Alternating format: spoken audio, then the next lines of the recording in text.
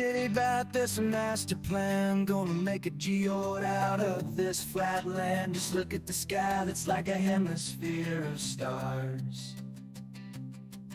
Seems all we'll need to do is plot the land like they are, such that it's plain and this won't be just a breeze. Have to make a curve and map, force it to match above what we see.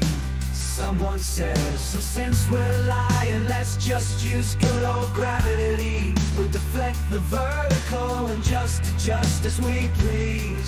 Saying, oh yeah, we'll have lats and longs lined up to the sky, so we can't be proven wrong. Saying, oh yeah, we'll plot these lats and longs, making sure this blood and gone.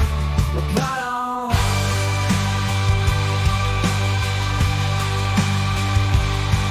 Little taken back, trying to make these longs converge, scratching our heads, but we figured out the perfect scheme. Well, whenever there's a place that has to curve like we need, and the royals paid to make this joy a thing, so here's what we'll say. Oh yeah, with these lats and longs, nobody will know when the flight's gone. Oh yeah, say these lats and longs prove that it's a ball we're living on. Oh, what a clock to keep control. We'll fuck the Bible belt, make them deny their souls. Holding on to this scheme as long as we can. Change ain't coming around anytime soon, making dumb women and men. Oh yeah. A little ditty about this master plan. Gonna make a geode out of this flat land. Just look at the sky, that's like a hemisphere of stars. Seems all we'll need to do is plot the land like they are, such that it's plain and this won't be just a breeze. Have to make a curve and map, force it to match above what we see. All right. Welcome to Flat Earth Fridays, episode 96. We're going to join the panel here after we watch the intro video by Proud. Sadly, I do not have queued up because I was watching enjoying the AI-assisted Jack and Diane Lats and Longs that you have. All right, here we go on Proud's edit. Take it away, Proud. Bro, like it's very this mindset that you have, bro. Like it's very unique. Don't let the world like damage your view on some of these things that we're talking about in anything. Like always keep an open mind and always engage just like this, bro. You are probably the most intelligent person that we have talked to today. So you don't need to appeal to another man or another woman unless they're your parent. You don't need help at all in this conversation. Yo, when I was your age, I was not even engaging in this. You couldn't even ask me about no relativity. Are you kidding me? Right? It's not, you're not told alternatives. You're not told, let's use critical thinking and decide if this is true. Here's the evidence for it. That's not what happened. In fact, when they told us the Earth's the globe, I raised my hand and made the joke, why don't we fall off of it? Which almost every classroom in the United States has a kid say that. And then people laugh and she says, gravity. And what is that? Well, it's just the thing that holds you to the globe. It just circles back to why you were asking it in the first place. And then you're like, oh, okay, new word I must now remember must be true. So if we're going to be honest, everyone in this room thought the Earth was a globe. You think there's a globe, not because we critically assessed it and we're like, look at the evidence, does it weigh out? It's because we were told that. It's just what we were told. We weren't told an alternative, right? So can we just kind of level with each other in that sense? No, I believe it's because of evidence. I 100% believe because of evidence. Right, but which evidence? So you mentioned gravity, right? There's two kinds of gravity. There's Newtonian gravity and there's Einsteinian gravity, which is the one. There's more than that, D3 is, well, you would tell the children so that you're not indoctrinating them, right? You say, look, here's the situation. All the observations make it look like the Earth is in the center. So we have two options. Either A, it's because the Earth is in the center, or B, it's because it's an illusion. That would be the opposite of indoctrination, right? The group informing you that you're not being told the full story. Here's the full story. Now do what you want. Go research it yourself. Go test it yourself. Don't believe what we're saying. Go verify it. Just so you know the full picture before you make like major philosophical worldview decisions. Bottom-up obstruction has been demonstrated plenty of times on a flat surface. Sacred has the video where they do it over the lake with the RC boats. There's There's countless videos, but the reason it happens is angular resolution right at the bottom of the object is closer to the horizon than the top. So it's always going to disappear first. And you can demonstrate that pretty easily. Level heads.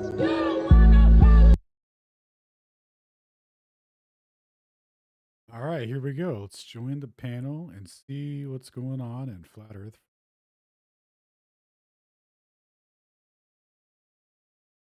Lies are wrong, what they're hiding flatter.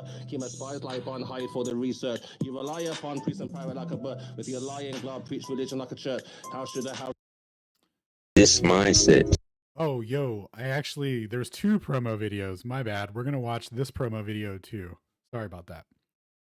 So this is a promo for Witsit's debate Tuesday at 9. Hang on one second. The time should be in the promo, so I'm just going to trust fall into that. But anyway, that'll be on Tuesday, early in the morning. Minutes ago, somebody on Twitter saying InfoWars is controlled opposition. They would never let Flat Earth. They're not allowed to. Oh, we can do whatever we want. What Pop 5 you smoking on, Kendrick? All right, boys. Sacred, you want to take this? Yo, Pierre, Shout out to the level heads. Sacred like Floyd Mayweather with this shit. Always fucking Floyd Mayweather. You tackle LeBron, that doesn't mean you beat him. Still crossed you up. He was still going to dunk on you. You can't stop what's about that. I do want to tell folks, it has been set. The date and time has been set. And barring some apocalyptic disaster between now and then, the great Flat Earth debate will commence 9 a.m. Central Time, April 23rd. And it's pretty crazy because the InfoWars thing is supposed to be coming up, and I think they just contacted me and they were asking about like that very date. Of course, it's pretty crazy, but Thank you for calling. Tell your friends, by the way. Tell your friends. The Flat Earth debate is on Tuesday, April 23rd, 2024. It goes down. We decide once and for all what is the shape of the Earth and what is our purpose in the universe. that'll be coming soon as well. So a little less than 2 weeks away, I will be debating Austin Whitsitt on this program, debating on the topic of Flat Earth. So I know people are looking forward to it. I know some people out there were doubting it would ever happen. And I'm going to destroy Flat Earth and embarrass everybody. It's very fun. I'm excited. I'm very excited. I'm going to have to walk a tightrope, I think. But I'll do it. I'll do it. I will defend our glorious round Earth, our jewel in the sky. Because there's a war on for your mind. Hey, shout out to Sam Harris for taking up the globe defense. That's what's up. All right, now for realsies, we're going to join Flat Earth Friday. So 96. We live and they can't do nothing with us. Get out my replies and come grab a mic if you with it. Told y'all it's a wrap for this globe. Check it out. Way too many people get with me. Get that geometry, your model needs. Nowadays, mostly I sound like you're on your knees. Copper fleas, in a world to ever show for, nevermore. Been a rap for your tonight, or scientific, or a sticker that they're prolific. Crumble at the thought of flat earth, that's just terrific. My hypothesis, you know, paleo genius. You thought you had it all, so no. Like a seamstress, you never see this. You ain't chilling, peeping the Gleasons. The globe model so fucking dead. So many reasons mad at me. Cause your fairy tale of gravity is rapidly becoming a motherfucking fatality. Independent variable, no physicality. Factually, you're dealing with no type of reality. A tragedy. All of the pseudoscience of fallacy. Sad to see that was surrounded by such banality. Globe tards step in the court for their arraignment. Gas fucking off all day and no containment. It's automatic. You sound like a fanatic. Your heart's beating out of your chest. No need to panic. Problematic. Anytime you're Socratic. Defining terms for you is like dust to an asthmatic or a crack addict. Or to death become mechanic. State you're leaving in when you're done. It's so tragic. You end the sneezing. All snotty nose the wheezing. You globe tards wind up like Sub-Zero freezing. Ain't no reason for you not to remain calm. As my nigga make it hit you with the 3-point palm. Instant exploding paradigm technique. Backslapping your beliefs into making it sweet. Your points obliterated, finished, unable to speak. Have you looking like Tom Petty catching a leak? Your whole squad left sounding comatose. Shout out Petty. Like rocks in the head, she keeps the family close. Some of y'all think y'all the best things since butter toast. When it comes to FP, prepare to catch an overdose of intellectual honesty. The clear lack of thinking of you balls never cease to astonish me. I gotta keep it real and be honest, B. It's quite possibly the dumbest thing I heard since the cosmology is off. Hey, they can't destabilize our foundation, man. Actually, it's a prophecy. It's our community, you heard? Get all your skills and your weight up. This crunch time. Your whack model getting it ate up like lunchtime. How in the hell could we establish a baseline? When most of y'all trolls are just here to waste time. I'm not aware of what you're hearing through the grapevine, but you must be out your mind selling space time. A mathematical construct of imagination with absolutely no experimental validation. Before the story begins, you need a family.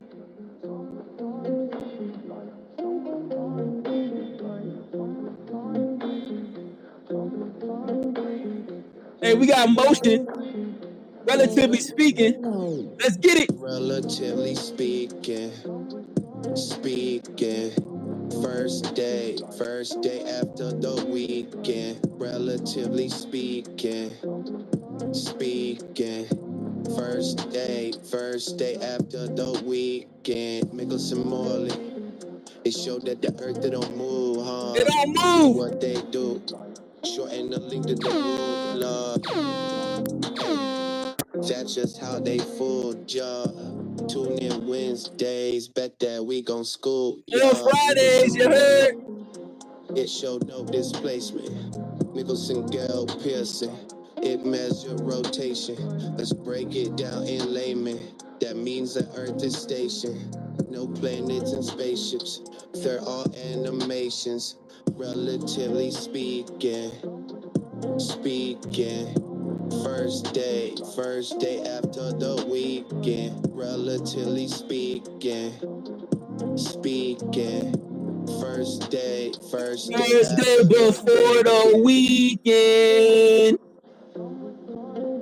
Tell the glower to move over. There's no rovers on Mars or the moon or the stars. Space is fake, he's coping hard. Hey man, ask your favorite Globey. This debate, yeah, this is ours. You got hate up in your heart. All the games, they fall apart. Watch me paint, yeah, this is art. I took my aim, yeah, this is war. There's no curve down on the floor, yeah, there's no glove there anymore. It's okay to share your pain, cause yeah, I've been there all before. Join the server to debate, but this is Dancing with the Stars. Too much food up on your plate. Didn't watch the tape, then you'll get knocked out in round one. That's just what will come your way if you don't learn about the debate. Yeah, I was just like you on the globe back in the day, and I thought the earth was moving till I learned that space was fake. Now I know it's space not is fake. You can't tell me about the shape, but you thinking buildings moving, that the gas is uncontained. Said you never had the proof. You should learn to feel ashamed, cause you said the curve was there, but then you hopped up in a plane. Flat earth, it took me years, I'm not expecting you to change. Yeah, I know it takes some time and you won't get it in a day. Now you at the starting line and now it's time to run your race. And the globe is in the past, the globe earthers in last place. Man, when you kill the throw some shade up in your face. Do not worry about the trolls, though they can't get up in your way. Now we in the live stream, flat smacking every day. And you need to say shit. Better back up on your claims. I won't take no fallacy. God diss him if he plays. No fallacy. Not a disc, yeah, flat is not a shape. If I say the earth don't move, you'll get bent all out of place. Take the flat pill, yeah, do it with some grace. Don't get mad at me, no, you can't go to space, cause it's on the TV, yeah, outer space is fake. Now we in the live stream, flat smacking every day, and you need to say shit. Better back up on your claims. I won't take no fallacy. God diss him if he plays. No, it's not a disc, yeah, flat is not a shape. If I say the earth don't move, you'll get bent all out of place. Take the flat pill, yeah, do it with some grace. Don't get mad at me, no, you can't go to space, cause it's on the TV, yeah, outer space is fake, huh? And shout out to the anonymous listeners. We still see you.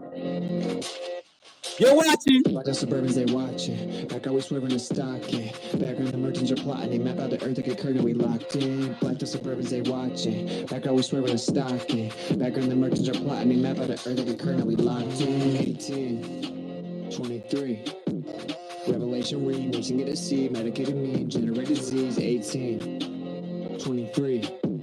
Pharmacy decree, patient get deceased, nomination leaves, taken by the beach, running around with your head chopped off, won't shut it down for the feds, the cost won't dumb it down for the people lost, so sorry, that's your ego, sorry, fun around, cause the sky's a clock, won't shut it down unless I get off, can't gun them down, cause the word my Glock, and thanks to y'all, we can't be stopped, like the Suburbans, they watching, back always swerving and stocking. Yeah, turn me up, levelhead. Map out the earth like a curtain, we locked in, like the Suburbans, they watching, back always swerving and stocking, background the merchants are plotting, they map out the earth like a curtain, we locked in, 9 1984. Knocking at the door, should've read George, food supply absorbed, wonder what's in store. 1984. Fighting to explore what's beyond the shore. Censorship is war. Hit him with it! Shore. Better than better, and don't wanna let him in. Ain't got a choice but to let him in. I feel him to eat this. Coming to the speakers, you're talking to see you speaking, but you're not about it. Type of legal confounded with thoughts of profound. So deep that they drown. And I wonder what sound is the perturbation, reverberation. I heard to hate, and I swear to fake, and absurd debate when people still in the matrix station, waiting for station to say it, taking a fade, it, regurgitate it. Like a suburbans, they watch it. Back always swerving the stock it. Background emergence are plotting. They map out the earth like a curtain, we locked it. Like the suburbans, they watch it. Back always swerving the stock it. Background emergence are plotting. They map out the earth like a curtain, we locked it. Welcome to the show. My name is Proud, and I'll be your cruise director. Shout out to my host, Sacred. We are the Levelheads. This is Flat Earth Friday. Welcome. We are not astrophysicists, but we do enjoy the sciences. If you have any questions, comments, concerns, or ad-homs, please grab a mic and say that shit with your chest. We do not take disrespect of any kind, and we will not tolerate racism of any kind. Please enjoy the show.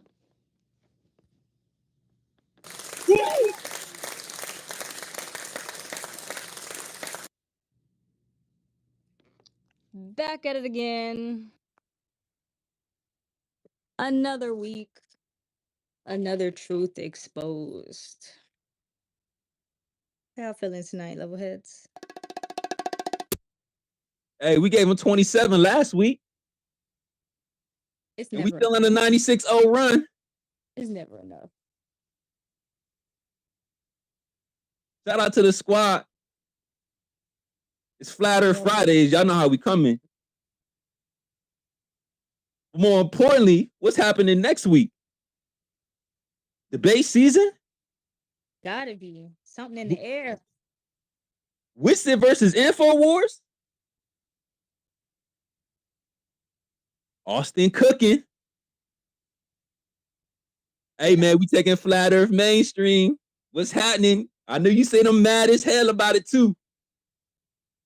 Why every time we sit on to debate somebody, it be the most random people sending unsolicited advice.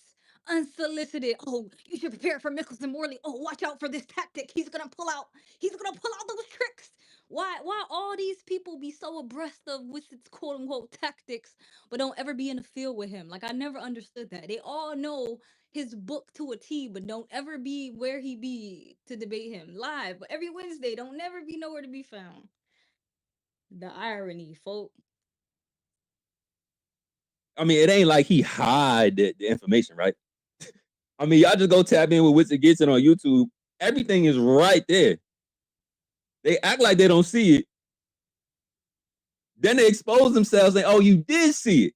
So y'all just be strawmanning us on purpose because you over here trying to enlighten your man about all the different things to worry about Witsit. Oh, no, guys.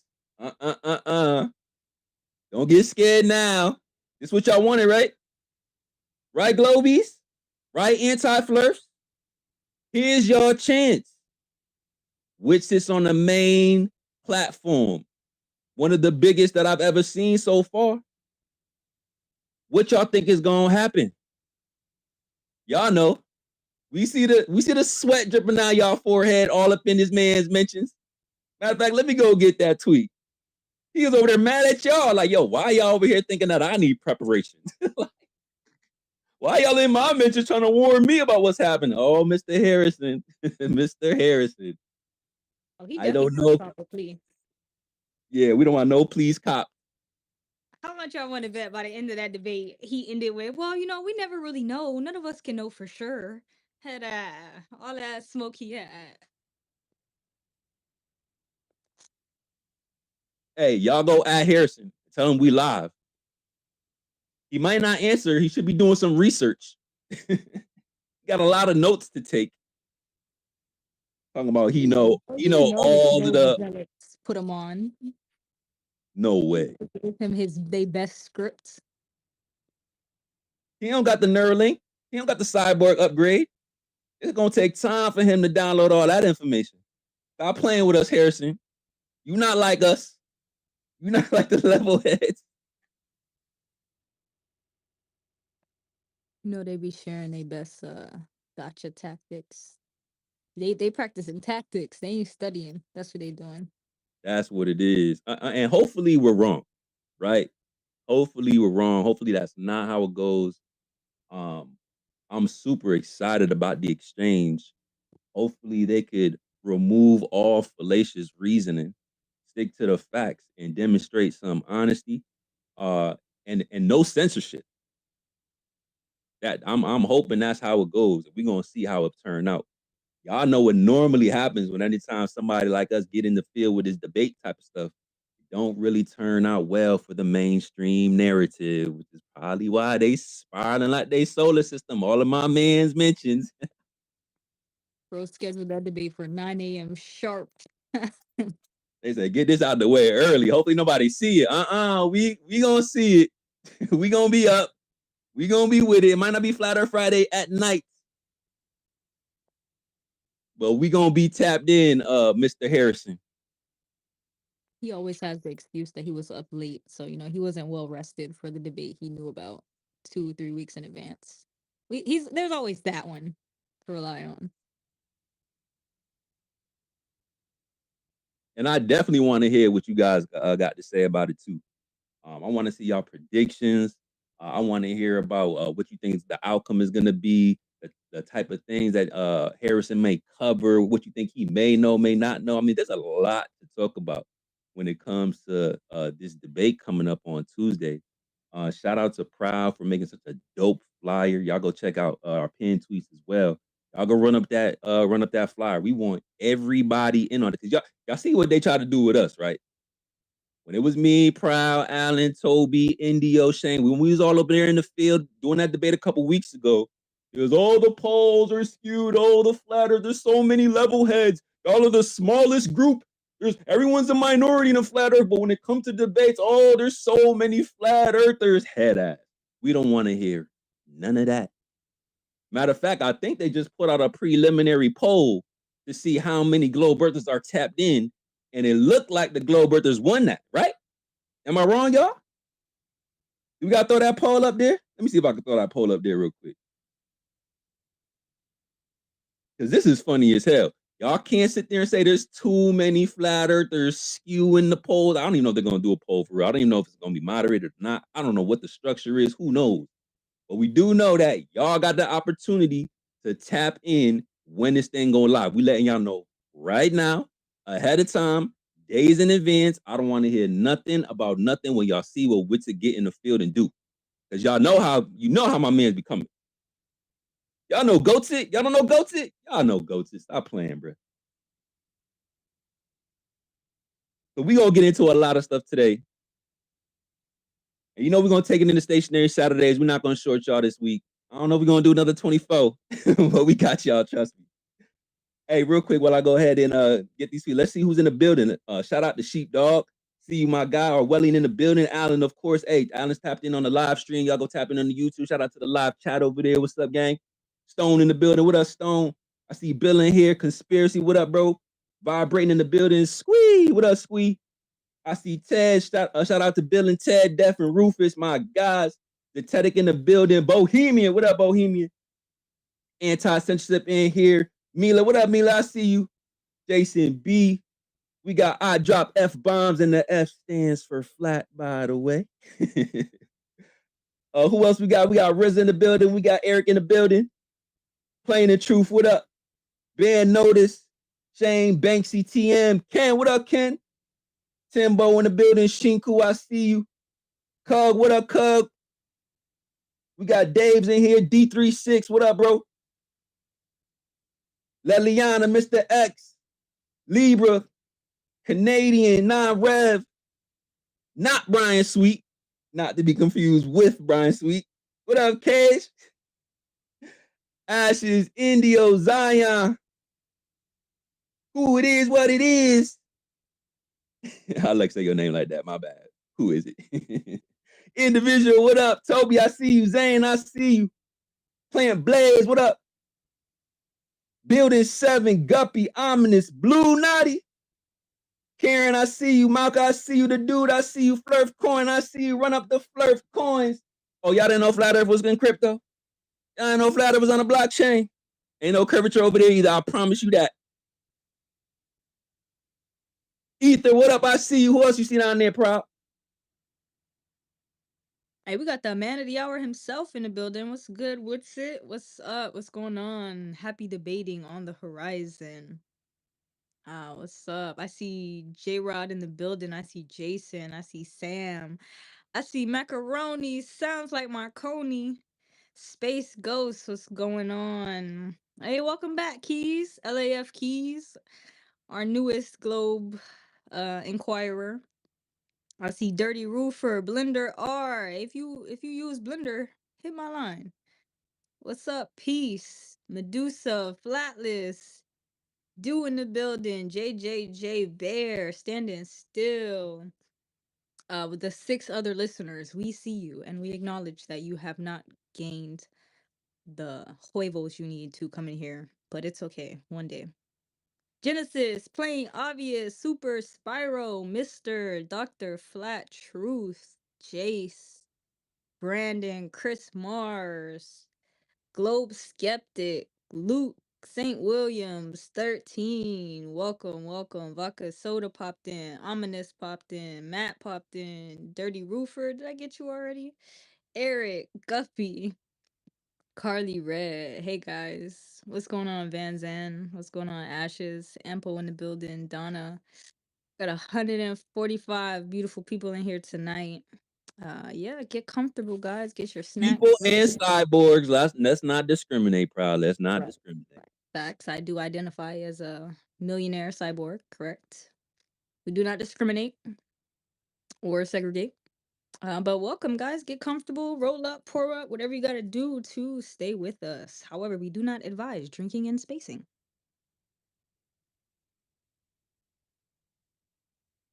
Did you say there Oh, were and humans in Pizzo here? jumped on the channel. There's non-cyborgs in here? Ugh. Right, mortals. I mean, I know Moguls. tolerance and all that, but like, if you're not a cyborg at this point, I mean, boys, have you seen my upgrades? Like when I get the bear head, it's a wrap. We've been trying to tell them for 96 weeks. Shout out to Neuralink. There'll be no Elon slander. Sponsored by Neuralink. Yo, also real quick, shout out to Swee. I just wanted to say that's an awesome name. And when you said that earlier, Sacred, I was like, I need to say that out loud. Thank you. Ain't it cool as hell to say?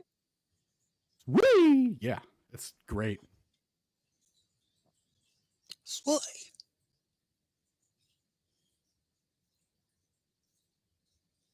Yeah, man. We're gonna have a lot of fun today. We do got some things that we may want to cover a little bit later on. I want to keep it a little bit light. We had a lot of information last week. We went and covered a lot of different things. But kind of want to transition a little bit. Kind of want to hear from you guys. I want to hear from my audience. I want to hear from the listeners, maybe some new speakers that we haven't talked to before. Again, like we have a huge event upon us on Tuesday, Whistler versus Harrison and InfoWars. And I really want to hear from the people. What do you expect? What you want to see? What do you think the outcome is going to be? What type of things you think you're going to hear? I want to hear more from you guys, so feel free to come grab a mic. If you guys over there in the live, you want to come tap in with us while we're active, feel free to come jump over here. We got a mic available for you. Then not just from the flat earthers either. I want to hear from the globe earthers as well, because you guys have your own ideas of how the world is shaped and how it functions. And I want to hear what you guys think is going to be some of the best evidence that Harrison should provide for your side of the argument. And then maybe we can review some of those topics moving throughout the evening. So this is a chill space, man. We're going to kick it like we normally do. Shout out to the level heads for showing love and support to the whole flat earth community. Whether you are, a globe earther, flat earther, as long as you're civil, honest, and approach the conversation with integrity, man, you are a level head. So shout out to you guys for pulling up. Even though we came in a little bit late tonight, a lot of IRL things going on, but it's all good. We're gonna pull up. We're not gonna leave y'all hanging. We here with it. I appreciate y'all, and let's get it going on. Let's start it off with Sheepdog, and then we'll move into my guy Orwellian. What up, Sheepdog? Good to see you, bro. Good to see you, man. Happy 96, man. Man, so big stuff coming up on Tuesday, man. What's it, man? You're leading the charge, bro. I'm sorry you're carrying the weight on your shoulders like this, but I appreciate you stepping up in there and doing this. I know you're treating this just like it's a one-on-one conversation. You don't care about the audience, even though you do care about the audience. You're not gonna let it get to you like that. But I don't know if y'all know this. I was watching one of Winston's videos on Schooling the Glovers, and apparently he's got an entire subreddit category called Schooling Witsit. I don't know if y'all ever saw that. That tripped me out when he said that. He's like, "What? There's a Schooling Witsit," Oh and I yeah. googled it, and there's like Schooling Glovers and Schooling Witsit. I'm like, how sad do you have to be to dedicate your entire life to like writing a subreddit file called Schooling Witsit? Um, so with that being said, I also wanted to say, Harrison, if you're out there listening, dude, just whatever you do, don't go in there and say, why didn't y'all warn me I was walking into a trap? I just don't want to hear that at the end of the day, okay? So just to put that That's out a there. fact, yo. The last person that said that, I think they literally they release every single time that they can say there's no other room to say that anymore. Like that's it. Don't talk about why didn't they warn me. You asked for this, bro. Go ahead, sheepdog. My bad. No, you're good, man. You're good. And then the final thing, like, so my honest opinion about this debate, I think it would go better if it was like that space that y'all had with the 2v2 when you were proud against the two Glovers and how cordial the conversation was. I think that's the best platform for this conversation. I think if Witsit and Harrison go in there, they have a conversation. Harrison says his piece, Witsit says his piece. Harrison says, that's interesting. Now let's talk about this. And then just moves on to the next topic without making a complete argument about it. Because if you want to make an argument about it, there's going to be a lot of things to discuss. And I know Witsit will tear that apart. So I think that cordial conversation is going to be key in making sure that both sides are equally represented. But there's a small part of me that is reminded of that Dave Weiss versus Professor Dave debate when the two moderators were sitting there saying like basically it was a 3-on-1 and they were just trashing Dave Weiss the entire time. That would be the worst case scenario. So, and that's my opinion on it. And honestly, what's it? Good luck, brother. Be patient. Do your thing, and you got a whole audience right behind you, bro. We're pulling for you. Yeah, that's a fact. And Witz is when I'm watching his debates. He's really good at calling out those type of things when a conversation starts to get skewed or there's a little bit of a lack of moderation. Hopefully that won't be the case here. But he's really good at pointing out those inconsistencies in the conversation.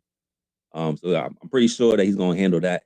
And if they know it's good with them, they wouldn't even try any of those tactics. We're going to see right through it, right? I mean, let's be clear here. Like InfoWars is supposed to be a truther platform, and we do have to tip our hat, because they were getting called out for saying, "Hey, man, y'all look like some controlled ops. I don't really be discussing a whole lot of things that a lot of the truthers do want to talk about." And they stepped up to the plate. So I expect a cordial discussion, devoid of fallacy. I'm not too familiar with Harrison, so I mean, y'all gotta give me y'all feedback. Y'all watch, band that video. Do y'all watch the Infowars? You know how Harrison, normally conducts himself. Y'all gotta let me know. Fill me in. Does I he want get to hear from the triggered? people. Say it again, proud. Does he get triggered when he hears information that contradicts his view? Is he condescending? Like, how is this really going? I don't think it'll be like that PhD Tony or Oh God, Abraham please like no, that. Like, please no. I mean, who would Harrison bring on? It has to be just Harrison 1v1. Like, if he calls for help in live, like that's like you took that L. If you have to call McToon for help in the middle of a live conversation. So hopefully he has his notes and his points already written down. But I think it'll be easier for him if he just concedes to being open. Like he's not really trying to push back and argue. Now, if he's scrolling on Twitter while they're live, he might get triggered and he might feel like he's not defending it hard enough. But hey, we'll see. Hey, all he has to do is go to Reddit. defend that globe harder. You can't be one of us or whatever. A lot of weight Yo, on we the just witnessed globular shoulders. The Globers just turned on one of their own people not too long ago for saying that the photos from NASA are CGI. Literally just tore them apart on a TL, no hesitation. Smoked them, Wait huh? a minute. Wait a minute. You mean to tell me that the globe earthers rejected one of their own because he made a rational decision and started personally attacking them? Man, kind of sounds like a cult. What do Hard to you believe. guys think? It's hard to believe, but they totally hurt his feelings. Bullied bro out of his position. Poor thing. Wait, Looking and they bullied him chronic. so much that he reverted back to the globe Earth just to avoid the personal attacks. And what is going on over there in that community, Mr. Psycoms? Psycom. Y'all got bullies over there? The irony. Man's got people calling him a flurf. He going through They it. called him a flurf? He going What does through flurf it. mean, being honest? Is that what that means? Oh, you truth teller? Oh, yeah, that hurt. He called me a truth teller. Ouch. Head ass. All they got is social shame, bro. Can't let go of the space travel. Like, even if homie still believed in parallel light rays coming in from infinity, only deviating due to Earth curvature 69 miles to the degree and all that. It's like, nah, dude. You're gonna question the space stuff they show us on. You're gonna question what they show us on TV. How dare you? Like, dude, yeah, rest in peace. Well, that's all you got, son. Ridiculous, man. Terrible. Hey, the behavior is gonna lose that make y'all lose, bro. We keep telling y'all this every single week. Like, aside from y'all just strawmen and not understanding most of the sciences and things like that, y'all behavior is what's going to drive. Sorry, it's the secondary issue of the behavior. You feel me? It's not the lack of understanding or like willingness to participate or like question your own stuff. It's just your own behavior. Just people watching you are like, what the heck are these? What is wrong with these people? Yeah, that's a whole issue in and of itself. Well said. Big facts, man. And we're gonna be focused on that too. You know, we're gonna be focused on how Harrison responds in specificity to the points that Witsit lies out. I'm pretty sure he's going to do an immaculate job, and we're going to see what that emotional response is, or if there isn't any at all. I mean, because there isn't supposed to be, right? This is a discussion about the science. It's supposed to be like void of emotion. It's supposed to be about logic, facts, Unless you substantiation got of a evidence. Nobel Prize, you shouldn't be triggered by none of this conversation. Unless you single-handedly contributed to science's advancement. Yo, some of them be acting like they created relativity themselves, the way they be defending Einstein and all this curved bullshit. Like, what? Stop it. Cousin of a cousin, you know how that go. Hey, let's hear from my man Orwellian. What's up, bro? Yo, what's going on, guys? Man, that's crazy. You telling me that these globe earthers will eat their own? They they will literally eat their own. That's so weird. How come we don't have that going on? You know, it's really funny, man, that you mentioned these polls, right? They wanna talk about what a minority we are, and we show up deep as fuck. Every time something like that pops off, we show up deep as fuck, and they're all shocked by it, super surprised, kind of offended. It really hurts their feelings, man. And I take a lot of joy in that. I'm not gonna lie. I'm not gonna lie, man. Why are they such gluttons for punishment? And then they eat each other. It's unbelievable, man. No, for real, man. This I'm excited for Tuesday, like extremely excited. I'm pretty familiar with Harrison. I've been doing the InfoWars thing for about a decade, right? Harrison is a very intelligent individual, very reasonable, pretty mild mannered with regards to that platform. So I think it's gonna go pretty smooth on the 1v1, and I don't really see him getting emotional. Okay, He that's good news so far. Keep going. Yeah, he definitely he don't I mean, at the end of the day, he don't know what he's getting himself into. He's gonna get his ass packed up. But I don't think he's gonna freak out or anything like that, man. Harrison's he's pretty a pretty reasonable dude, pretty mild mannered. And I think it's gonna be dope, man. And shout out to Witsit for real. It's gonna be awesome, man. You do your thing. I'm stoked for it. I am super stoked for it. It's gonna be something else, man. It's gonna be awesome to watch. But yeah, nah, man, I'm just I can't wait. I cannot wait, man. You talking about going to taking the flat earth mainstream, man. It's definitely happening. And you know, all this yelling in the mentions and talking about how stupid we are and how few of us there are and all this stuff. It's just falling apart and they just spiral. Like you said, like their solar system, man. And this is just gonna be there's gonna be more of that. It's gonna be a rough week on Twitter for these people. I promise you that. But nah, man, I'm excited. Cool to be here. I'm glad you're kind of doing a laid back, relaxed, kind of just unwind and chill space for the night. I hope everybody enjoys it. I'm gonna be I'm gonna be in here listening for well for as long as I can. But yeah, I just wanted to throw that out there, man, about Harrison. For people who aren't familiar with him, and I'm sure there's some people in here who are. Yeah, he's pretty laid back, man. So I think it's gonna go. I don't think it's gonna be like the type of people that come up in here talking to Witsit and throwing fits and freaking out. It'll be pretty reasonable, I think, and that's what I'm hoping for at least. So we'll see. But yeah, shout out to Witsit, man. That's super dope. I'm excited. And Alan, man, I'm waiting for that upgrade, man. When you get that bear head, let me see that thing. Hey, thanks, brother. I got it on back order. It'll be here next Friday. There'll be a big unveiling. We'll do a space on it. It'll be kind of centered on it. Amazing, dude. All right, guys, I'm gonna land the plane. Appreciate you, Orwellian. Yeah, I'm pretty sure none of the globe earthers is looking for another Allen upgrade. That's the last thing that they want. An Allen upgrade plus a Witsit debate. Oh man, they're gonna be in shambles. I've never heard of Infowars. I don't know what he talks about normally. You guys are saying he's a truther, so maybe like politically a truther. Yeah, so Infowars is the platform, right? Made popular by Alex Jones, and he seemed to have a few different shows up on there, I guess. And Harrison has his own, if I'm not mistaken. But again, I don't watch him, so you guys got to fill us in. Like, how does this normally work?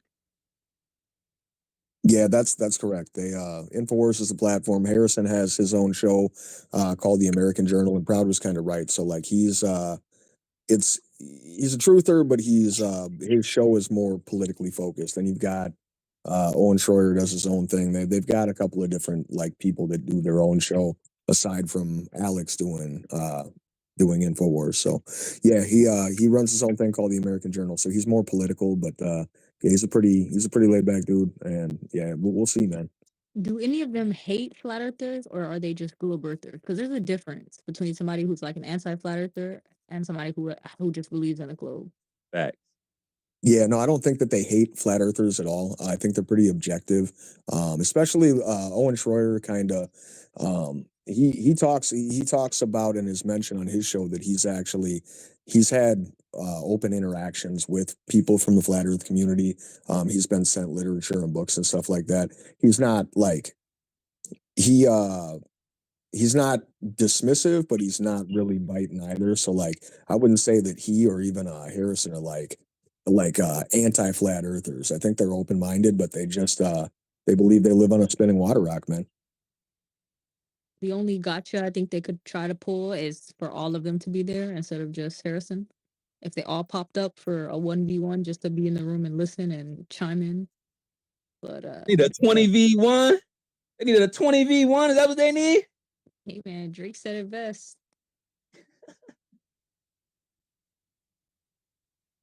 Hey, we'll just say you don't censor him. He could do that. We'll take it one step at a time. We're not gonna be too overconfident. We're gonna respect Harrison and his platform. We're gonna see what he brings to the table. The flat table, by the way. It ain't curved, bruh. But yeah, man, we're gonna get into it. Want to hear more from you guys. Let's hear from Ben. Shout out to you, Orwellian. Appreciate you. Oh, and Orwellian be doing his own spaces too. So y'all go follow Orwellian. Dope chill spaces over there too as well, bringing the community together. We all got our own ways of doing things. So feel free to support each other. You know, that's what we're here for. Shout out to you, bro. What up, Ben? What's up? What's up, everyone? Happy episode 96.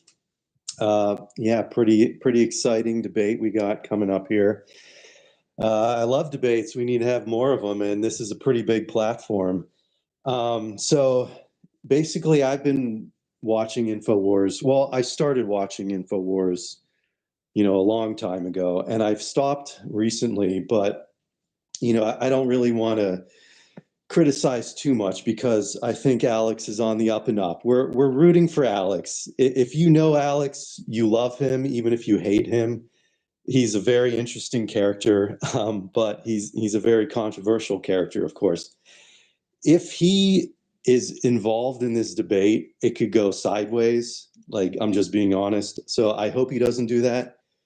But if the moderator is Owen Schroyer, I think that guy is 100% legitimate. If you've ever seen anything from him, he's completely honest. I think he was arrested or he spent time in for his January 6th thing. I don't follow him like 100%, but I think he's secretly a flat earther, and he actually came up with a very good a point that he said on his show where science cannot recreate a model of the universe. And it's so simple and it's so funny. And so that guy is very smart, and I think he's definitely, I would say he's secretly on the flat earth side, but he's gonna criticize the flat earth arguments. He's gonna make sure that we get it 100% right, because he doesn't want to show his bias. So he's going to be a tough moderator if he moderates. And I don't know much about Harrison Smith, but I just read a hit piece from Media Matters about him. And let's just say that I think he's willing to investigate any topic. So I am hopeful that he's going to reach it with an open mind.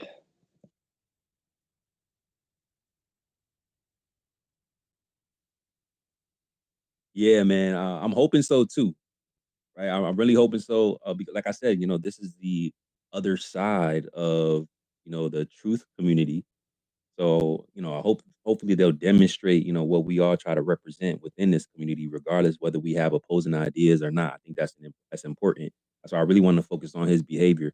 But if you're saying that he normally keeps his cool, like you're not too emotional, stuff like that, then I think that we should have a really productive conversation. And that's what I'm looking forward to anyway. So at least that's my opinion. But I want to hear from you guys too. So I appreciate that, Ben. I'm still trying to find this tweet where he was like laughing at everybody in his benches. I'm still scrolling, so give me a minute, guys. While I go ahead and bring that up, let's slide over to, I think it was conspiracy theorists, and then we'll slide over to Jason and then Libra. What's up, conspiracy? Yo, what's up, guys? Yeah, super excited for the debate. Yeah, I was just really curious as to like what Harrison's background kind of was, if he had any like familiarity with this topic. Like, did he like obviously he must have looked into Witsit a little bit, right, before he kind of accepted this debate. I would have thought he probably would watch some of his content, and then like what would have made him go through his head like, oh, this would be a good idea kind of thing, like, or I'm ready for this, because it is a lot of content to take in and to have like a knowledgeable debate with somebody. So I'm just wondering if he's had much experience. Somebody was saying like he had some credentials. Not that I like to appeal to credentials, but people really take this topic kind of offensively, just because they appeal to authority so much. And I'm just wondering, which way it's, going to go, just because of like how much familiarity he has in the topic. I'll land it there, guys. Super excited though.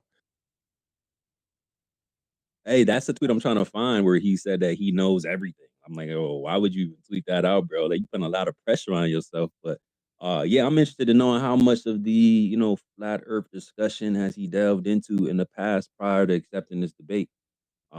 Because I mean, if he's just been stuck in like 2013, 2014 flat earth, hey, it's gonna be a rude awakening, my friend. Uh Not to try to push evolution, but us flat earthers have evolved since then. And it ain't gonna go that sweet. It ain't that easy, bro.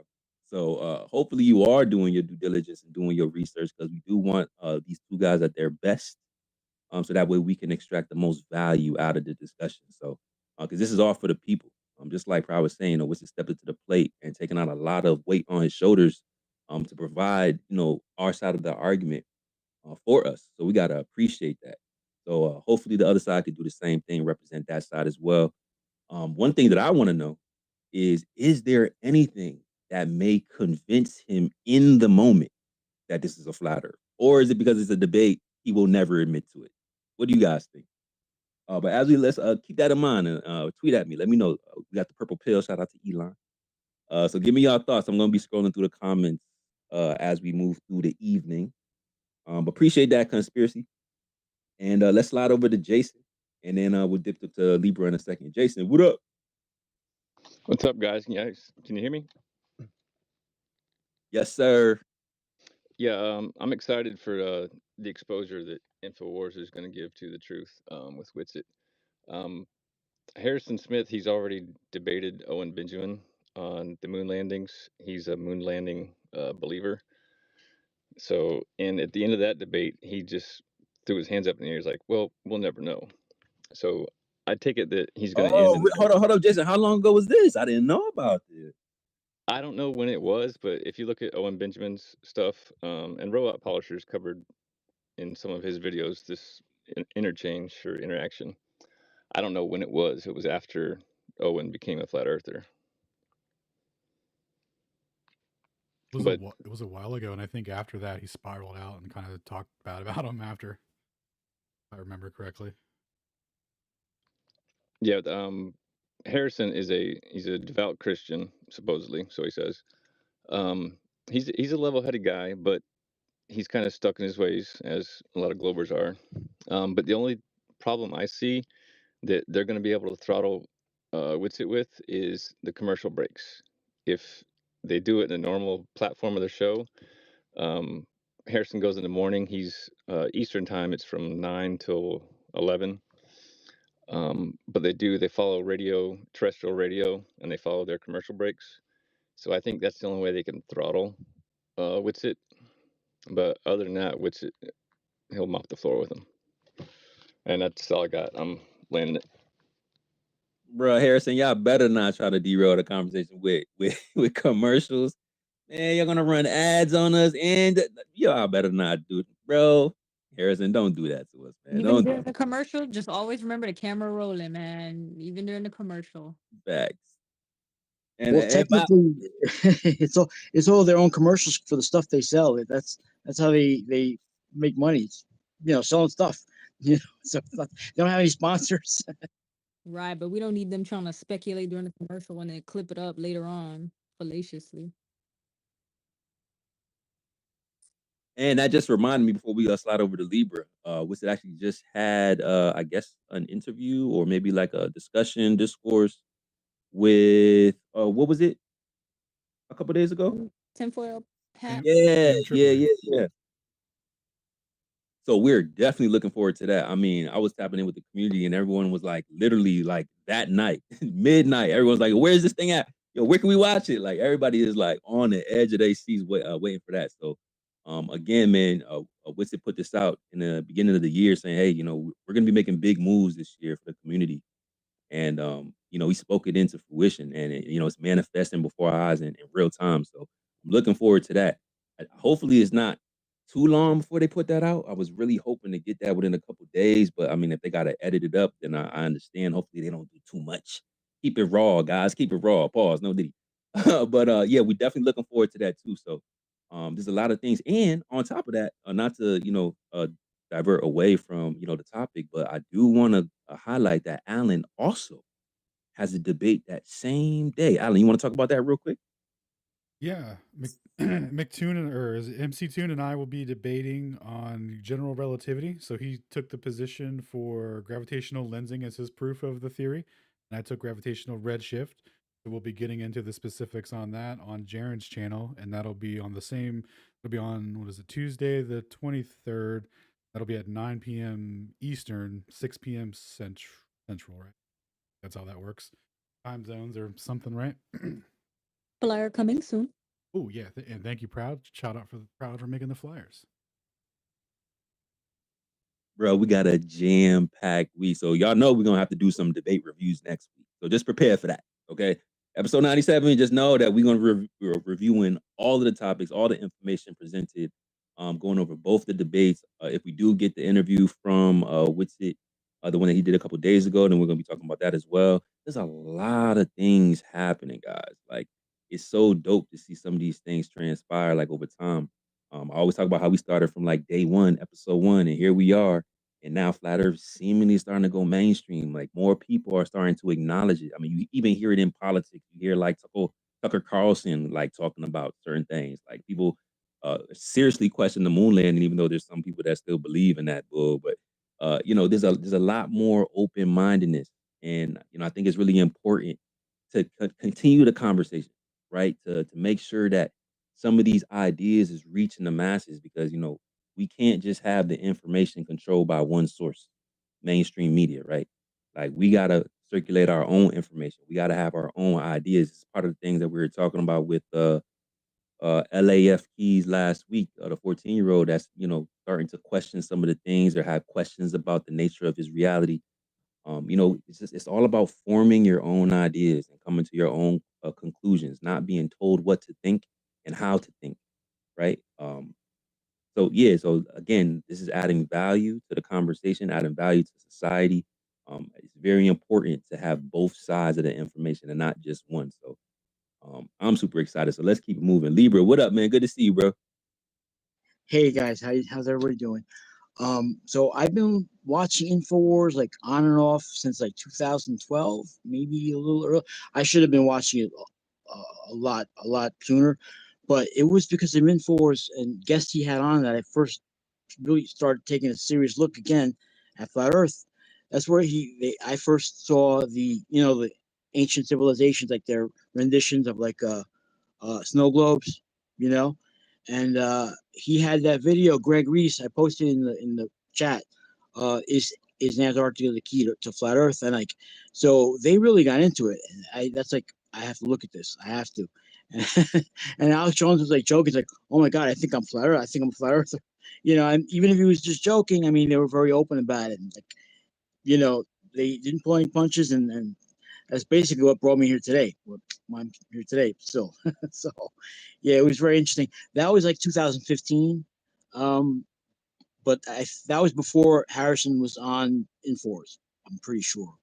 But I mean, if he studies this topic, I mean, he may be flat Earth before he even gets to the debate. Who knows? But anyway, yeah. So Inforce is they're you know they lean towards the truth for the most part. Nobody's perfect, but yeah, they didn't pull any punches on flat Earth.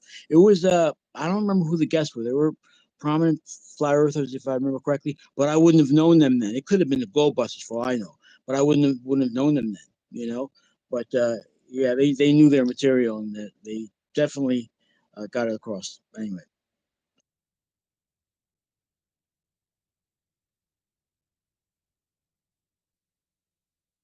Yeah, man, super dope. Not a lot of us has been involved in a conversation for that long, right? I mean, there's a few of you guys that probably been like, delving into flat Earth conversations since, the 2015, 2014, 2013 era. And there's some of you that may be brand new to the conversation. This might be your first day hearing about some of these things.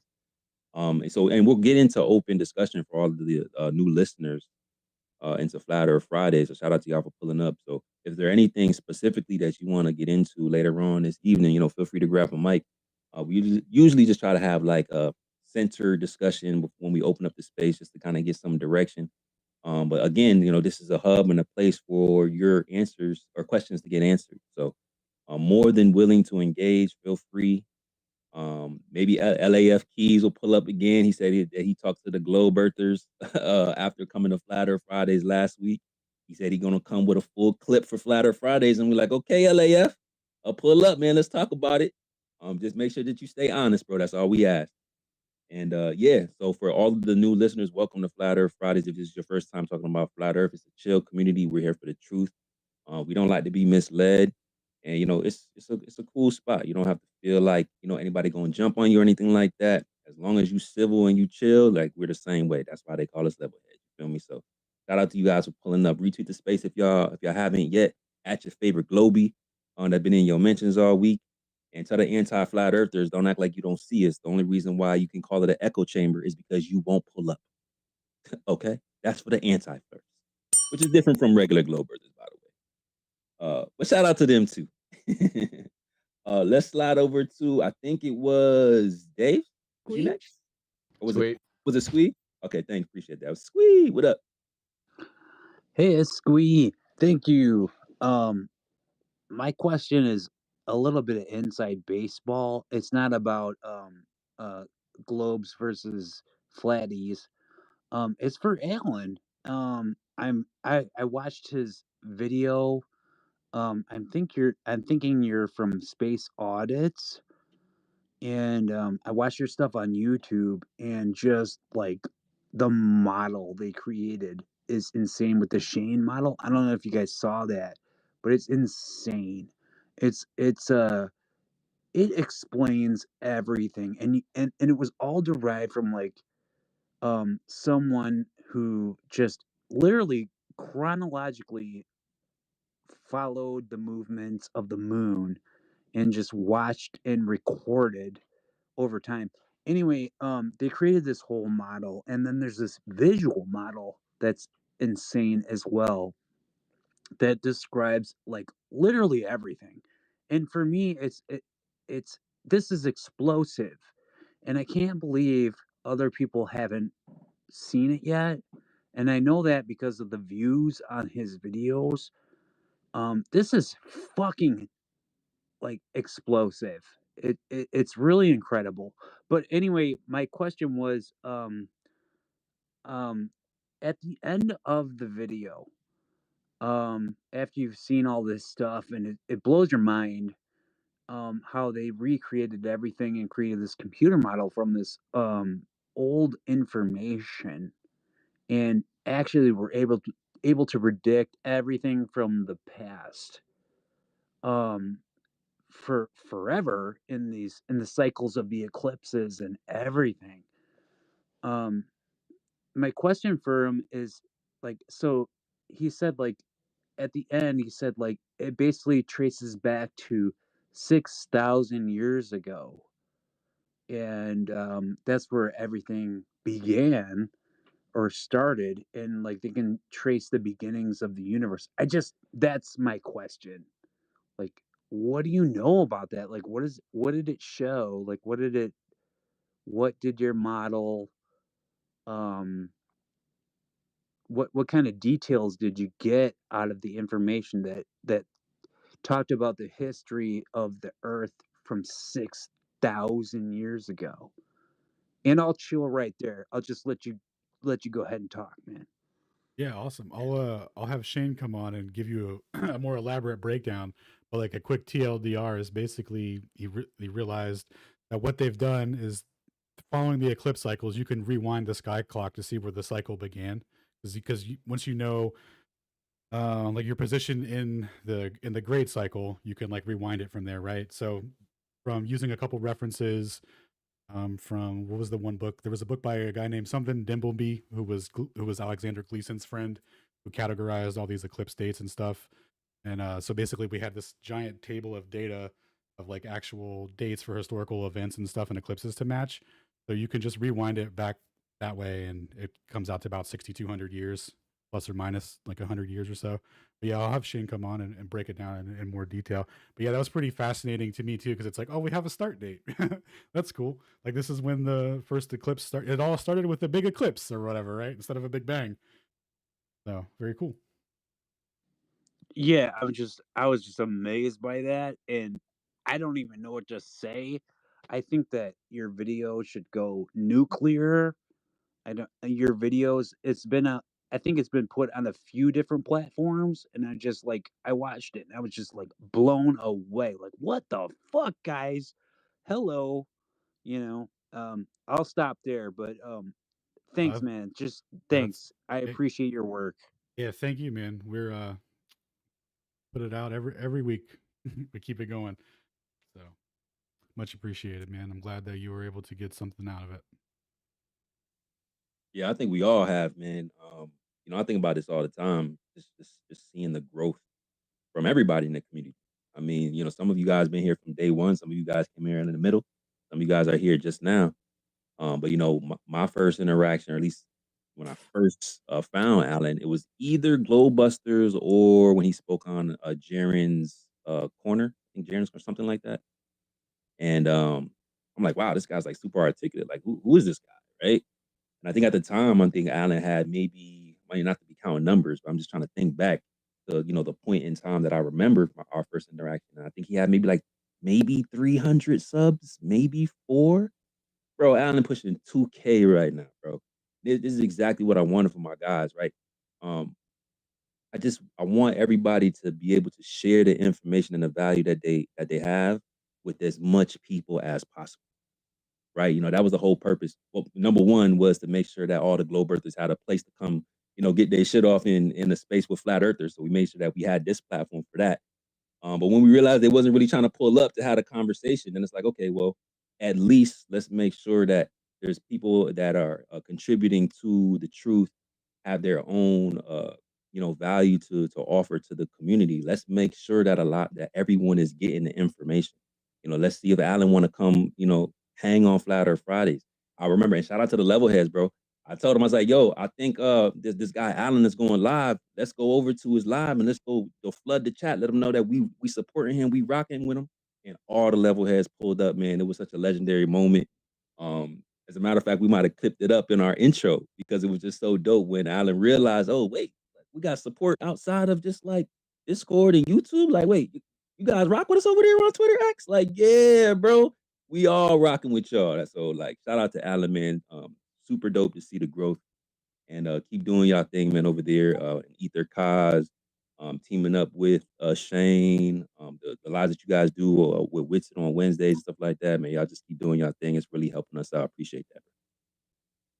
Hey, let me chime in real quick. Yeah, Alan definitely deserves a lot of kudos, man. And not only is Alan like a smart guy, not trying to talk you up too much, Alan, but he actually one of his hugest values to the community is he is a massive compiler of data. You should see this man's library, man. This dude's got like 600-700 plus primary sources on all these topics, and he has a huge library of presentations he's already made firsthand for himself, by himself, doing this stuff. So not only is it just the knowledge and the ability to understand these things, but just the actual man hours he's put into it, I think speaks more volumes than anything. This dude is very, very dedicated. If it wasn't for some of the work that's been put in by guys like him and Toby, we wouldn't even have half the knowledge to the community that's been put out that we have now. So yeah, shout out to you, Alan. Thanks, bro. Thanks, man. I wouldn't be here without the boys. It's all about who you surround yourself with and who you spend your time with, man. Are you around productive people? Are you guys getting shit done? Or are you guys playing a big game of fuck around? So shout out to my boys, Toby and Shane, out there killing it, dude. You guys want to see some data collections? Hit up adl.place. You'll see all the data, dude. I'm in the middle of putting that database together, or the PDF database together for everyone now, so they can get that all nice and shared up with organized categories and all that. But yeah, man, everyone's out there grinding hard. So shout out to the lab. That's a fact, man. These guys are super organized, man. They got compiled so much data. It was the same thing with our last debate, right? It's like these guys put everything out. They say, here, take a look at what we're looking at. Look, we just did a reading on this paper and it refutes the whole position that you guys are taking. Take a look at this. Here's the images. Here's the excerpt from the paper. Here's the entire paper. Here's some diagrams. And they still won't even acknowledge it and or refute it. As a matter of fact, during our last debate, bro, we held Flat Earth Fridays for 16, 17 hours straight. And half the things that we talked about, we went into the debate and presented. And it was just bro, it's you guys are not even addressing anything. So yeah, there's so much information, just a massive amount of value that they got compiled into just super organized, just layers of information. So shout out to Shane, shout out to Alan and Toby Ether Cause. And then you even got the other side too, right? Shout out to India. You go to 24/7 Discord, they got the same thing in the Discord. You can find anything that you're looking for pretty much. And it's just Video's like a walk-in database himself, yo. That's a fact. Dude, he's our own memtat, dude. I'd be like, what in the world, bro? And Indio, one of the OGs. I mean, that's one of the first people I started paying attention to when I jumped into Discord, of the flat Earth conversation and stuff like that. And then you got some of the new guys that I don't even want to say new, but new to me, like Stone, right? I haven't heard Stone talk before hanging around the guys in Discord over in Ether Cause and Earth Awakenings. I'm like, oh snap, like who's Stone?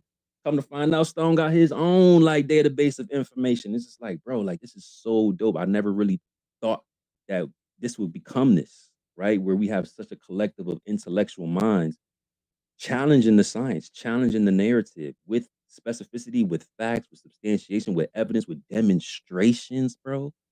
Like it's just super cool, and you don't have to appeal to a credential for it, and that's what makes it so dope. Like, I really appreciate you guys, man, for real, for real. Kudos, highly regarded. And hey, man, I wanted to chime in on my prediction, and it's all hunch based because I haven't. I will confess now, I haven't watched a lot of Harrison, but of course, lots of Witsit rather. Who hasn't? Hey, but just in the hunch department, I'm thinking the first tool I guess they're going to use to protect themselves from some monster like Witsit is constant interruption. Whether it's going to be, like it's already been mentioned, advertising or just plain old bark, bark, bark. I think Witsit needs to prepare himself for a lot of interruptions from various directions coming his way. That'd be the first. The second, as far as how he might this I love my NASA guy might react when confronted with so many facts at one time that are all fully aligned and making his side look pretty shaky is, I don't know, just a ever slight mixture of a touch of indirect ad hom through innuendo and perhaps resting on a teensy bit of incredulity. I'm seeing that just in the demeanor of him when he speaks about looking forward to the debate in that, the 2-minute clip that we've all seen too. That's just the hunch that I get, the impression that I get from what I've seen so far.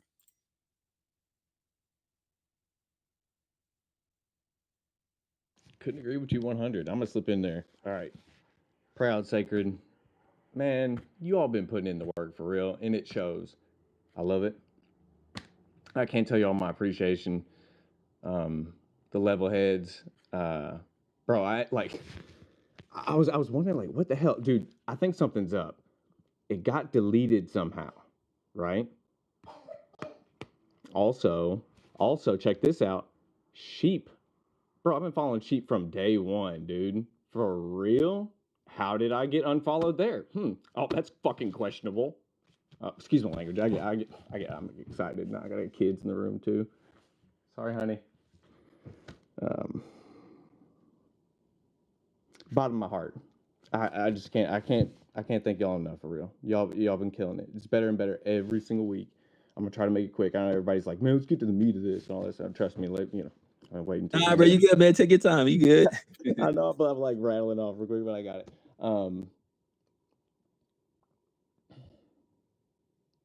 My story, man, just a little bit of it.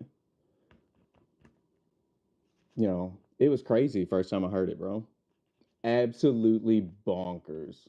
And you try to tell people about it, and only the people, you plant your seeds where it's rich in soil. You don't do like rocky stuff, right? You don't just waste your time on any buster. Speaking of busters, ad hom, Mr. Hellcat, I don't know your ad, but I'm gonna look it up and I'm gonna post y'all. Make sure you get up here because I want to confront your dumb ass calling me stupid, bro. Get up here and get clipped. 1, 2. I bet you were controlled opposition. I bet you are straight up paid. You will not be up here. I will sit up here for a while because I had a little bit and I'm ready. Punk. Anyway, back to my story. It was kind of crazy for real first time I heard it, but anyway, let's move on to the meat of it, dude. I'm so excited about Witsit, dude. Get it, bro. You get up there. I don't care if they are paid opposition. You go on. If they try to ice your ass, bro, fucking ice them, dude. Commercials my ass. Getting too worked up over this. I won't get back down to business. Dude, ice them back, bro. That's what's up. 96 episodes, dude. What are y'all doing for 100? Hey, get up here and get clipped for one. That's Dude, hilarious. I'm clipping what that. up, everybody? Proud, you have been putting in the work, dude. Your shit's awesome, dude. What else we got? I don't know. Hey, Harrison is gonna concede, bro. Proud, I couldn't agree with you more. He's gonna go, I mean, it is what it is, guys. Dude, shut up. And it's paid opposition. Wake up. They're trying to ice us. They are 100 trying to get it back at us for real. They're wanting to know what we know. We ain't gonna divulge nothing, bitch. Fucking getting worked up. What else do we got? Wake up. It is 2020. It's election year, y'all. It's happening. Wake up. Who Preaching else to we the got choir, down my here? man. Fire up. Who else we got down here? Call y'all up. Concave, what's up? You know what's up. Macaroni in the grill. Guppy, you my boy. Who else do we got? Get up here. Liliana, you beautiful. Squad. Beautiful spirit. I ain't trying to hit her. I got a wife and everything else. I'm just talking about, I've heard her. She is awesome. She's a good soul. Make sure you clear that up there. Clear that up there. Clear that up. Dad, Billy, Ted, dude, I love everybody. Seriously, y'all are inspirational, is what you are. Stone, you brand new, you sound hot. Alan, dude, you know what's up. Who else do we got? Work it up. Revival. You know what I'm talking about? Rufus, dude, y'all whole crew is what's up. Who else do Phone we booth got? My pod sister in the thinks I'm building. crazy. Shout out to the Hey, phone booth pod. I'm helping my sister move. She thinks I'm fucking nuts, y'all. Revival. F your F Yeah. bomb, girl. You got it going on too. Who else do we got? So why don't we Xavier, the establish smartest dude this I as know. the The smartest dude I new know, Xavier. Oh my god, dude. I'm still trying to interpret what you're saying, bro. Canadian, love you, bro. Canadian, you know what I'm talking about. Oof. Who else? So I think we should just like head No, on I'm up to sorry. Posse and just call it the new Flat Earth. Oh, I'll remember that term. The Justice League, the Flat Earth Justice League. That'll be good. Sit it right there.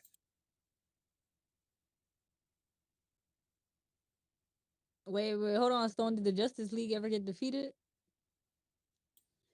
Not that I know of. It would be a pretty shitty cartoon if it did. Sure, and I gotta make sure we undefeated over here. Dude, if we ever need a hype man, I know exactly who to call. Like, Dude, I've been it's waiting to let the energy out for so long. Y'all have no idea, dude. Like, all right, I'm not gonna lie, bro. I had some pizza with some toppings without the fucking pizza. You know what I'm talking about? yeah, I Let's know what get you're it. talking about, I'm dog. trying to get spirited for real. I want to connect, Ah, and I want to touch That everybody in the world, explains. and it's gonna Okay. happen, y'all. Watch it. okay. He's back on the touching. Oh my god, dude, I clipped. Damn it. Got me again. I gotta stick to the script. I had a little bit and then I threw it across the room. Anyway, man, y'all great. I love y'all. Keep it up. Hey, shout out to Dave's, man. I know it says Dave's not here, but clearly he is here in full effect. Shout out to my guy, bro. One of the original level. Keep that energy, bro. Appreciate you. And yeah, I mean, if there's any Glowbirders down there that want to come address something, feel free to come pull up. I think we have a Come flat. get clipped up. Oh snap! Oh snap! Damn, y'all got me. I love y'all too, man. Yeah, no, this Likewise. would be real interesting. I feel like that's the best. That's the best course of action for somebody that hasn't really looked into it. They have no choice but to come into the conversation already willing to concede. Easiest way not to get flat smacked around.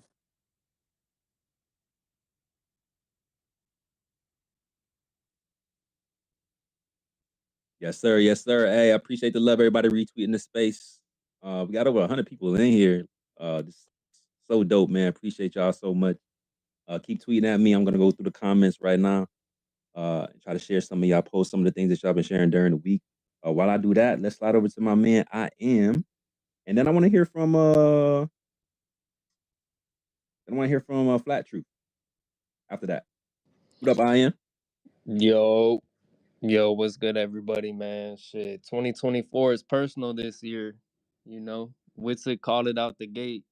We're going viral this year. We got InfoWars. We about to shut InfoWars down. Sam Tripoli, I heard that he kicked ass on there, so I can't wait for that. And then Lore Lodge is scheduled too. So, and then Alan got McToon. That's gonna be very embarrassing for the Globe side. So, yeah, man. It's crazy. They can't stop the rain, and it's raining. You know, we on their ass, so let's go.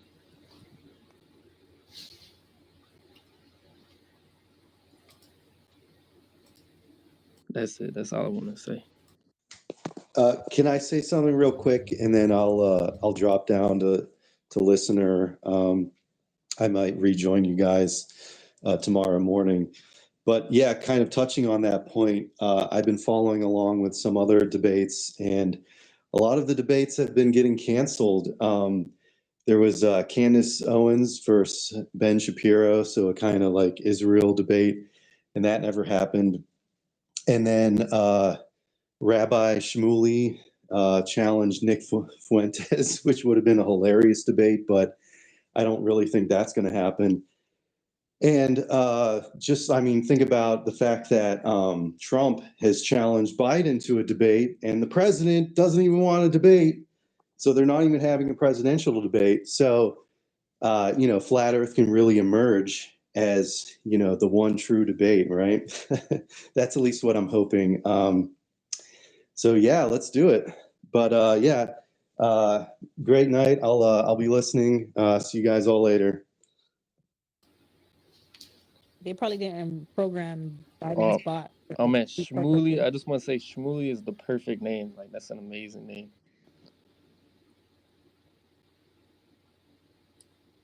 Yeah, I got a question if you guys have a second. Hold on 1 second. Moises?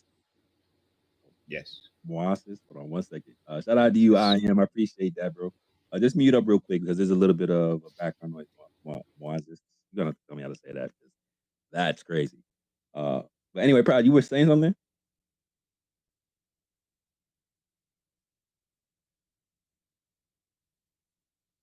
I thought you were chiming in. I can't hear. Yeah, it's cool. We could get to Flat Truth. All right. Hey, congratulations, episode 96. If this is the time to break in. How's everybody doing tonight?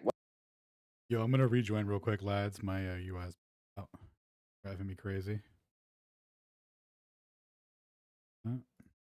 If this is the time to break in. How's everybody doing tonight? Welcome. Cool. Good vibes, good conversation. Listening in. Excited to be here. Thank you for having me up. So let's see, big.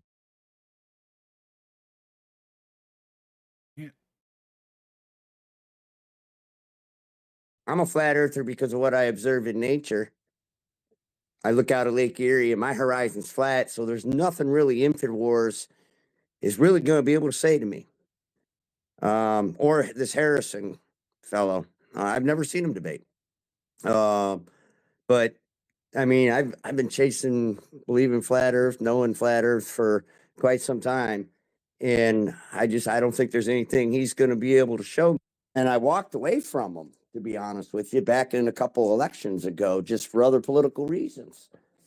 I felt he wasn't doing enough, and I felt he was opposition. So, Witzett's already had his victory's already there. He's already whooped them, in my opinion. He's just got to show up, really, for the most part, in my opinion. So it's interesting, to say the least. With Harrison, and I was raised Christian, so I don't have a problem with that per se. But when it was introduced to me about biblical cosmology, I'm kind of like, well, gosh. You're kind of going against the grain there, because I can definitely stand on the Bible saying that, 200 proofs of Earth. So, flat Earth, biblical cosmology, all the other ancients also agree to it. So, InfoWars can't change that either. They can't take away that Ohio has Serpent Mound and Hopewell Mound. Illinois has a mound. Indiana has a mound. Detroit, Michigan has mounds. There's all kinds of mounds in North America. They can't take that away. They can't take away the Nile River. The Nile River's so flat, it's flat. And the ancient Egyptians knew this. The ones that built the pyramids, according to the stars, that's a clock. They can't change any of that. It doesn't matter what they're going to say. What are they going to say? NASA sent something up? Well, it's funny that they mentioned NASA, because they're coming out with a movie now, right? It's July. Columbia Pictures presents Fly Me to the Moon. Oh, and it's great. Oh yeah, I'm so glad that you brought that up, bro. I seen Jaren talking about that the other day. That they got this movie coming out where now they're talking about faking space or something like that. Bro, this is I mean, crazy. right? I mean, come on. Here we are. Flat Earth is, like a freight train coming out the woodwork, right? Everybody's flat Earth, as far as I'm concerned. It's more and more popular every day that goes by. Everybody keeps talking about it. And then they got this movie coming out all of a sudden that says, well, for the name of national security, we had to film it as if we went there just in case the mission wasn't successful. But we're still going to show it to Americans. So for your own safety, national security, we want to beat Russia, them bad guys. Wink, wink, right? We went to the moon first, and there you go. You're a hero. We lied to you for your own good. We had to do it. Sorry, guys. No hard feelings after 70 years, right?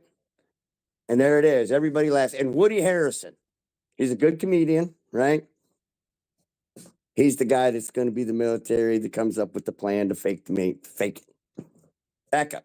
Plan B.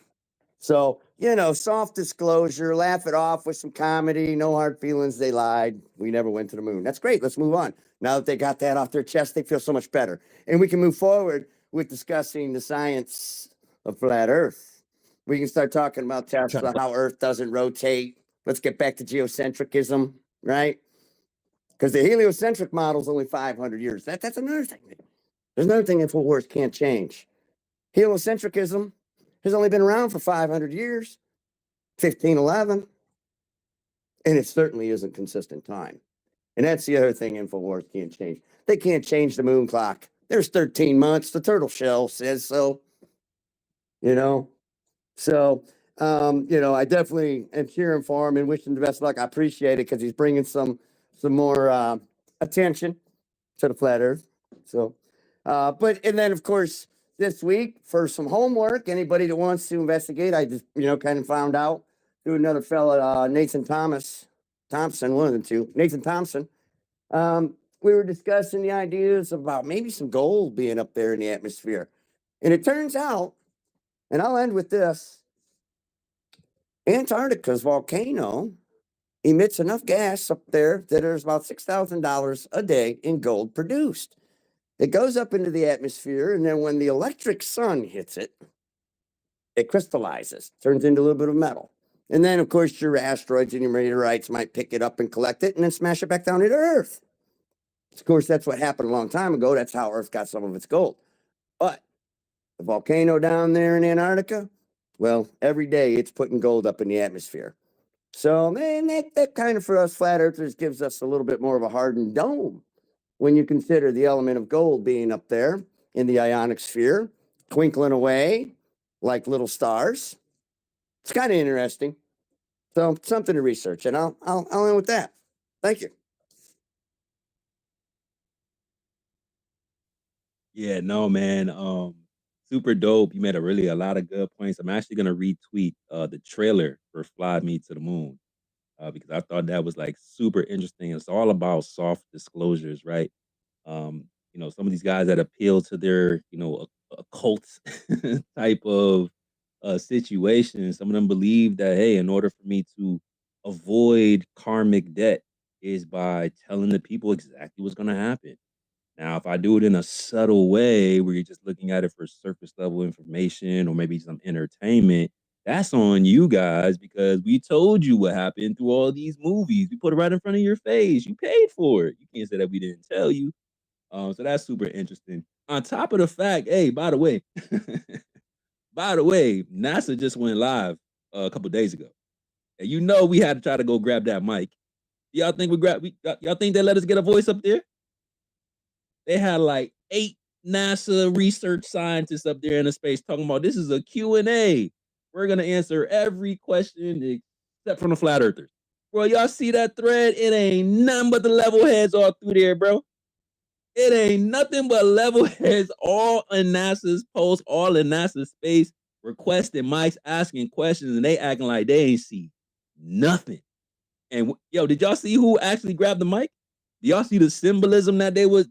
Bro, let me go post this up top. It was crazy, bro. Let me go and post this. But yeah, man, lot of soft disclosures. It's starting to leak out into mainstream. This is why it was so pertinent to get on some of these larger platforms to get some of these ideas out to the public. And yeah, I mean, they gonna have to deal with it. And it seems like there is a select few that know exactly what's going on. Because where you gonna get this idea from about faking space, about a line about the true nature of our world, unless that's what's really going on. I mean, some of y'all ain't really that creative, Hollywood. Sorry to break it to you. You're not really that creative. No. Y'all probably just take it from real life situations and putting it in movie form, trying to hide certain things. Almost like how y'all did with the whole 3 body problem. Talking about the sky is blinking, but y'all made the stars blink. And then a few days later, we had an eclipse, and then the whole sky blinked. It's like, bro, y'all not slick, bro. We see right through all of that. But anyway, Even shout if out they to were you, just man. playing around, like even if they just made movies talking about faking space and 3 body even if they're just joking, looking for content, that means that there's a disconnect even with Hollywood and the government. The government wouldn't have taken time to put a warning label on every single post that curates flat earth on YouTube. They wouldn't have taken the time to have press conferences about what they're doing to shut down the flat earth conversation just for Hollywood and Netflix to go make a movie, a mockery of it. So there's still some type of disconnect there with what they're trying to push as mainstream okay and what they're not. Are we joking about it? Is it something funny? Do we need to shut it down at every instance? Do we need to censor it? Like, which one is it, guys? Is flat earth so dangerous that y'all have to put a flat earth is an archaic belief and has been disproven everywhere, but y'all can make Netflix documentaries about it? Like, make it make sense. So I think that's a blatant display of somebody's playing by their own rules. Clearly, it's not as serious as they want us to believe, or is uh some soft disclosures. What is it? Revelation of the method going on. Just letting Yeah, revelation of the method. Yup, there you go. gotta be. But we got a couple more hands. I think we're gonna go to Moises and then double back around to vibrating and civil. Yeah, let's do that. How you say Yeah, your name, bro? Moises. Yeah, that's correct. It's the Spanish version of Moses. Moises, nice. What's up, man? Welcome to Flatter Fridays. I haven't seen you around these parts before. Hey, what's up, brother? Yeah, I was on earlier with a different live with some flat earthers, and we're talking about flat Earth and how I'm pretty much like a centrist in many ways, but just trying to figure it out. And one of the things that came up was that Neil deGrasse Tyson had mentioned that the test they used, hundreds of years ago, using shadows to determine that the world was a globe, was actually fallible. That you couldn't do it on a globe Earth or a flat Earth to really prove either or. You know what I'm saying? I think you're referring to Eratosthenes. That's correct, but that's the experiment. But I'm just saying that the topic was that Neil deGrasse Tyson had pretty much said that you couldn't do that test to prove either flat Earth or globe Earth. Right. I mean, they failed to Exclusive to a like globe.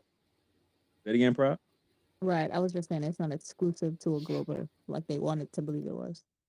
Yeah, they failed to disclose all the presuppositions, built into their calculation, right? Like they gotta have the sun rays operating a specific way. They assume that the earth was already spherical and then use these calculations with 2 points in the surface to try to say, hey, like, this is the circumference based off of this distance to this place that we have. And they were using different metrics back then anyway. So there's a lot of things that were built into those things that they claim prove that the Earth was a globe, and a lot of the globe earthers don't even understand it. It had to take someone like Neil deGrasse Tyson, who was really just an actor, astrophysicist, to come tell them. And even when we post it and say, "Hey, look, bro," even your own squad, the astrophysicist is saying that this didn't prove that the Earth was a globe. It's built with presuppositions within it. It was incomplete if that's what you guys were trying to do. It served its purpose based on your presupposition, based off of your assumptions, but it didn't prove anything which way or the other. And this is what's so great about Flat Earth Fridays and some of the speakers that have their own platforms to talk about these things, because a lot of the people in society just don't know. There's just one narrative that's given to us when we're in school, and then we never even look at it again because we're not taught to think for ourselves. We're taught what to think, right? But that was a really good point, man. I appreciate you. Moises. Are you flat Earth, low birth on the fence? Where you stand on it? No, I still stand on the globe side, but I'm curious and I'm open minded. So I'm here, I'm respectfully, trying to interact with everybody and trying to figure it out because I mean, truth is power. That's a fact, man. Hey, shout out to you, man, for investigating, talking to us, talking to all sides, right? Because I always say this, don't just learn one side of the argument. In order for you to be well versed and well rounded, you gotta, hear everything. You gotta learn both of what the mainstream narrative is saying, and then the other part where they might be hiding or not disclosing in its full transparency. So shout out to you, man. Stick around because we definitely want to pick your brain on what's kind of keeping you on the globe side. Maybe we can give you some answers and send you down, your own path of truth on your journey, man. So appreciate you for showing up. So I'd like to mention one more thing in that respect to that topic or of the experiment with the shadows, if I have a chance. Yeah, we do got a couple of hands, so we'll double back to that. But I do want to ask you, are you familiar with Wits It Gets It? Have you seen any of his content before? Flat Earth content? Yeah, I mean, he does a couple different topics, but that's like some of his main stuff that he covers, like modern cosmology, whether the Earth is convexing at a specific rate or not. Just want to know if you're familiar with him in his channel. Um, I have Asperger's. I mentioned it earlier in the other live, and so like, and along with that, I have dyslexia, and it's kind of comes hand in hand.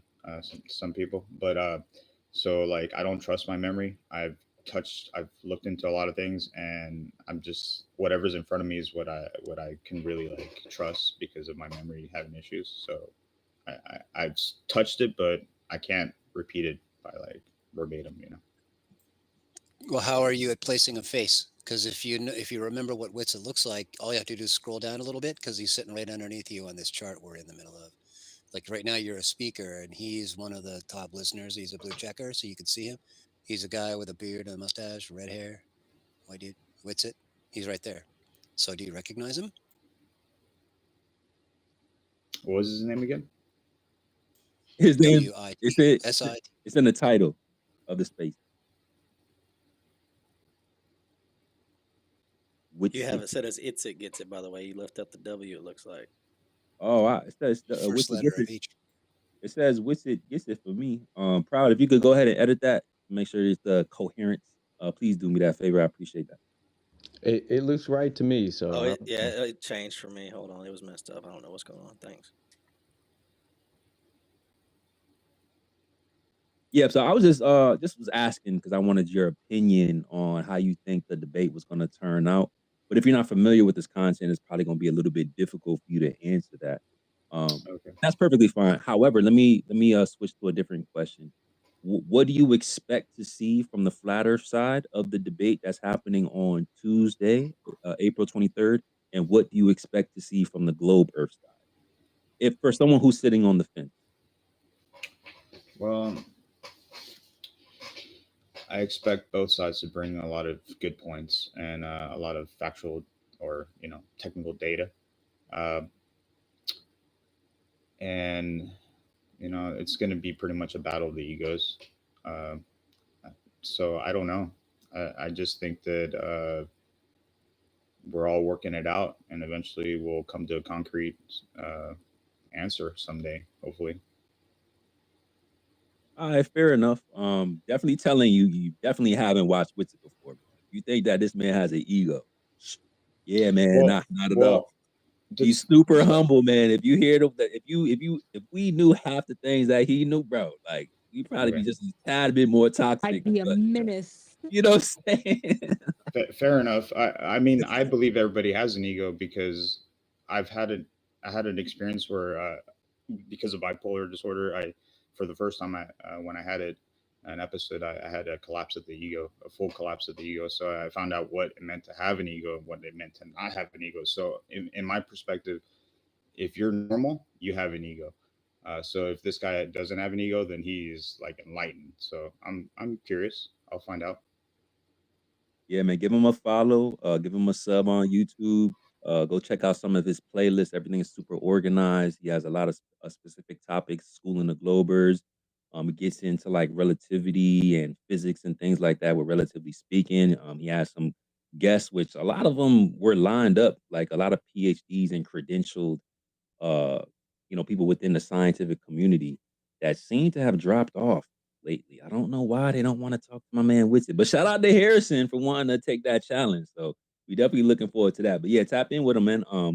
Because he's a great speaker. He has a lot of information to give, and in my opinion, it's super digestible for some of these high level concepts. He does a really well job at doing that. So yeah, tap in with my guy Witsit gets you guys. All right, good to go. Thank you, brother. Yeah, appreciate you. And stick around, bro. We'll double back to your the questions with the sticks and shadows and things like that, and open discussion. But I want to make sure that everybody get a chance to, chime in on how they're viewing the upcoming debate. So shout out to you, bro. Thanks, man. Good to go. Yeah, no doubt, no doubt, no doubt. Civil discussions. What up? Did Harrison unblock you, bro? No. Can you hear me good? Yeah, you're good, bro. All right. Yeah, man. I was just when I hit the request button for the mic, I was like, all right, you know what? I'm gonna go up to the gas station, get something here. And I was sitting in the parking lot at a 7-Eleven, and up pulls beside me an undercover cop. He walks out, knocks on the window. I'm like, oh shit, yeah, got some stuff out, you know. And guess what? Yeah, it's 4:20 right now, and he knocked on my window at 12 o'clock, right when it turned 4:20. So yeah, he's seen a little bit of weed, and he's like, blah blah blah, nothing else. All right, yeah, okay. I'll just let him search me because I already, he No, already you got never me. give up your rights, man. Yeah, man. Don't give up He your already got rights. me. But he's like, I don't know. You look like a good person. I kind of believe you. He's like, so I won't find anything else in here. Huh? I was like, no, just the weed. And I gave him a little nug or two, big nugs too. Are you sparking up the cops, bro? No, What is man, going on? Where you live man, at, bro? he was searching my car. He found the zip. He found the ounce. He's like, all right, well, you're good. Just get your medical card. I was like, what the hell? Come on. Couldn't even leave me a little piece behind or anything. Shit. Bro. But I just realized that he did that as soon as it turned 4:20. He took my zip. I was like, come on, Dude, it is. you can't make that up. Like as soon as it turns 4:20, boom, no. Oh, it's 420. Then he couldn't even let you live for 420. Come on, Mr. Officer, sir. You couldn't even have disclosed it. But hey, I mean, right now I'm not in jail, I guess. I mean, it's a little bit of weed. But anyways, that was like I was just sitting there looking at the space. I was like, all right, it looks like I'm not gonna speak yet. And he comes up, he's like, oh, looks like you were like nodding out, like falling asleep. I was like, oh, I'm just looking at my phone.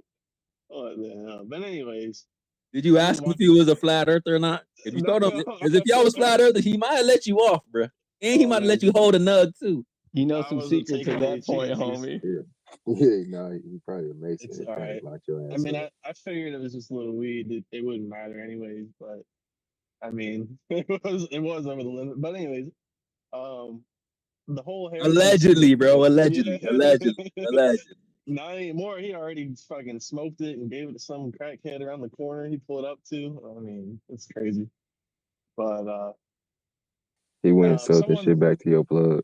I'm telling you, man, he was looking at it. Someone walked by. They were getting all up close, and he was like, get away. I need to speak to you a little bit later on. They're like knew each other or some shit. Like, what the fuck is going on here? Like, I guarantee he gave it to that fucking. But anyways, someone said that Harrison Smith was like, I think he comes on at 9 to 11 or something. That's what they said. And I was like, I don't remember that. I thought it was 8 to 12 Alex's 12-4. I was 4-8. Like I think it's like that, unless it changed. But pretty sure that's the format. And so he'll do like an 8 to 9. He'll be doing his normal show probably. He's gonna have some news go through, and then he'll start the thing off. And Alex Jones, he's always listening to his morning show, so he's preparing his show later on, and he'll definitely make some comments too. So you got to keep going into Alex Jones. He's gonna at least say something about the debate. He's gonna have some comments, but yeah, I had my comments with Harrison, and Robot Polisher was telling me, he was like, it looks like you rattled him a little bit, and I've been playing the long game, so I didn't really want to get involved with all that. And this is like a while ago because I've been pestering him, right, and he actually takes calls, and I figured out the secret. He reads his notifications for Twitter X while like he's on his break, and those commercial breaks, those are timed also. So Witsit could easily just ask him what's like the intervals for these breaks. I mean, they're sitting there staring at the clock, so they know when the time's running out. I mean, if you want like still stopwatch, but I'm sure that they'll interrupt and let you know, like, hey, you got a little bit of time left or something like that. I don't think they're gonna cut him off like that because they know it looks bad, and I think he's gonna be really sarcastic. Um, if it's something like he doesn't know, you know, he's gonna he's just gonna play it off to be sarcastic. But I've been pestering him for a while. Like I said, he reads the stuff. You send him a notification like while he's on break. He'll probably read it, and his crew can read it too. And that was another thing. Is I was pointing out, like, why are you always showing these curves in the globe Earth? It's like y'all are obsessed with this curve on the show, and they are very, Alex Jones loves Star Wars. They have a globe when they zoom out and they show like the whole crew. They got like globes on the desk and another planet. So the crew is going to be staring at a globe right beside them, like they are Team Globe, as much as it gets. So that's another thing. I was like, you don't even have like one flat earther on the crew or anything, man. But my problem with him is that he responded to me, and he said basically his position is that flat Earth is the biggest psyop that there is. Like there just is no other bigger psyop than flat Earth. And I don't know who created this in his mind, but that's like he's like, this is a position I've held. And then this is how I got blocked, I think.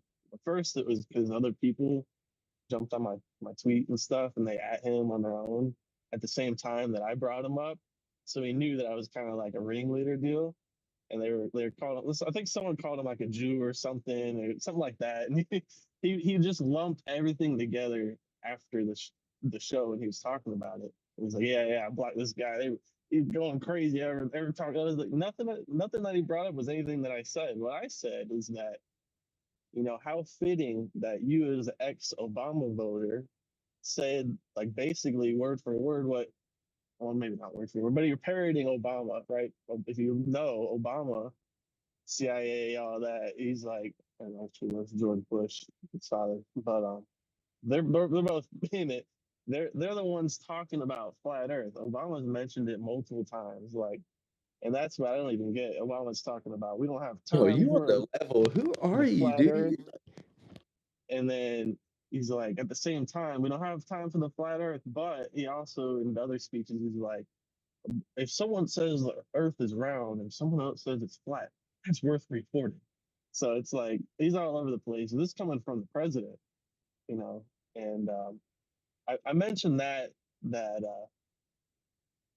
something about Barack Obama and the psyop, and he blocked me like right after that. So I've been trying to get him to unblock me, trying to ask, but I don't think it's gonna happen. And I'm thinking it actually might not matter because it's gonna be probably Infowars who's gonna do the space on X. So I'd probably be able to join anyways. Not that it matters, I'll just be a listener. But ever since he blocked me, it's like I was just about to make some like big purchase, support the Infowar. Oh, we care about our listeners. Block. Oh, well, what the fuck? Why would I send money to them? They just blocked me. See, Harrison, blocking your blessings. Stop playing with us, Harrison. I'm talking, I was gonna, a couple $100, me and someone else, but nah, why would I do that now? I mean, maybe for Owen Schroyer, but and I hope that Owen Schroyer would be a part of it, but I doubt he would, because I don't know. Everyone's talking about a moderator. Um, I would be interesting. I would like to know more about that part. Damn, you glitching out, bro. That's it. That's all. One more thing. Well, on the back of Alex Jones' book, right, the Infowars book, he's got a quote from Tucker Carlson that says like, "No one bothers to censor the flat earthers," talking about like Alex Jones must be onto something because he's getting censored and flat earthers aren't getting censored. And it's like they had publishers and shit go over that and approve that. Like, but it's on his book. I just kind of wish like Witsit would bring that up. Like, why would you put that on the back of your book? Because then Alex Jones is gonna hear that. That's gonna boil his blood. Like, and then you show the video, my favorite of the YouTube, whatever, the Jennifer Downs or whatever. She's being questioned by, I think it's a congressman in Florida. He's like, "So what are you doing to fight censorship on your platform?" She's like, "Well, for example, if someone says the Earth is flat, we demote them and we promote more authoritative content, and we actually have the sufficient resources and people ready to deal with this threat." And, it's like all that just from flat Earth. Like, why is it such a threat? And you got presidents mentioning this stuff. So why that's my other problem is the CIA George Bush, the Papa Bush, right? Why is he over there talking about flat Earth mentality?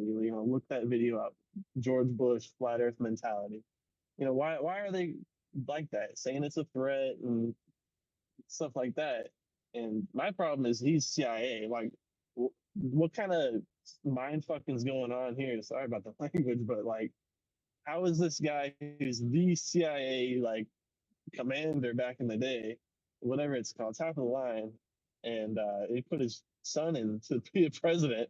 Why are they pushed? And then Barack Obama like is following them too. Why are they all talking about flat Earth is bad, but it's also the biggest psyop there is, according to Harrison Smith? That's just what I feel.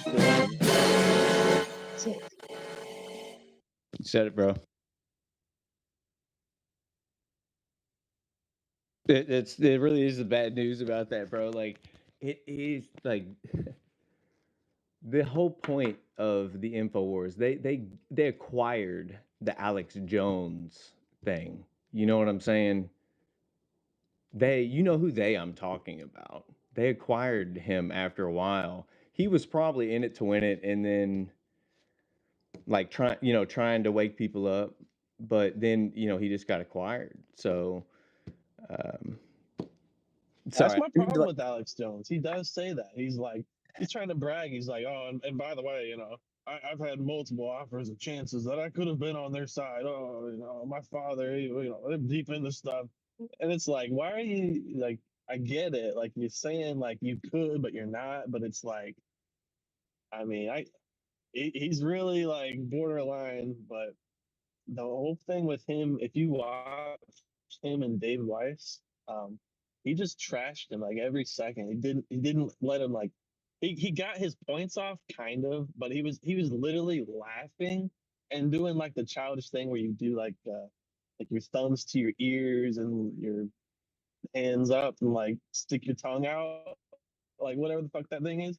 He's doing that and like just like a little goblin, like like he knows he was just being like a bully, kind of like antagonizing him, whatever you want to call it, cutting him off and stuff like that. Like he knows he was doing that on purpose, and he's like joking about it. So I think it's going to be a reawakening. Like he just didn't want to do it because there's such big space fans, and you got to think of all the news that they come by that's like talking about satellites and stuff. So that's another problem is that I think they're going to be big on like the satellite thing, just naturally because of the information that they go through, the papers and stuff. Well, if he knows everything and been paying attention to Wissett and Allen and Toby's content and stuff like that, they don't want to talk about satellites. I promise you that. That was another thing he said, like in his reply to me or whatever to the biggest stop. He was like, "Oh, I've actually looked at tons of literature and flat Earth content and everything people sent me, and I just never seen anything compelling." So it's like, okay, well, it's like that's his mentality, and I think he'll just give sarcastic rebuttals, basically. That's I'm calling it. I always like to push people to the True Earth 101 motion episode that Witsit has. I think that's like a great 10-minute crash course intro. Because I mean, of course, after they watch that, they're gonna watch more stuff. But that's pretty much the most important introductory topic for the paradigm at all, is the fact that there is no provable, testable, measurable motion of the Earth at all. And that is a prerequisite for it to be a globe hurtling around the sun. That's a fact. And Piezo, if you want to, you could take that. I can't search the video right now, but if you have it on hand, I do. I'm putting it up on the thing right now for you, brother. Oh, dope. Appreciate that, Alan. I want LAF Keys to go take a look at that too, because that is a really good point that Piezo brought up. Really good introductory into flat Earth or a faulty globe Earth that's not in motion. So, yeah, that's dope. I'll wait for that and then I'll post it up top. And we're live over on Alan Space Audit. Shout out to the chat over there. Appreciate y'all. On the jumbo. Dope. Hey, Harrison, man, come on. It's 420. My guy lost his nugs. The level heads is over here, supporting the debate and letting everybody know that InfoWars is still on and popping. Like, unblock my guy. Unblock Civil. Doesn't he sound civil? Don't block your blessings, Harrison. Shout out to you though. Appreciate you, Civil. Original level heads. Let's slide over to Jennifer G. What's next? Yeah, thanks for having me on. What's up, Can Jen? you hear me? Yes, sir. Yeah, I Yes, think ma'am. it's kind of interesting because Alex Jones always plays that interesting line. Like, I think he is controlled opposition, but I also think that he does have some love of the truth. And so he'll have like the other day he had Stu Peters on to mention the J word and talk about that issue, and it sort of cracks things open. So I'm wondering if it's just interesting because I think that something's got to crack open with the real Earth.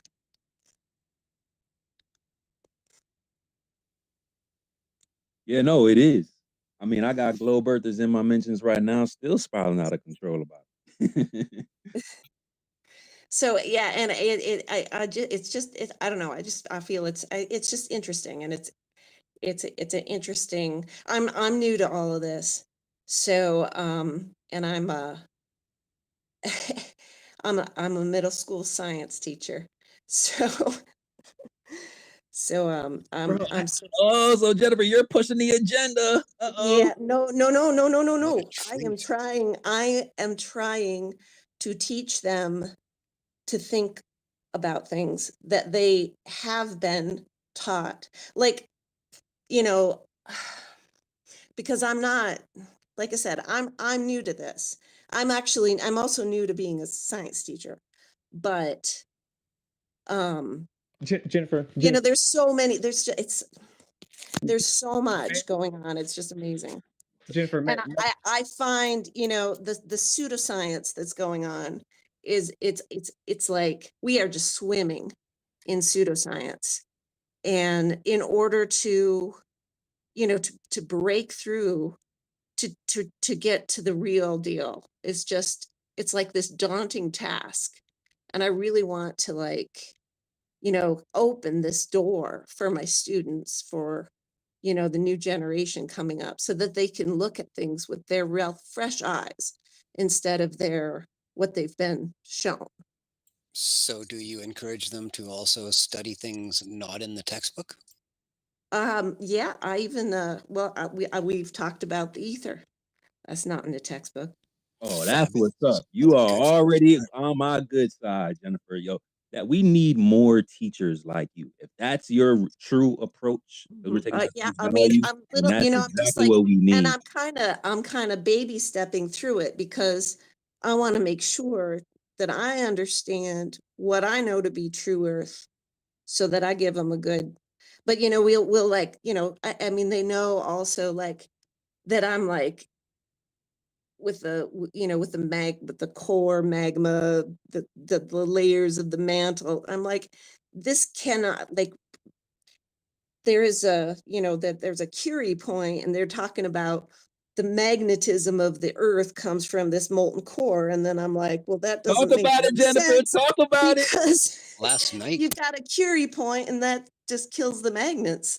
So we talk about that, so just, but anyway, so I'm listening. You've probably seen my face here.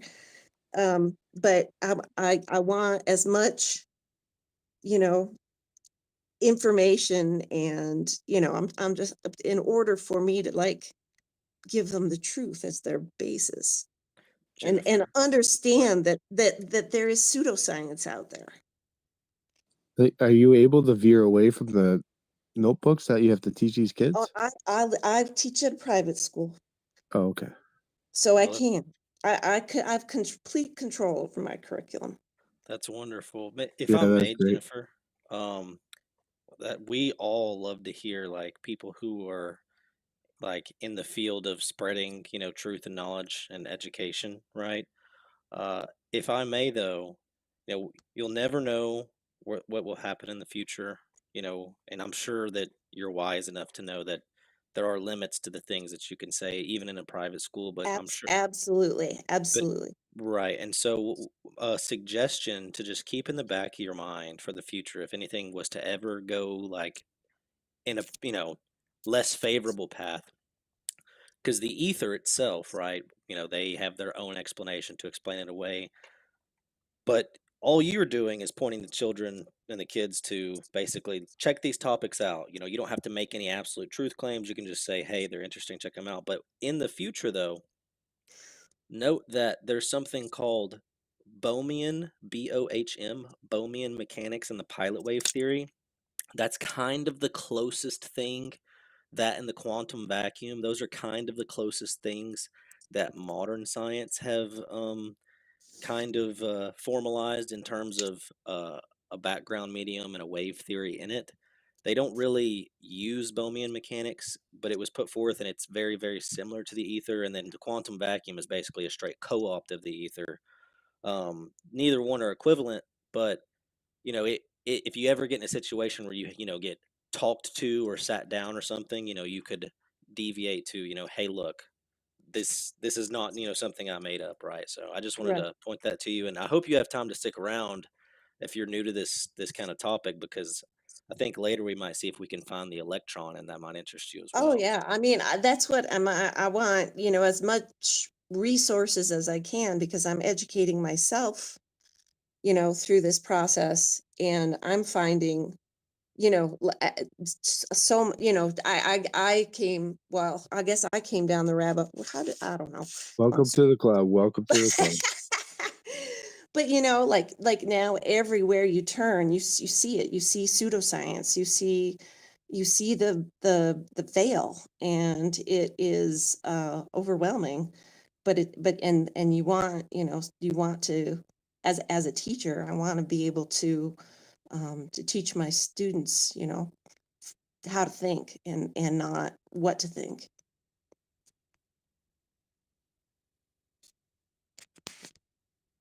Yeah, that's beautiful. We've been looking for more educators who are able and capable of, following their own curriculum and teaching the kids. You don't like the ether is definitely jumping into it. You could even start with like geocentrism and how it's a viable frame of reference or framework as Well, well. the ether, Different it things seems like that. actually a little safer to me. You know what I mean? As far as like jumping into it, because it's, you know, it's just these little things. I want them to start thinking about things, you know, like, and I think this is gonna, it's interesting. I feel like we're on the precipice where something's gonna crack, and this is gonna become, you know, more acceptable, as far as, you know, because people are starting to realize that certain fields are pseudoscience, virology being a great example. And that's why we take this so serious, and you know what we do in the conversations we're having, because if we just, you know, regular civilians can look at some of the scientific papers, break down some of the information that was put out into the world and deduce, hey, you know, it might not all be like, we might have been steered wrong. There might have been a time in history where they steered away from like advancing, and that is a large part of the ether. So that's amazing. Definitely stick around, Jen. You know, we're here every Friday talking about this. Some of the minds on stage, Alan, Toby, Shane, they're down there. Witsit's in here. Like, some of the minds break down the ether like weekly. They have Yeah, conversations. I've been following, and I'm, you know, so this is the first time I kind of raised my hand, but you know, and my science background isn't real strong. I'm more of an English teacher than a science teacher, but I found myself in this position, and I've always sort of, you know, and I mean, I have anyway, but it's been an interesting ride.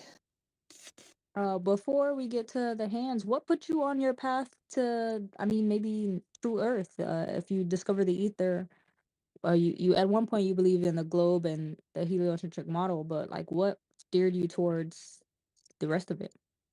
Well, golly, I guess I fell down all the rabbit holes first, and then I was getting, and then I said, well, I might as well go look at flat Earth. So, when I was there, uh, and I found out, you know, like there wasn't a measurement of a you know, of a sphere, that there isn't, that,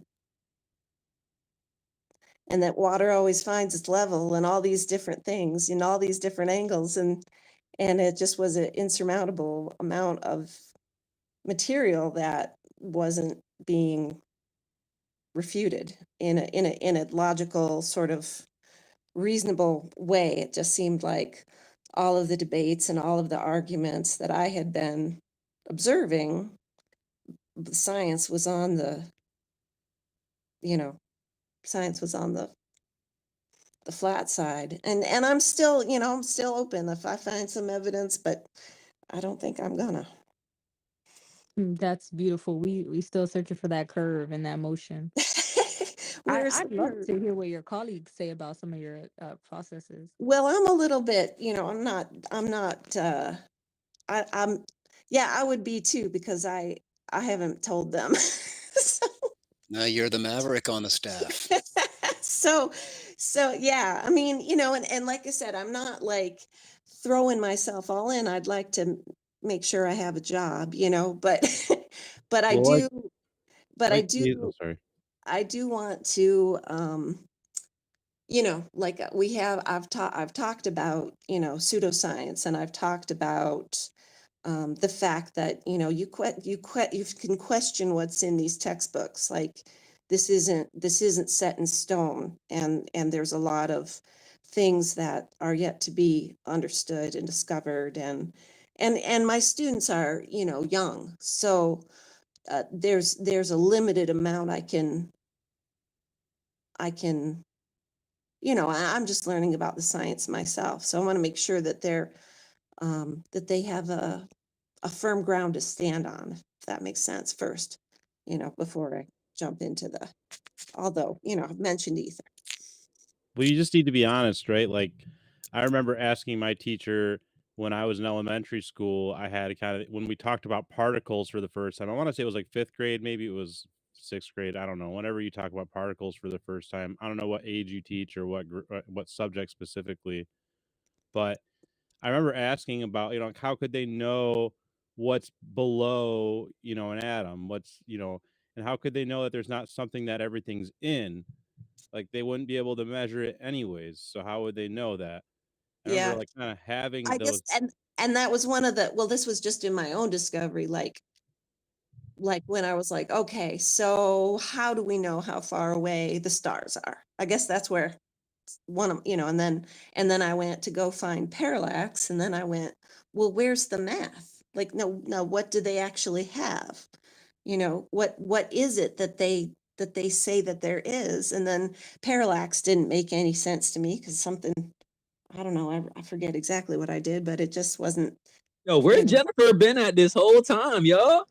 I got some videos for you, Jenny. Yeah, Jay, you're the bomb right now. You kill it.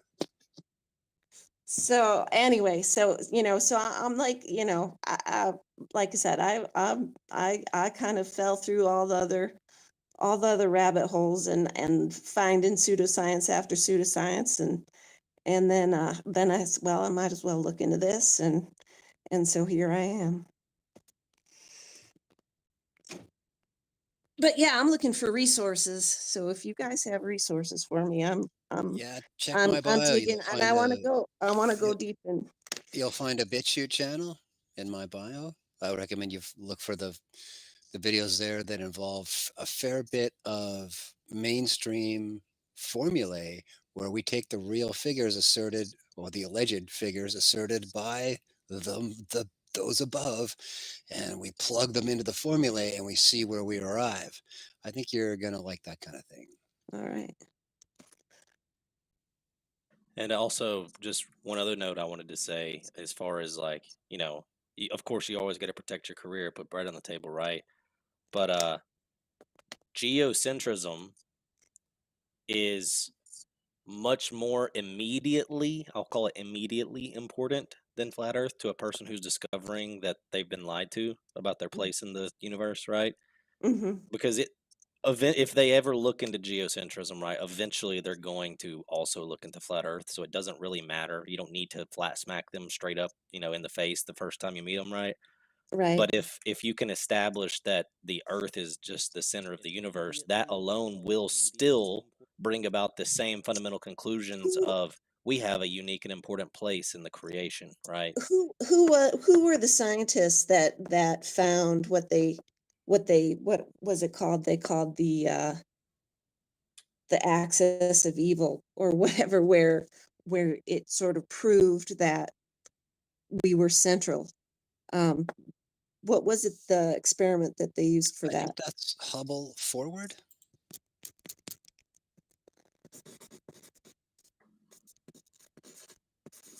That's the sound of note taking, y'all. Yeah, I was gonna say that. I was gonna say that. it. I was gonna say that. You can hear the writing. And All it's right, a pencil. Extra points. Because I mean, I remember, so just, I would like to be able to, like, if I'm going to bring up something in my class, I want a little, documentation. Here's these guys. And I, this is a Christian school. So having, God is A-OK and highly recommended where I come from. How about a So- documentary?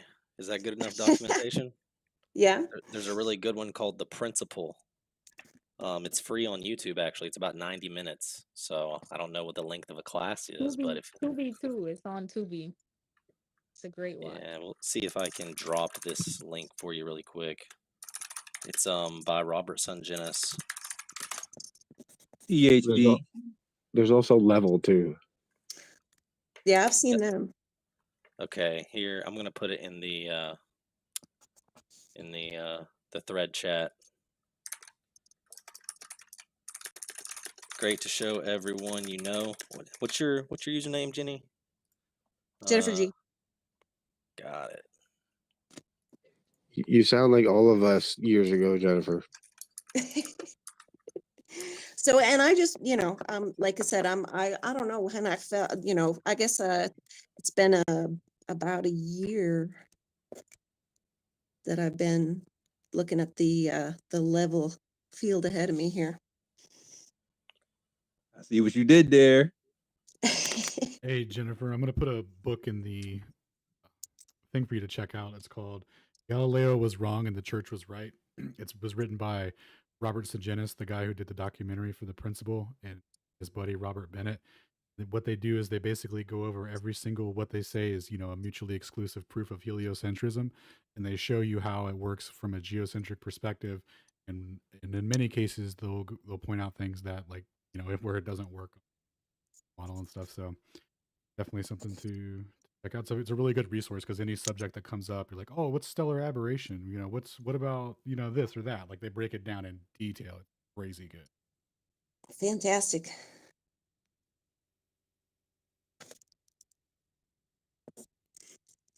Yeah, Yeah, I really appreciate you, Jennifer, for well, one. Let me just walk them back real quick. So we find that there's a lot of people within the science community that are hesitant to speak out because they have like an obligation to a job. They don't want to put, sacrifice that opportunity. They got, obviously we got to take care of our families and things like that. But if you can find a way to implement some of these, I don't even want to call them new concepts because these aren't new concepts, right? It's actually the original concept. But if you can implement, some of these different concepts in the curriculum, plant the seed in the youth, I think that'll go so further than than where society is at today. Because I, Yeah. for one, could speak personally. Like I didn't know about any of the equivalents to geocentrism, like at all. Like I don't even know if we even really spoke about it that much. Kind of like glossed over. Kind of like, oh yeah, people thought the Earth was flat, and then like they disproved it, and then it's a globe. Now it's moving a million miles per hour. I'm like, okay, well, don't want to fail this test, so I can move forward to the next grade. Let me just repeat what he just said to me without actually looking into it. So shout out to you for taking that stance and being a little bit more open and vocal. Yeah, no, I mean, and that's what, I guess I've always been a little bit like that, a little bit like, looking on the outsides and underneath the rugs and things like that, like what's really going on. So, and I really like to teach, critical thinking and that sort of approach.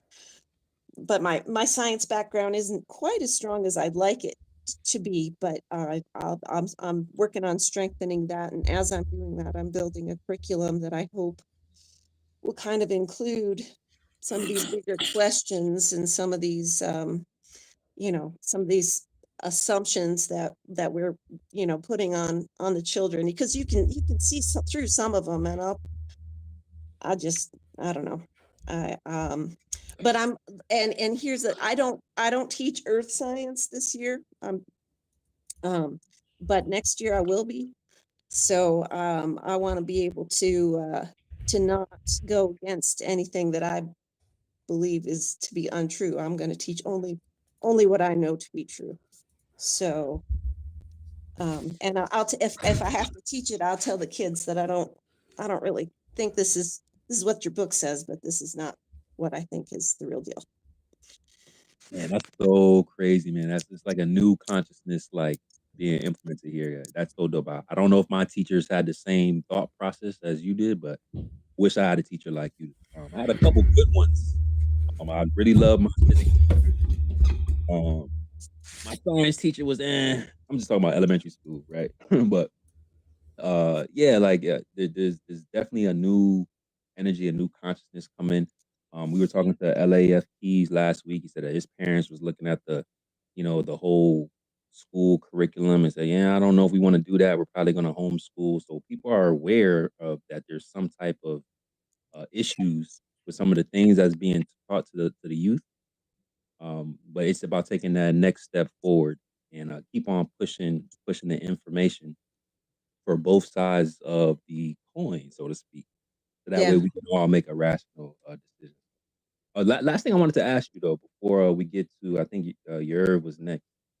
Do you have a prediction or something that you would like to see out of this upcoming debate between Whitsitt and Harrison Smith from Infowars? Well, I'm looking forward to. I can't watch. I'm going to be in class when the actual event sort of happens, but I definitely want to watch it. I've watched a little, and I've watched a little bit of Harrison's political commentary.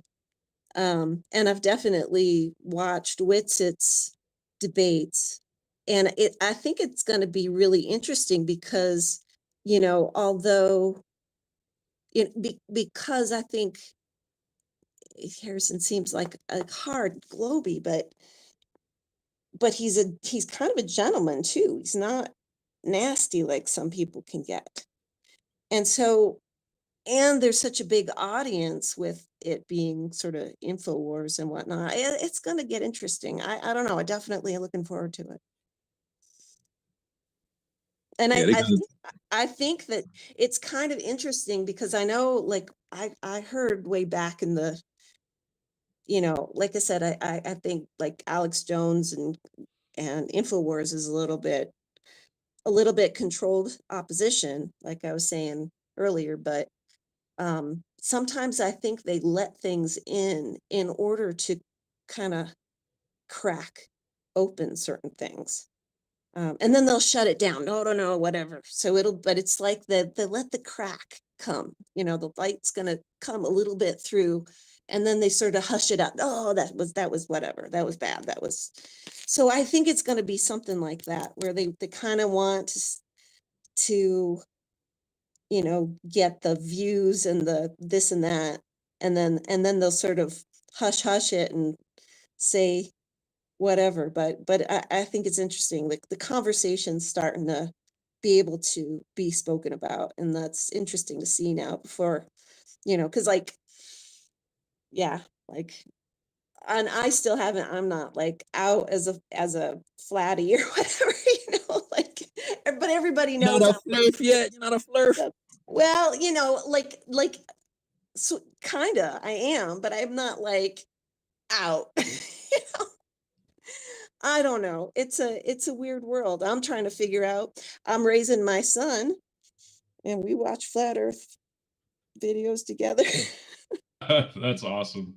Yeah, teach them while they're young, And I like flatty too, I call myself a flatty and everybody else is a globy. So yeah, so I'm definitely looking forward to it. I can't watch it live, but I'll see, I'm definitely gonna sit down with that one. Dope. Well, I definitely appreciate you grabbing the mic for the first time, sharing some of your history and your backstory. Super dope. They couldn't make me a teacher. I streamed that right in class. I'm like, this is what we doing in class today, guys. We're gonna watch Witsit versus Harrison, and we're gonna learn something. Because look, the only thing that they could do is really censor Witsit. Right? That's the only thing that they could do from stopping the information from coming out. And because they're, at least in my opinion, their audience is mostly truthers. I think that truthers will see through that if that's actually what's happening, right? You like the normie, the average person, the NPC, they're probably not gonna, they're just looking for commercials and things to buy and stuff like that. And InfoWars gonna, get your money, do what you got to do. However, you can't use any tactics, man. There's too many truthers that know how that works out and how that plays out. So we're expecting for you to be honest and not handle the conversation like that. So hopefully it goes well. Yeah, it's interesting because it's on a truther platform, and we've all got like our critical eyes on, so it'll definitely be a good show, I think. Yeah, and people have been saying, hey, InfoWars is kind of controlled opposition, so we gotta, shout them out for, stepping up and having a conversation with us. So we'll give you a point there, InfoWars and Mr. Harrison. You gotta earn the rest of them though. Thanks, Jennifer. I appreciate it. Stick around. We're gonna keep it going into the stationary Saturdays. Oh, it's actually stationary Saturdays in some parts of the plane now. Shout out to y'all for pulling up. Yeah, thank you for having me on. No doubt. Retweet the space, guys. Episode 96. It's debate season. Flat Earth Fridays, stationary Saturdays. We still here with it. Let's keep it moving. I want to hear more from you guys. I'm going to keep on checking the mentions. I tweeted out a couple of different things. Hey, check out our pin tweets from Proud Fleur. Shout out to Proud for holding us down with dope content throughout the week. But let's slide over to your, my guy. What up, bro? Yo, what's up? I just wanted to, speak about the debate real quick. You know, shit. I hope it's honest. Is it live? Oh, that's a good question. I feel like it should be because unless they're gonna do it earlier and then just premiere it around 9 a.m. Central. But I feel like it should be like, hey, anybody know if Harrison usually does his shows live or not? Yeah, it's all of it's live. It's probably a on TV the time delay. website.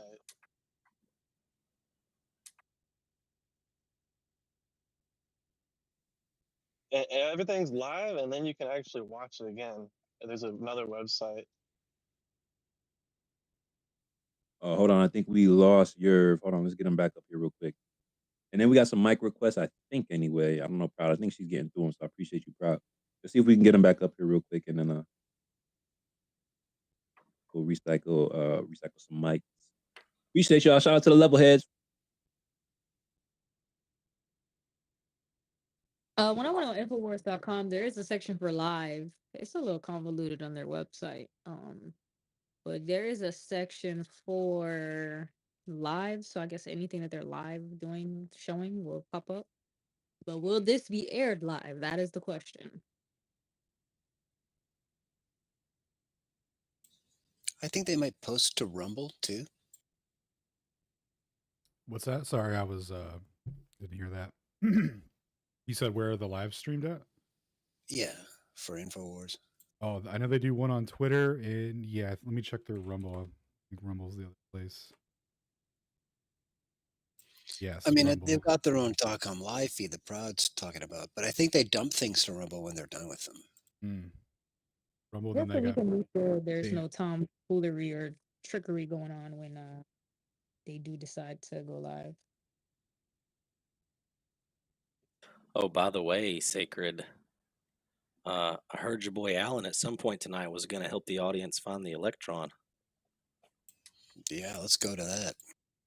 Oh yeah, we can't wait to get into that because we can't leave y'all with just like nothing. We got to drop some sauce on you. We got a few pretty triggered physicists on the timeline, so we're gonna go over some of the things that may be interpreted incorrectly. We got a gaggle See if of we can- physicists, bro. Gaggle of Yeah, them. We got multiple. We got physicize, whatever. physicide. We got him like a bad rash.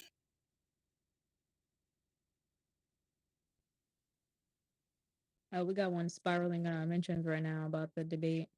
Oh, ironically, Keys, this is the same one that wants to be paid to debate with it. Ironically, he's crying because there's a debate happening that he's not included in. When asked to debate with it, he put up his price. Delusional. We didn't even get that far, bro. We didn't even get that far. We just invited him to come speak. Let's I mean, we could start on a topic that'll get some physicists riled up. That way, maybe they'll come in here and start, having some discourse with us. That'd probably be good. What was his price? He want a band to debate, like a band. Like, who are you, sir? Who is he? All right. He is a on nuclear proton. he is a Hollywood photographer by day and by night, and nuclear physicist by day. Well, what we could do is he has to be on camera. We'll sell admission, and he can get a piece. That's all I got for him. I don't know who he is. Is he actually even worth debating? I mean, here's the thing. Whenever they're shout out to Wisted, this is the Wisted guys. Appreciate you, bro, for pulling up. So you know how they always are, right? When it's on the timeline, they're like completely different than when they're on the mic. So on the mic, he was pretty cool. Had a few questions. We tried to answer them to the best of our ability. And there was something else that he had said in the timeline that I don't remember him saying on the mic. And we've been inviting him back ever since. And he's like, well, nope, not coming back. You guys got to pay me now. I was like, bro, like, I'm not gonna pay. That's pretty cool. This guy sounds like a really cool guy, man. We should link up. So I want to give you guys the information I do know from some of the stuff I heard you guys saying. I was like working on my my stream room, but so I haven't been told anything about a moderator. and they are using the word debate, right? But in the message, the actual message reaching out to me to finalize a time and date, it was referred to as an interview. I have some insider information, so some people that work there saying that he kind of watched a good amount of my stuff, and she feels like the vibe has changed a bit, and she thinks it'll probably be much more of like a good faith, kind of chill, conversational interaction, which is what we want. That's what we want, in my opinion. I do think he believes in the moon landing. He believes in a lot of the space propaganda. He believes in, of course, the spinning globe. And I think he has allegedly done quite a bit of research about flat Earth and supposedly watched a good amount of my stuff now. And that's about all I remember people saying. I don't I know I've seen a clip, Robot Polisher put a clip together today, and it's got Owen Schroyer on there talking to Eddie Bravo, and he's like, yeah, I mean, obviously the math that has been used to determine the size and shape of the Earth has obviously been disproven, like no doubt about it. So that would mean you're a flat earther, right? So I don't know about that part of it, but I think that last thing I'll say, I think that you may be surprised how many people at InfoWars are flat earthers and they just don't really say it, and they're kind of living vicariously through me in the debate. And I think that the real kind of like trash talking debate vibe is to get a lot of people to watch it. So that's what I'm hoping Oh, for. engagement farming, is that what they doing with it? I think Fell off of so. Elon. Yeah, but I don't know. We'll see. We'll obviously see. Obviously, you guys made the good points. Like, can they dictate the flow of the conversation with ads and interruptions? I've never been in a debate I wasn't interrupted, but Harrison doesn't really strike me as that kind of person. But FE pulls out like the worst in people sometimes, so we'll see how it goes. Yeah, that's the part that's like, kind of like for me. It's like for some reason when engaging in this particular conversation, I know it's polarizing. I know it's like completely opposite sides of the spectrum when it comes to these both of these arguments. I don't know why it just triggers people so much just for the discussion.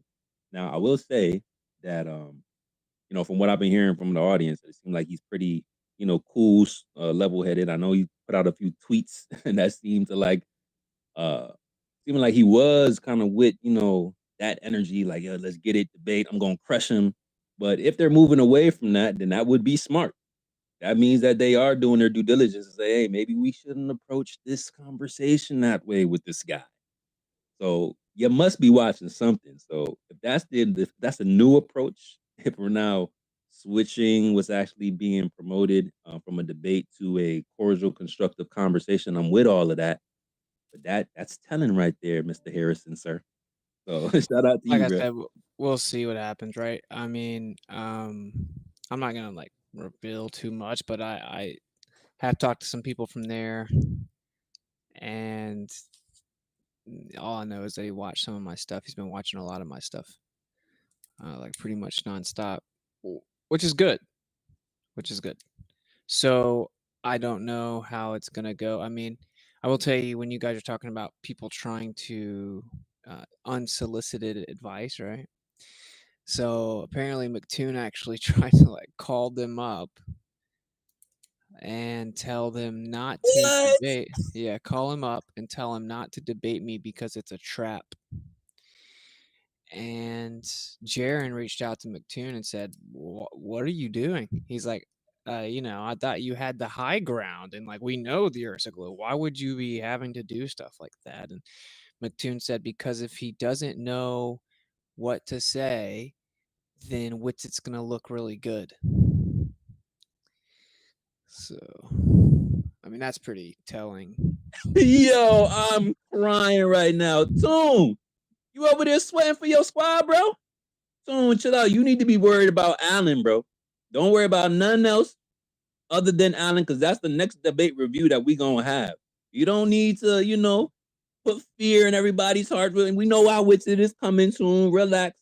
I know you have firsthand experience, which is why you probably trying to, prepare the guy. But chill, bro. You don't gotta do that. Don't poison the well. You gonna start with a fallacy before we even get into the week of the debate? Tone.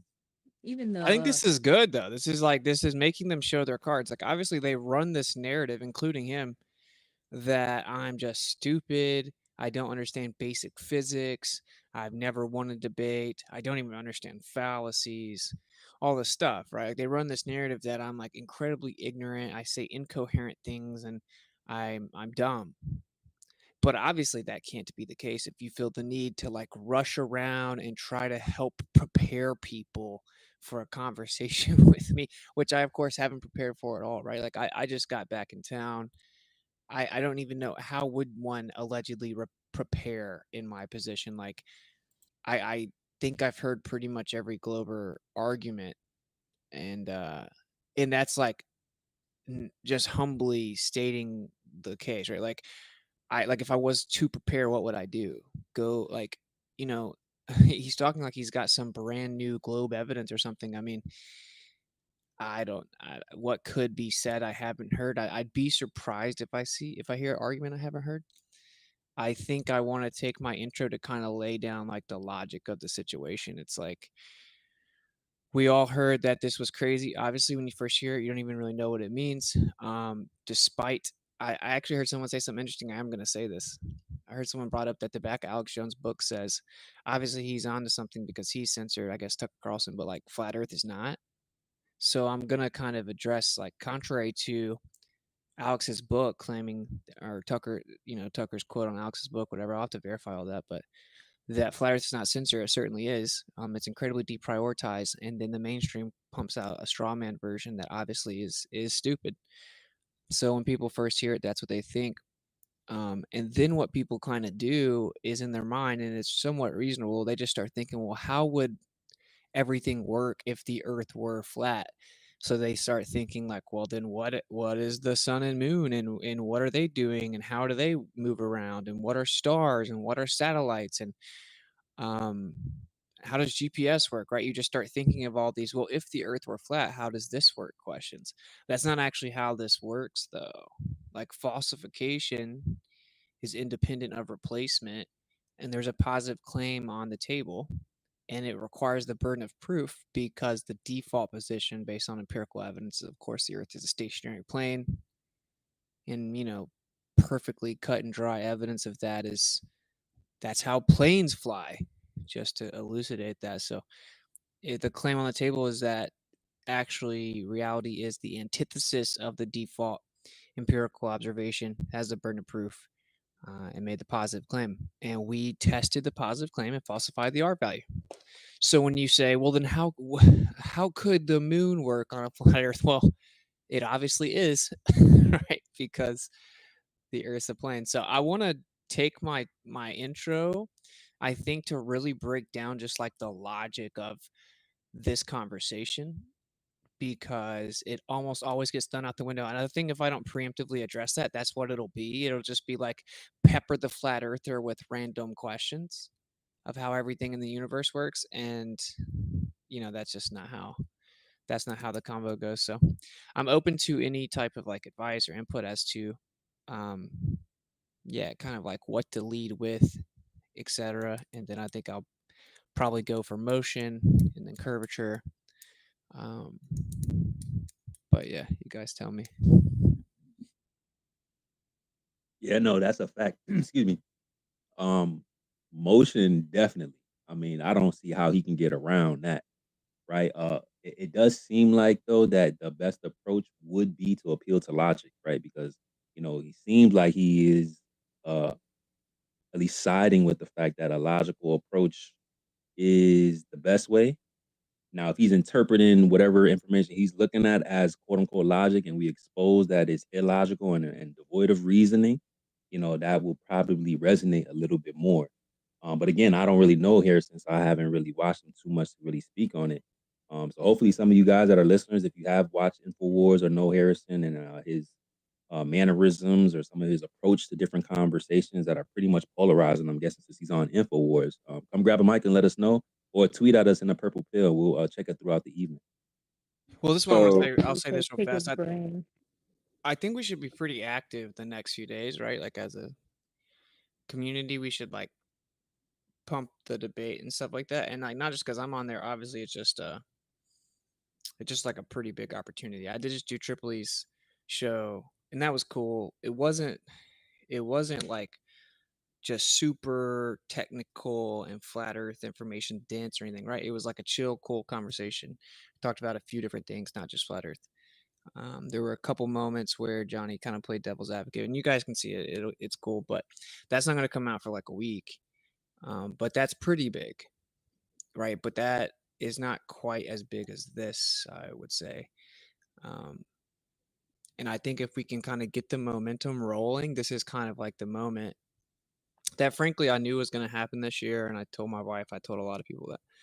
So yeah, I think if we can just kind of all, this is going to sound almost corny, but like put our differences aside and focus on the bigger picture, which is like, this is an era of like mass awakening to scientism, and how like not only is everything that we consume fake, is more modern medicine fake, but like the science is fake. And we found out we live in a much different realm than we were told.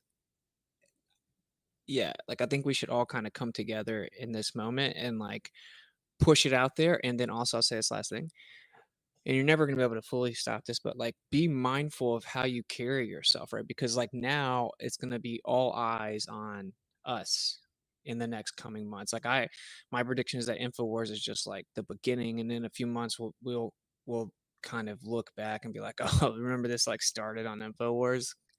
That's my prediction, is that it's going to be much bigger platforms. So yeah, I think that like we want to come across as like good faith intellectuals that are like patient, and despite just constantly being ridiculed, like you keep on being good faith. And like when people go read, you don't want comment sections to be flooded with like animosity and stuff where people like just kind of get turned off, like just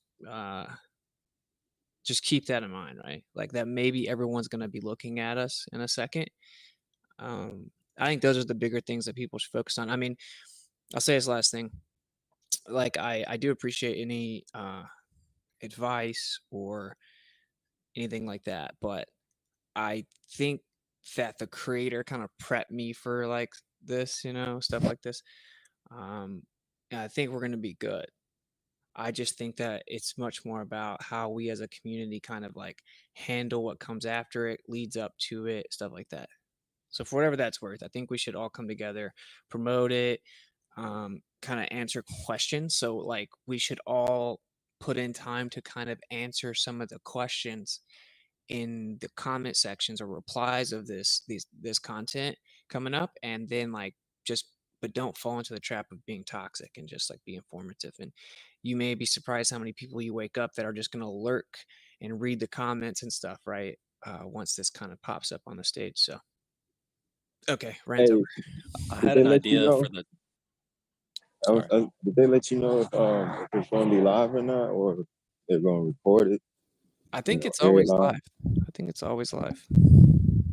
Okay. I had an idea during the debate. So, as you probably well know, you're going to cover several different topics, and I'm assuming at some point, when you go back and forth with some of the information with it, that there may be moments of either incredulity, maybe not necessarily incredulity, but at the very least, like perhaps doubtfulness, right?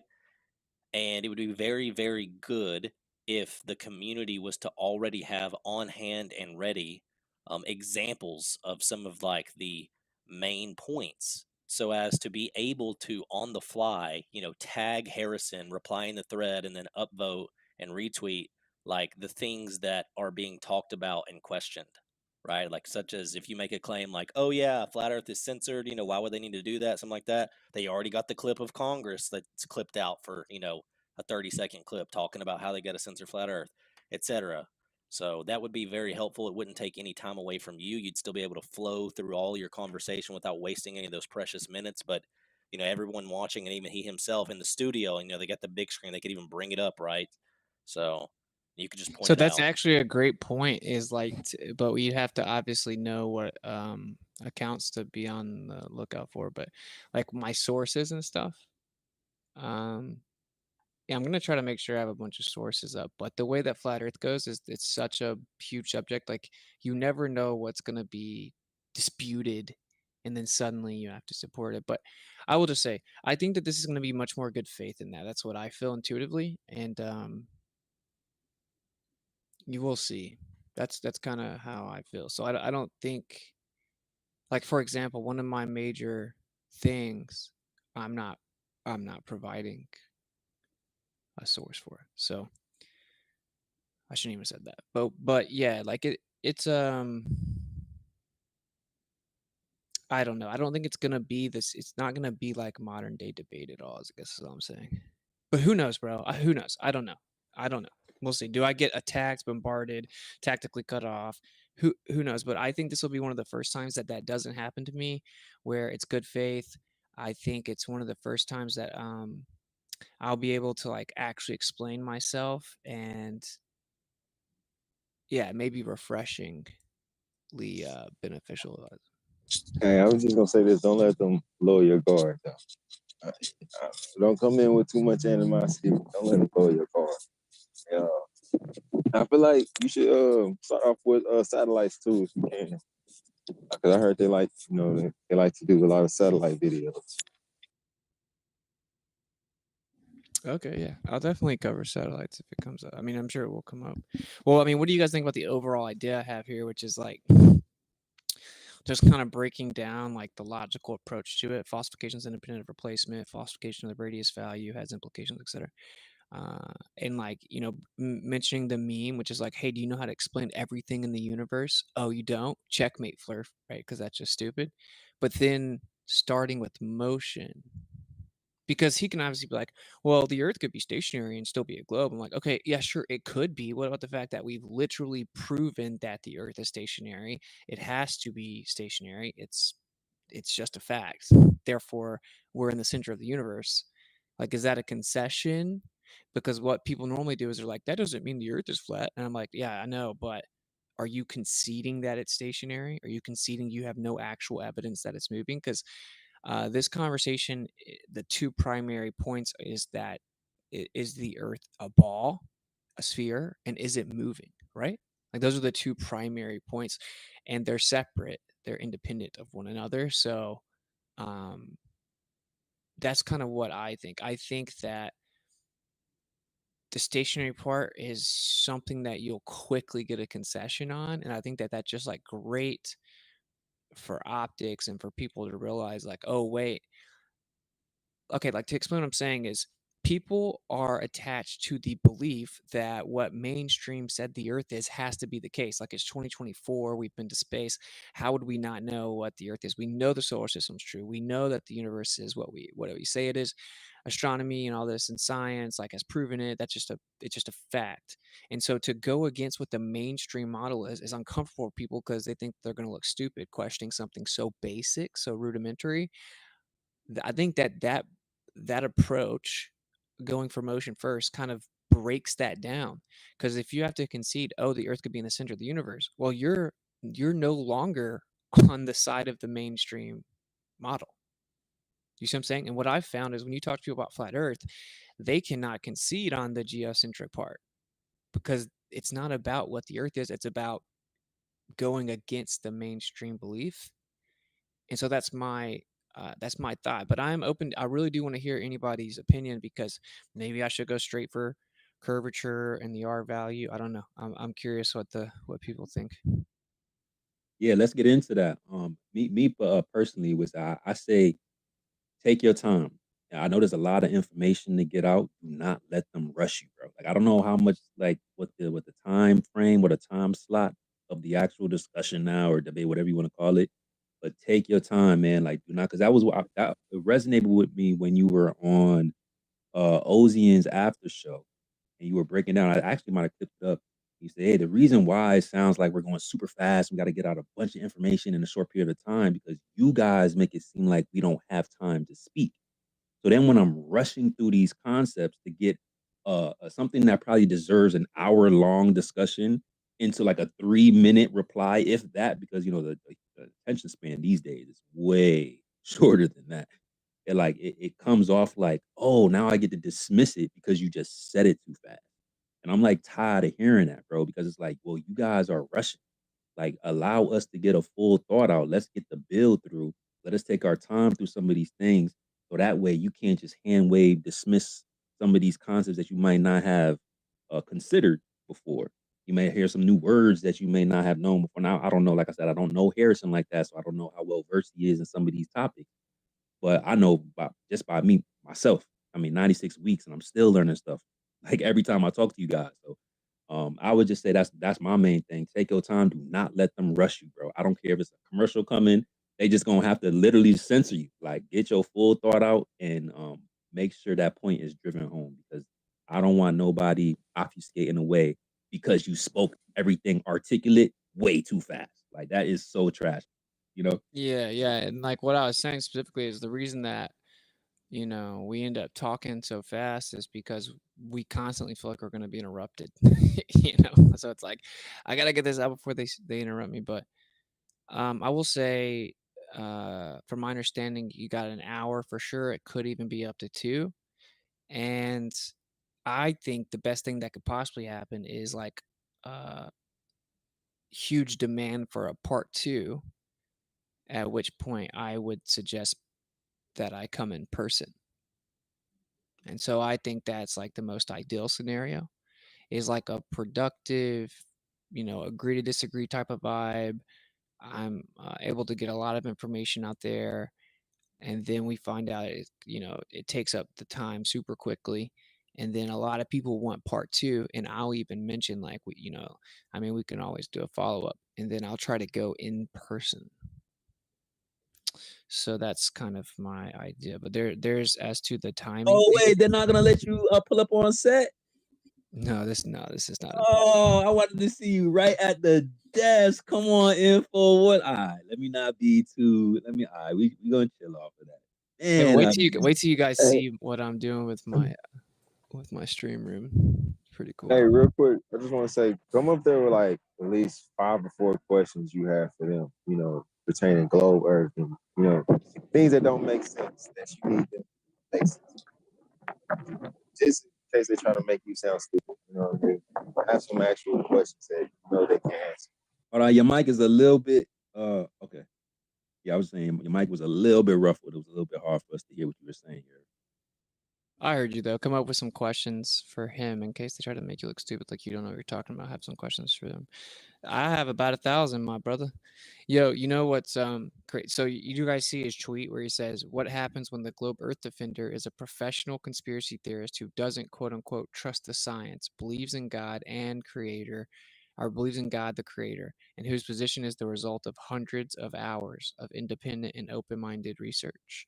The truth will be revealed." So that's what he said when he quoted the tweet from Robot Polisher.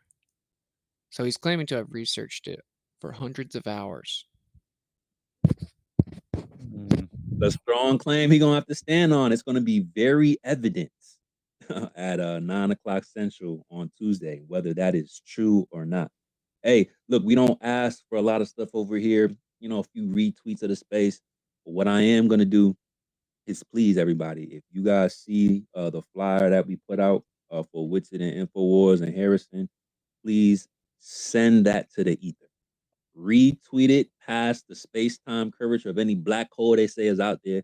I want to see this ran up crazy. I want as many people to know about this as possible, because this is a pivotal turning point in the truth community. Y'all. Like, we got to get as much eyes on this as possible. This has nothing to do with my engagement or Proud's engagement, even though she really be cooking up this content, bro. Y'all got to give Proud a follow if y'all haven't yet. But what this really is about is making sure that everybody gets a chance to watch this and view this and have an opportunity to soak this in. They're not gonna know about it if y'all don't share it. So please, we don't ask for nothing. We don't ask for a dime, a penny.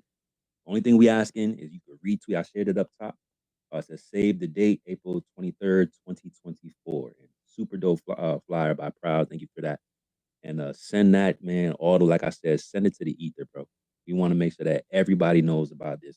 And if you guys have engaged in other post promoting the debate and the discussion in the past, thank you so much. I'm really, really excited for this, y'all. Like, we've been talking about this all year about how this is gonna be the year that things are gonna turn. This is why the Globies, and not all the Globe Earthers, really the anti-flirts that's calling, making, calling the flat earth flatline, please abort mission, abort. No, we're not aborting anything, bro. Sorry. Nope, not happening. Yeah, thank Taking this all the way through. I would not claim Globe knowing that my team's calling in to prevent this from happening. That's crazy. If that ain't censorship, then what is? I mean, you literally have someone who says that they have proven the globe for thousands of years, trying to censor one voice. I would love to see Toon's actual message. Yeah. I heard it was a Harrison, call or something. It was so crazy.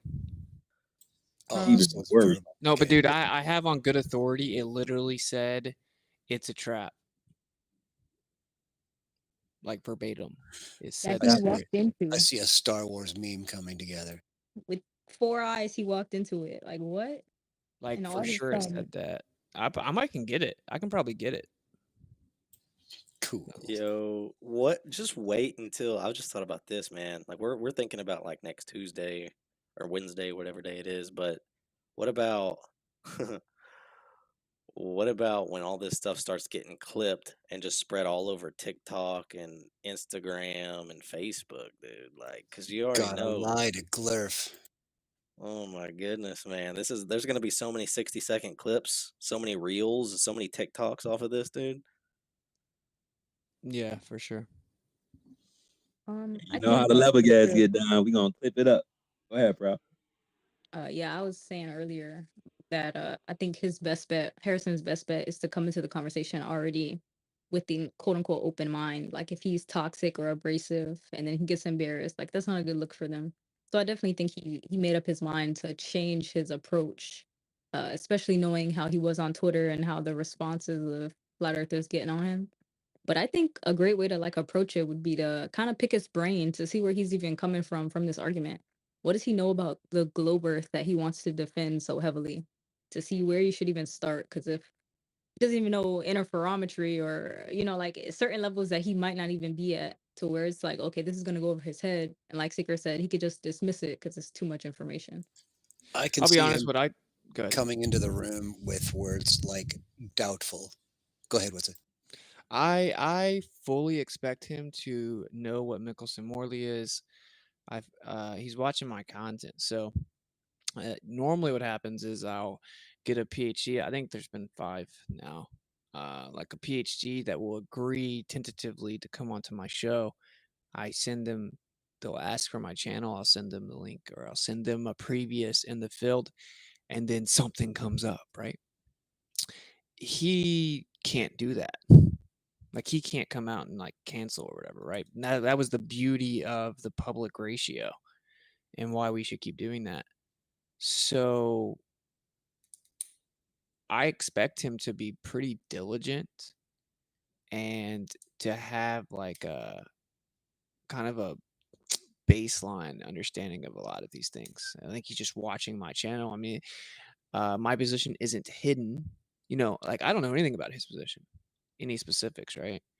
But you can just go get my very specifically articulated position on my channel. So I don't know It how means he well. has an advantage, right? He Yeah, has an advantage. And keep in mind, Witsit is playing an away game. Okay, this ain't a home game. Ladder Fridays is a home game, some could say, but this right here is an away game. We're gonna see how it goes. Go ahead, bro. Well, and I mean, obviously it's virtual.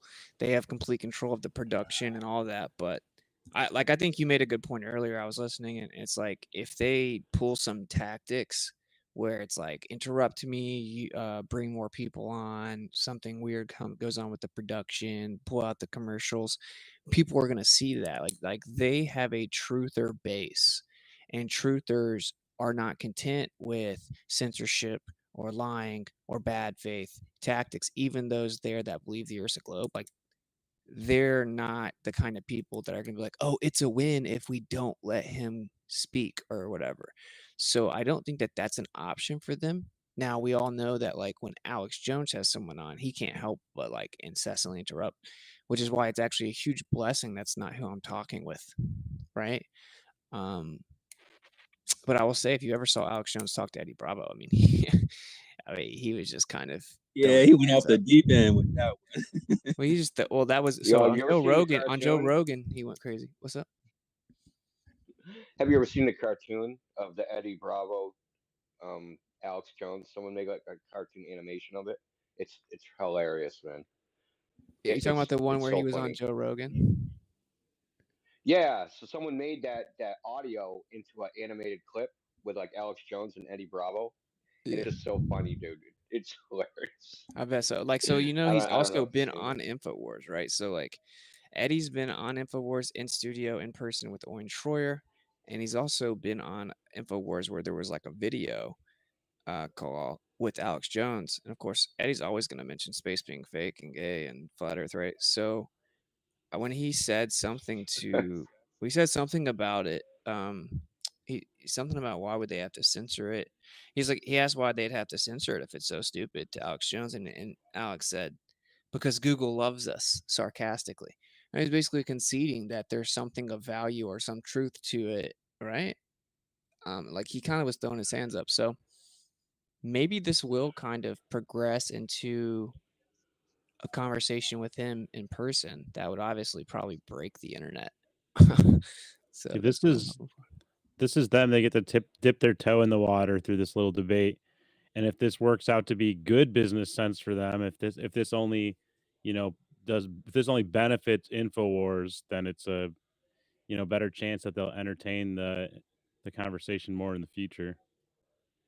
So I think that's why I have like quite a big responsibility on my shoulders, right? It's like the burden is not to just intellectually represent FE well. I think it's not particularly difficult to do that, but it is to keep the conversation copacetic and productive and point out the common ground and like address the portion of the audience that is hostile towards flat earth, like the boomers, we went to the moon, damn it, like, that they think believing in NASA makes them patriots and stuff like that. Like, if I can get them to be chill and still like me, then they won't flood the feedback.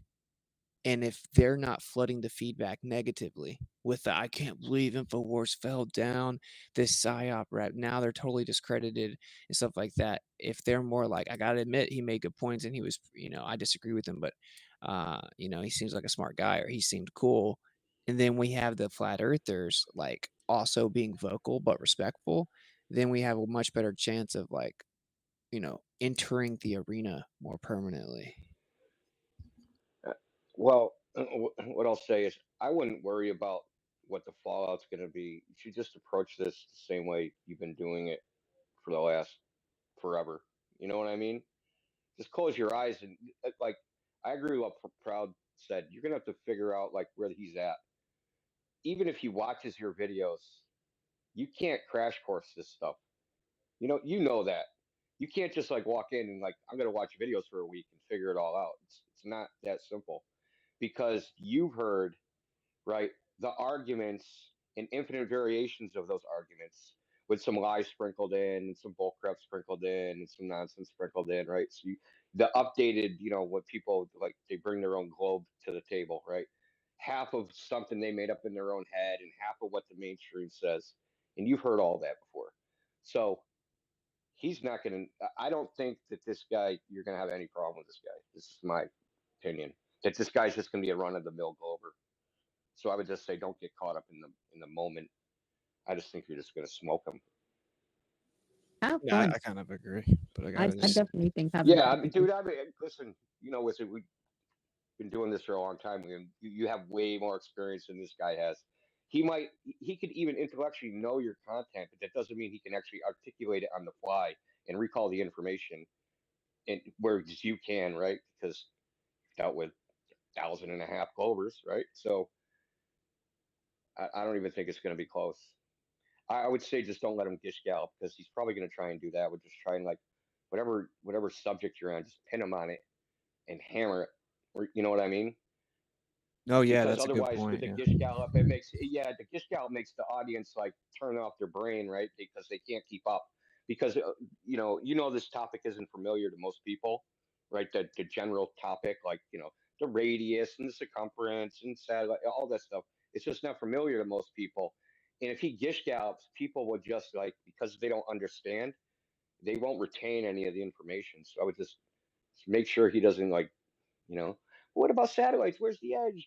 What about day and night? All this, time zones and eclipses, and what they do. So I would just try to stop him from doing that more than Yeah, anything. also they're normally like in this frantic search for the one thing that can be like presented as a gotcha or that they stumped you, and then it's a win, right? So like that's why they just go up so much. And so the audience will be watching kind of desperately like that and just looking for the one time I don't know an answer, and then they'll just amnesia the 50 points before that. So I think that's a good point, is like, well, before we get into that, let's like really conclude this point, you know? Yeah, yeah, that's a good point though. Like, that could be the purpose of the gish gallop, is looking for the needle in the haystack, right? Like, there's got to be something in this box of gold claims that I can use as a gotcha. Like, no, man, there's Yep. nothing in there. That box is empty. No, that's totally what it is, because anytime that I've been intellectually honest and been like, we don't know the answer to that, they just like run these fake victory laps, you know?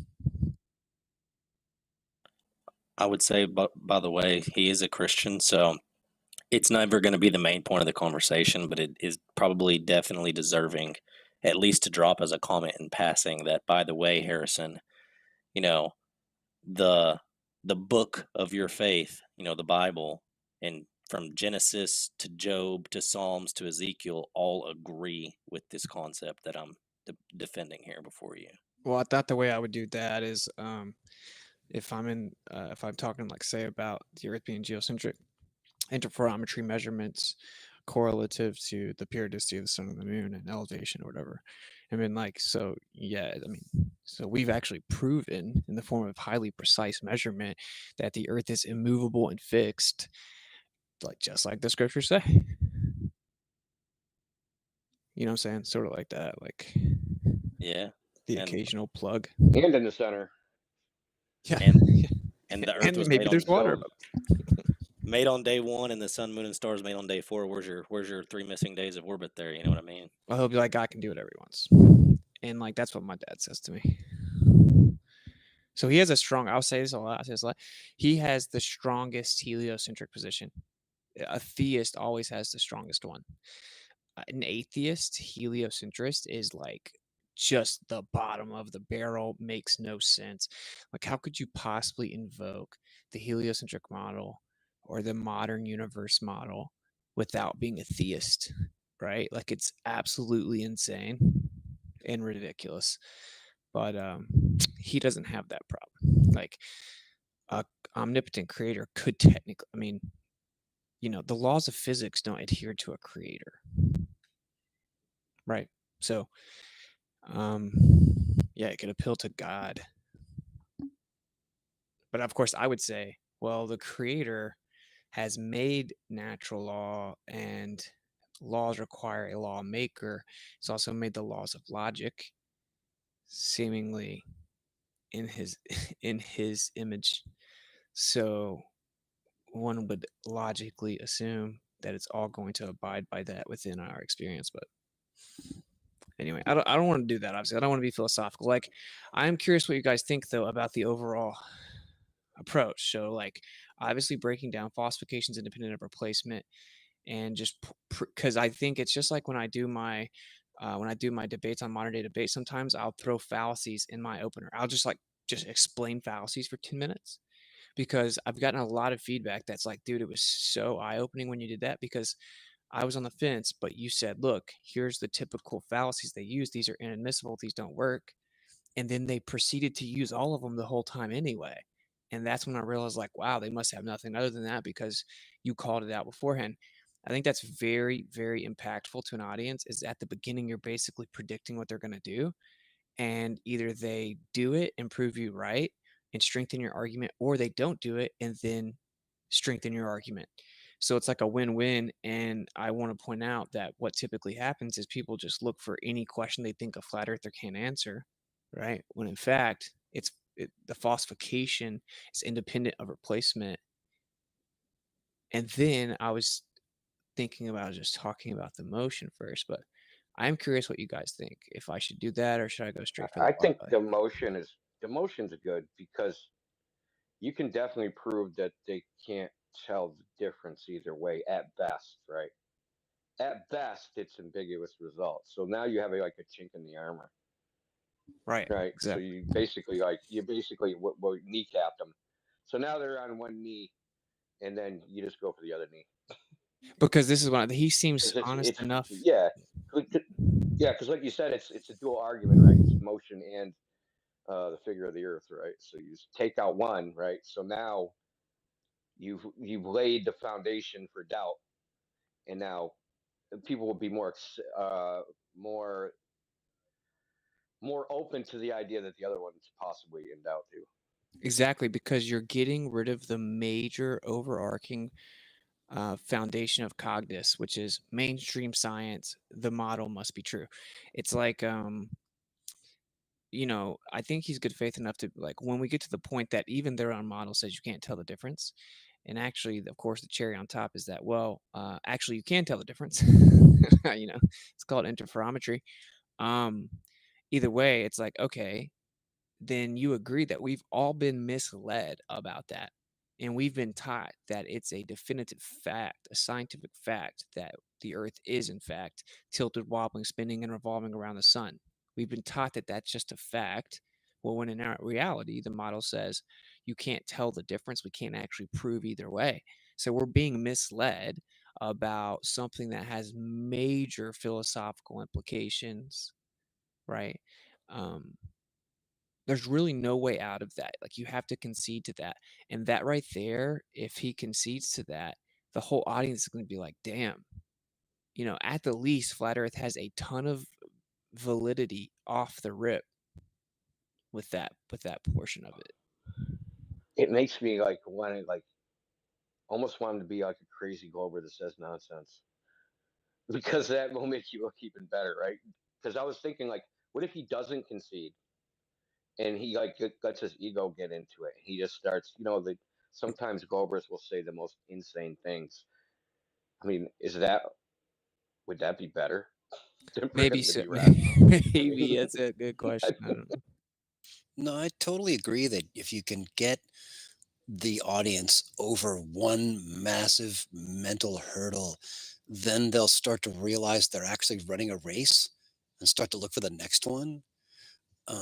But I don't know about poisoning the logical fallacy well at the beginning with prediction like that, so to speak. That it's I think it adds a level of complexity for the audience in anybody who's kind of trying to keep score, that they have to remember those while they're considering the issues. It just might just be more mentally efficient to just point them out as he makes them and describe the one that he's committing, and give another example of it before you correct him on it. So that it's done in a more direct and applied way. I think So that I is. 100% agree with that. Yeah, okay, cool. Yeah. What I mean is, I was using the example. I do that sometimes on NDD, but I agree with your point. And just in MDD, I don't ever have time to actually articulate the fallacy. But Yeah, for sure. in this scenario, I'm just saying the falsification is independent of replacement thing, meaning that I think I was thinking about even presenting it in a way that's like coming from my own individual experience, right? Because that is what happened to like when I first heard the Earth was flat, I immediately started thinking, how would everything work? Like that's like the immediate natural response. You're like, because you're like, what does that even mean? Like, how can I determine whether or not this could possibly be true? I don't even know what it means. Right now, we found that like some Globers are 7 years in and they still don't even know what it means. But like your first instinct is like, but wait, what am I even examining? Like, what am I determining is true or not? Like, how does this work? How would this work? So it's like instinctive to be like, well, if the earth was flat, how would day and night work? How would the seasons work? How would circumnavigation work? How would all these things work? But I just want to point out to the audience that, like, although that is a natural response, it's important to keep in mind that, like, falsification is independent of replacement. And I don't know if I want to go through the whole like adoption analogy, but I may if I but like and I'm open to you guys suggesting I don't do that either. But I guess my point is I just think that pointing that out may save us a lot of time where I can reference it back in the debate and be like, yeah, but again, falsification is independent of replacement. The adoption analogy is good. If I can expand on that real quick, I think that like your first introduction should be just attack that heliocentric model. It's a young one, and it's very hard to justify them saying that we're receiving going through space, chasing the sun in its wake at 66,000 miles an hour, because we're not feeling that and we don't observe that. So you automatically have the truth.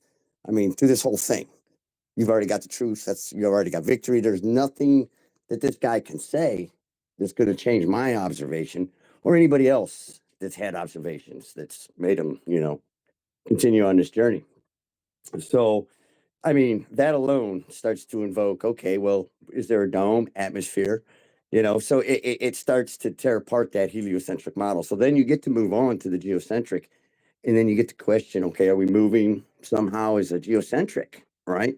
Well, water self levels, it lays at rest. It's not demonstrating that we're moving, which then again supports geocentric, still furthers away and destroys that heliocentric model. So you're kind of staying in like a 3-point bullet doctrine, and you're not really letting them out of that triangle, because you can't prove any of it.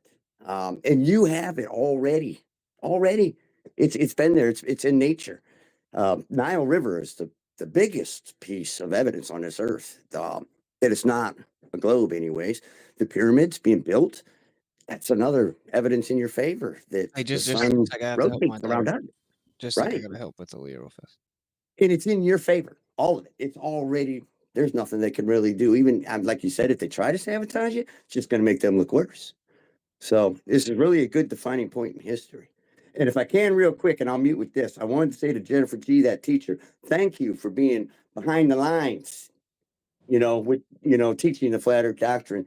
And as you were looking for some material, I just want to suggest the book Alex Gleason is The Bible from Heaven is the Earth a Globe. It's a great book. It's Alex Gleason. It supports this map that he has. That's a scientific map. So it's good educational material, especially for students and young minds. So with it, good luck with that. I mean, like I said, I don't even need to wish you luck because you've already got your truth is already on your side. You're a great face for it, so I wouldn't worry about it. You're good. Victory's already yours. Hey, can I chime in real quick? Hold on, D3. I see you. But we had Ron Boston Bear that was up first. Shout out to the mayor of Flat Earth. And we do got a couple of mics Copy. as requesting. So we're gonna be rotating, and you guys can just request back up as we're trying to get through these. But yeah, we see you, D3. Let's slide over to Ron Boston Bear. And just real quick, let me just add in. I think that establishing that baseline ahead of time is cool. To have that conversation with him, logic and the fallacies and things like that. Because again, we're dealing with somebody who still believes in the moon landing, guys. No matter how rational he think he may be, no matter what information he think he may research, if he's still thinking the moon landing was a real thing and that wasn't a psyop, then we got our hands full already. Okay, just keep that in mind as we move through this conversation. But what up, Ron Boston? Hey, Thaker, can you hear me?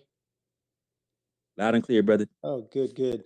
Yeah, man, I was asleep. I had trouble getting my kids down. I was sound asleep, and I had one of my first FE kind of wake ups. I'll tell you, I woke up from a dead sleep, baffled at the level of pushback from the anti-flat earthers. Now, it wasn't a nightmare. I wasn't scared of anything.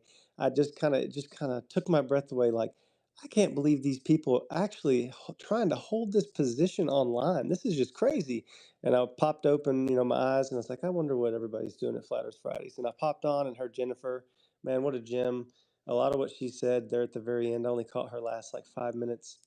Reminds me of just me and my journey because I'm raising 3 small kids. And I dropped in the purple pill for her to look up a guy named Josh. He started a channel on YouTube called Creation Standard, and he's going full time.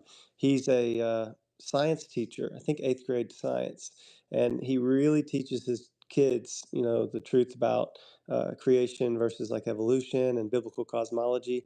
Y'all may know him from his other channel, Founded Earth Brothers. It used to be Flat Earth Brothers, but there was too much censorship in that name. So he has a twin, and they do Founded Earth Brothers quality stuff. So I see Jennifer still down in there. If she goes there and reads the description, there's an email on like how to get more information from this guy, and I've signed up for some stuff.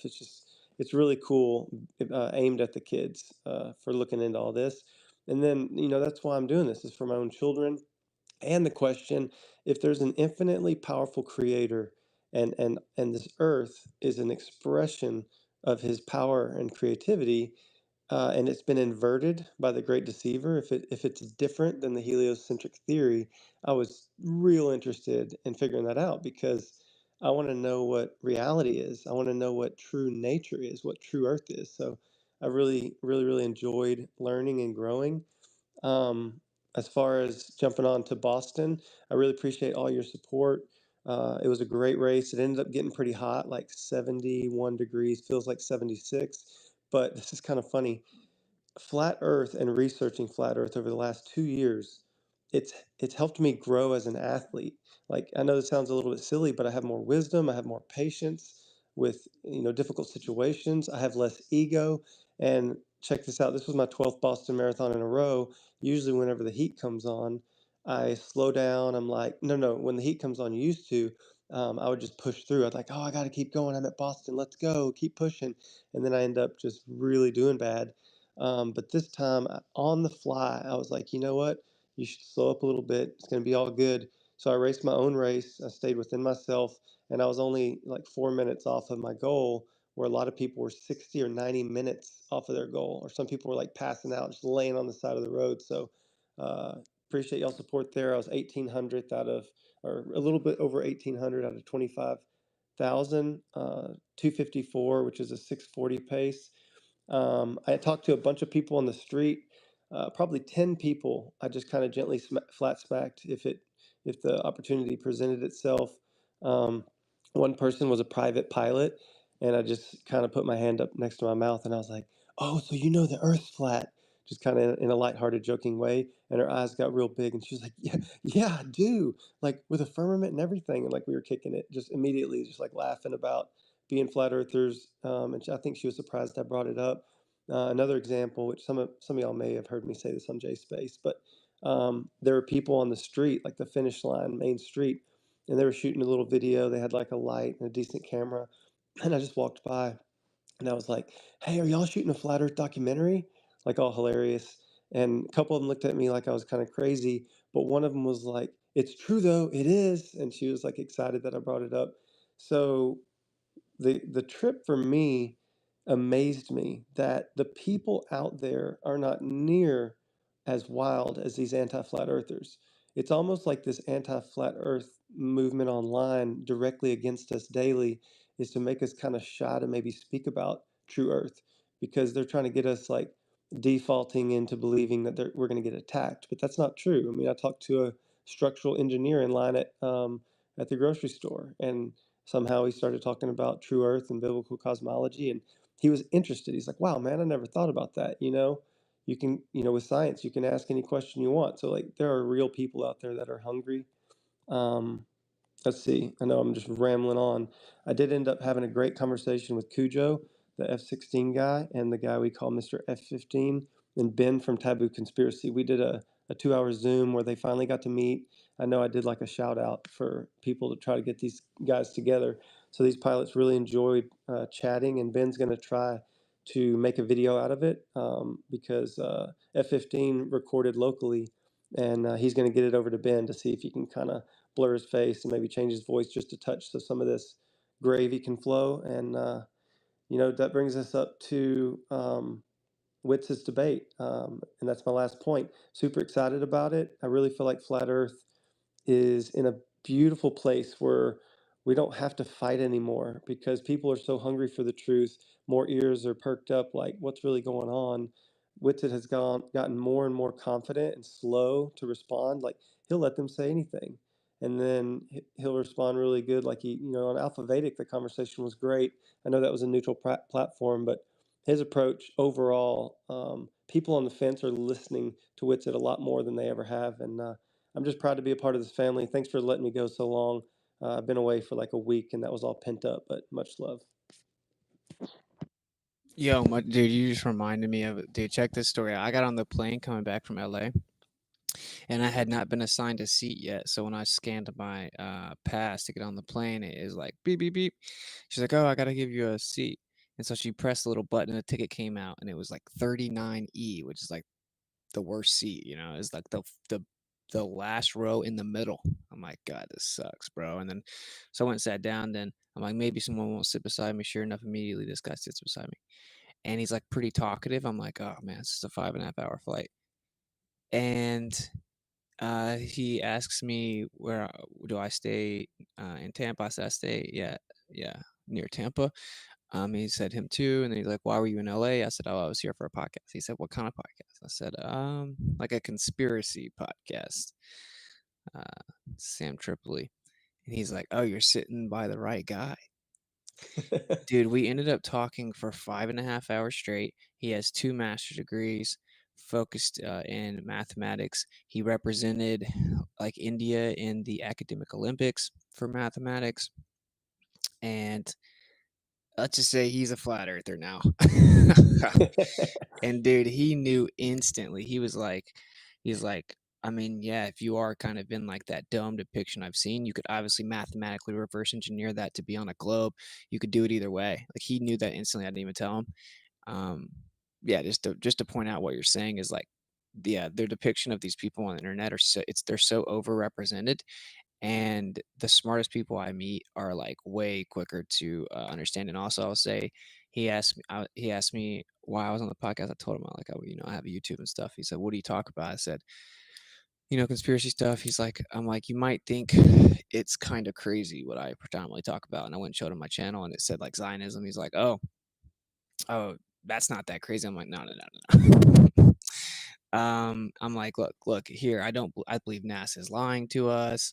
And he said, oh yeah, for sure. I said, and I don't believe the Earth is what they told us. He's like, wait, are you one of those like flat earthers? And I said, yeah. He kind of chuckled and said, that's just something I haven't ever actually gotten around to looking into. And then, yeah, we talked for a bit. And let's just say I'll stop ranting. But right before we landed, we talked about a lot of stuff. It was like an incredible conversation. Right before we landed, he rolled the window up. He looked out, looked back at me, said, "Looks pretty flat to me."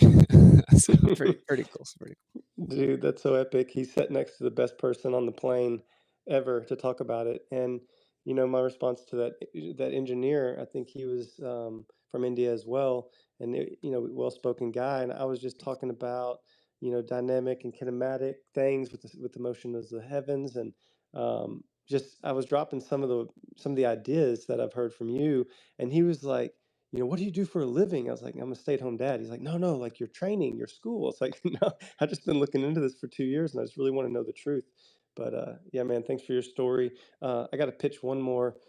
So in the middle of my race, there was a guy, and some of y'all have heard this, but anyway, there was a guy that was like 40 or 50 yards ahead of me. And I was at the point where I was in a lot of pain, and I had to kind of keep pace.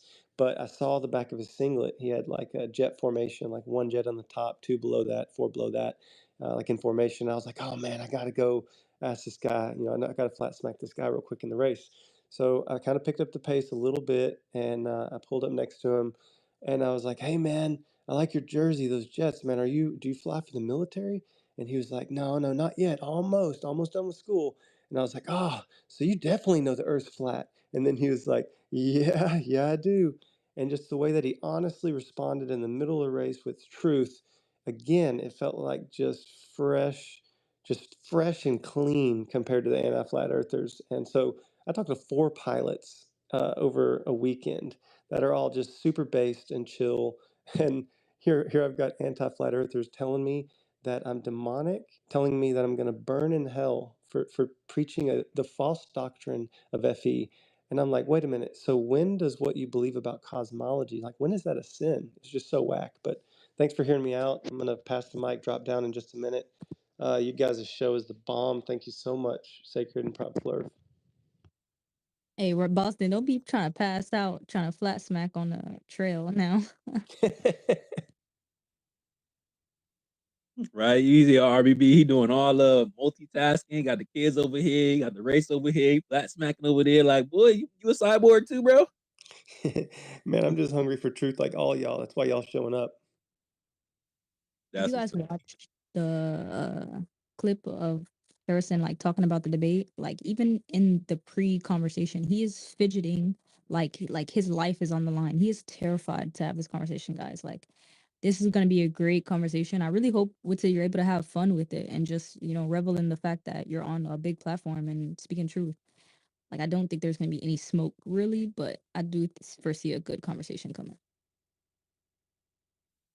Yeah, Yeah, that's man, a I'm just really gonna have good fun, man. I'm gonna have fun, bro. I've learned that you can't really predict these types of things, and just being organic and natural is the best way. And truth doesn't fear investigation, so I think it's gonna be cool. I think I've gotten much. I don't think I was really prepared for big platforms like this until now. I used to be like a lot more hot-headed and stuff, so I think it's gonna be cool. I think this is going to be a good test of Harrison's listening ability.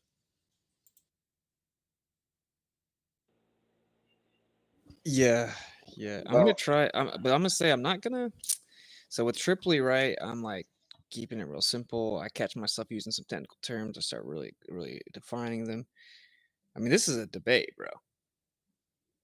So, like, you're still gonna get this work. I mean, it's a debate. So, Think there's a possibility that he's gonna take like the non-technical angle with the like, why would they lie? How many people had to be or like in a on it? philosophical Blah blah approach. blah blah blah. Yeah, well, I I mean, resonate just with a why would they lie. sociological approach. Like, I can't believe all these. Like, how are all these people? It's basically like an appeal to emotion. All these people, we rely on them. Why would they lie to us? I mean, it's kind of a weird tack to take on Infowars, but given the nature of like their show is kind of like social commentary and not really technical type stuff. I mean, bro. I don't know. I An guess Infowars they might host, take that. an Infowars host asking why would they lie would be literally hilarious. Like, bro, you have the platform for a reason because they are guarding information, bro. Like, I don't think he's going to make But the he believes mistake in of the moon asking landing. a That's what made me newbie think of question. that.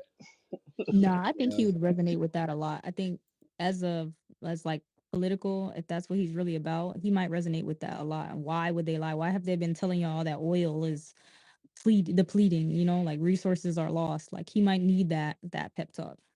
I think he's gonna have staunch anti-flat earther arguments. Like, I think that he's gonna be pretty vetted. Like I said, I mean, I know on good authority that he's been watching my stuff nonstop, including debates, and I think predominantly debates. So, and then he claims that he's done hundreds of hours of independent and open-minded research. I know Infowars took over that office. I mean, Flat Earth took over that office some years back. I don't expect him to be unfamiliar with many of the things. I think he probably isn't fully familiar, right? I mean, what are the odds of me bringing up like the anisotropic signal propagation of GPS or meridian corrections? The correlative periodicity of interferometry, and like, is he really going to know that stuff? Maybe not, but I think that he's definitely not going to be a newbie. It's not going to be anything like that. And I think he's gone on way too many rants kind of explaining like why it is difficult for the normie to grasp the magnitude of some of the deceptions because they just can't conceive of a conspiracy that big. And to the extent that Robot Polisher has taken so many of his rants and put them in Flat Earth videos because it perfectly describes Flat Earth, I don't really see him failing that test, right? I think he's going to come at it from the approach of like, I think a lot of the people that go against you guys suck. I side with you guys on mostly everything. I think that we're on the same team. I'm gonna defend you guys against the people that attack you the way that they do every time. Uh, we just disagree, and I think that you went too far. I think that you're very skeptical and open-minded, and that's good. And I think that this is just you went a step too far, and that this may have been pushed out on purpose to distract truthers from the more important subjects. I think he's going to take that approach. He's a pretty intelligent person. I just don't see him failing the optics test that bad, but who knows?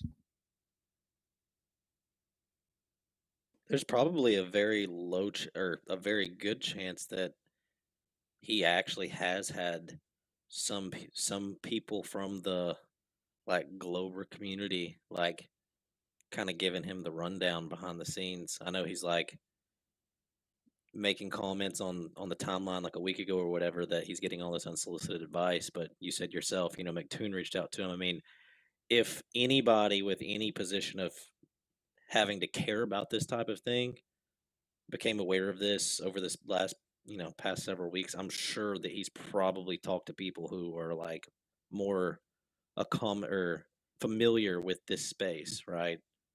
I would Yeah, but think that's it'd what's be so beautiful about it. Like, I would say McToon is the best that they have. McToon has obsessively tailored arguments against mine, and I can destroy McToon on every point he has. So The best the Globe community has? Wow. yeah, for sure. McToon's the best they have. Yeah, I think so. I think his website's the best they have. I think he's the best they have. So I don't think he's that good. I'm just pointing like I think he's actually. It's very telling that he's the best they have because he develops the tactics and dishonesty, but I think you kind of have to. Anyway, that's just my opinion. I know for a fact that McToon didn't reach out to him and not send him stuff, right? Like, and so the odds are he probably looked at it. Why not? He's trying to prepare for a debate where a bunch of people are telling him that he got in over his head and he doesn't know what he's prepared for. Like, he's not stupid. It's his show. He's going to try to avoid like being embarrassed, right? So he probably has read McToon's stuff, and I don't know. I mean, I could do a live stream, just go through McToon's website. It's all ridiculous and misrepresentations, but Half the stuff doesn't even support his argument. Half of the stuff debunks his arguments, which is crazy. He just does like an elephant hurling fallacy. Here's an 800-page PDF that supports my argument. Next, it's not, it's silly in a way, but I'd agree with you that like he's the best as far as like snakery, I guess you'd call it. I don't know how exactly you'd call it. He's not very honest, so yeah, he's not. there's But that. but I mean, that's pretty cool. Meaning that like, he claims I'm so stupid, but if I ever just come up with a new argument, like within days, he's like obsessively talking about it, and whenever you get the argument from McToon, that's like the end of the road. That's like the best he could come up with, right?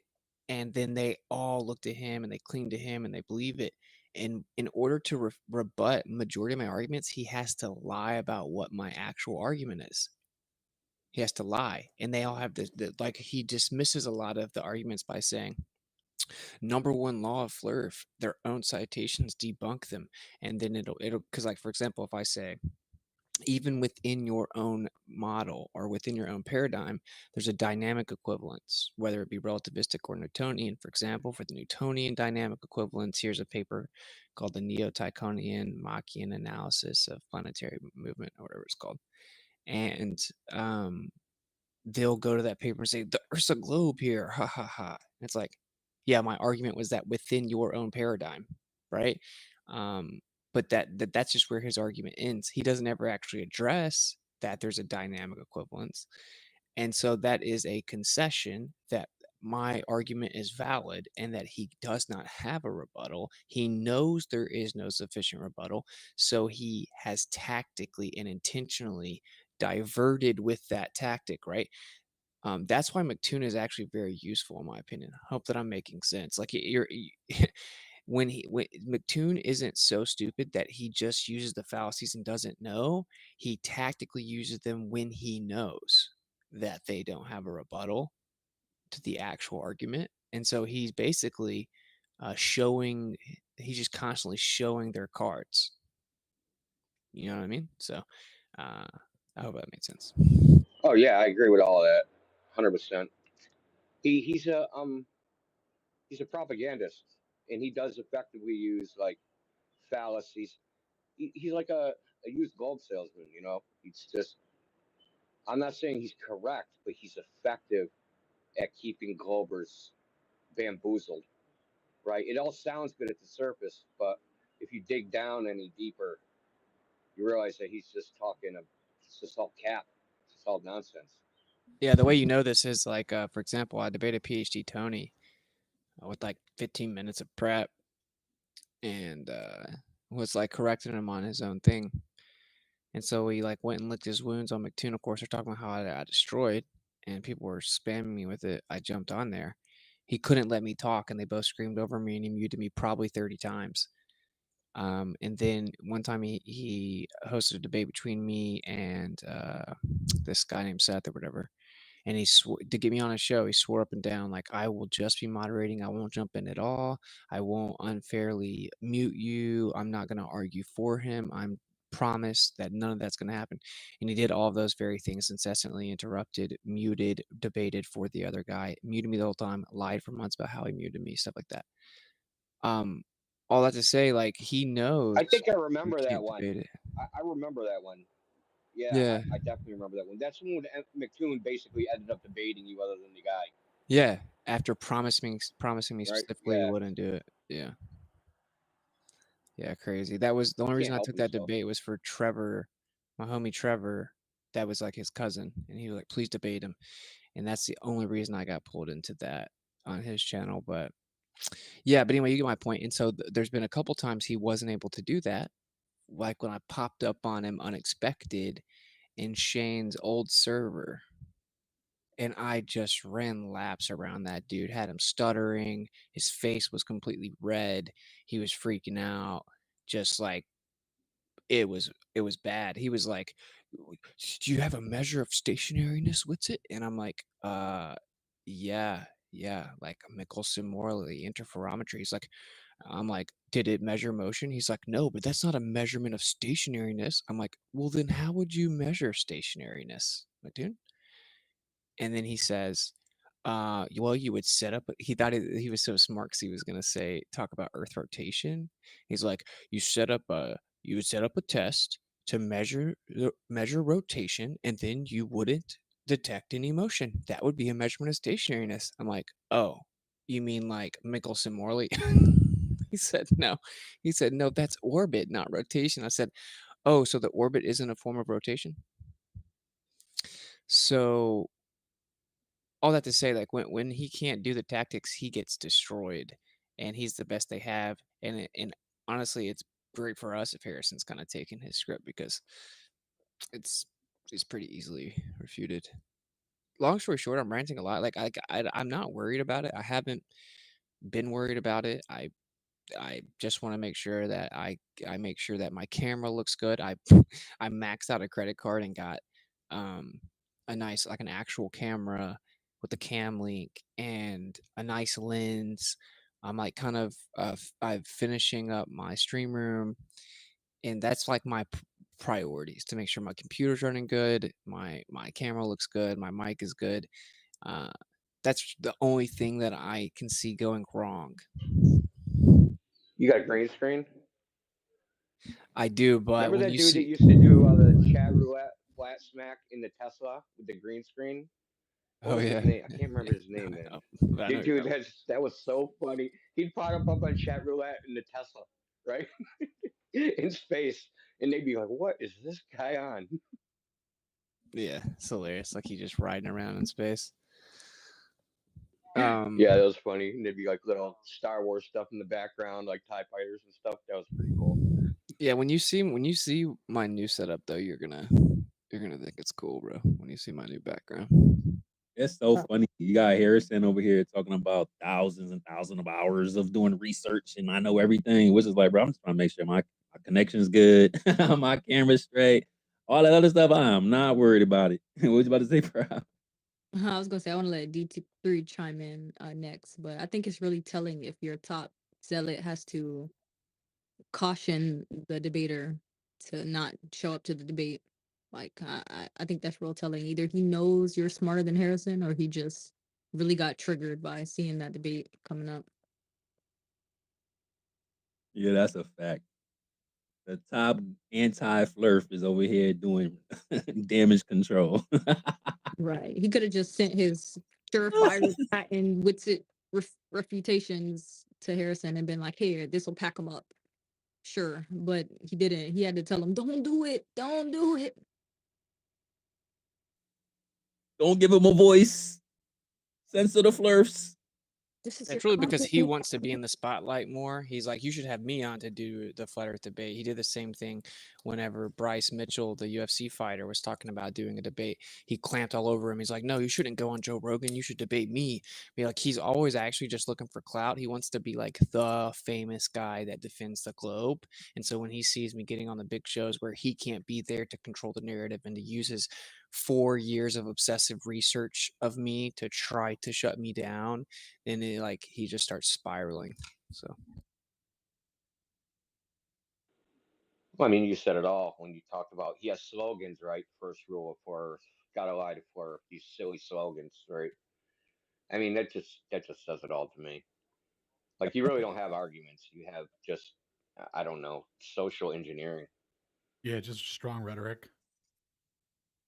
Got a lot of glurf. Hashtag. We're gonna take that back. D3, what's up, bro? About to say, did he patent that by any chance? Nah, I'm here.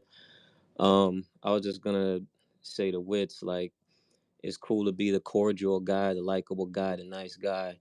But big picture, I'm looking at this as war, um, presenting the truth. And I would approach it a little differently. Like, I'd be nice, but in my head, like, I'd be super focused. Like, let them know straight off rip, like, yo, I'm not here to answer everything about the universe. I'm here to talk about this, this, and this, right? You're not bouncing me around like that. I'd hit him with, like, you got to steel man flat earth first. Then we go from there. So there's no misconceptions. Hit him with the Copernican principle real quick, then get to the bullet points. Like, look, this is all measurement. We're not talking about calculation and theory. We're talking about measurement. When we measure A, B, and C, it's flat. When we instruct people how to build, how to fly, how to make maps, it's flat first before it's transformed. When we measure A, B, and C, it's not moving. And then I hit them with the gravity, like, but it's not even accepted. They don't have a full working theory that's accepted in quantum physics, which runs everything we use today. You know what I'm saying? And then, go from there. But I wouldn't want to bounce around too much, bro, because you're on a stage and you're representing a lot of people, with this truth argument. So that was just my 2 cents, bro. no, yeah, good luck. Yeah, I really like that implementation of the steel man. We talked about this a couple weeks ago. And I think that's really, really important to make sure that these guys understand the arguments that are being put forth so that way they can argue against it intellectually, without misrepresenting or straw manning, right? Because then it's going to have to go into fallacies and all this different type of stuff. But if you can articulate my position, whether you agree with it or not, then that shows that at least you have a comprehension of the subject matter. Now you can refute it. But if you can't even repeat to me what I'm saying to you, then we're not even having a discussion at this point. You're just letting me talk at you and you're just looking to speak back at me. And then at that point, there's no fruitful or value being obtained from the conversation. So that's a really good point, D3. Which I really think that you should make sure that when it gets into some of them, maybe some topics that are a little bit obscure or a little bit technical, if you have to go there, make sure that this guy steel mans your argument. And you do that to the Glober all the time. So I don't got to tell you about that. But for him, we got to make sure that he understands where we come from. That'd be one of the main issues, whether they do it purposely or not. We got to make sure that this guy understands where we're coming from. So I think one thing that people are kind of worried about without directly saying it is that like I'm gonna get caught up in it being a big platform and like wanting to be real good friends so I can keep being on big like bro, when I go into debate, like it's battle. So like you're gonna be hard pressed to ever find a debate that I didn't go about that way. Like that's just the way it is, right? Like it's no hard feelings, but this is like intellectual battle. And in a situation like this, like I'm gonna be like more on point if anything, right? Like an MDD, sometimes I'm just like whatever. This is already taking forever. I know we still have Q&A. Let stuff go. Blah blah blah. But like this is different. This is like you can get 4 straight hours of this work. I'm calling everything out. I'm pointing out the fallacies. I'm pointing out you're ducking things. If he comes back with a straw man, I'm gonna correct him and I'm gonna be like, wait a minute, I don't think you even understand my argument or what you just said, the straw man of the flat earth. Like, can you even still man the flat earth position as to whatever he's claiming?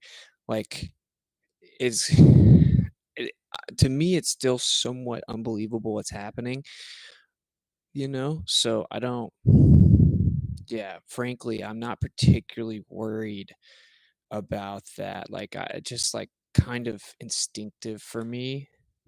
And I think that the bigger the moment, the more like focused I would be typically, kind of like I was in sports, you know. I think I'm kind of blessed with that. Like I think that yeah. Anyway, long story short, I view this as like a spiritual battle and yeah, I'm not gonna like play around with it or like prioritize my own notoriety or anything like that. Hey, this is what I was saying, man. That's why I really believe I don't got no ego, bro. Because the way he could be handling some of these conversations, some of these debates, man, he be going real light on y'all. Like I'm not even just trying to gas him up. Like I be seeing it. Like you be like, bro, I'm not even trying to do you like that. But if you push me, it'll get there. But I'm just trying to talk to you just on a basic intellectual level, bro. I'm not even trying to embarrass you. He will tell them in real time, like, bro, I don't even want to do this to you for real. So like, yeah, man. There's a lot like riding on it, but just like Paul said, I feel like you should just have fun with it.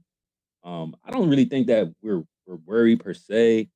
But I think that we're just so used to how most globe earthers or anti-flat earthers handle the conversation that we just want this to go as smoothly as possible. Just like you were saying, bro. Like we're just so used to this, the tactics, the fallacies, the obfuscation, whatever it is, to not address the actual information at hand. We just don't want to see that happen. Like we're just tired of it. So we're hoping that if this guy claims to be a truther, that he could remove this. He should actually demonstrate what it should be moving forward. Like this should be like the new baseline of how all conversations take place. And if globe earthers can't adhere to that standard that we're expecting Harrison to pull forward, then that says more about y'all than it says about us. Let's be for real here. So yeah, that's a fact. Well, I think that's why I'm trying to like take the ball immediately and be like, okay, look, because it'll probably throw out everything he's prepped. It's like falsifications independent of replacement. We falsified the claim of the Earth's moving. We falsified the R value. The lack of convexity, the lack of detectable motion falsifies that positive claim that is antithetical to actual empirical evidence and observation. And like, you have the burden of proof. And so we can take it one by one, but you have to provide verifiable empirical evidence that the Earth is in fact tilted, wobbling, spinning, revolving, flying through space. You also have to provide empirical evidence that the Earth is in fact spinning convexly at a rate consistent with 8 inches per mile squared, 7.98 inches per mile squared. Right? Like, of course, I have the evidence ready to back up my claim of falsification, right? And I'll happily present that. But the ball's in his court. Instead of it being like, oh, but how could the moon be a solid sphere on a plane? It's like, buddy, prove the Earth's a spinning ball. We don't believe it. We falsified it. right? Like it's that right there for me. And then I may throw in a few meta points like, I mean, do you really think that NASA is like the one federal government agency that's not lying? So let's go ahead and throw them out. We're not going to appeal to a government agency, right? Like that's ridiculous. And you bring up Elon being private. No, he's not. Gets hundreds of millions of dollars in funding from the government. Admittedly, had to hand over all of his funding to the federal government. Wants to put a chip in your brain. Went and visited Auschwitz this year. Let's move on. Yeah, so like that's kind of my approach. I think I'm gonna be pretty cutthroat about it. I mean, and I that's why I keep asking. I think I've got a little bit of feedback so far, but like, what do you guys think about me breaking it down into the two prime? Now, obviously, there's like really three primary points, and you have like motion, curvature, vacuum of space. But I don't think we'll have time for all that. And I think that the second law of thermodynamics argument, it always hits the wall. They'll just say gravity. Um, and I think that that's not too much priority. I think that the motion and the curvature are like the top two. I think motion's first. I think that the Earth being stationary is the most immediately impactful aspect of flat Earth. It has major implications. It pulls away the cognizance of um, like the mainstream model must be true. And also, it's like the easiest route to quit concession because they're an actual proper understanding of their own model dictates the concession that the Earth could be stationary and in the center, right? Like that's their own model. See, their own model doesn't ever dictate a concession that the Earth could be flat, of course, but it does dictate that. So, like, getting that first one out of the way, and then moving on to curvature is kind of what I am currently planning on doing. And then, if anyone has like, obviously, you can DM me or whatever, but if anyone has specific things they think I should invoke for that, I'm keeping a few things in my pocket when it comes to curvature that I'm not gonna say right now, but obviously, Jaron just did an observation where they looked at it's like Mount Thirst from 75 miles away, 75 feet up, should be like 2,800 feet of curvature. Target hidden height, the mountain is, I think, 1,900 feet. If you grant them the reified refraction claim, then there's still 23 or 2,400 feet of target hidden height, and no one could see it with the naked eye or with binoculars or with their P900s or P1000s in like the electro-optical imaging spectrum, like the regular camera spectrum. But when they pulled out infrared, they could see the island. And infrared has longer wavelengths, less affected by refraction, but all of a sudden you could see the island that's supposed to be, hundreds and hundreds of feet below the curvature of the Earth. That's one of them, obviously in like the silhouette of Kenegu and stuff like that. But there's another one that's such a death blow that you guys will see. And I'm open to any suggested arguments. But just so you guys know, obviously my go-to for the motion is I think that the most precise refutation is not only do you have to concede via relativity that the Earth could be stationary, like objectively, unless you just don't understand your own belief, but interferometry, like getting different measurements of motion at different altitudes at the same latitude is a major problem. That actually refutes the claim that the Earth is moving, as does the correlation to the stuff in the sky. So I still think that's like, yeah, I think interferometry is the most direct refutation of motion. Obviously, most people kind of take the approach of like, we experience that it's stationary, we treat the Earth like it's stationary, it's practically utilized as if it's stationary. You're claiming that it's moving, you need to prove it without the conflation of correlation and causation. But I want to just actually cut it off with actual direct empirical interferometry measurements. I know I said a lot right there. I'm just going to reiterate my question is like, do you guys think it's a good idea to go motion first, then curvature? Is basically my question. Absolutely. Absolutely. Because just like you said, that's gonna like soften the blow when you get into some of the other things that are gonna be hard for people to accept. But if you can establish like at the very least there's an equivalence. Never mind the fact that it works better in a geocentric framework. then that'll kind of like smooth everything over into some of the more polarizing topics. And Canagoo, one of my favorite arguments that you've ever made, bro, especially since it takes away refraction and stuff like that. And I'm pretty sure there's so many other things that you can bring up. But that's just my 2 cents. It's establish a baseline, right, with fallacies and tactics or whatever the case is, steel man's motion, and then the lack of convexity of the earth. I mean, that's boom, boom, boom, boom, right then and there. Like, what are you gonna do? You Well, can't do anything. what I kind of see happening, bro, it's like him trying to get past that blow as fast as possible, right? Because he's smart. So he's unlike a majority of the Globers. Like I think he's actually has some discernment. So it's automatically not like it always is. So like I think he has enough social awareness to and he's obviously gifted to articulate himself and stuff, right? So he's gonna have enough social awareness to know like, okay, this is not a hill I need to die on, right? I need to move over to why I think I can prove it's a sphere.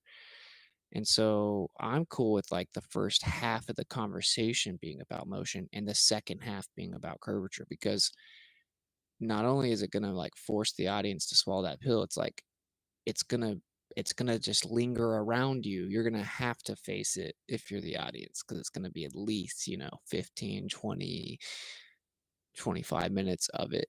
And then like really get them to concede like that they didn't even tell us that was an option. That means that we're being misled, we're being deceived into a belief that the position of the earth is not special, it's not unique, it's random, and that's provably not the truth. It hasn't been proven that we're moving, and that the geocentric position is actually more viable because it doesn't have the dark matter and dark energy problems, etc. Like I just want to make sure, I don't want people to come at me sideways after I do it, and it's like I am perfectly fine with like talking about effectively geocentrism for like the first half of the debate.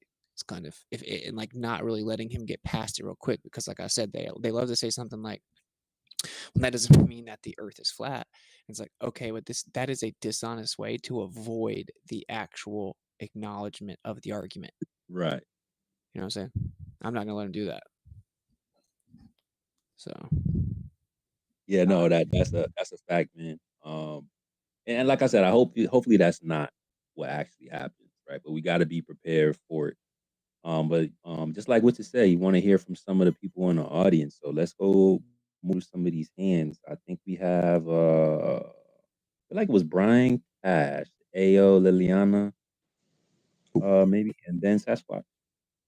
So let's hear what you guys got to say. What do you? Hello, hello. This is Aobara from Japan, where I cannot find any curvature or any movement of the Earth.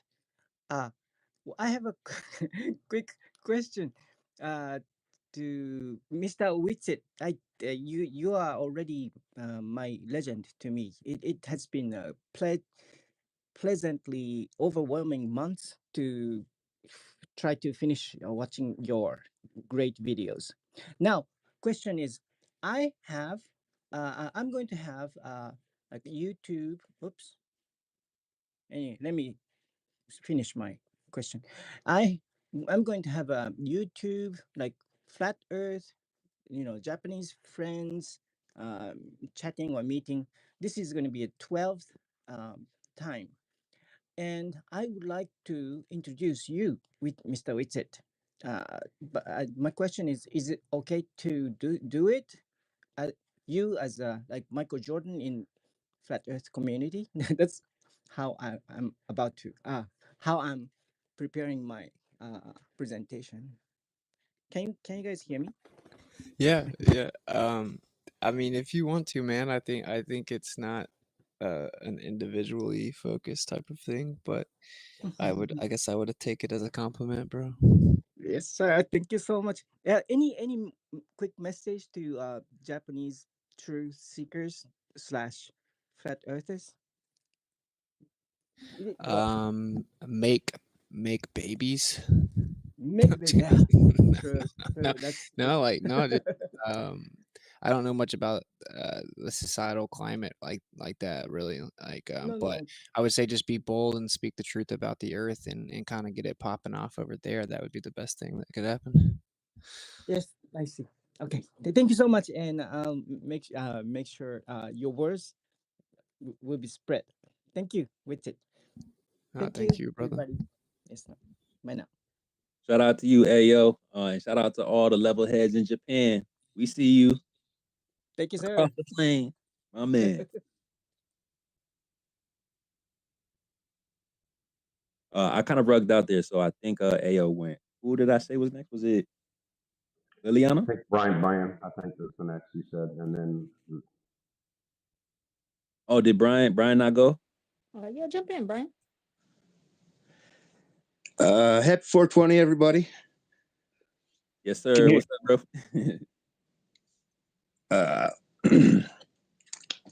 I'm nervous, man. I don't know how deep I can get on here. Everybody knows what's going on in the world. The reason for the thing that happened in 2020 and all that, right?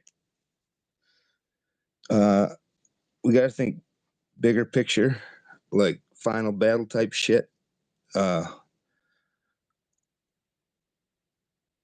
I started out as a cannabis activist back in 2008. I've always been searching for the truth. I'm a fucking asshole. People don't like me because I tell the truth. I have worked in television, radio.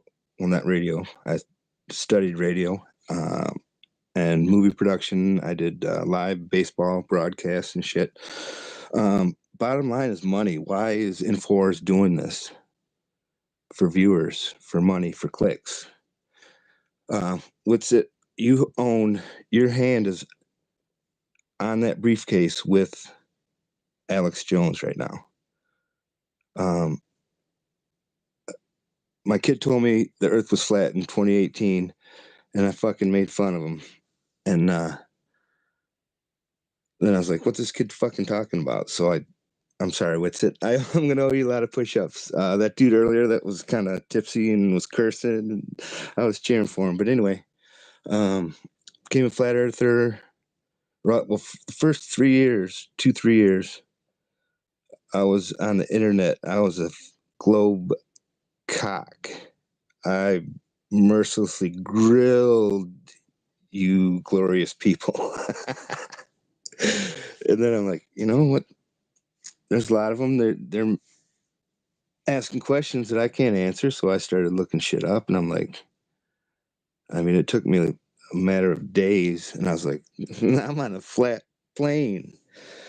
And then it took me about a year to get going, and it took me a year before I came out of the closet. And my advice to Witsit, I'm so new. I'm a baby in this. You guys are all so fucking smart. Is this a debate or is this a interview? It's a huge difference.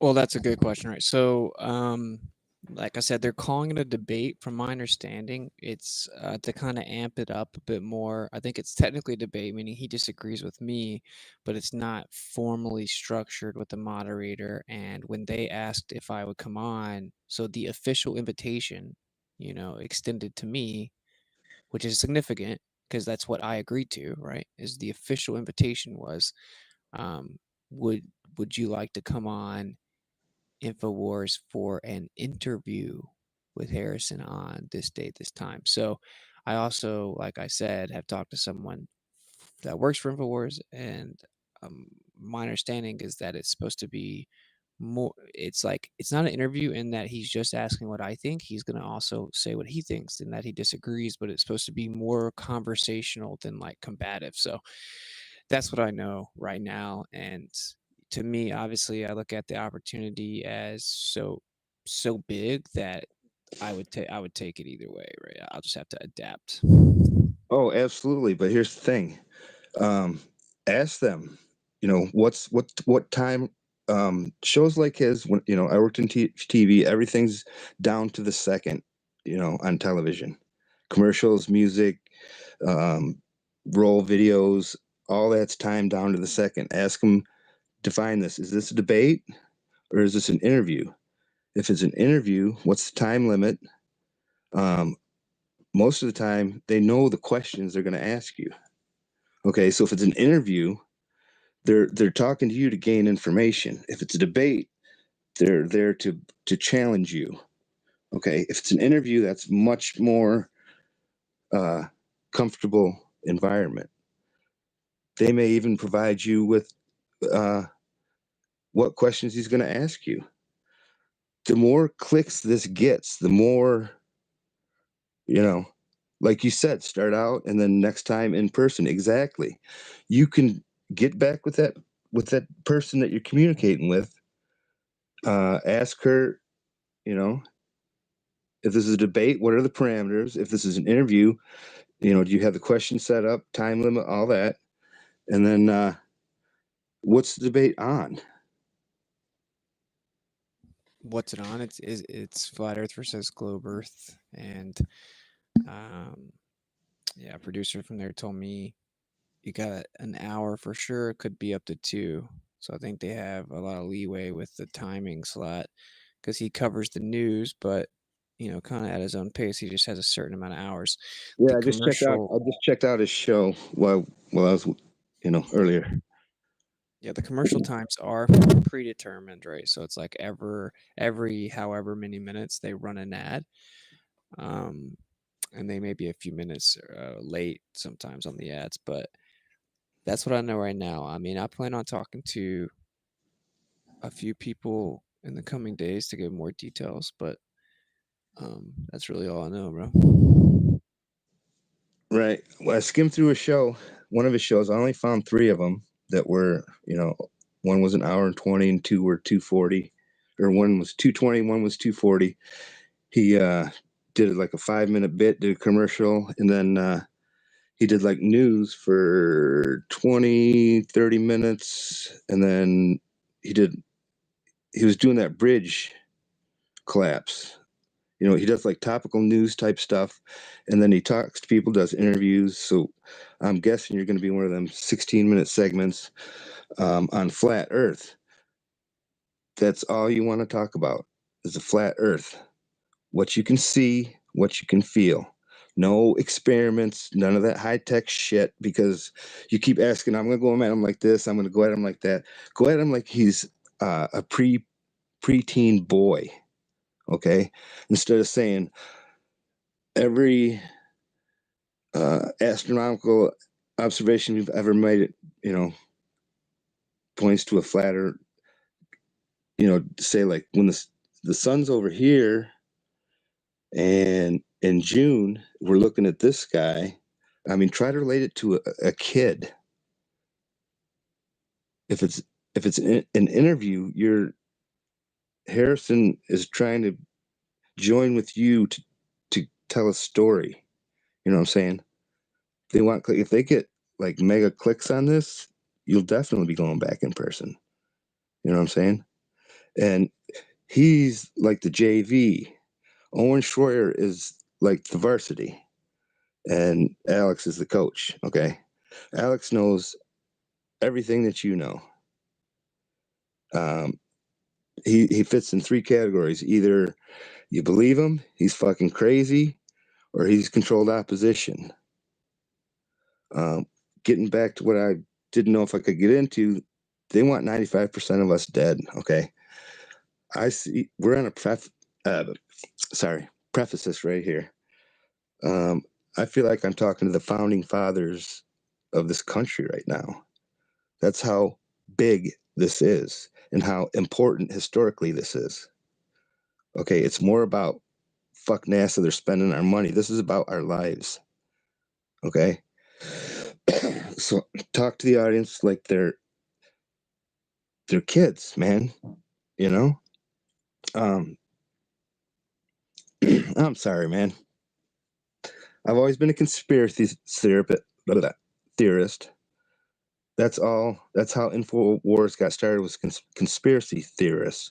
So you're moving into a friendly environment, about the most friendly environment you could move into in this big of a step. So that's all I just want to say. Keep it simple. Demand to know what's coming. You know, they don't want you to walk into a situation blind. Give her your phone number to give to Harrison. Tell her, say, give me a call. Let's talk about what we're going to talk about. You know what I'm saying? The only answer to a question I got was no. Was when I fucked that up. You never know what you can get if you don't ask the question. I used to go in the bar and get drinks, slam my drink, walk back up, keep bartender. Hey, I heard you have free refills here. Ha ha ha! Yeah, here you go. You know what I'm saying? Ask anything. You know, you should know what you're walking into. Then you can plan. You know how you're going to attack it. And I would stay right here on Earth, buddy. No experiments, no interferometer, none of that crap. Okay, I'm not calling it crap, but it's just you're talking to these people. It's going to be their first flat Earth experience.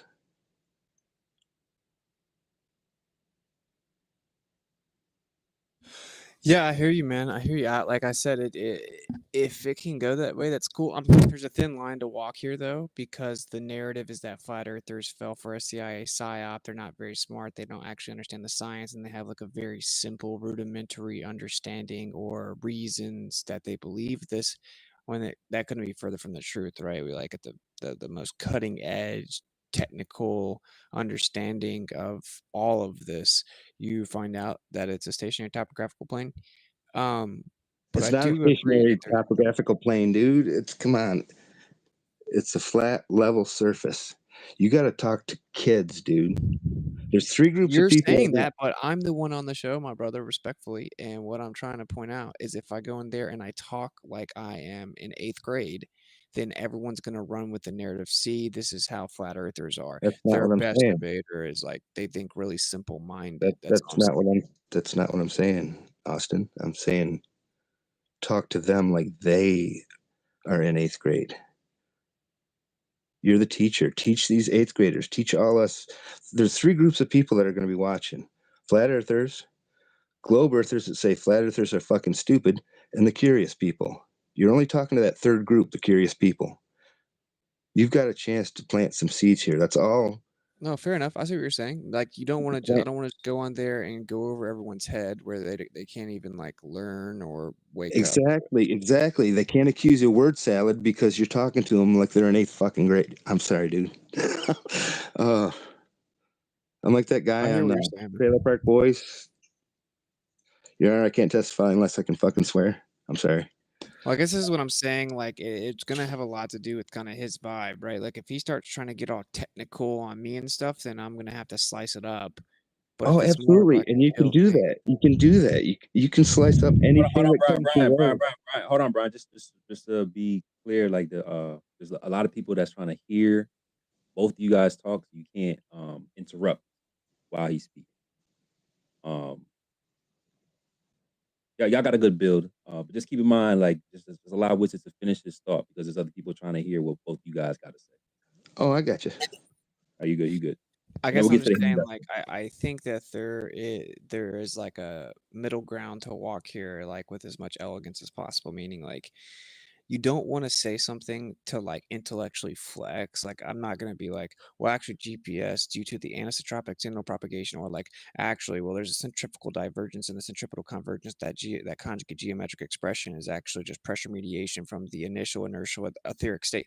Like, I'm not gonna do that and then just like leave them hanging, right? But when you get into kind of the complexities or the in depth in a conversation about this, like depending on their energy, you have to like be precise, and that usually requires technical terms.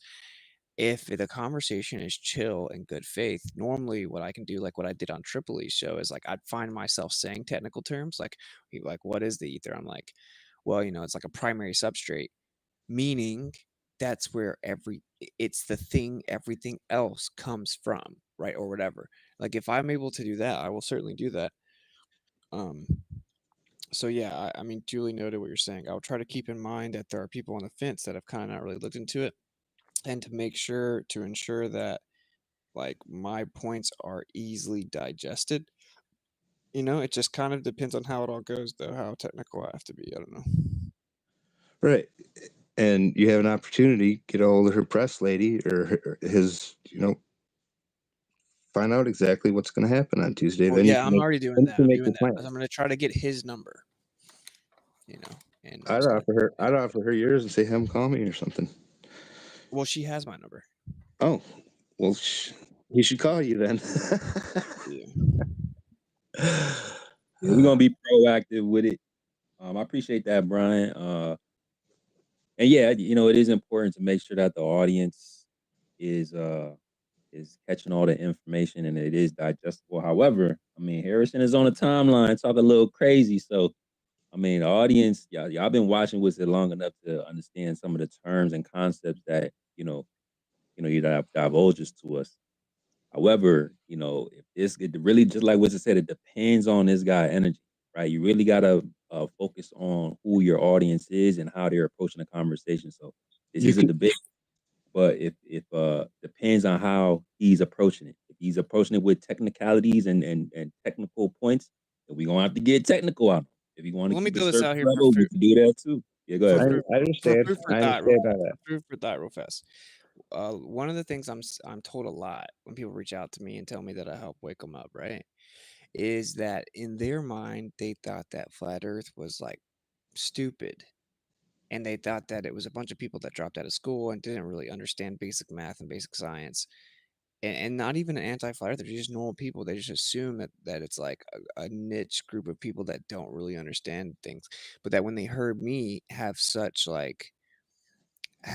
a broad understanding of like the higher levels of science, that broke their cog dis, where they're like, okay, I can't just dismiss flat earth as stupid, because clearly there are like smart, informed flat earthers. And so like there is something to be said about that part of it, right? Which is the unfair representation of flat earth is that we're ignorant high school dropouts that live in our mom's basement and we don't understand basic things, and we're gullible enough to fall for like a CIA psyop or whatever. And that needs to be corrected. And like my lane, I understood my lane to be like 4 years ago. It's like, I'm not going to be everyone's cup of tea. I'm not going to be FE 101. I'm going to be the guy that's like, you're not going to get to call us stupid anymore. That's kind of my lane. But like, it just is what it is. Yeah. Exactly. You're advanced, dude. You're just like way advanced. You're Jordan, buddy. Accept it. And another thing I thought of, this flat earth thing is like we're 6 degrees separation from everybody in the world, right? So I'm thinking of all the mousetraps with the balls on it. What was it, like 16 or something? Flat earth hit big. That's like throwing the ball into the big pit. The last couple of years, those balls been getting close to hitting the other mousetraps, and once that happens, it's gonna. I mean, joining together with everybody on this planet. Yeah, with a hard T, bro. Yeah, with a hard T. That was a joke, but the only way we're gonna beat the one world government is for all of us to work together. Well, yeah, that's what I was explaining on tinfoil. I'm like, a lot of people look at it and they're like, bro, with all this other stuff going on, like, how is flat Earth? Like, why would flat Earth be something that we're focusing on? Like, how does that make the list? Like, we have pedophilia seemingly running the world, and we have politicians in Hollywood being blackmailed via pedophilia and sexual deviance, and we have like another country, a foreign state, kind of running our country, and depravity runs rampant, and they're coming at the children. And like, how, with all this stuff that's right in front of us and an immediate threat in our society, how is flat Earth even like worth investigating, even if it were true? And like, people think that, and it's like, it's good faith. That's like a pure intended notion. Like, they're not just trying to be a smartass, or like they genuinely think that. And it's because they haven't realized the implications of it, right? And that's what I was explaining to him. I'm like, well, it's like once that curtain gets pulled back, there's no like not seeing behind the curtain again. And how many flat earthers are genetically modified now, right? Because I don't know who's streaming this right now, but obviously it was uncensored there. And I'm like, basically none of them. And right now one thing you're forced to recognize is international cooperation. And everyone should have recognized that in 2020 when the world shut down in unison. But anyway, so like that's what I mean. It is the number one way to pull someone out of the matrix. I mean, there is no falling for psyops as a truther, right? As a flat earther like you. So I want to break that spell as well. And we'll see how it goes. It's like not one flat. And okay, there are some, hilariously enough, but very rarely do flat earthers fall for like political psyops. Like we don't fall for the psyops. It's like I'll say this last thing. When I went to the middle of the pandemic, when I went to a FE conference, dude, I immediately realized this is the most important truth, and this is what they're scared of, because there were 700 people in a room, not a mask in sight. Everyone is having like highly intellectual discussions, tons of children running around. I'm like, this is a very powerful group of 700 people, and they're terrified of it, right? And so I want the audience to realize that, and I want them to also realize that this isn't just stupid people that lack understanding. It's intelligent people that have diligently researched it, and that's why they're flat earthers, right? So big only Achilles heel. It's the only way in. Thanks so much, guys. Thanks so much for being patient. I'm gonna back out, and I'll be here. Yeah, no, I appreciate you, Cash. And let me just build off of what you guys were talking about. There was a space that Proud and I and a couple other level heads crashed a couple months ago. A bunch of Australians, right? A bunch of Aussies down under, right? And they had the same view of flat earthers. Like, oh, flat earth is just dumb. Like, and flat earthers must be dumb because flat earth is dumb. Come to find out, after talking to a space full of 20, 30 Aussies, they're like, wait a minute. Y'all actually know what y'all talking about. Wait, hold on. Y'all just changed my whole view on flat earth for real. They changed the title, like gave us compliments and props, like being able to articulate the sciences and some of the things that they were in contention with. We were able to, pose our position and kind of not directly refute it, but give an explanation for some of their questions. And it changed their whole outlook. I'm not saying that we changed a bunch of Australians into flat earth, but we planted the seed, let them know, oh, our idea of what flat earth and flat earthers are is now like null and void. Like after talking to the level heads, like this is a completely different thing than what I thought. So, it really is important to keep engaging in these conversations, especially knowing who your audience is. And I think Wizard does a great job of doing that. And a lot of the speakers that come in Flat Earth Fridays do a great job of doing that. Otherwise, we wouldn't have, people on a Friday night coming to listen to this type of stuff. It could be so many other things that people could be doing.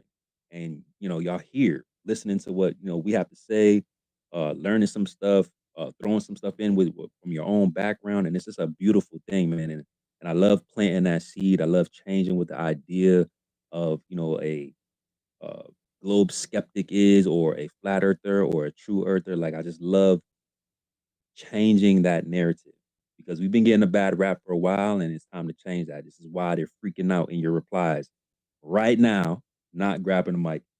So yeah, shout out to you guys. Let's slide over to, I think it was it Leliana then Sasquatch? Let's go to Leliana. I think she's next. Yeah. Okay, cool. Let's ladies first. What's up, Leliana? Appreciate that, Sass. What's going on, Leliana? Hey, hi, thank you. Hope everyone's well. I know that Witsid's gonna do fantastically, but Witsid, I just wanted to share with you that as a person who was a Glober just 4 or 5 years ago, on behalf of the audience, I would say that the most important thing, at least for me, that made me a flat earther was first to get unplugged from the fallacies of the motion of the globe and the curvature of the globe.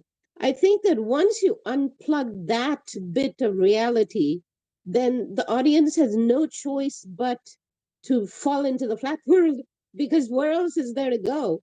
So I think that, I mean, you're great at doing that, and I think you'll be fantastic at walking the tightrope of, like you said, showing the world that flat earthers are not toothless morons. We have really, really intellectual, intelligent, critical thinking, highly informed people that know the globe model better than the globers know. And that's the reason a lot of us became flat earthers, is that we, saw the holes easily in the globe model.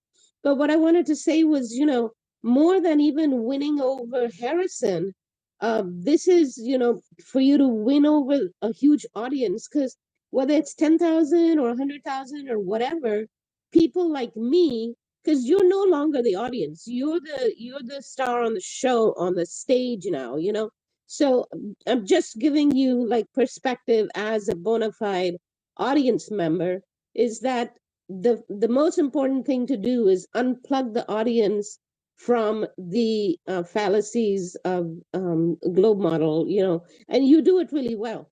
And you do have to walk a tightrope, because you have to sound intelligent enough, but then also, be comprehensive. The audience has to comprehend you. And then also the other tightrope is that you might be debating this guy for real, even though they told you it's an interview.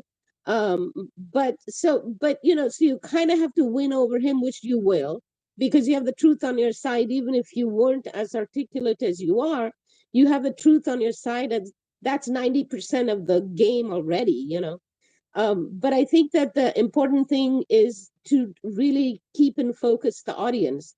That's who you're really there to win over, the hearts and minds of those people. And yeah, I think, like you said, I agree.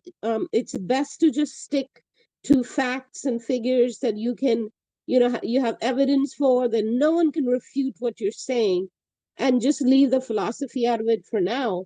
And if they say things like, well, why would they lie, or stuff like that, you could kind of make that as a new rabbit hole that you can go into in the next show, and make that your next show subject.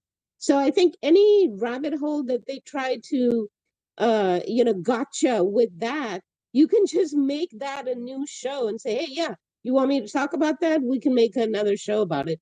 But I was just wanting to give you perspective from audience, because sometimes I think when you're on the stage, you forget what the audience needs or wants or whatever. So just don't forget that you're there to win over the hearts and minds of tens of thousands, hundreds of thousands, who knows, over time, when if people start watching it and people post it here and there and share it with people, it might be millions of people in the next year or two, So I see nothing but a huge win for you, because you're on the side of truth.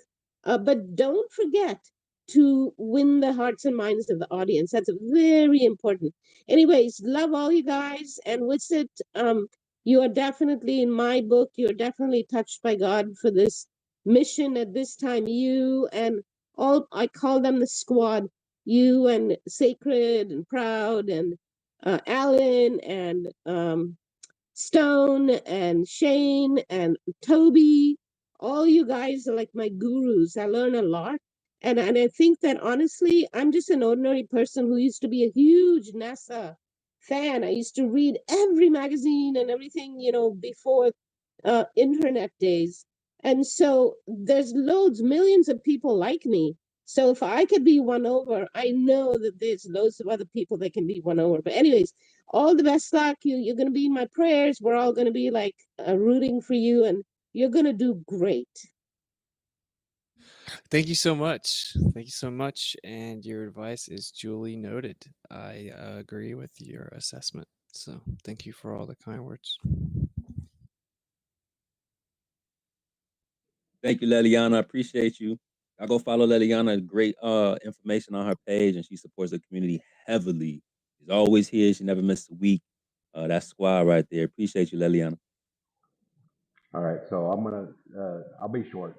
So just so you know, there's a lot of boomers. I know that that was kind of derogatory earlier. A lot of boomers support you, so don't discount all the boomers. I'm one of them. I put down in the blue pill my suggestions, but coincidentally, they all fall into the two categories that you're going to cover. And I've never been disappointed in any of your debates, so I'm sure you're going to cover them great. Anyway, good luck, and you are certainly. I have an agreement with God's put you in a creator. You like to say has put you in a special place for this. Thank you, brother. And let me clarify.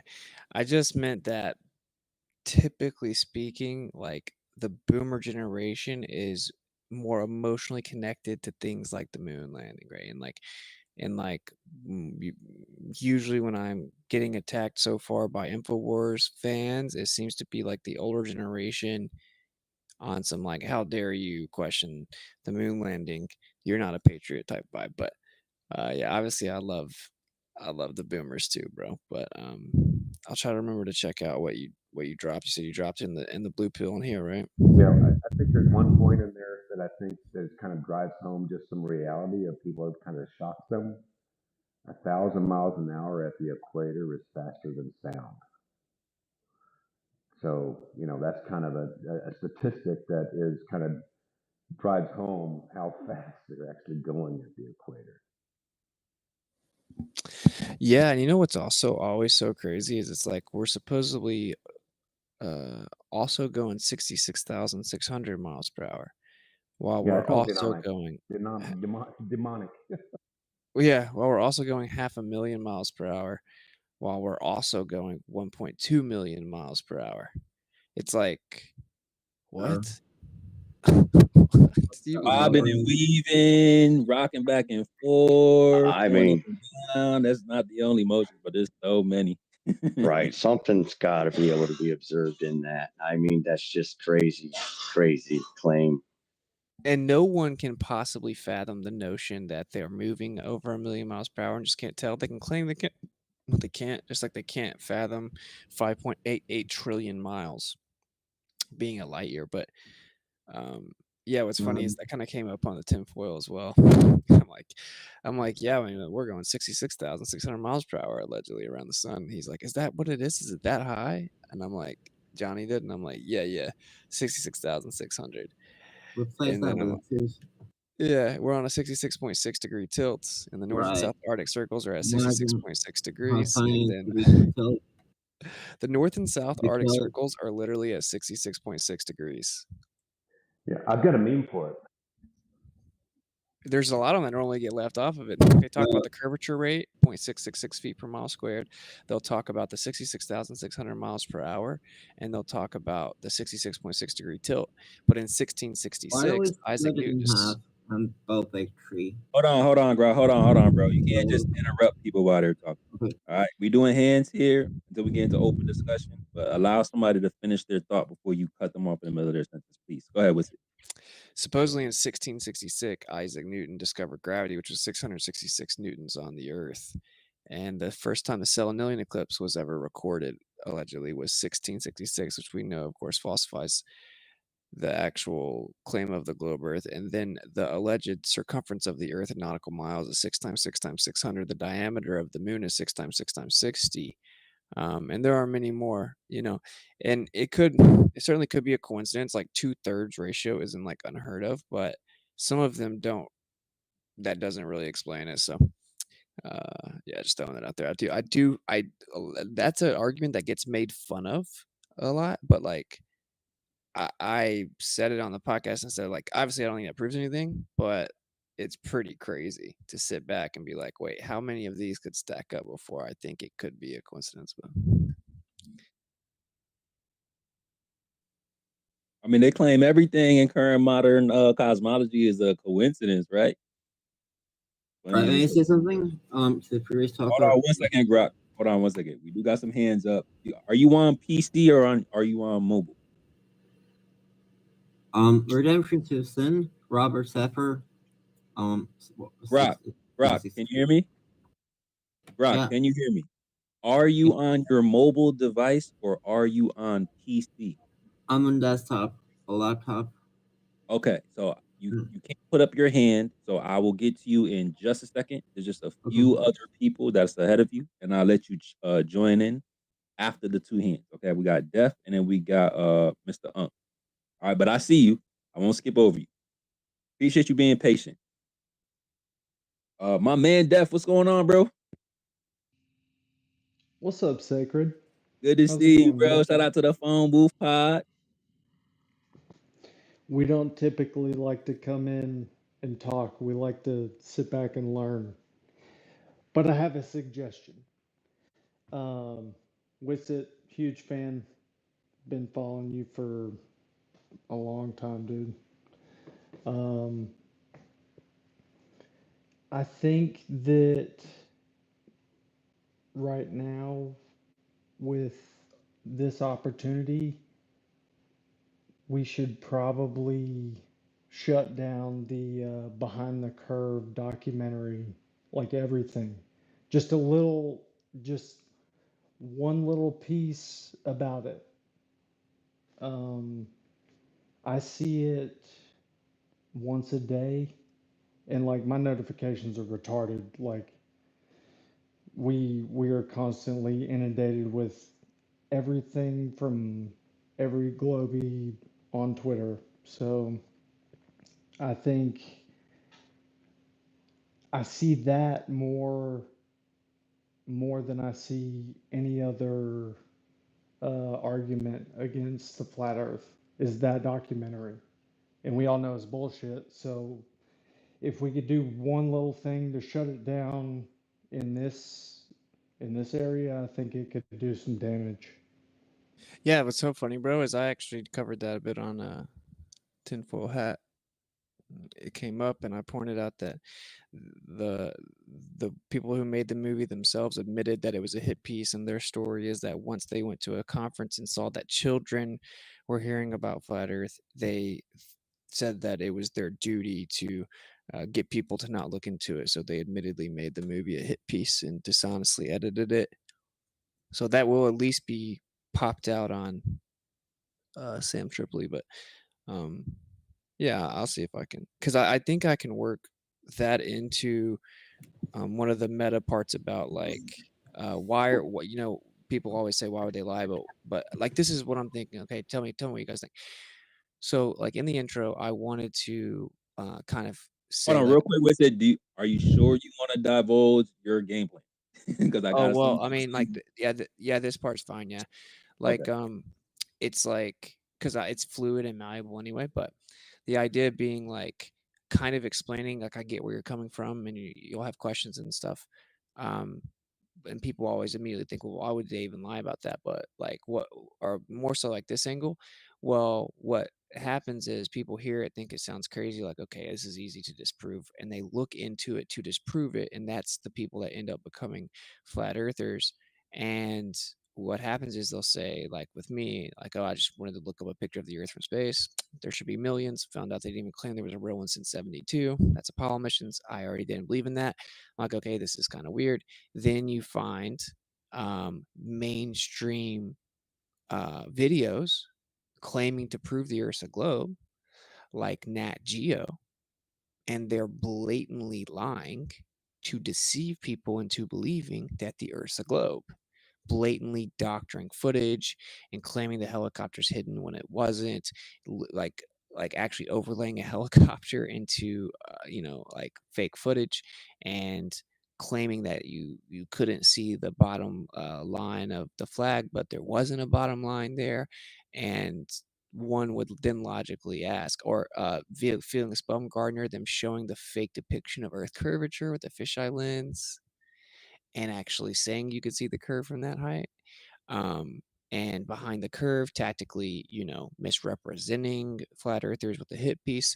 And then, of course, a truther then logically asks, if flat earth is so stupid, why are they having to tactically lie to deceive us into believing that it's a globe? And that's what sparks people into thinking, okay, there may be more to this than I originally thought. also the censorship. So I think that was maybe a couple minutes, but something like that. I think as the beginning is to show like it's why even do flat earthers exist? Well, I mean, because they're trying to make sure you can't even see what it really is, right? And I don't know. I'm still flirting with the like like every time they just put something on display, it's bullshit. Sorry for the weak words, but I mean that's what every single time they do something, it's fake. No,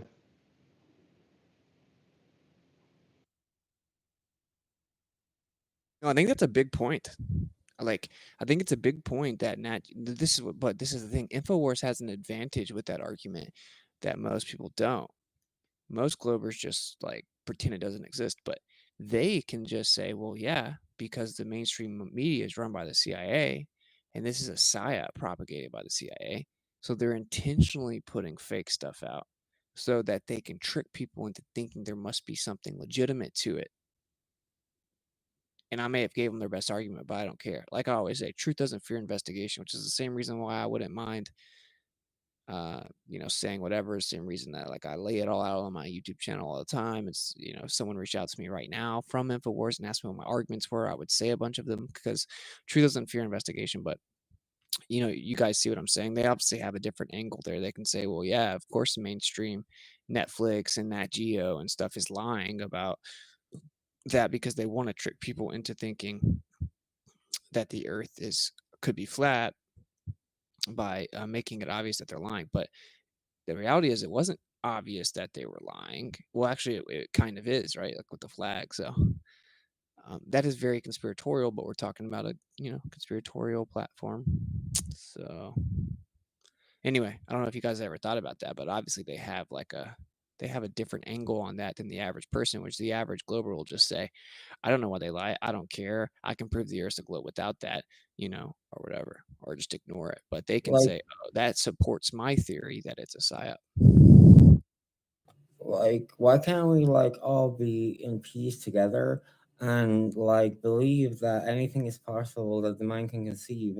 Like, if evolution is true, which it probably is, like, there's infinite modalities for consciousness to perceive its inherent like nature and capacity to perceive different realms and spatial stations, even nature.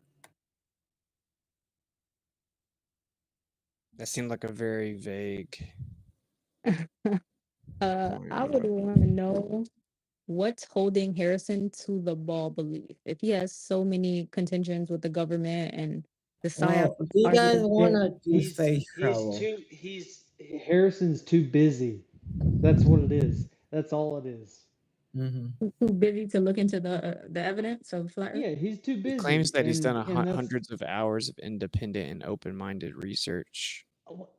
he's a truther, so he does that, but that's like the one thing that he kind of like edged towards, and he kind of half-assed, and he's like, yeah, I do everything like this, Like, why are they trying to like shoot rockets to space? They all every time that it comes back, like they're not even hiding it.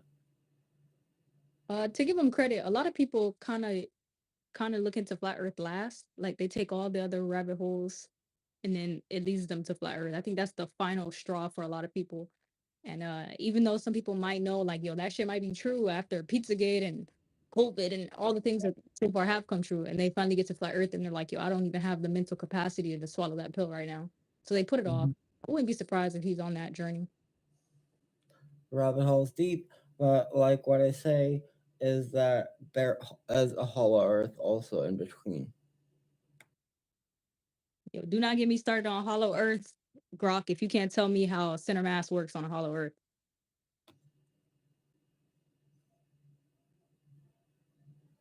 Hollow globe Earth, that is. Halo.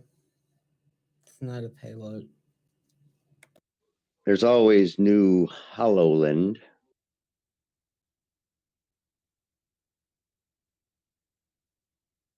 Hey, Mouse, I want to let you up because I see you requesting, but you have horrible mic etiquette. So I'm prefacing this by saying if I let you up and you come off mic without the patience of letting someone else speak, you get dropped to the gulag.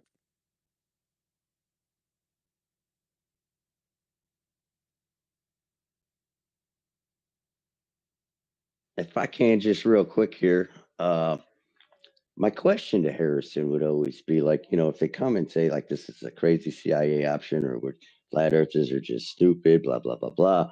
What would he say to the students in 1920 that were taught in school in the state of Illinois that the Earth was stationary, geocentric? Okay. Do you tell those people from 100 years ago, oh, hey, you were part of a CIA option, bud? No. Right, You have you seen the map, a 10,000-year-old Buddhist map? That like beyond Antarctica, there are other like oceans, like in the cheddar cheese of ice, and like in the Bible they talk about that land of sea and honey, and in Buddhist you have Meru and Mandara, all kinds of worlds. The illustrated book of Enoch by Flatwater Flat Earth channel on YouTube is a really nicely arranged visual presentation of the book of Enoch. It's mind blowing. What was the title of that again? Channel? Flatwater FE, or Flatwater Flat Earth, Book of Enoch illustrated. It's like a 4-hour real illustrated. Like you won't believe what kind of imagery there is from Ethiopia, like, and the true movement of the seasons and the moon. Labana. Hey, do you guys think I should just rap my intro? I think you should rap your responses. Talking Yes. in freestyles explicitly. Explicitly, no writtens. Oh, the bars or whatever. Yo, I linked that channel. Thank you for that. Yeah, I got those out here. Every time you guys play my song, I kind of cringe because I think it sounds really bad. Bro, You're gonna have to get used to that. I gotta It's like- review my songs or something. It's legit. Dude, that one song that what's it called? They Watching or something like that. Yeah, I had just kind of randomly said that I would make a new song for Flatoberfest. And then like the day before, I'm like, snap. And literally, like I crammed that all in a night. And it's that's why it's not that great, but whatever. Bro, that's our theme. You don't see them anonymous listeners down there? They're the ones that was so mentions funny. all the I time. heard you ad lib that. they watch it. It's funny. Hate us so much. They be in Flat Earth Fridays every day. They do the live tweets and everything. We don't even got to cover anything like on the timeline because they share it with each other. Oh, y'all hear Flat Earth Fridays? Oh, they're talking about things that we don't understand. I'm like, bro, like y'all just real fans for real. Like, just come grab a mic. You don't even gotta like be anonymous, bro. Like, what the hell? Like, just chill, bro. Like, this ain't even a debate right now. We're just kicking it. But anyway, shout out to the anons out there. Too scared to pull up. Biggest fan. With it, you should totally start out with some word salad. Just start mumbling random words. Yeah. Actually do word salad. Actual word salad. Back, rap, gap. Oh man. Thanks, Chicken Wall for 7-9 yesterday. Batman. Or we could get Witches sponsored by some type of Dressing. balsamic. Yeah, the balsamic. Let's go.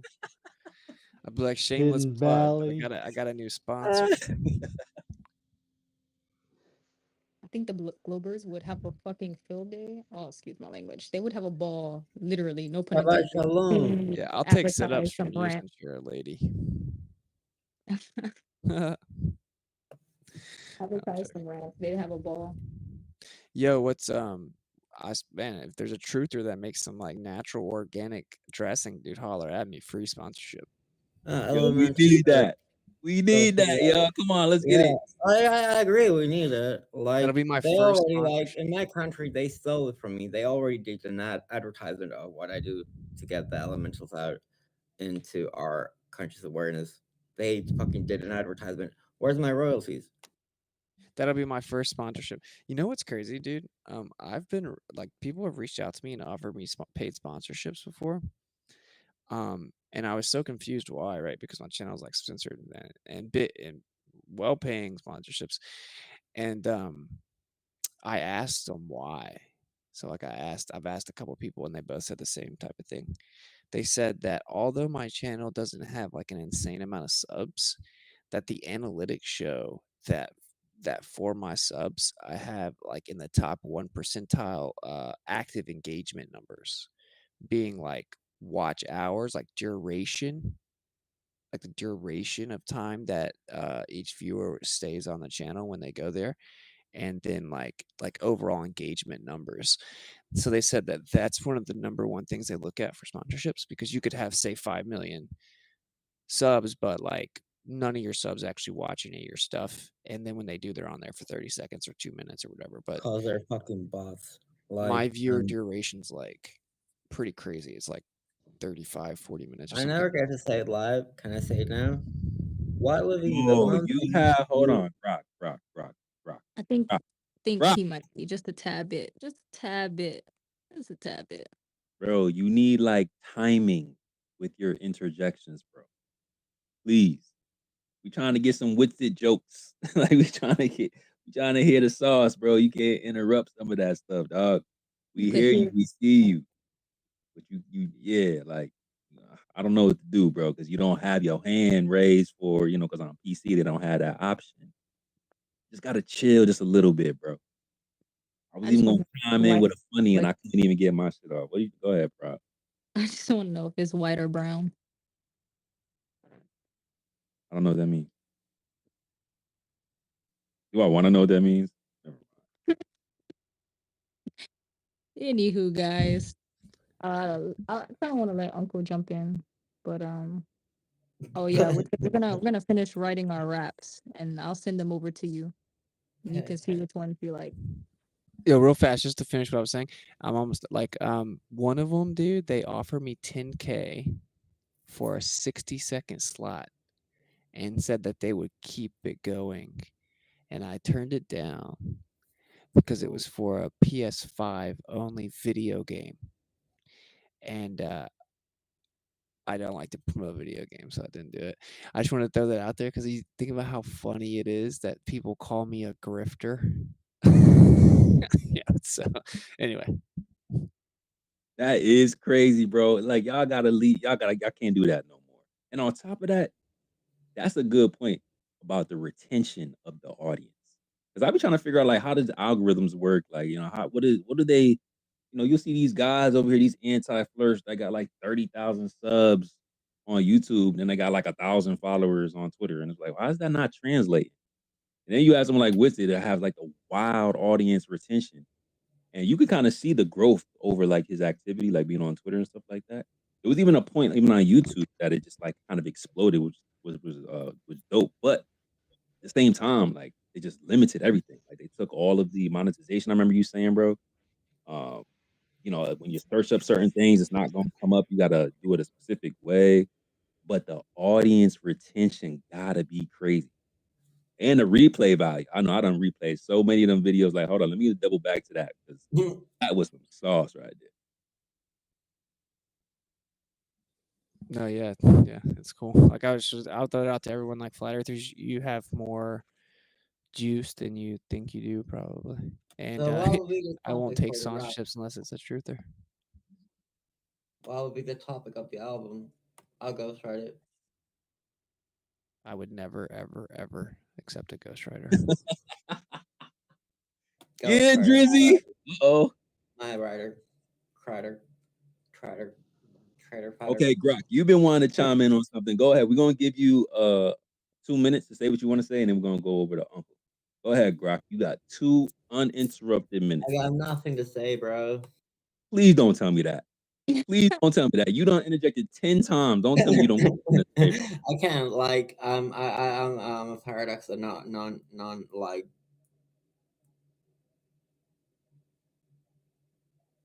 can't say that. Sorry, I got those. Word salad. Your tongue is slurring, Grok. Put the cup down. Slithering Rock, are you lit? Are you lit? Lot. Are you lit? Thought harmless is Christ's greatest one. Third time's the charm. I made it my karma. Is he Utopia rapping? farm. He's trying to rap, Illusion yeah. farming. We're in a rap Farming. battle. Virtual cannabis and my darling. Stop Gaia. writing. Stop telling Evolution. Grok to write you some rhymes, bro. Bathing in sunrise. Proud. No, Let it's him cook. winter and summertime. Let him cook. Write it down. I'll give you a percentage when I put the beat behind it. Bruh. Can I give you a word and then you just flow off that? Yeah. All right. Competition. Competition, motherfucking invitation to the inquisition of the government. Transcription of the governmental electionism is a schism between the democratic Eurovision and the part of the governmental inquisition, CIA coup, and Dandelion countryside vision, farming, You never said it had to be coherent. the lily of my farm. That was awesome. Charm, love, harm. Yeah, you did great, brother. Thanks. Mm-hmm. When the mixtape drop. Unc, are you next? Hey, y'all. Good evening, Mr. Whitsitt. It's an honor. I have every confidence that you are the man for the job. You are the undisputed heavyweight champion on this topic for sure. Don't let them. Thank you, brother. You got any advice? Yeah, don't let it make you nervous if you have any of those kind of nervousnesses. Leave Harrison with 1 or 2 splinters in his mind that every time he walks out of that building, he can't help but address. Leave just a couple of splinters in his mind, like, damn, what that guy said. Define splinter. It's horrible. The guy's right. And shoot for maybe further appearances because it is a pretty big platform, right? You have to be accurate, like be precise. What is a splinter? Oh, like we can just see too far over water. Basic shit. Like, why does water look like a mirror and not the back of a spoon? There you go. Specular reflection. Yeah, specular reflections is a very overlooked one. I was wondering if there was like a place that you could get up observation near Austin. I think that's where their thing is. But I will say, I think the creator's in control of all this, and so I wouldn't be surprised if I come back on there because, like, I think right after it is when my I'm not gonna hello, bro. I think he's a civilized don't working for the royal crown, and he's well civilized and highly intelligent wise person. I think he's a family man also. Like I look at him, I look up to him. I think he's a man of integrity. I don't know. But there is something he didn't reveal about himself. So I guess that's for another show. So I think I'm about to so the Tripoli podcast is gonna drop probably this next week, and I think I'm already starting to get people starting to reach out to me. And once that airs, I think, from my understanding, quite a few people probably will. And then I'm supposed to go on that Lore Lodge, like almost 500,000 subs on YouTube or whatever, and a few other things in the works. So I think if my name kind of bubbles up a little bit, and I do what I did on Tripoli, which is not just talk about flat Earth. We talked about many things. Yeah, I wouldn't be surprised to go back on there. So that is one of my biggest goals actually, is to leave it in a good vibe where it's not destructive, and it's more constructive and cordial and mutually respectful. You know what I mean? And like this kind of like dot dot dot at the end where it clearly we just didn't have time to finish everything. But we'll see how it goes. Yes, sir. Absolutely. You're a smart cat, man. There's really not much advice I can give you. Just bravo, and you're doing God's work, and you know it. Thank you, brother.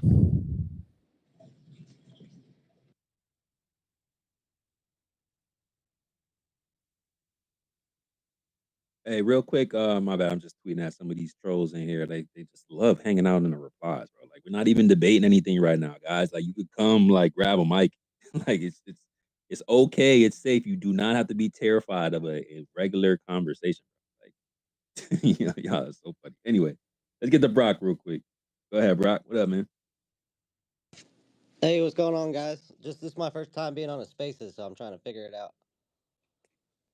Glad we could burst your space chair. I just have a few questions. So, is it Witsit? I'm new to finding out about you since I just watched like the Infowars, putting it out about the debate. So I'm curious to watch it. I was hoping you could kind of just tell us a little bit about your background and yourself, because I'm unfamiliar with you. And besides that, I was curious about some of the stuff you might watch. I want to say one of the things that kind of turned me on was watching 200 Proofs by Eric Dubay. I'm not sure about, who are credible people. I've heard of David Weiss and the Flat Earth Clock and his website. So I was kind of just curious about where you might get, your information from and who you think is credible. And I can't wait for the debate.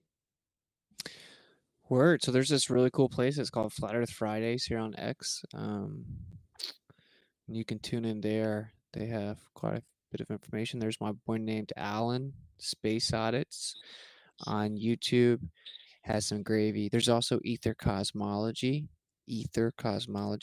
and there is also Anti-Disinformation. And of course, I'll shamelessly plug my show. I have Schooling Globers and Relatively Speaking, which I haven't done for a while, which kind of covers the geocentrism aspects. I would actually say if you're kind of new to this, you should watch my geocentrism presentation, where I go through all of like the major physicists and astronomers kind of admitting that the Earth could be in the center. As to my background, nothing special, man. I dropped out of college. I had full scholarship, athletic, academic, private university, just partied, dropped out, and I would probably just classify myself as autodidactic, meaning self-taught. So yeah, there's that. And so, where can you see those? Is that on YouTube or is it on X? The geocentric thing you're talking about? What's gets it? Geocentrism. Actually, you might not be able to search it though. Let's be real. Maybe I can just. I don't know. I could post it. I guess I could make. Yeah, that would be awesome. I'm following you now, so yeah. But I don't want to take up too much time. But I just wanted to get a question in there, and I can't wait to see the debate. Yeah. Hey, since Flat Earth is so stupid, how come when I type in "what's it gets it geocentrism," which is the exact title of my video, that it's nowhere to be found? Why would they need to do that? It's nowhere to be found. Is it supposed to be on X? You said, or is it YouTube? YouTube. Okay, I found it. It's way down there. So technically, you can type that in. What's it gets it geocentrism, and I don't know. It sucks. You have to go all the way down. I'm trying to decide if I should. I'm pretty particular about who I follow / what I post. Like on some OCD stuff. We might need to make a YouTube account thread. I don't think we have one, guys. Believe it or not, I don't think we have a thread where we could find all your YouTube. So I'll probably go type that up in a second. I guess I I have a find it kind of weird to plug my own videos that are older. Like I don't promote, like I don't go like post every time I go live or anything, you know? It's just not my vibe. So I'd rather like it be very specific stuff. That Do makes you sense. I like don't want to like flood it, like water it down.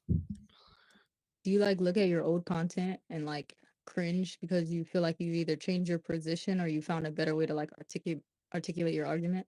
Yeah, that's big time. I can't even watch myself actually most of the time. So there's that. I mean, I would cringe at like my last debate probably. So I yo think the with it. geocentrism debate is just me reading a bunch of quotes. So that one's probably still pretty solid. Hey, with it. Hey, bro. My friends, my best friends in the whole world would kill me if I didn't ask you if you would come on our podcast. Maybe, man. There's a long list of people asking me that, but if you wanna have you messaged me on here? Nah, bro, listen, you got to, bro. You got to hit the phone booth pod, bro. Not to put no pressure on you, but those are the guys. That's the squad for real. You will last We're for hours. Okay. Well, we're Prowl just friendlies. really threw a wrench in your chances. What's up? We're friendlies, and we're huge fans. That's all. Just you got a welcome invitation. That's all. We could maybe work something out, but um, I couldn't do it for like crazy long. As long as you're cool with like maybe needing to jump off at some point. Whatever you're cool with, dude. It's all good. Message me on here or on Telegram at Witsit on Telegram. And yeah, we'll figure something out. I mean, I don't know how to say this without sounding like a jerk, right? But I am getting to where I'll have to prioritize bigger channels. But Oh no, what's it selling out, guys? like, I No. mean, you have to understand, right? Like I couldn't possibly do every podcast that asked me to come on already. Dude, Yeah, we get it. It's totally cool. Don't worry about it. I'll try to jump on I yours get though, it. because You sacred do vouch the for you. thing. Sacred vouch for you. Just make sure you message me and remind me of That's cool. that we You have already got a message in your inbox. You ain't looked at it, but it's cool. on It's all good. X. The It's all secretary. good. On X. What's it do to the secretary? Yes, You should bruh. be a secretary for your like public engagements. Yeah, dude. Secretaries, you got one that'll work for free.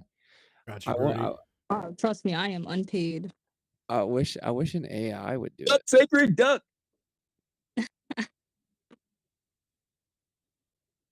Yeah, I could. There's That could. probably a software that does it. I would love to be able to pay someone to do it. Right. That's the goal, so that truthers can get. And there's also specific people who are in this room right now who are looking to do work for auditnasa.com.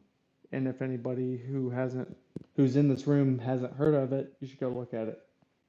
Yeah, and then you should get onto the platform that we have, like the little workspace, because it's where everyone's doing everything. But the only thing, of course, is that personal stuff pops in my messages and blah blah blah. So it's like a tricky situation, but anyway, someone I could trust. Yeah, I'll figure it out. There is no doubt that it's needed. I like making content, but I feel like it'd be too much pressure if somebody came to me and said, "Hey, I'll pay you to make something." Irony. Yeah, I mean, even just It's like exactly like that. I was thinking about creating a separate email for people that want me to come on their show and like handing that over to someone. That way I don't have to worry about like personal stuff being in there. You know? That's efficient. Can I ask a question? Hope it's not retarded. But is there any good reason? I don't hear you guys talk about this much. I'm kind of new to this, but is there any good reason why I can see Venus at like midnight most of the year? That it just doesn't make sense to me. It seems like kind of low hanging fruit to attack their model with. You guys ever? Is that just retard sauce, or is there something to that? No, I mean, I think their model kind of checks out because it'll be towards the horizon and then towards sunrise or sunset. You said midnight? Yeah, midnight. I mean, it seems like it's prominent for like 9 months of the year, and I don't know. Based on the model, it feels like it should disappear right after sunset. I don't know. Does anyone From else have a view. take on that? Indio, you got a take on that? I don't know all the specifics of that, to be honest. I mean, in essence, it's kind of a little bit symbolic. There's a little bit to it.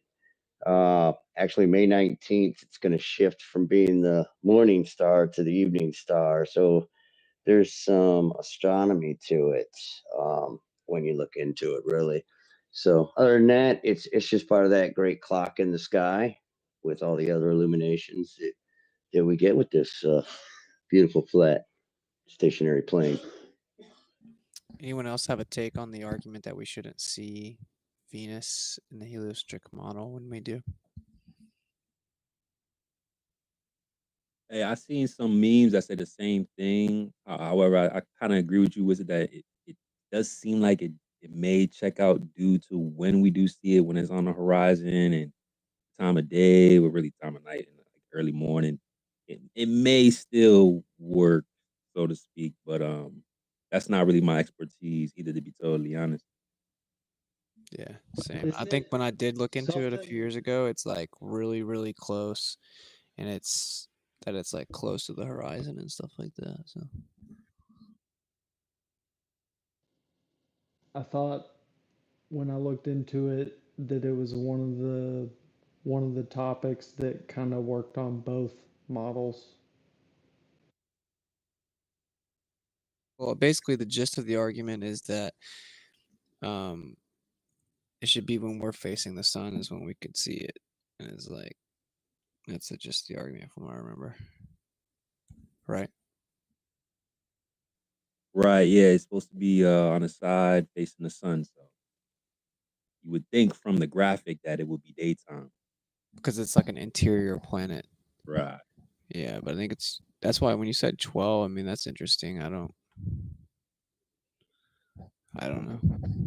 I'm pretty sure that I've heard an explanation. It's just something I haven't looked into in a long time.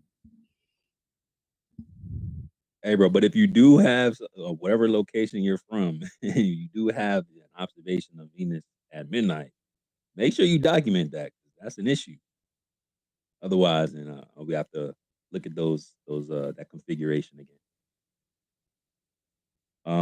Let's slide over the flat list, and we got some requests. I'm gonna rotate some mic or have Proud rotate. Yo, real fast, I just Googled it. It says Venus is not visible high in the sky at midnight because it's closer to the sun than Earth. And this one says, in other words, Venus can never be further away from the sun than our own planet. So it stands to reason that anyone on the midnight side of Earth cannot possibly see Venus. They're facing completely the wrong direction. And I heard that you normally see a sunset, sunrise. So if someone sees it at midnight, I would say that is a direct geometric refutation. But we need evidence, of course.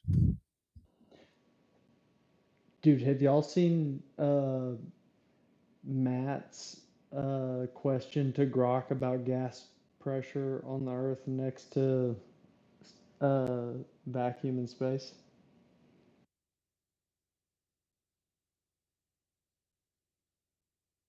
No, I'm sure it's really profound, though. It was pretty great. It just basically said that no, it's impossible. Oh, People, really? yeah, no, it's straight. I'll try to find it. He'll probably put it. He's down there right now. He'll probably put it in the comments, but I'll try to find it too. It's great. I mean, it lays it out perfectly. Wow, bro, this is crazy. So it says in Harry Potter and the Order of the Phoenix, the fifth year wizard pupils are required to observe the planet Venus very late at night, sometime around midnight, as part of their astronomy ordinary wizarding level exam.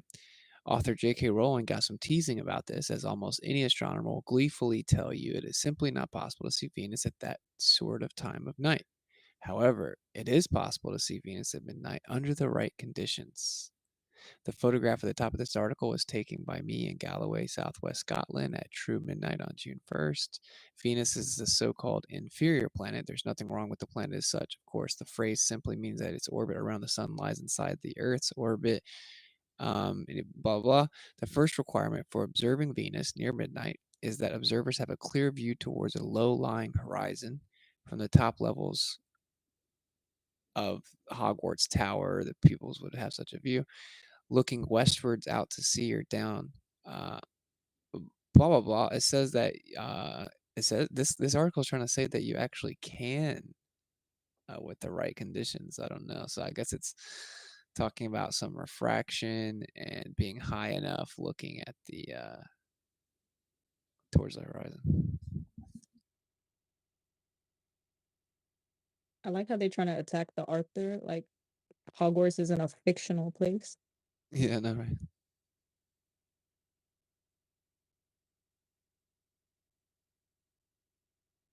Flatless, did you get to jump in? Hey, what's up, y'all? Can y'all hear me all right? Yeah, what up, brother? Hey, what's up, man? I wanted to say congratulations, what's it, on your new baby. My wife is still currently pregnant, and so I should be having a baby, first daughter, any day now as well. Oh, any day? Yeah, any day. It Nice. could be tomorrow. Nice, congrats, bro. First daughter is gonna hit you in the feels, my brother. Take a Thanks, deep man. breath, man. Oh, for sure. Yeah, I just wanted to also touch on a couple things. One thing that What's it said earlier about how, it's important for us to not perpetuate the stereotype of all flat earthers are stupid. In my current job right now, I get to wear headphones and kind of listen to whatever I want throughout the day. So most of the time I'm listening to, ether roundtables and Witsit streams and stuff like that. So just two ones that I've heard recently that I've gone back, double backed on, that I think are really good if people haven't heard is Relatively Speaking number 5 totally buries like time dilation and relativity, and then Ether Roundtable number 18 on the orders of measurement and experimentation, I think are two super great episodes for people to go back if maybe they haven't heard. What's its time dilation? One of my favorite, relatively speaking. And like the breakdown of the atomic clock was the segue into taking away their strongest ammunition. So much appreciated, Witsit. Awesome. Yeah, man. That was back in the day when I still took all that time to make PowerPoints. I should, yeah. End of the day. Yeah. Hey, I'm glad you liked the orders of measurement one too.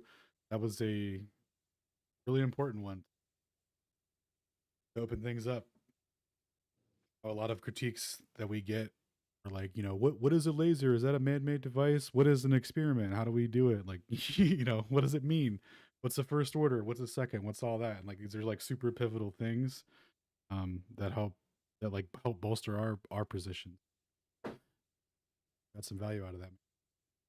Yeah, no, I think that one is totally foundational. I'd say that's like on the recommended required reading for sure. But with that, I just got one more thing, and then I'm gonna drop down. I'm not gonna take up a mic, but I heard we might be finding the electron tonight. I was hoping to hear some quantum gravy. So anyways, I'm gonna keep listening, but have a great rest of the space, y'all. Oh, thank you for reminding me, bro. Alan and Piezo said that they didn't want to drop some sauce on you guys. We might do that after this last couple of hands. Maybe do like a reset and see if they want to do that. If not, if we don't have time to do it tonight, we'll definitely go ahead and double back. But yeah, we got some. Hey, yeah, I'm gonna let you know now. We're definitely gonna have to double beat. All my energy's dead. I'm just coasting with the boys while you guys have been handling business all night. I was transferring that library and I just finished it. But I'm like, my brain's fried. Oh, I'm ready to go to sleep. But yeah, I'm just chilling, dude. But if Pizio wants to take the reins, I got all the pictures loaded up, and that dude knows how to shoot a gun. So, Piezo. oh, sorry, Pizzo. I've been saying.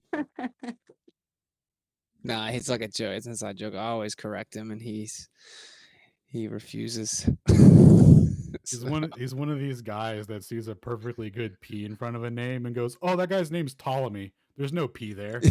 Oh yeah, I forgot What? about that one. Some dyslexic thing, but anyway, I hope your eyes improve.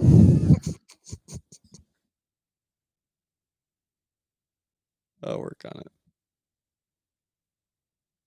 I'd commit a crime for 20/20 vision.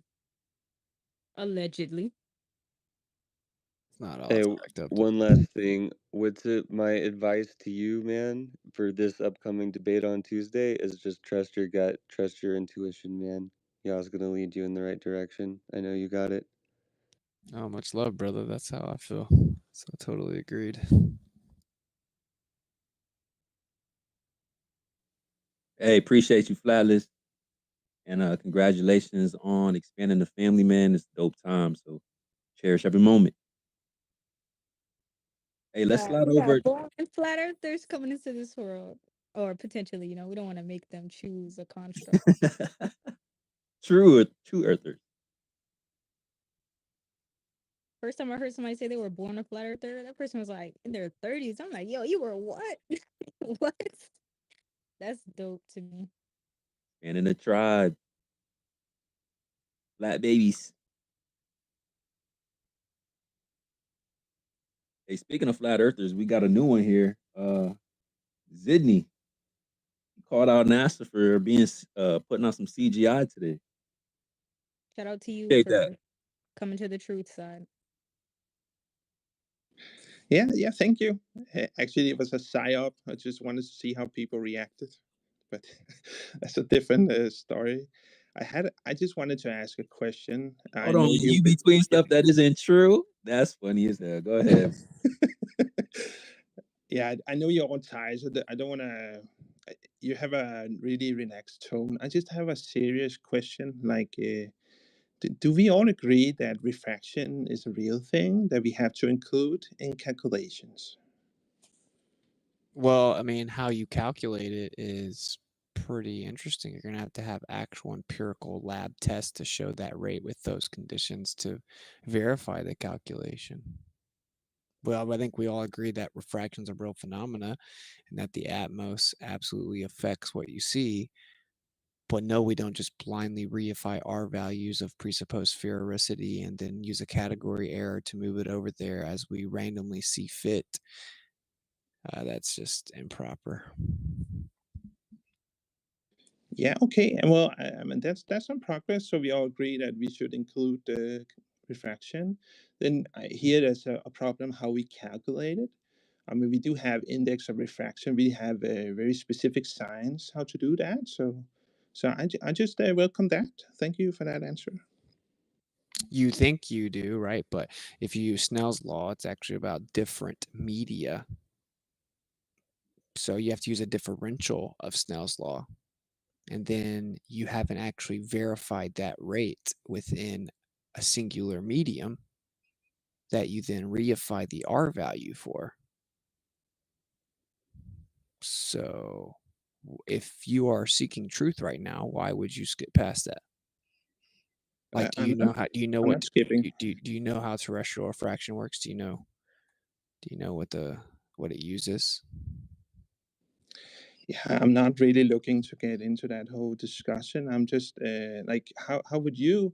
It seems like your question we can even calculate it. Then it's hard to talk about what we can see and what we can't see. So, what would you suggest that we move forward? How do we begin calculating refraction? Actually verifying your claimed rate of refraction based on the relevant variables, creating a specific testable equation that you can then go verify or falsify. But the Globers refuse to do that because that would make the globe falsifiable. And right now, refraction is the band-aid of unfalsifiability, which is probably not a word. Although I'll tell you this, see if you can answer this for me. So if my boy goes out and makes an observation of a mountain that's supposed to be below the curvature of the earth, and he can't see the mountain, but then he pulls infrared out and he can see the mountain, then do you agree that the reason that he couldn't see the mountain was not because of earth curvature? Yeah, if that's the difference, I guess.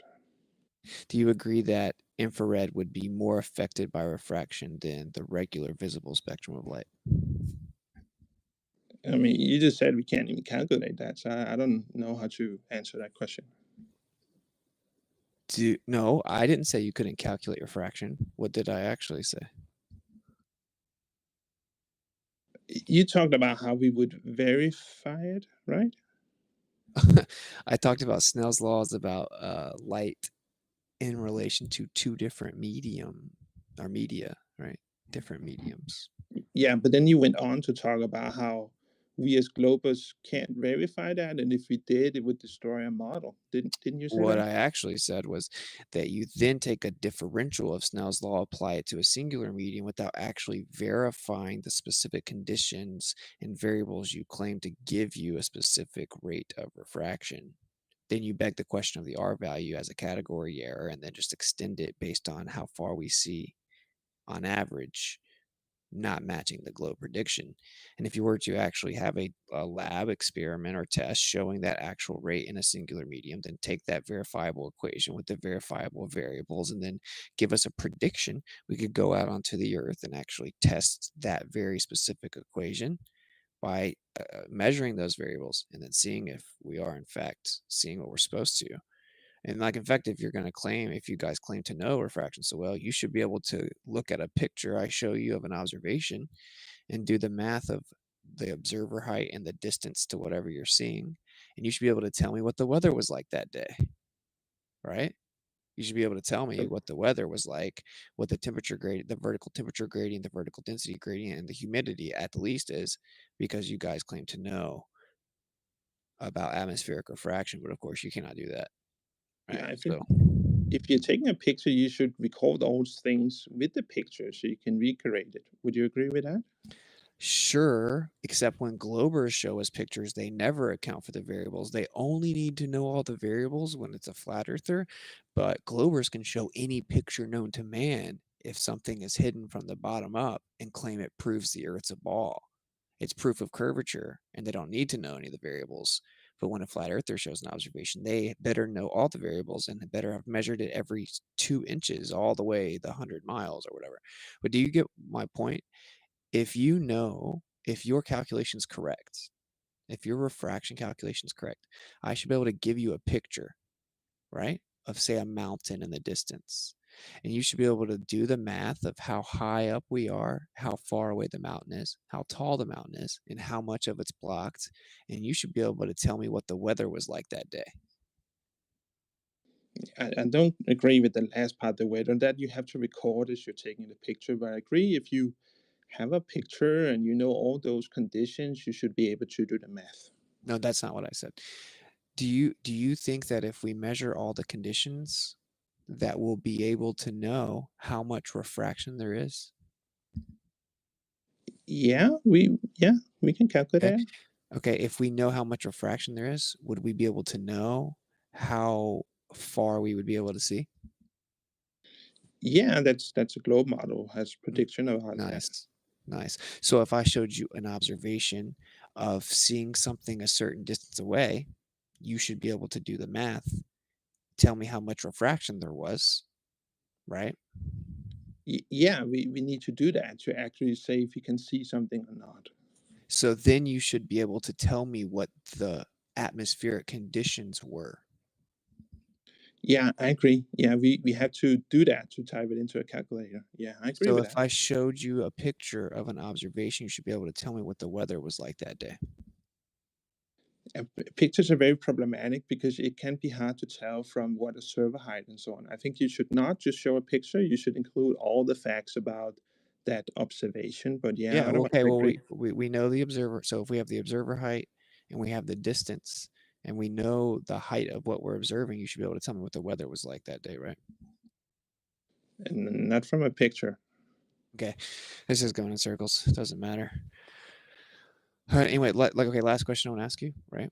So, if, say, in your belief, if I go out and I look at a mountain, say it's 75 miles away, okay, and I can't see the bottom of the mountain, why can I not see the bottom of the mountain? Yeah, refraction and perspective wouldn't do that. So then I'm stuck on my globe model talking about curvature. Okay. So, the only explanation for why we can't see the bottom of the mountain is Earth curvature? Yes. Gotcha. Okay, so if I then pull out infrared and I can see the bottom of the mountain again, would that falsify what you just said? Yeah, I don't think that's ever possible. That's not how infrared works. Okay. It absolutely is how infrared works because you can see further in infrared because it's a smaller spectrum of light, right? It's a longer wavelength that's less affected by refraction. And since it's a smaller spectrum of light, then it has less of the frequencies of light that are being affected by refraction. It's a more narrowed down observation. It cuts through turbidity and other atmospheric obstruction. So we can see further in infrared. It cuts down on turbulence and stuff, right? So that is literally how it works. And of course, the bottom of the atmosphere is more turbulent and more dense, which means you're going to be able to see further at the bottom of the atmos with infrared than without it. And let's cover like this. Say I go out and I'm 75 feet up and I look at a mountain 75 miles away off the coast, right? And I can't see the mountain. Well, the globe model says the mountain should be completely obstructed by Earth curve. Say the mountain's 1,900 feet tall. Say the globe Earth says there should be 2,700 feet of target hidden height, right? So when we go out and we look at the mountain, we look for the mountain, we don't see it. Okay, so you would believe that it's behind the curve of the Earth, right? Yeah, maybe I should clarify what I said. I didn't include atmospheric refractions. You're right. Infrared would ignore some of the atmospheric stuff that would make it harder for us to see further. So that is correct. But on the globe model, it would never reveal anything from bottom up. That's what I Okay. was trying to say. Yeah, but I directly refuted that because the actual variables that obstruct your view that infrared helps cut down is greater at the bottom of the atmos because it's more dense and has more turbulence. But can you answer my question? If I go 75 feet up and I view a mountain from 75 miles away, that's a target hidden height of like 2,700 feet, according to the globe model. If the mountain I'm looking at from 75 miles away is 1,900 feet in elevation, but there should be 2,700 feet of target hidden height, do you agree? The mountain should be blocked by Earth curvature. Yes, I haven't run the calculation. I would want to run the calculations before I spoke on the numbers. Well, assuming my numbers are true. Yeah, I'm not going to do that, man. But well, these are your numbers. This is your belief system. What calculator did you use then? What? I used the Earth curve calculator. Yeah, but that's not good enough. You need the advanced Earth. Like Metabunk. No. What? The one that has the refraction and everything in it isn't good enough? Okay, well, if you got refraction, you got stuff in there, maybe that's good enough. Okay, so do you agree that if the mountain is 1,900 feet in elevation, but the target hidden height is 2,700 feet, that mountain would be obstructed by Earth curvature? I would have to run the calculations to speak on that. Dude, what? If a mountain is 1,900 feet in elevation, but the curvature of the Earth would result in 2,700 feet of obstruction, you agree, of course, that in that scenario, the mountain would be behind the curvature of the Earth. Yeah, it sounds a bit weird, the numbers you're saying. What the? Okay. If there is a target that's 1 foot tall, if there's a target that's 2 feet tall, but the curvature of the Earth is going to give me 3 feet of obstruction, then you agree I wouldn't be able to see what's 2 feet unless refraction bent it around it, right? It would be physically obstructed because the Yeah, curvature height, target hidden height, is taller than what we're seeing, right? yeah, we just agreed we have to include the refraction. So what index of How could this refraction? possibly be this complicated? We have to include refraction. What is your index of refraction? Okay, but let's say, before we account for refraction, geometrically speaking, you agree that the object would be behind the curvature of Earth, right? There's never any point where there's not any kind of refraction. It doesn't matter. I'm It talking does. about This is how dishonest the conversation is getting, right? Because he's asking a point blank question about where the actual object should be. But it would be so honest for Sydney to say, yeah, the actual object would be obstructed by curvature. Then we can move on to the next part. But that's gonna hurt. It's the same thing when we be asking, hey, when the surface of the earth or when the surface is not curving, then what is it? And then they can't answer it. Or if an object is not in motion, then what is it? And then they can't answer it. But Wiss is just asking, like, hey, if the object isn't tall enough to be obscured by the earth, then that means it should be obscured by the earth, right? The answer is yes. It's not tall enough. However, then we can move on to the next point, which you need refraction. And then we can get into how that applies to a globe Earth relative to a flat Earth. But this is what we're afraid of when we're talking about the Whitsitt versus Harrison debate.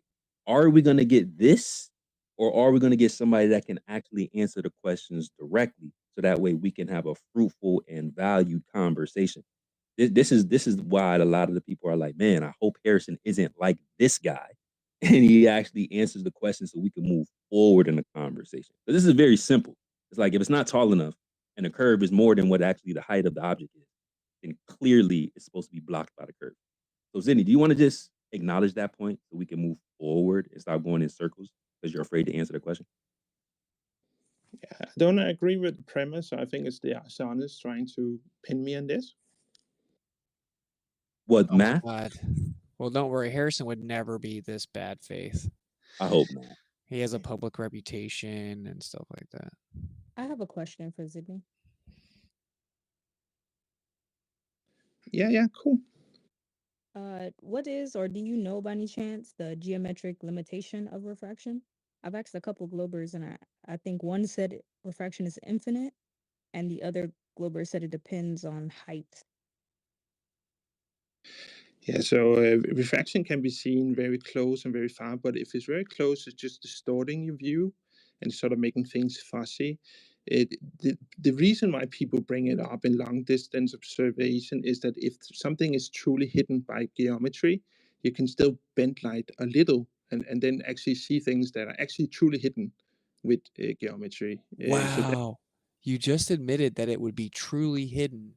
And I asked you for 5 straight minutes to just agree that in your model, the mountain would be truly hidden, and you refused to do so. And now you've conceded that very. I didn't That's want to called talk an about alley the oop. premise. That's called an alley oop. Thank you, Proud. You throwing assists off the backboard. Was my Nice question pre-dunk, Proud. Was that? Yeah, was trying to be honest. he didn't even answer. You didn't even answer her question anyway. And you didn't answer his question, her question. So she asked you about the geometric limitation, and in your response, not answering her question, you actually conceded to Witz's previous point. That's why we're laughing, because it's funny. If it wasn't we did a intentional. formula Good like faith. that, I would answer like that, right? Proud asking about geometrical, like I was trying to say that. Hold on, what did she ask? Hold on, Ziddy. everywhere. What did she ask? What did she ask? You didn't finish it. What did she ask you? Geometrical limitations. Okay. And what was your answer to that? Of what?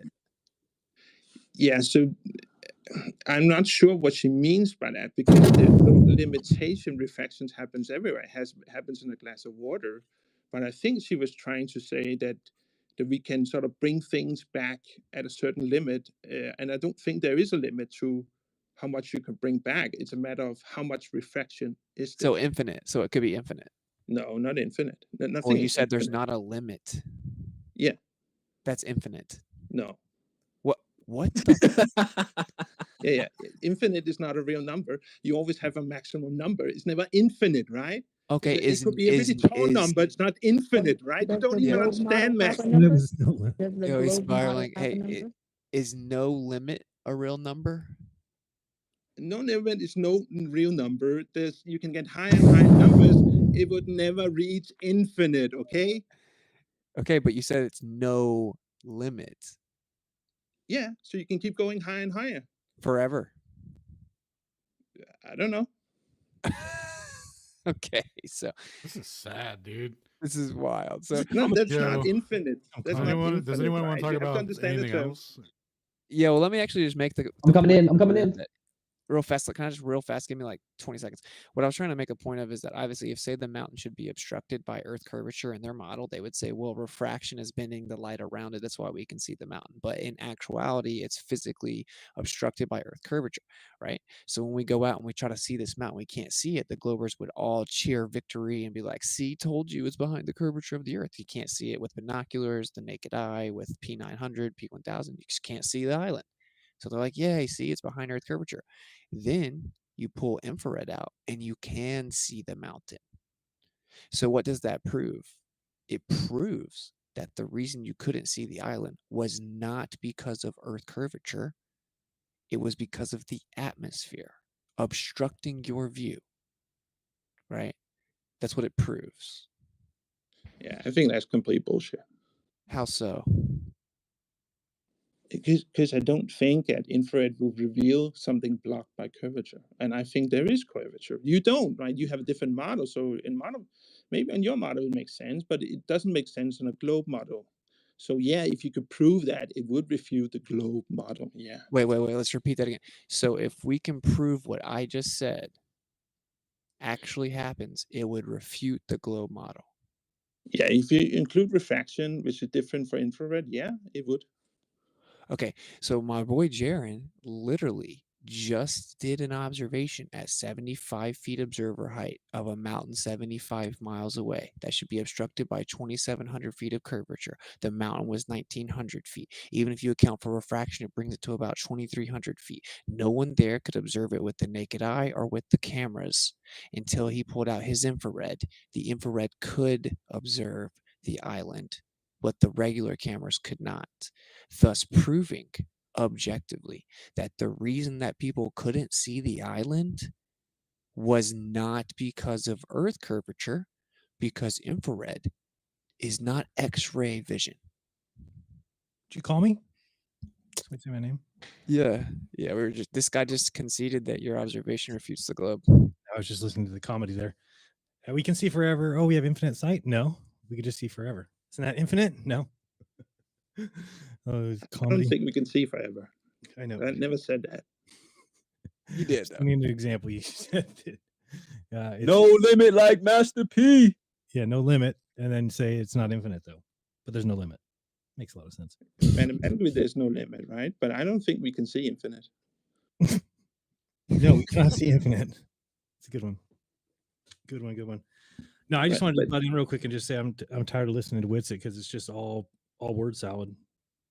The guy's just dumb too. This guy doesn't even have any clue. Doesn't know about refraction. Doesn't know about Michelson-Morley. Doesn't know about relativity. Doesn't know about wave propagation.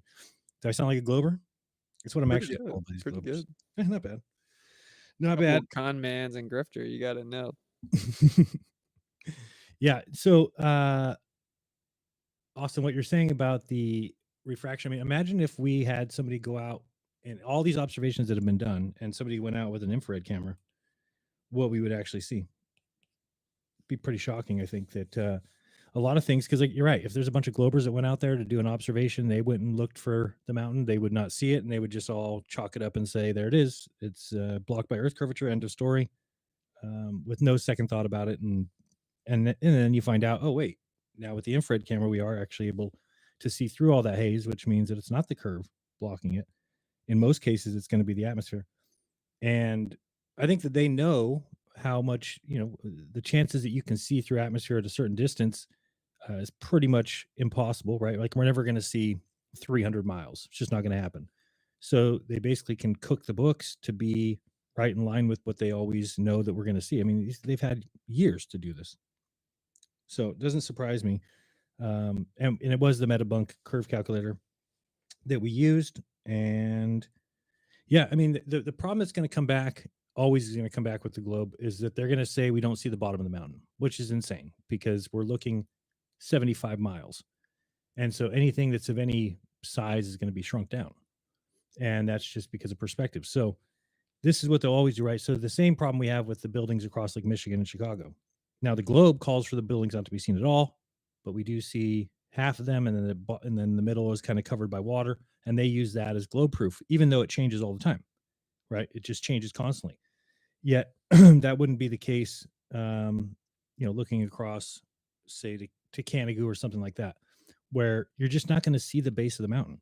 But that's the one that's going to be the problem, is they'll always ask that question, why don't we see the base of the mountain? As if that's even possible, that you would ever be able to see. You can't look across a beach of 10 miles and see the beach. Like, you're just not going to see down to the very, very bottom. And I think that's just because the angle gets too limited, right? I mean, it's still crazy to me that 0.02 is our angular resolution limit of the eye. And that's the same if you use an angular size calculator of what a, if you're at the surface looking 3 miles, well, you can't see something 6 feet drops right down to 0.02. It doesn't seem like much of a coincidence to me that that's what they tell us the horizon is 3 miles away for a 6 foot tall observer. So do you have the I know I've heard some people say it lately, and I don't have the exact numbers, but do we have the actual numbers of them when we say that the perspective hijacking curve calculator, do we have that to show, or does that fall off at a certain point? I mean, I know it works at 0.02. You can do that in an angular size calculator. You can go figure out what something 3 miles away that's 6 foot tall is, and it's 0.02, which is the limit of the eye. But I mean, does that keep going, or is it? I'm asking Witsa here because I don't know the answer to that. Well, yeah, it just gets really tricky when you get further and further away because the atmos always starts like obstructing your view. Right, that's what I mean, and they know that, and that's why I think the whole refraction thing. So just bring up refraction real quick. Somebody messaged me, a Glober, saying, "Did you get the temperature gradient?" I'm like, "Of what?" He's like, "What was the temperature gradient where you were at?" I'm like, "Dude, we're looking across 75 miles. What the hell difference does it make what the temperature is doing where I'm at?" Like, I don't even get it. Like, you would have to do that all the way across the water. How could you just take one position across 70? I mean, think of how far 75 miles is. Think of 75 miles away from you. And then imagine that a light is traveling that 75 miles. And because we can tell what the temperature gradient is, or where I'm standing, that's going to make a difference. I mean, it's not even a calculation. It's made up. Hey, was the Glover that asked you, was it Ruhif? No, but it's another guy that's like Ruhif's friend. Oh, because I just discovered recently, because I thought that that's what they meant too when they were asking for a temperature gradient, but apparently they went like a vertical gradient so that they could establish the fake gradient, or they could establish their interpretation of how the photon would bounce up and down or whatever through the probabilistic chance. But you mean like, so like if it's like, if I say, okay, it's 70 degrees at the surface and it's 71 3 meters high or something like that? Yep. That's Yeah, they'll just extend it all the way across it. Yeah, how throw is it in that? a How is graph. that? How is it correct? I mean, I don't know. It's what makes them feel better though, but that's what they mean, because I thought that was long or horizontally too, but it's vertical. No, I know that they want it vertical, like a column above me or right next to me, but I'm just laughing at that because number one, you're looking at a mountain, first of all, that is 1,900 feet tall. So I'm standing 75 feet tall. So I'm not going to how do I get the gradient all the way up to the height that we're watching the mountain? So it just seems like to me, it's just I'll pretend. I mean, yeah. Do I believe refraction exists? Yes. Do I believe that you can guesstimate the entire 75 miles just because you did a column right where you're standing? No, I think that's insane. I think that they added, because basically all refraction does, if you take standard refraction, is increase the Earth's size by 20%. Imagine if we had something that we were always using and then we constantly reduced the size of Earth or something 20%, just arbitrarily. Just like, no, we're just going to do this because it helps us in all of our calculations. Nobody would stand for that. I mean, it's just kind of ridiculous to say, oh, we just have to include standard refraction. Standard refraction. Okay. So this light is then bending. Everything that's coming at us is always bending. they put boats in the air and they say that's refraction, which doesn't make any sense. That can't be because the water's not. Why is the water not lifted up to where these boats are floating? It's just nonsense. I have a question.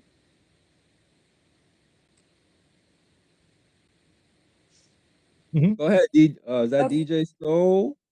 DJ Soul Free here. Thank you. DJ Soul Free, what's going on? Yeah, go ahead. And Yeah, we're gonna rotate some mics. so I'm in the night vision business and I've been selling night vision and thermal infrared for 20 years. And thermal can cut through fog, can cut through a lot of things. It cannot see through glass. Um, so when we're talking about, refraction, I think, um, a lot of people might misconceive the zoom capabilities of a thermal camera because it has zooms, like 1 power, 3 power, 5 power. But it doesn't matter because I believe that the earth is flat, first of all. Um, the zoom is not going to affect the what you're seeing out there. So Whitsitt is correct in saying that, if you're 75 feet high and you're looking at a mountain and you can't see the bottom of it because your eye just simply does not have that capability, but when you're looking at it through thermal, you can see the bottom of it. You are actually seeing the bottom of it. I just wanted to reiterate that it doesn't that refraction really has nothing to do with it at all. That's all I had to say. Thanks. Yo, real fast, I was actually just looking up infrared and thermal and stuff, infinityoptics.com. Like, do you have any suggestion of like what the kind of like one of the best like infrared lenses or The one that Yes. Jay Tolan has is like $3,000. Yeah, that ain't even gonna cut it. I mean, the cameras that I sell are in the $7,000 range, and you want to get something that is at least a 640 by 480 pixel minimum. If you go less than that, then you're not going to get the range that you want. There is a Pulsar camera out there that has a 1250 pixel. That's about $15,000, but you don't need all that. A 640 by 480 core is going to get you a lot. A lot of globe earthers will say, when you're dealing with the law of perspective, they say, "Oh, well, you're just zooming in, and that's why you can see the bottom." No, no, no, no. When you zoom in, you're not, you don't see any more. You're just seeing what you already see up closer. You feel me? You're not seeing anything more. So that's why I believe in the flat Earth. Respect. It's Thanks. literally that easy, and then they just gaslight you out of it. Yeah, I have seen it is up to the globe earthers to prove their point because from observational science, where we stand outside, nothing's spinning, they're just they use all these complicated calculations to try to justify a simple thing.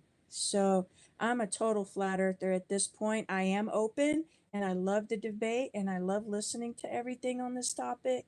But NASA has been lying so much to us that you just can't believe what they say. So anyway, I'm really enjoying the conversation. I'll stop talking now unless you have questions.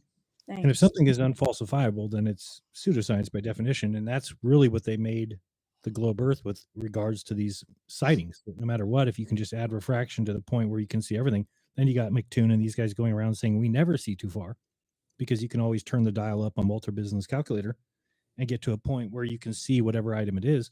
I mean, you just heard the guy that was on here before say it's infinite. Basically, what he's saying is that you could technically see your own ass if you had the right conditions.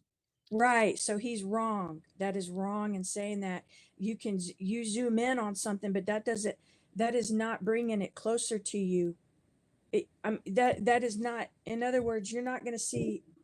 You're going to see what you see. If you zoom in, you're just seeing what you see in a bigger way, but it's not, you're not getting over the curve like he thinks you are by seeing it all. It doesn't work like that. Zoom is a very important topic, and I'm probably not explaining it the best, but you know, globe earthers think, oh, you're just, you know, you're zooming in on it, and you're moving the camera, and that's why you can see the bottom of it. No, it's thermal can cut through a lot of things, and you, Witsit, you are correct. You are seeing the bottom of it, whereas your naked eye can't at that moment. So thermal is a very good tool to prove flat Earth, in my opinion. Um, hi everyone, Billy Zeke here. How you going? Big Billy, what up, bro? Nice. I've been listening for probably about 4 or 5 hours, but I did take a short break because I had a student from Melbourne, a journalism student from Melbourne University, visit me, and they're fascinated with flat Earth. So the whole topic was about flat Earth. She came to my house. It was a 2-hour discussion we just had, but she's sitting on the fence on flat Earth. How's that? She heard about it about 10 years ago. She mocked it, as we all did. But now she's sitting on the fence to the point where she interviewed me just now. Apparently, she also interviewed Mark Sargent, David Weiss, and a few professors from the University of Melbourne, including a professor of communications. And what he said was really interesting. And I know I'm sort of going away from your topic, but I will go back there really soon. But she said the professor of communications said that flat Earth was a new thing. It was never mentioned ever. And as soon as I brought up some articles that were, as you know, from 100 years ago, it was in newspapers, etc. But just in short, at the end of the interview, she said, "Oh, can we take some footage somewhere?" And I said, "Look, the beach is just, down the road." We went down to the beach, and it was perfect timing. I had the P900, so she's now seen with her own eyes resolving objects that are allegedly behind the curve. It was also really good timing because the sun was setting. And when you get those perfect opportunities where you see the sun morphing into the horizon, and it just vanished away. And I caught that on footage while she was there. She said she's never seen that before. In regards to the point about you saying we can't see the bottom of objects at the distance across Melbourne, the bay is approximately 30 kilometers in front of me, which is something like 20 odd miles. But spanning edge to edge, it's about 60 kilometers. And we can literally see the shoreline right across the bay on a beautiful day. And that should be impossible on a ball, as you know. So we can resolve the bottom of an object. It depends on the day, doesn't it? So why don't you, you should be posting that everywhere, because if you're talking 24 miles and you're seeing, where's that posted? I've got that on my YouTube channel so many times. There's a playlist on my YouTube channel that says my observations, and I've actually caught objects 96 kilometers away. And it's a wind farm that they've just recently installed. I'm in Melbourne. There's a town called Ballarat, which is about 100 kilometers away from Melbourne. They've installed a massive wind farm. Now, on the bright time of year, as we know, the sun is changing its sets at different locations throughout the year. And when it silhouettes, it's like pretty much this time of year, it creates a perfect silhouette where you can see these objects. And I've caught a mountain range, which is called the Grampians. I'm not sure if it's a world famous heritage site. That's 300 kilometers away. So pretty mind-blowing stuff, like, when we really go. And the thing is, I live 700 meters away from the beach. What's that, like 2,000 feet, I think it is. So I go there quite often, and every day is different, as Austin has said. And I don't know, is Austin here at the moment? Or how often would you say you're able to see 24 miles from a 6-foot tall observer to the actual shore? 3-4 times a week, depending on the conditions. I just did it today. I'd just be constantly put out there, and I'll look on your channel and try and get those. I should do it more often, but I've got dozens of videos where I'm seeing that. I've also filmed the vanishing sun on a couple of occasions, including today. So I've just got fresh footage that I'll upload to my YouTube channel, which shows like what I'm saying. It's just incredible out here because you know it depends on the atmosphere, it depends on the day, doesn't it? Yeah, totally. I mean, I used to live at the Monterey Bay, and it was a hit and miss, and that's what sucked. Is every time you travel over there, you never knew what kind of day it was going to be, and it would always be a counterintuitive too. It'd be a cooler day, and you would think you're going to have good sight, but then you'd get a lot of mirroring, and then sometimes on a real nice day, but in the afternoon you'd be able to see perfectly.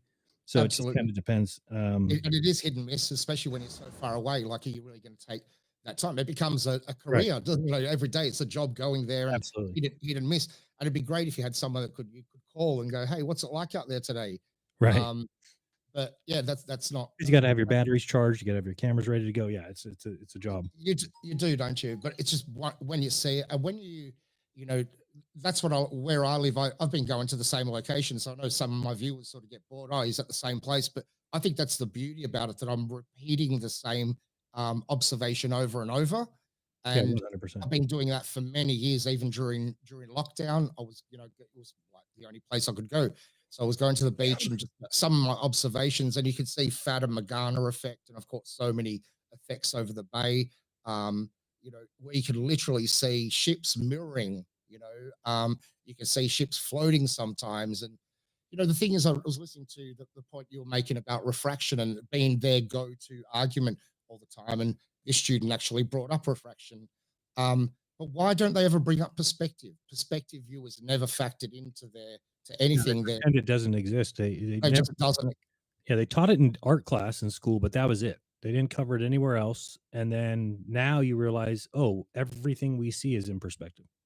So Exactly. it is it is how we see, and it wasn't even taught. So luckily they did some of those things. So I think they really tell us something. If you look back, what didn't they teach us? What that like they didn't have a day in class where they said, okay, half the group argue flat Earth and half the group argue globe Earth. No way. They had to teach us that it was the dumbest belief ever, that it didn't deserve any time in school, that nobody ever, only ancient people believed it.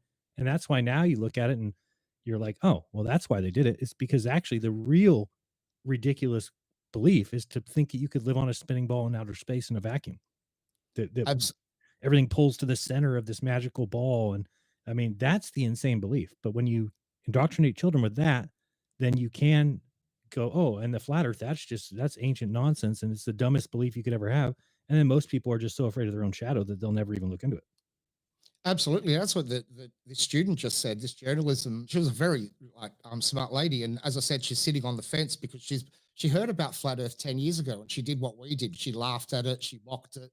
She said that you'd almost call, if anyone was being stupid, you'd almost say, oh, you're a flat earther, but it's getting to, she said it's getting to a tipping point, even within the university. Isn't that exciting?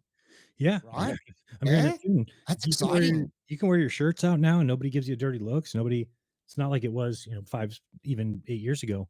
Now it's definitely more accepted. And you're right. Then there's that. I've heard numbers like 10, 15%. There is certain studies that say that when you get over that tipping point, that then the other group joins. So we're still on that less than 10%. Let's say we get over 10%, then all of a sudden the other 80%, they come over. Can I ask you a question, Jeremy? Because I know, and anyone here, if you can answer this, because she asked me, she said, and then what? And maybe I brought it up after we get to the tip. And then what? What happens when we reach the tipping point? What happens? What's your? Well, for me, I think that you have to realize that we're being lied to on a massive level, and a lot of people can't face Absolutely. that, right? And so this is the one that breaks everything, because if it is the case, then people can start to see, oh, okay, well then, yeah, then COVID could easily be like, oh, then governments could easily work together. Then you could just go on and on and on and on from there, that everything breaks down, from the schooling to the science to every facet of life would kind of need to be reset. And that's kind of at the point we're at anyway in the world, right? We're kind of at a Absolutely. place where we look around and we see governments that are becoming tyrannical, and we've got people arguing with each other, not because they've actually have beef, but because the media can put out anything, racism, they can put out this, and then they can create this strife between people, because that's the way you stay in power, is you have people fight between each other, right? So if people realize that we've all been lied to on a massive level like that, then we have a chance. But the problem with it is, I get that, but then what? What do we do? What happens? Do we take over the universities? Do we take over astrophysics as real astrophysics, even though it's not physical, so it can't be astrophysics. Yeah, it would have to all be start As over. we, The problem is yeah, that they convinced everybody that went along with their story that they're smart, right? They gave them documents, they gave them paperwork to put on their wall that says, "Look, I'm smart on this subject." So the hardest part we're going to have is getting those people to admit that they were fooled, and and that's and they've compartmentalized them, haven't they? So they, right. and you got all these compartmentalized people thinking they know it all. Well, Or that um, somebody else knows it all, right? Like my sister, she has a master's degree in art history. Now, if you tried to tell her anything about art history, she'll laugh at you and tell you that, oh, she knows all about it, right? But if you ask her any other subject, she defers to the people of that ilk. field, yeah, Right, exactly. And so that's kind of the position that a lot of people are in, that they feel they're very smart in their respected fields, and then they just grant everybody. This is why everybody thinks spectroscopy is a thing, and they think, I'm not saying it's not a thing, but it's just we've given these people way too much power. Now they're like yeah. telling us what gases are on stars, 370 trillion miles away, and They people died, and they died billions of years ago. And actually, when I brought that up with her, she laughed. She said she agreed. It's all bullshit. Yeah, it's bullshit science. And I said, because I bumped into a friend about a month ago, and coincidentally we were chatting, and then his friend realized I was a flat earther. So two guys have walked out of the shop, and this guy tried to mock us. He's gone, "Oh, these two guys are flat earthers," and the two guys that walked out, they were astrophysics students from Monash University. So they've sort of gone, "Oh, cool." We ended up sitting down for 2.5 hours talking about flat Earth, right? Mate, I was asking them things like how fast does the Earth spin? They didn't know. How fast Right. does it go around the sun? They didn't know. They didn't know anything about the field, but they were fascinated, right? And I think now, when they left, I know it. They will never see this world the same again. Now so that means now we've got, not saying from what I did, but in this instance, two new astrophysicists who will look at the stars in a different way. Isn't that good? Isn't it good that I reckon we're going to get there, so that when a tipping point occurs, it won't be that a lot of these, we throw away everything from the universe. We get, that equipment, throw it away. We just use it in a different way. We use it in a real way. So spectroscopy, yes, we can use that, but let's not bullshit. Let's not add and fudge the numbers just to match what we were told. Let's actually use it. Let's use the lasers. I actually said to her, "How do I get access to the most powerful laser in your university? Because I want to fire that across the bay and see if we can pinpoint a target 60 kilometers away." She went, "That's what we're going to do. That's where, when we get the tipping point, we better start thinking." Because she actually brought up a point. What are you guys going to do? Like, what proof are you? Not proof. What experiments, collective experiments, are you guys doing to prove this? And maybe that's where we're lacking at the moment, because we've got no plan, right? I'd like to propose that we do, and I'd created a page on Facebook, which has garnered like about 1,000 or so people. Even the globe earthers want to get involved, but it's called Test the Curve Day.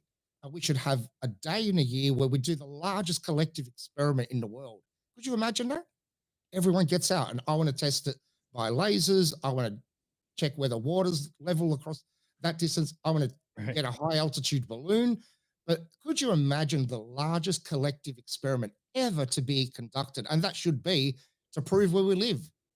So I don't know if you guys want to get involved with that, but I want to.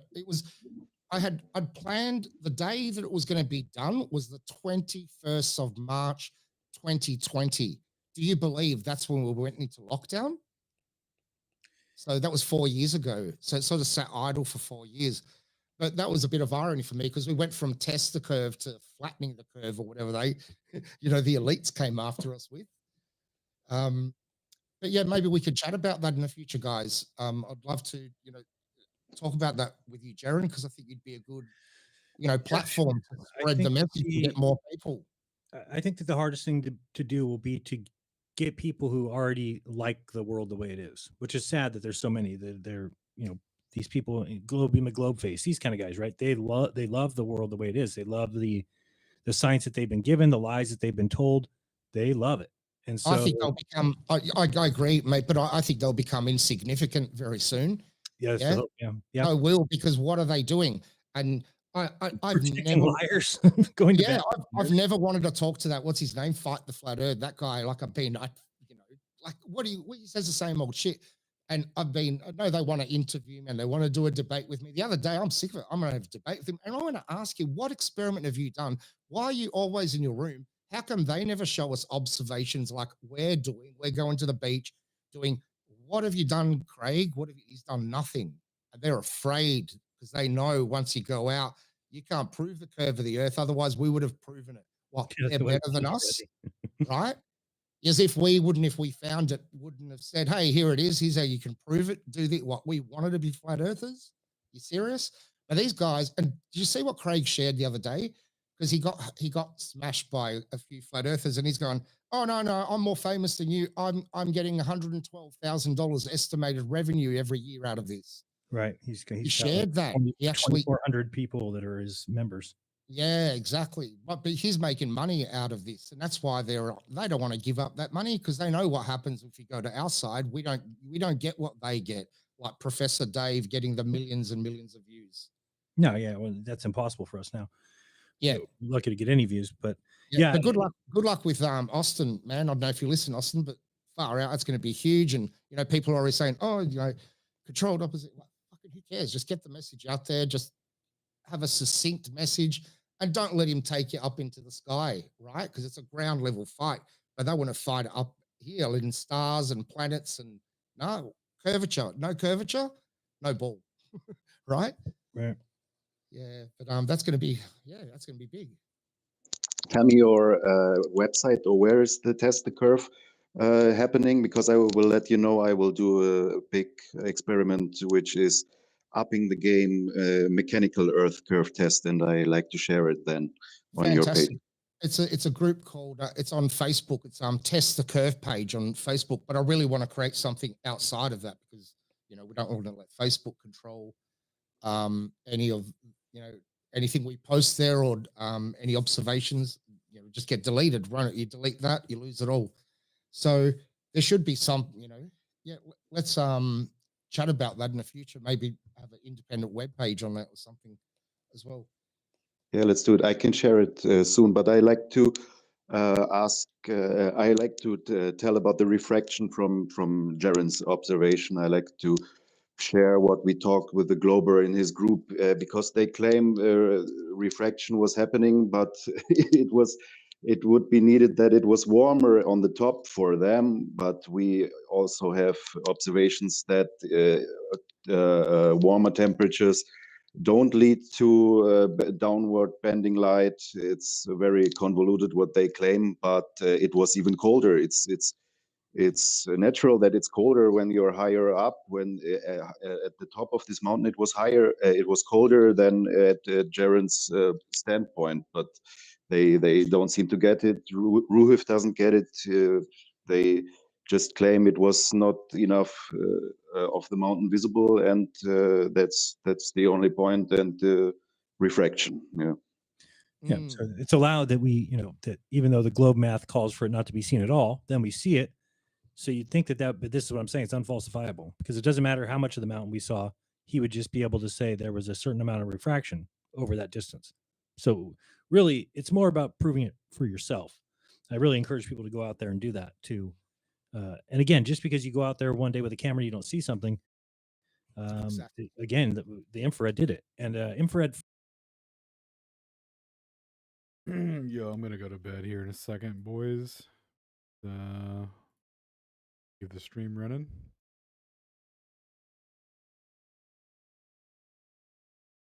It's been converted not just with a lens, it's actually been opened up and had the IR filter removed, and then made it a full spectrum. And I think it cost me like $250. So on top, the camera, and then $250 to have it. So people definitely share the full material in some days. Yeah, tomorrow I have my show at 1 p.m. Pacific, and I'll put out the actual raw footage before that, but then I'll be talking about it tomorrow. Because when I asked Ruhif about the dynamics that they need to show how something bends around a barrier, a curve, they don't come up. They just with something they just add Yeah. on, and this stupid thing. It's physics. It's a typical physics demonstration, and they don't have that. So when what we can see, it can move up or down, or something can be blocked by perspective, but bending around the curve, they don't have nothing still. So I ask always that when they want to come up with refraction. And they're using, as you guys most likely know, they're using refraction based on a formula that was developed in an isotropic environment, right? But the atmosphere is anisotropic, so you can't use that same formula. To create a formula for that, you'd have to study the. You'd have to study out, wouldn't you? You'd have to do way more than just have okay, we do this through a fish tank. We'll shine a laser through it or some light. Literally, what they do is they just increase the size of Earth 20%. That's standard refraction. Standard but then yeah, exactly. But if they do that, then they have to increase the speed of the rotational speed of the Earth. How everything changes. They can't just, a lot of them go, oh, maybe the Earth's just a little bit bigger. Well, mate, you've got a big problem there because you said, the whole thing just flies out the window, doesn't it? Yeah, I mean, but picture this though, because this is what's the crazy. Once you're out there and you see this, so we're out there, we're standing about 70 feet, 75 feet high, 80 feet high with the camera on a cliff looking out at the ocean. And imagine we see the top of this supposed island out there 75 miles away. Now they say, oh no, you're only seeing the top 150 or 200 feet. Okay, so it's a 1,900 foot mountain. And they say we're seeing the top 250 feet. So that means that there's, after the curvature of the Earth, after the horizon, that it drops off. I mean, that's, what is a cruise ship, 250 feet tall? So you're talking about you'd be able to stack all these cruise ships behind the curve and we still wouldn't see it. We would see the top of the island still, and we would see the horizon still. But between the horizon and the actual bottom of the mountain, you could stack 6, 7 cruise ships on top of each other. That's insanity. When you're out there looking at it, to believe that that is the case, you have to have lost your mind. It's just not the case. I mean, and when you're out there looking, why is it always, I don't know if you guys have seen this, but all the boats line up at the horizon line. Like they never go over. At least I've seen some videos of people showing boats supposedly going over. They're not going over if you watch them carefully. But it's just weird that they all line up at that horizon line. You never go out there and see like, oh, there's a half of a cruise ship. Oh, there's a half of a boat. It's not. They show you a boat, like a speedboat jumping in the water, like barely dipping down 4 feet. They're like, look, he's on the other side of the curve. It's like, no, guys, that's just ocean. That's just swell. That's just waves. It's just a crazy move. I don't know how they you're right. You're right, Jaron. And what they're not, they think the curve starts over there, not the ramping up effect when you're at water, right? You get that ramping effect that's going upwards. They're not is it curving that? No, it's only after that point. What do you mean? It should be curving. We don't live on a disco ball where it just goes clunk and then clunk, right? It should be curving from the minute from the moment in front of your feet, basically, if you're at the water's edge. What do you mean it just curves over that way? What's it doing along here? Just like if you start going up, the horizon should stay where it's at. You're moving up off the ball, and therefore the horizon should stay, but they have it go with you. Like they just call that, I don't know what. That's just the way it works, I guess. Yeah. Like that's just crazy if you're not accounting for this part. And then when we do and we bring up perspective, they go, no, that's bullshit. Perspective doesn't work like that. And that's all they could say. But perspective, our perspective, what we draw as, how you brought drawing, that's 3-point perspective, isn't it? But on a sphere, I didn't realize that's called 5-point perspective. Have you looked into that? 5-point, no. 5-point perspective. Type that, go into images, and you go, aha, because everything, as we've been saying, on 5-point perspective, if you had a building in Melbourne and then one in Sydney or one in Los Angeles and one in, California, New York, those buildings are not going to be perpendicular to each other. They should be leaning away, right? As we've been claiming. That's what 5-point perspective is. When they draw like that, it's like, Google it. It's hard for me to describe because I've only been, 4 or 5 weeks diving down that rabbit hole. Yeah, I'm looking at it. It's like curved linear view. Can I give you some really freaking cool hint that I found yesterday?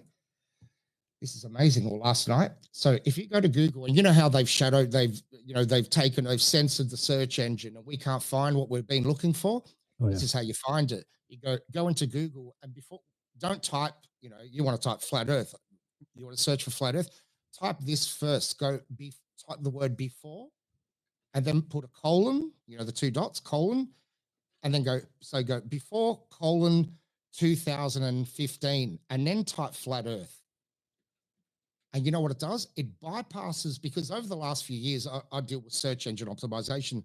So over the last few years, you've been able, or the AI, you could do search engine optimization using AI tools. And a lot of the AI tools have taken over the search results in the last few years. So if you're wondering if there's, why we can't find what, that's why, because it's been manipulated. Every industry, even if you're searching for a plumber in the area, or because if you're a smart SEO guy, you'll be using those tools because it works. So to bypass that, just go before 2008 and type Tartaria, type flat Earth.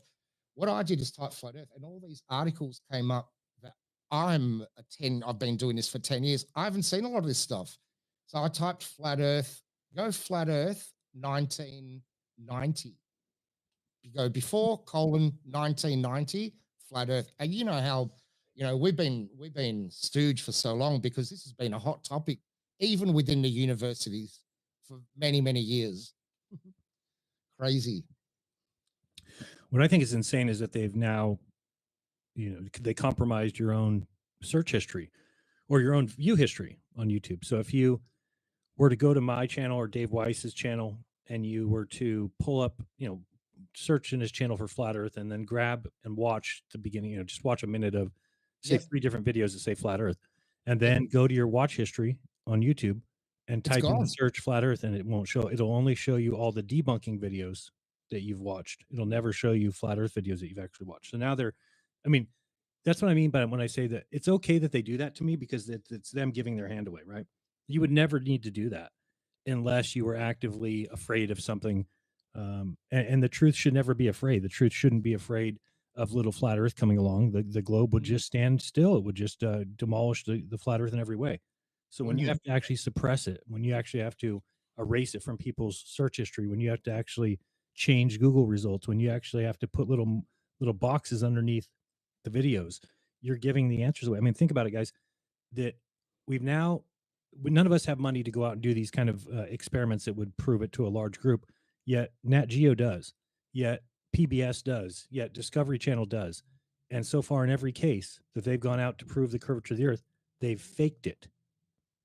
They've faked it. So you don't fake something that is just true. If the Earth is curved, you just are PBS, you go out, you have all this money, you go out and you prove it and you show it, and then that's the end of story. When you actually have to go out and fake with CGI, with video manipulation to put a fake helicopter behind a fake curve, that should tell you everything you need to know. Should tell you right there.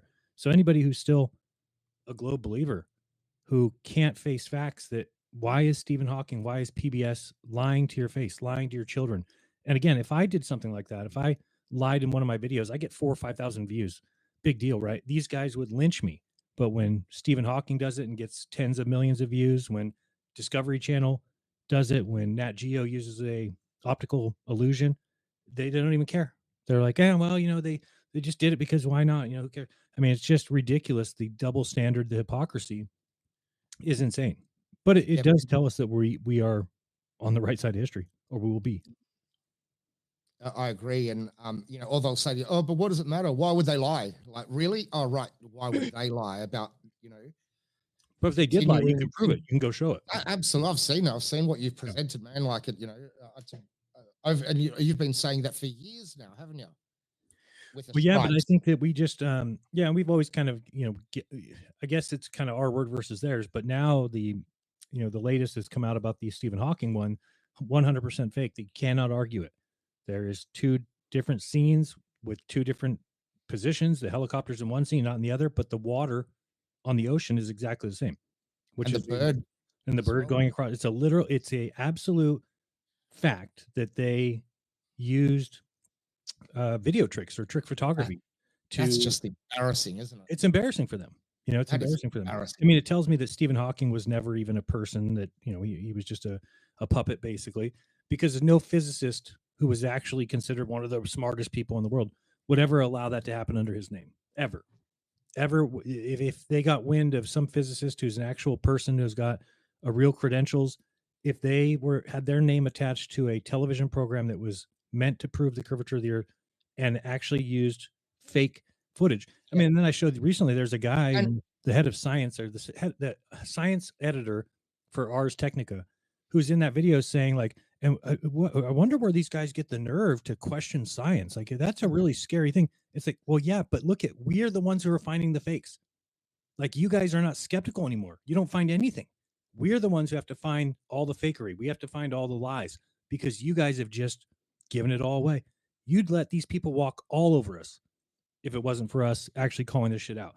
And that's pathetic. You got the head of some science magazine or Ars Technica saying the questioning of science is really scary. No, that's what science is. Science is the constant skeptical nature, the questioning, and yet they've completely done away with it. Now it's just believe what these men say. They see back in time and they know all things. They know how old the earth is because they can date rocks. And I mean, they know dinosaur ages because they can date the dirt that they're in. It's amazing. oh, it's good. Oh man, I'm loving it. You know, because I reckon the tipping point's coming soon. And I don't know what they're going to do. And you're right, it was such a freaking rudimentary experiment. Imagine that, like a helicopter, and you're putting that to his name with the, really? Is that it? Just once? Is that how you do an experiment? Just once? Oh, we went out, we did this once. That's it. Look at this. Look at our experiment. Really? But when we go out and do observations, that's not an experiment, is it? It's only when they Right. can do observations, and it can be. But when I do an observation, that's not an experiment. Don't be silly, right? How And dare you? Yeah. the double standard is just fucking, it's laughable. I say interesting in a hit piece movie, and they all call it proof. I know. But we do any observations, they're like, we need the temperature gradient, we need this, we need. Well, why is it that you didn't need any of that when I said interesting? Actually, you came up. Fine with that. She brought that up. The lady that just interviewed me, she brought up the Netflix, and I said that was a hit piece. We spoke about it briefly. You came up. So there's no way that's a. And I spoke about Bob Nodell, that about Bob with his the laser gyro, and really, all these guys, Mickelson, Morley, all these experiments are pretty much were based on the same idea. They couldn't prove it, but Bob did. And I asked her whether she even knew about these experiments. She didn't even know about it. Why aren't, and even those astrophysicists that I spoke with in a couple of hours, they didn't know about any of those experiments. So it's very selective, and now it's too late, man. It's come out, and you've done a brilliant job, and a lot of the crew here have done a brilliant job in exposing that, and just keep pedal to the metal, just keep going at it, man. Yeah. And so what? Who always, the trolls? We know who they are.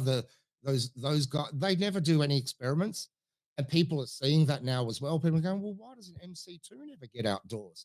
How come he's always in there, but these guys actually go outdoors and do things? But he's always in his basement in his office with his rockets and balls behind him. Yeah, there's like two different stories being told, and that's the problem is that you actually have to be somebody who wants to learn and wants to grow and look into things. And this, I don't think many people are lazy. The last thing they want to do is look into anything. So the story of Copernicus putting out his book on his deathbed is just an easy story to tell, right? Oh, Galileo, he was jailed at the end of his life.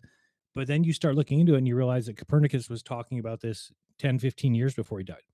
He was giving presentations in front of popes. So this is not something that was hidden. He was afraid to say it because the church was actually promoting it, right? Galileo was put on house arrest, but he was blind and he lived in a castle. So he lived in the castle at the end of his life. But all these stories, the Newton's apple, think of all the lies that have been told to us. I want to say something, please. Yeah. Yeah. Okay, I just want to offer Whitsit because I am just so respectful of all the work that you've done on this and all your thought process. If you ever want to borrow these high dollar camera, a high dollar camera to do an experiment, hit me up and I'll let you borrow one of these cameras if you've never been offered that, or maybe you have in the past, but to see if you can even do even more research on what you're doing. I really I'm behind you 100%. That's awesome. That's excellent. Yeah. All right. Hey, let me just chime in real quick because I'm just like playing around with some of this searches that Billy was like, put in the date like in the search engine, and then you could bypass some stuff. Bro, I was like, you know what? Let's just pick 2012. Is it a world ended, right? 2012. So let's see what happened with Flat Earth before 2012, bro. Like first thing that popped up was Yale University posted an hour-long video titled "The World Is Flat." There you go. Yeah, Now that's I what don't know what's in it, y'all. Before y'all flame me, all I'm saying is I'm subscribed to Yale too, and I did this through a. Is it a guy speaking about it? Yeah, there's two guys. I'm just kind of like skimming through it. There's a guy named Friedman, I think, who wrote a book called "The World Is Flat." That's not about flat Earth. It's just meaning that the world is now easy to transfer things or something. I don't know if that's what you're looking at, but I have no idea. Another thing people should look into, and I don't know, this is just a rumor I heard back in those days, and now I can't find anything about it. That somebody said that Stephen Hawking actually once was talking about flat Earth, and that the reason that they did all this stuff to him is because he was coming out with flat Earth stuff. And then I heard that there was a model of his, and some people remember seeing a website, and some people remember seeing articles, and now it's all wiped. So if anybody has any of that content, please let me know if you've saved anything like that. I got to ask Zach from Glowbusters too, because I believe that he did a video one time about it. But supposedly Stephen Hawking had discussed it before. I don't know if anybody's ever heard that. Interesting. And I did that search as well, that search thing yesterday, and I came across. I'll send you this document, Jaron, because it's fascinating. It's a guy. From the Simon Fraser University, Professor Norman Swartz. But he says, last week I posted a letter to the Philosoph email discussion group about an earlier thread concerning the myth of the flat Earth. Then he sends that out to all these professors, and they all start replying to him. Oh, no. The Earth's not flat because of Eratosthenes. And then another guy, the Greeks prove it. Another guy comes in and goes, no, Indigo, what's his name? That Greek guy, Indigo Cosmos Plustus, is that his name? Cosmos Indigo Plustus. He said this, and he was a flat earther, and it's a thread. It's a discussion between all these professors. So they were talking about it. Sorry, when was this? 1995, October 7th, 1995. So I found a lot of new stuff that I haven't seen before. I would sift through it. Yeah, there's lots of stuff. And we found so many things that, Whitsett and I were looking one time. We found that and I don't remember the year, maybe 1901, maybe late 1800s, that they said there was a huge working model that was built at the World's Fair of the flat Earth. We got the name of it and everything, and the name of the person who built it, and we can find nothing on it. We found one paper that was we couldn't get access to. It was by a PhD or something. I don't know if Whitsett's still here. If he does, he'll remember that. But there's so many dead ends that we've hit where there is a little bit enough evidence, but they've actively put on a clear. They washed it well, didn't they? Yeah. I mean, it's just too easy. That's why they went to digital with everything, because digital is very easy to erase from the internet. And in fact, I believe that that's why a lot of the Mandela effect has been put out there, is because if we start to believe that our memories are just faulty, right? Like, oh, okay, yeah, maybe you Chick-fil-A had a CK, I don't really know. Well, then what that does is then when things disappear from our memory, as far as things that we've researched and studied, we're going to attribute that to the same thing, right? Then we're going to say, oh, it just must be my memory's bad. I don't remember actually seeing it. So it's actually a brilliant strategy. It is, yeah. That's why I wanted to write a book, even though people don't read books anymore. But it was something I had to put it down in paper. And I don't know whether the Mandela effect can affect that, but I've heard it can change physical. It's changed the physical. Yeah, that was, I'm blown away by that interview that I had this afternoon, because I was a bit, oh fuck, I've got this journalist coming. What are they going to do? Put me, paint me in a bad picture. My wife even warned me about that. You should record it, blah, blah, blah. We've been set up before, right? But it went so well. And to hear that a lot of other people within the university are questioning it as well. And I reckon a lot of these people, just like the pilots that won't come, they sort of do occasionally come out and say, I reckon they love it when we talk about this. Well, they can't talk about it. Right. We're doing it. We're doing those hard yards. Frontline soldiers, if you like, going out there. And I reckon even some of the astrophysicists love us, even pilots, as I said, and maybe there are government officials that are just go, yeah, cool. if I said flat Earth, could you imagine how many constituents you'd lose, right? But so they can't. There's certain. I don't blame them. Like, it took me a while to sort of get over that. Like, why don't they come out? And maybe they can't. Maybe they just can't, right? Yeah, it's just gonna.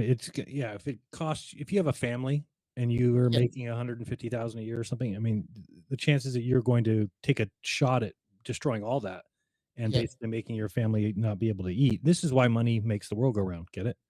Money makes the world go round, because once you control money, then you can give money to whoever you want. You can give them certain amounts of money. I believe this is why sports athletes are paid so much, because those are our like best athletes.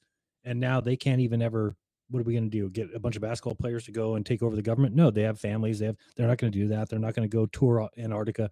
So they've really done a good job of making sure that everything is controlled by Spot money. on, man. Spot on. And you nailed it there, right? Because that's so true. And then what does that do? That makes all the children who want to aspire to be some, what am I going to be? Oh, yeah, I'll be a sportsman, and that's their focus, sport.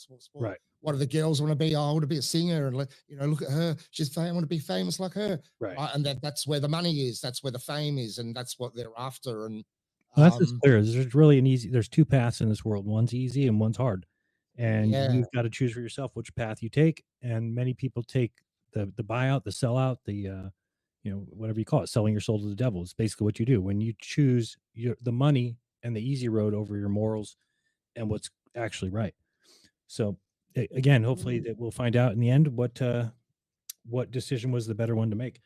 I'm just one thing real quick about your searching that people can also do, which I think is hilarious, is in Google, you can go to tools once you search something, and then you can drop down and go to the date, and then you can select an actual custom range. So what you can do is go to tools, put in like 1990 to 2000, and then search space hotels. And then what you'll find is constant Richard Branson, all these guys saying, oh, we're going to have a space hotel in 2002. And then just change your dates to 2000 to 2003 and search it again. And you'll get all the new articles again. They just can keep recycling the same stories over and over again. And people are so stupid, they don't even know it. I remember once when I thought I was going to go on one of those space hotels, Jerry, and that's what's sad about it. And I can't go anywhere. There's nowhere to go anymore. I'm lucky that I never liked Star Wars or Star Trek, so it's very easy transition for me. I didn't either, but I still, I remember a point go, wow, we're going to do that. But I just searched it right now, and again, there's inside the space hotel scheduled to open in 2025. A space hotel could be operational in just, what does this say? It didn't even finish the article. Could be operational in just 5 years. I mean, it's just garbage. It's like, look at that Dear Moon thing that was supposed to happen. That was supposed to happen in 2023. What about when Elon Musk was going to send 2 people around the moon in 2018? They just keep saying these things, and people are so sold on this lie. They're so entrenched in it. They love it so much that they just keep letting themselves be lied to. It's pathetic. It's really pathetic. And you can start marking these things down, write them down. None of these things will happen. There will be no space hotel. There will be no, but they look at the articles. First space hotels set to open in 2025. Luxury space hotels set to open in 2025. It will never happen. Just like this Dear Moon thing that's never going to happen. So once people wake up to that, and I don't know if they ever will, because right after they went to the moon, supposedly in 1970, they were selling tickets on Pan Am to the moon. So, I mean, this is 1970, right? I mean, so they're able to just keep kicking the can down the road. I did that movie or the documentary, NASA Going Nowhere, where basically I just showed that each president flip-flops back and forth on purpose. It's all by design. You have one president come in and say, we're going to go to the moon, and everything gears up to go to the moon. And then a new president comes in and says, no, we don't want to go. We're going to go to Mars. And then everything switches, and then they have to spend all the money. Basically, NASA is nothing more than a glorified jobs program. It keeps the economy going. I mean, if you guys ever have anybody ask you, well, why the lie? Why would they lie? Just point out the fact that if you combine every bit of music sales that there are, every bit of TV, every bit of box office, every bit of home entertainment, talking all TVs, all DVDs, all Blu-ray, you add music, all Spotify, all album sales, all Billboard, add to that all video games, all apps, Xbox, PlayStation, add to that every major sport, Major League Baseball, Major League Soccer, hockey, basketball, football, add all that together, and it doesn't equal the space industry year to year. So you're talking about, people think space is nothing. It's a $580 billion a year business. I mean, Hollywood and box office is like 80 billion. Music is like 29 billion. Video games is like 171 billion. You can, you know, baseball 10 billion, football 14 billion, hockey 8 billion, and space is their big moneymaker. So it's something that is a glorified, and get this, nobody goes to space. So how is it how is it such a huge industry that nobody goes there?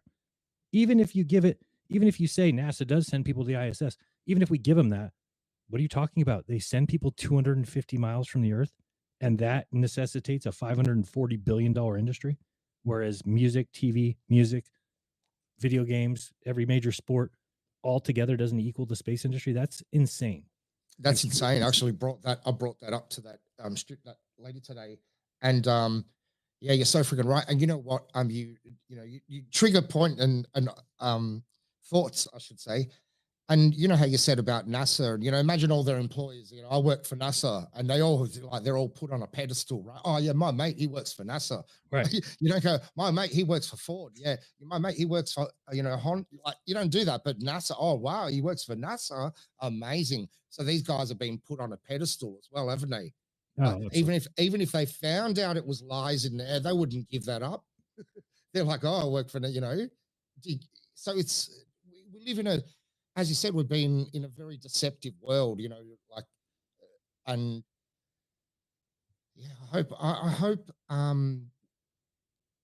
lot of these, I just hope one day these industries are destroyed for good, and we, could really focus here on Earth problems rather than what they're doing. Right.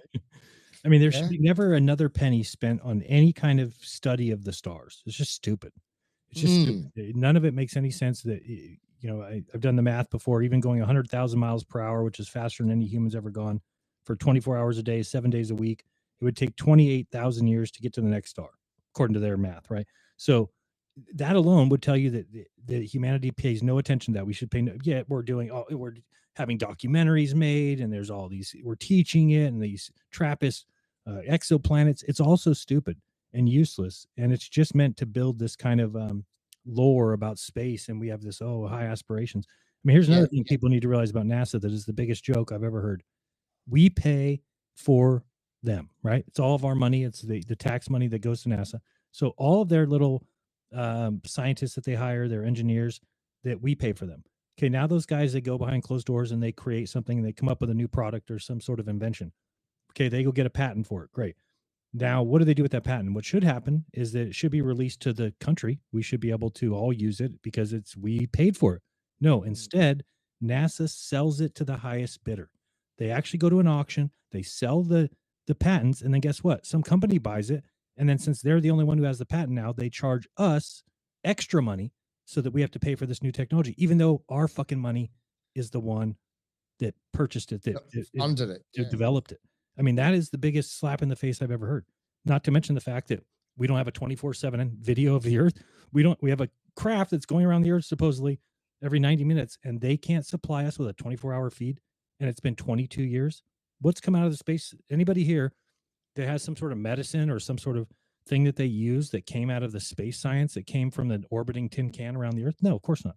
It's all just false, fake beliefs, like a movie, I don't even know what to call it, like some sort of a carrot at the end of the stick that they put there for just people to reach for, and the sky's the limit. Oh, we can go to Mars. I mean, there's actually people who say they want to go to Mars with Elon Musk. I mean, even a place that they tell you has no air, no water, no all these. I mean, they don't have nothing. You would be living in a little pod. And first of all, people can't do a 15-hour flight. They get off a 15-hour flight. You want to kill everybody that's on the plane with you. Yet they're going to go 8 months to Mars. It's the dumbest thing. Hey, Jaron, I don't know about medicine, but I did see a clip when you were highlighting some bloopers from the ISS, and it looked like they was doing some type of drug. So is that in the same category, bro? Yeah, he was high. That was the highest they've ever been. Yeah, I don't know what the hell that was, because I mean, people tell me that he was sniffing some nasal spray. Bro, he's wiping his nose and all type of weird. I'm like, what's going on? Supposedly don't get sick because they have to stay in quarantine. Then they go up there. There's no germs. So how are they getting sick? So why does the guy need nasal spray? Hey, can we get a link to that? Because this is the first Yeah, I'll time find hearing it. of this, and I would absolutely love to put this all over my Twitter I'll find it. posts like instantly. So can we please get a link to that? Because that just sounds amazing. Yep. Bro, Unfortunately, when it's not Jared just put that on the screen, I was like, I cannot believe what I'm watching here. It's like he didn't know the camera was still rolling or something. That's a This is funny weird. video too, because that's the one where he says science like 11 times in a minute. You know, he's like, "Oh, we're just here banging out the science, doing science over here and science over there." I mean, it's just it's like over the top. Like it had to be. Is there an intern named Science? Oh boy. Yeah, it sucks when you can't even find your own videos. You can't search anymore on YouTube. Those days are gone.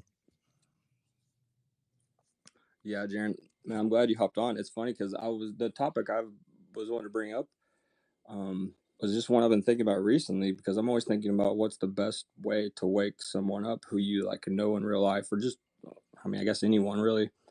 And I'm kind of like evolving over time as to what I think that best thing, just the first little thing to show them, or like one of the first things. And I, over the past month, I'm starting to think that it's showing them how they fake these observations, like Hawking and the helicopter. Yeah, I think so.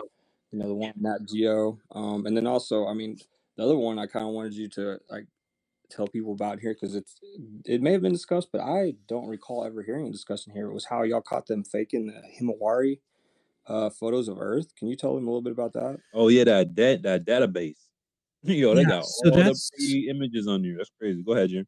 yeah. They basically we just found, and it was basically Paul on the plane that found it. Was this basically back door to a NASA's? And I don't want to say back door because I think it was probably public knowledge for some people, not us.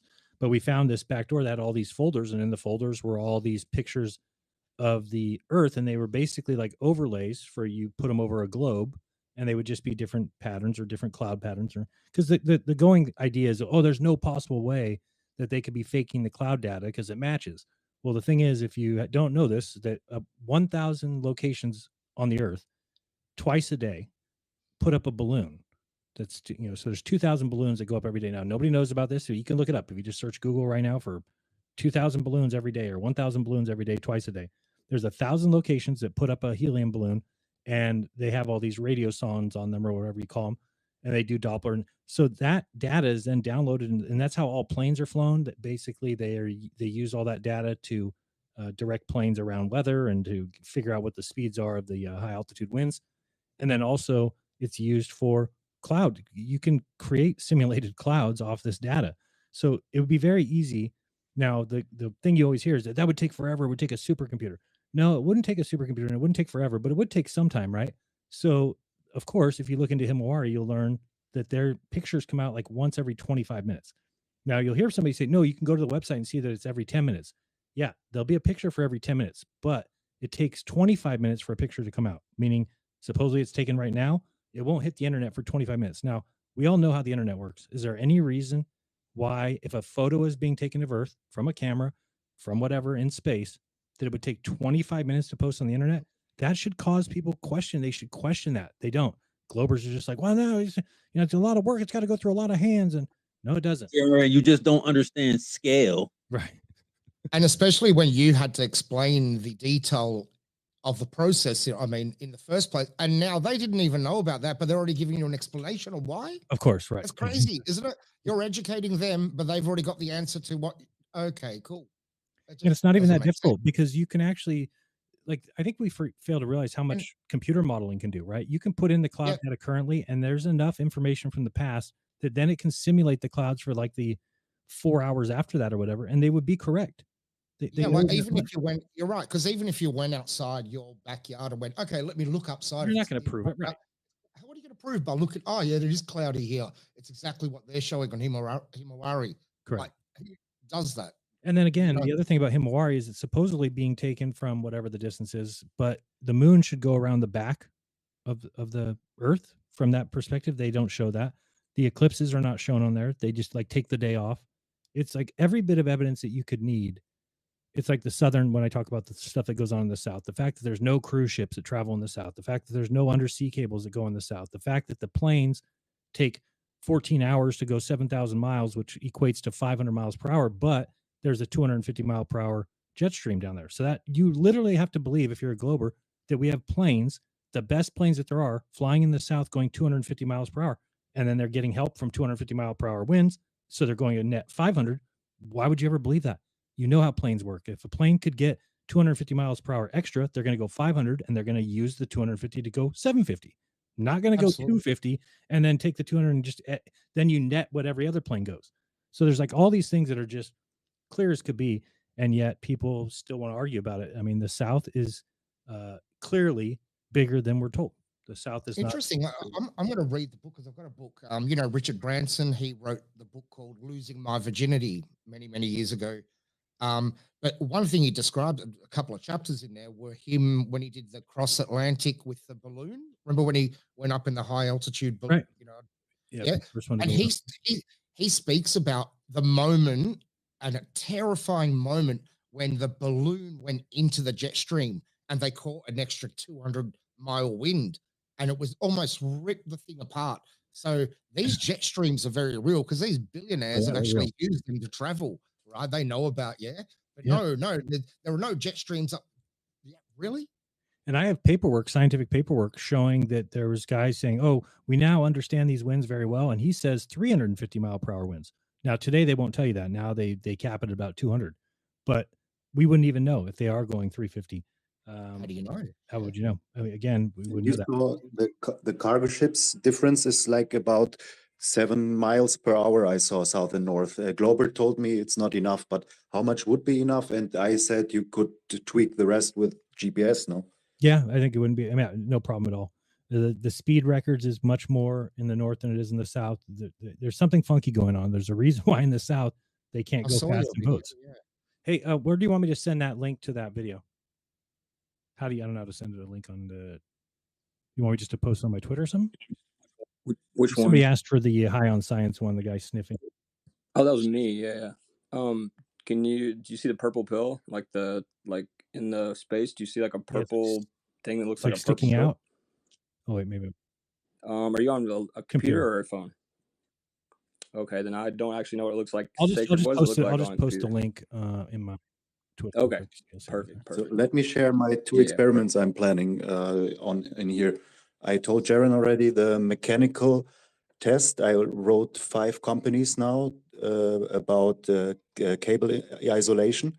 So the test is that over 2 miles or a little more, I will put the steel wire in water, and I will isolate it with neutrally buoyant plastic so that it will remain its position. Then when you pull it, in the globe it will sink a few inches, but it won't, and that's I think the first mechanical test. I'm waiting for the answer, but I think we will manage within $1,000 to get all the stuff we need. You should hook up with Jesse Gordon in Telegram. He's doing the same thing. Maybe he did fishing rod. I wrote with Mitchell before, but from Australia. Jesse Gordon, the Glober, you mean? I don't know if he's planning to do this, but... yeah, he's in the sunset chat with you and me.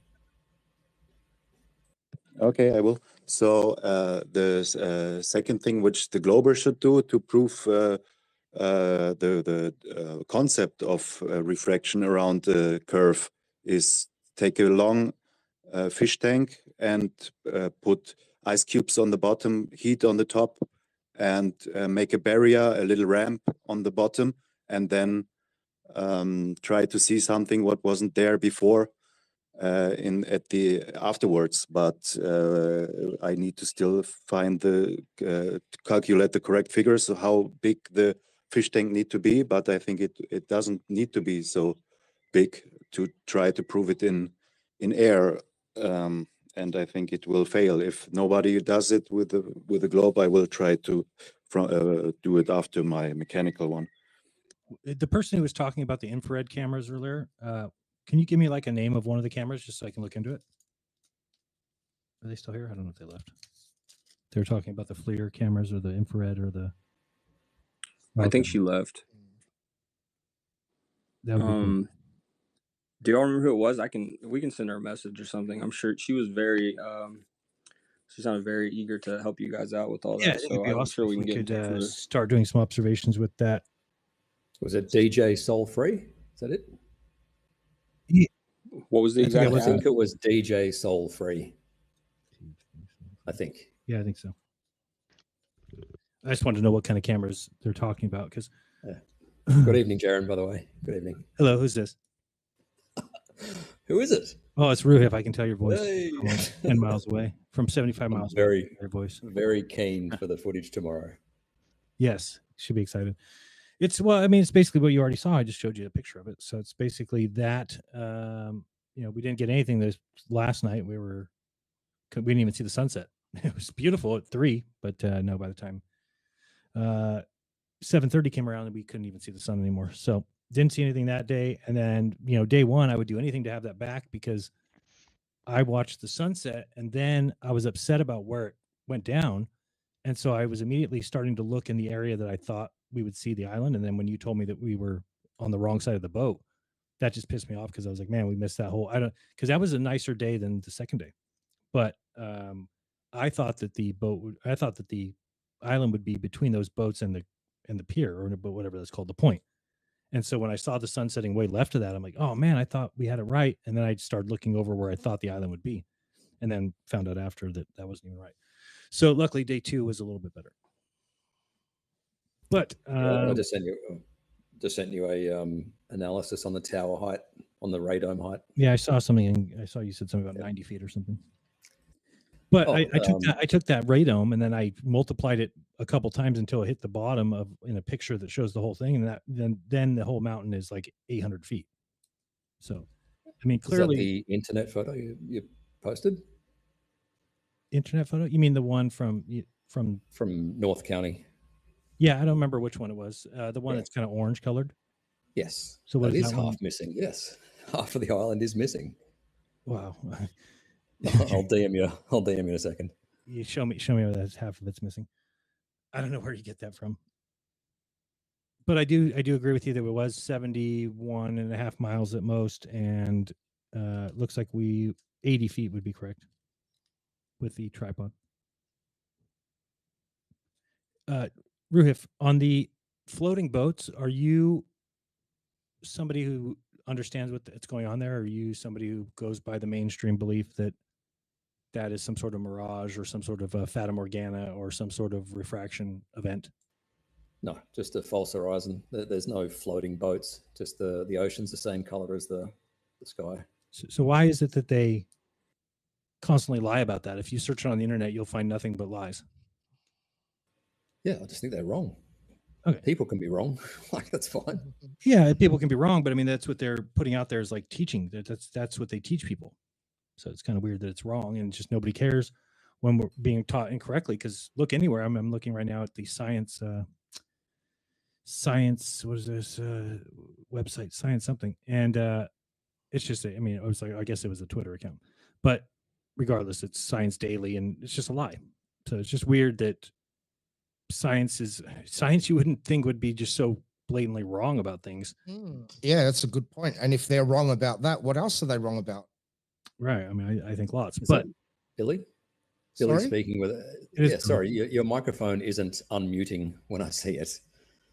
It's Billy Ziegler, right? It is, yeah. Who am I speaking to? Ruhif. I don't know whether we're not sure we've actually spoken. I don't think we have. Nice to meet you. Did you say earlier that you got some wind farm at Ballarat, like 100 k's away? Yeah, Moorabool Wind Farm from Chelsea Beach. And it wasn't just the top of the tips of the wind of the turbine, the wind turbine. It was the whole, like pretty much down to, because I do understand it's elevated there. Like we're talking about that is elevated. I can't remember 150 meters above sea level. So people have said, "Oh no, you should see that." Well, we don't see it every day. It's only on the right conditions when you got the silhouetting effect. Pretty much this time of year because the sun sets at that location. And that's when I get to see it. So I've got some video footage on my channel. You can, it runs for like several minutes. It's not just what's the name of the name of the video? So if you go to my channel, Billy Zig, on Yeah, YouTube. give me a sec. I got. I keep on having to mute and unmute because I got 3D printing going on in the background. So go to your channel. Yeah. I'd love to get one of those. And go to my playlists, and you'll see there's one called My Observations, which is the 5th block along the, and scroll through. Because we got it all over the place. There was people who were reporting each one, so it just didn't seem to be as concrete as I thought it would be with the observations. But I still think it's true, and I think that it's just difficult because we need to get some sort of way of measuring the light, not people's eyes, right? So whether that's a photovoltaic cell or something, light meter, something like that, because otherwise you're just taking it on people's word, really. And that's the thing. We had some girl saying, no, she had things in the north going the other way, and another guy in the south saw things going back and forth. But I think that it is pretty solid. I mean, I think that everyone on Earth experiences the same thing. That right now, everybody is experiencing longer twilight, whether you're in the south or the north. So I think in the south right now, you're getting longer twilight each day.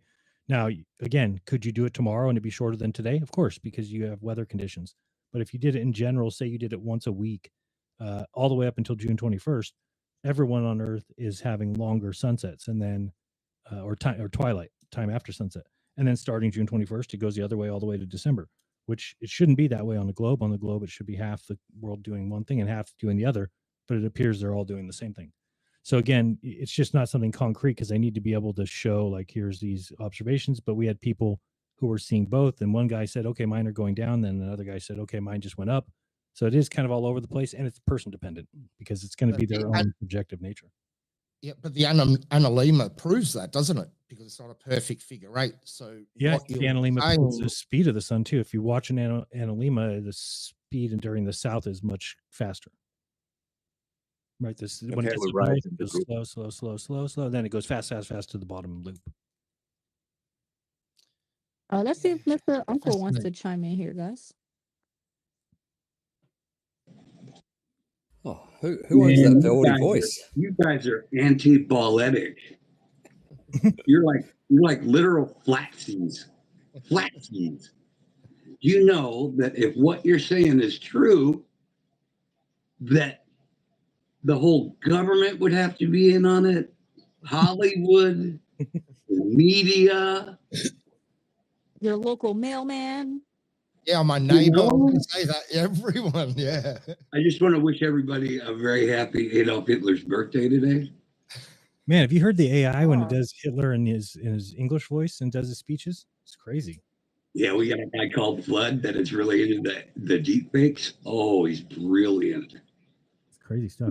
Brilliant. If you guys can blow the lid off this truth, which makes all the truth that we're so desperately trying to blow the lid off from other directions, that'll be so beautiful. Because like in our circle, it's like the truth that we're trying to blow the lid off.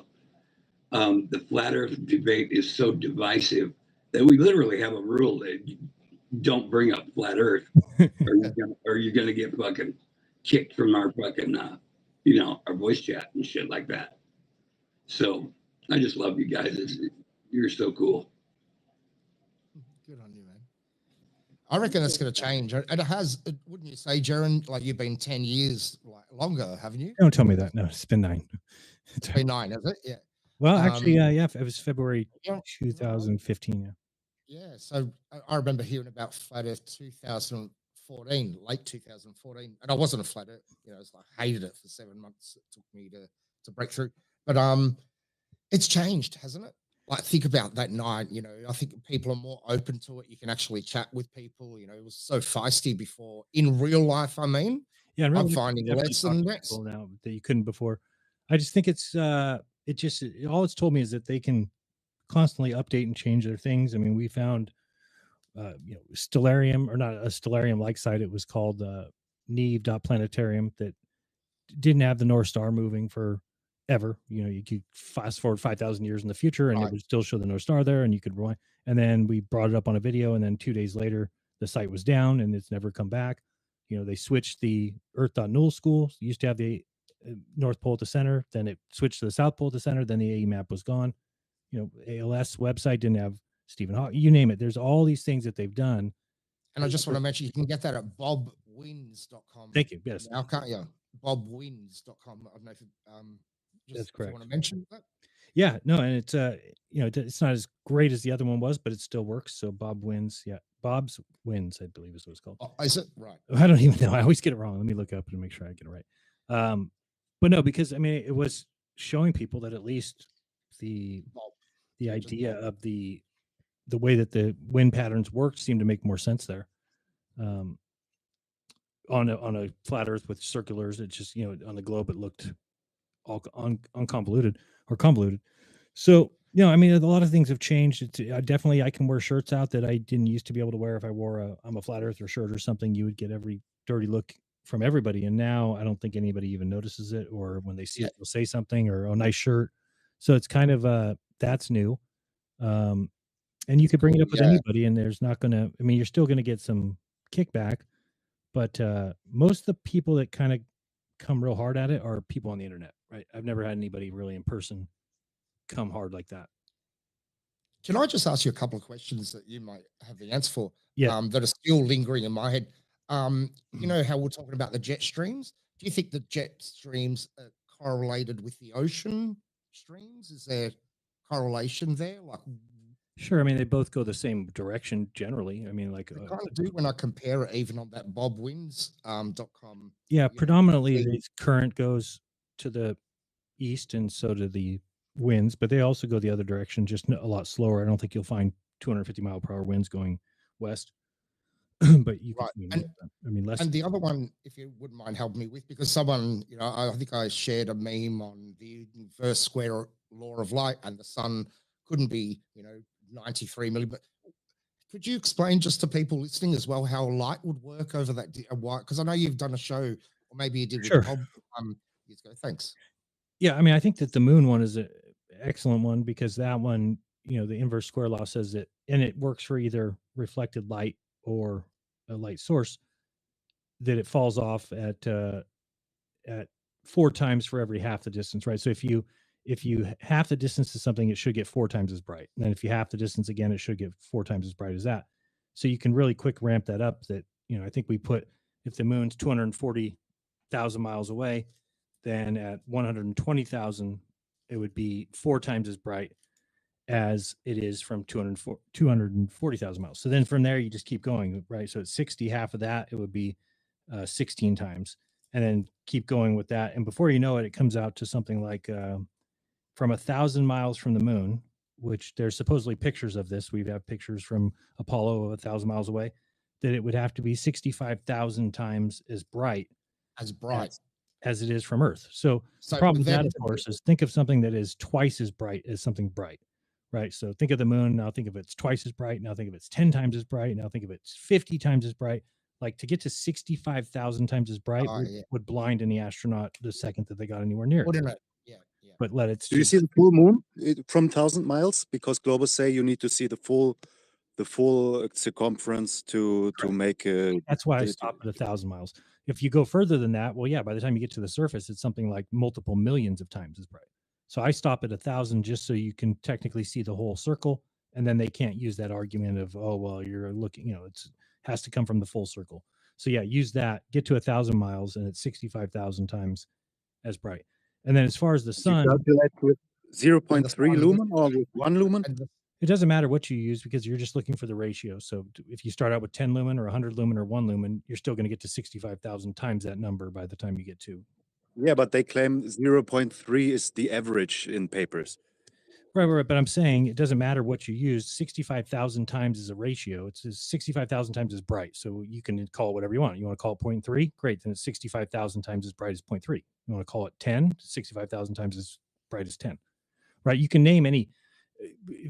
I don't know what the lumen is from Earth, but we've just figured out whatever that is, and you can use that number. I'm just saying it's the same 65,000 times as bright. It's not going to change whether it's 100 lumens or 1,000 lumens. It's still 65,000 times as bright.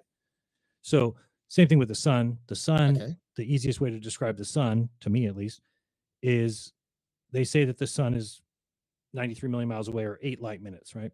So then that's 8 light minutes. If you double that, then you would get 15 light minutes, let's just say. And then double that again, and you would now be at 30 light minutes, or a light half hour. Double that again, now you're at a light hour. And then each time you double it, think of how small the sun would get, right? So think of it right now, you could cover it with your thumb in the sky, right? Okay, well then if you double it, it would be half that size or smaller. And then you could double it again, it'd be even smaller, double it again. And then when you get to that point where you're at a light hour, then you have to multiply it by 24. And then you get to a light day. But think about that. You're multiplying it by 24. So now the sun has to reduce half its size 24 times. Now it's like a star in the sky. And then we have to multiply that by 365 just to get to 1 light year. And then this is why all the stars are so gigantic. Of course, nobody, I mean, it's insane that anybody would think that these guys could figure out the size of the suns in the sky, or the stars in the sky. But they have to be so gigantic because otherwise there would be no way of us seeing the sun. So they have to, they say that the sun is I think it's the 3rd or 4th smallest star in the Milky Way, which is, they say there's 250 billion stars, and we just happen to be on the 3rd or 4th smallest, or around. It's just insane. But they have to do that because they have to be gigantic, or else how would we see them? But I still think Olber's paradox is one of the best proofs too. I mean, it's so true that if light travels forever in a vacuum, then everything in the night sky would be white. What did you call that, Jaron? Sorry? I think it's Olber's paradox. I don't know how to spell it. Olber or something. Okay. So that's the paradox that he said, well, if light travels forever and there's all these stars in every direction we look, then why isn't the night sky completely white? This is why they have to believe that stars burn out and stuff, and that some of them that we see is gone now. And there's no light in the space between, because there's no medium to see the light. And they come up with, and they can just extrapolate that forever, because they could just say, as you said, increase the distance of the sun to be twice as far and make it twice as big. And they'll use the notion that light travels forever. Once they say, well, it travels forever. How can we disprove that? Right? Because they have a sun in the sky that's so far that travels forever. So we just have to, like the 8 minutes thing is funny because people just think that that's a fact. But again, what did they do? Turn off the sunlight and then flip a switch and then count how long it took for the sunlight to get here? The sun's always shining. The sun's always there. So how are you going to calculate its speed? But again, people think because they can calculate on Earth with a light, even though that's not in a vacuum, I don't think, or don't they just do that in the air? At least they did back in the 1700s or 1800s, whenever they came up with this number originally. They were like bouncing light off mirrors. They didn't even have lights. They were using like candlelight or something. How did you test that? Exactly. But that became a standard again, didn't it? Just like Snell's law, or all these other laws, the Planck's constant and gravitational constant. Just, okay, cool. That's it. We're done it.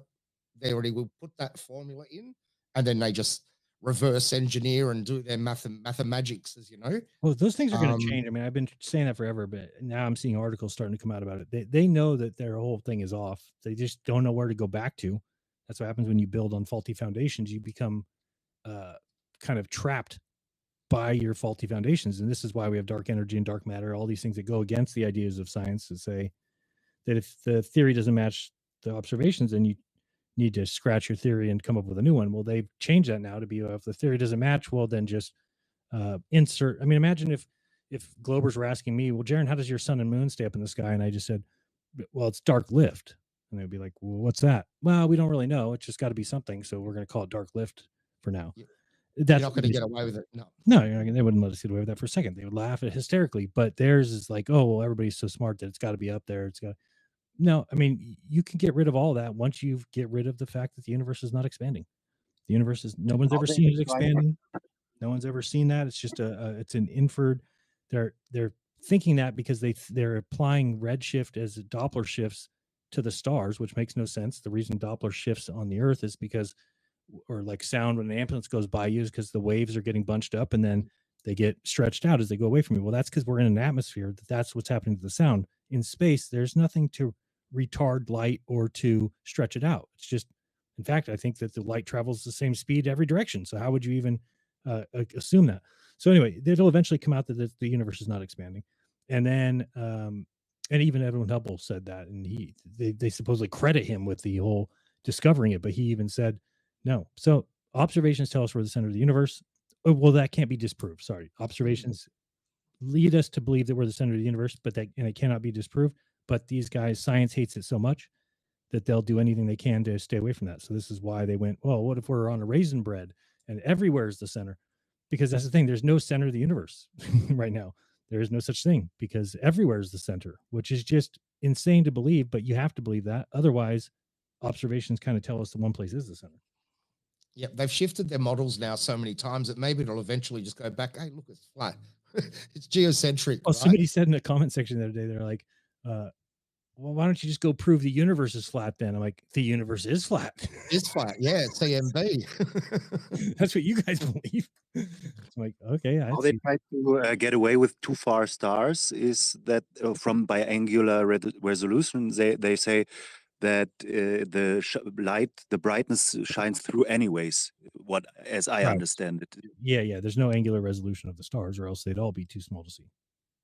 Before Holistic jumps in here, I just always found it funny that the sun is supposed to be one of the smaller stars, and yet no other star in the quote unquote solar system is as bright or is always illuminated even in daytime. Like you would think there would be a brighter star in the sky to show, hey, like there's another star just like your sun somewhere. Yeah, I don't really Maybe know. there is. That's what they say, don't they? They just say they just discovered another planet the other day, and they say that scientists say. Like, so what does that mean? Scientists prove. Tell us who, Scientists right? Tell well, us. just say it could be, would be. Should, that Even possibly. you know that guy, who's his name? Veritas? No. Who's the guy? Vsauce.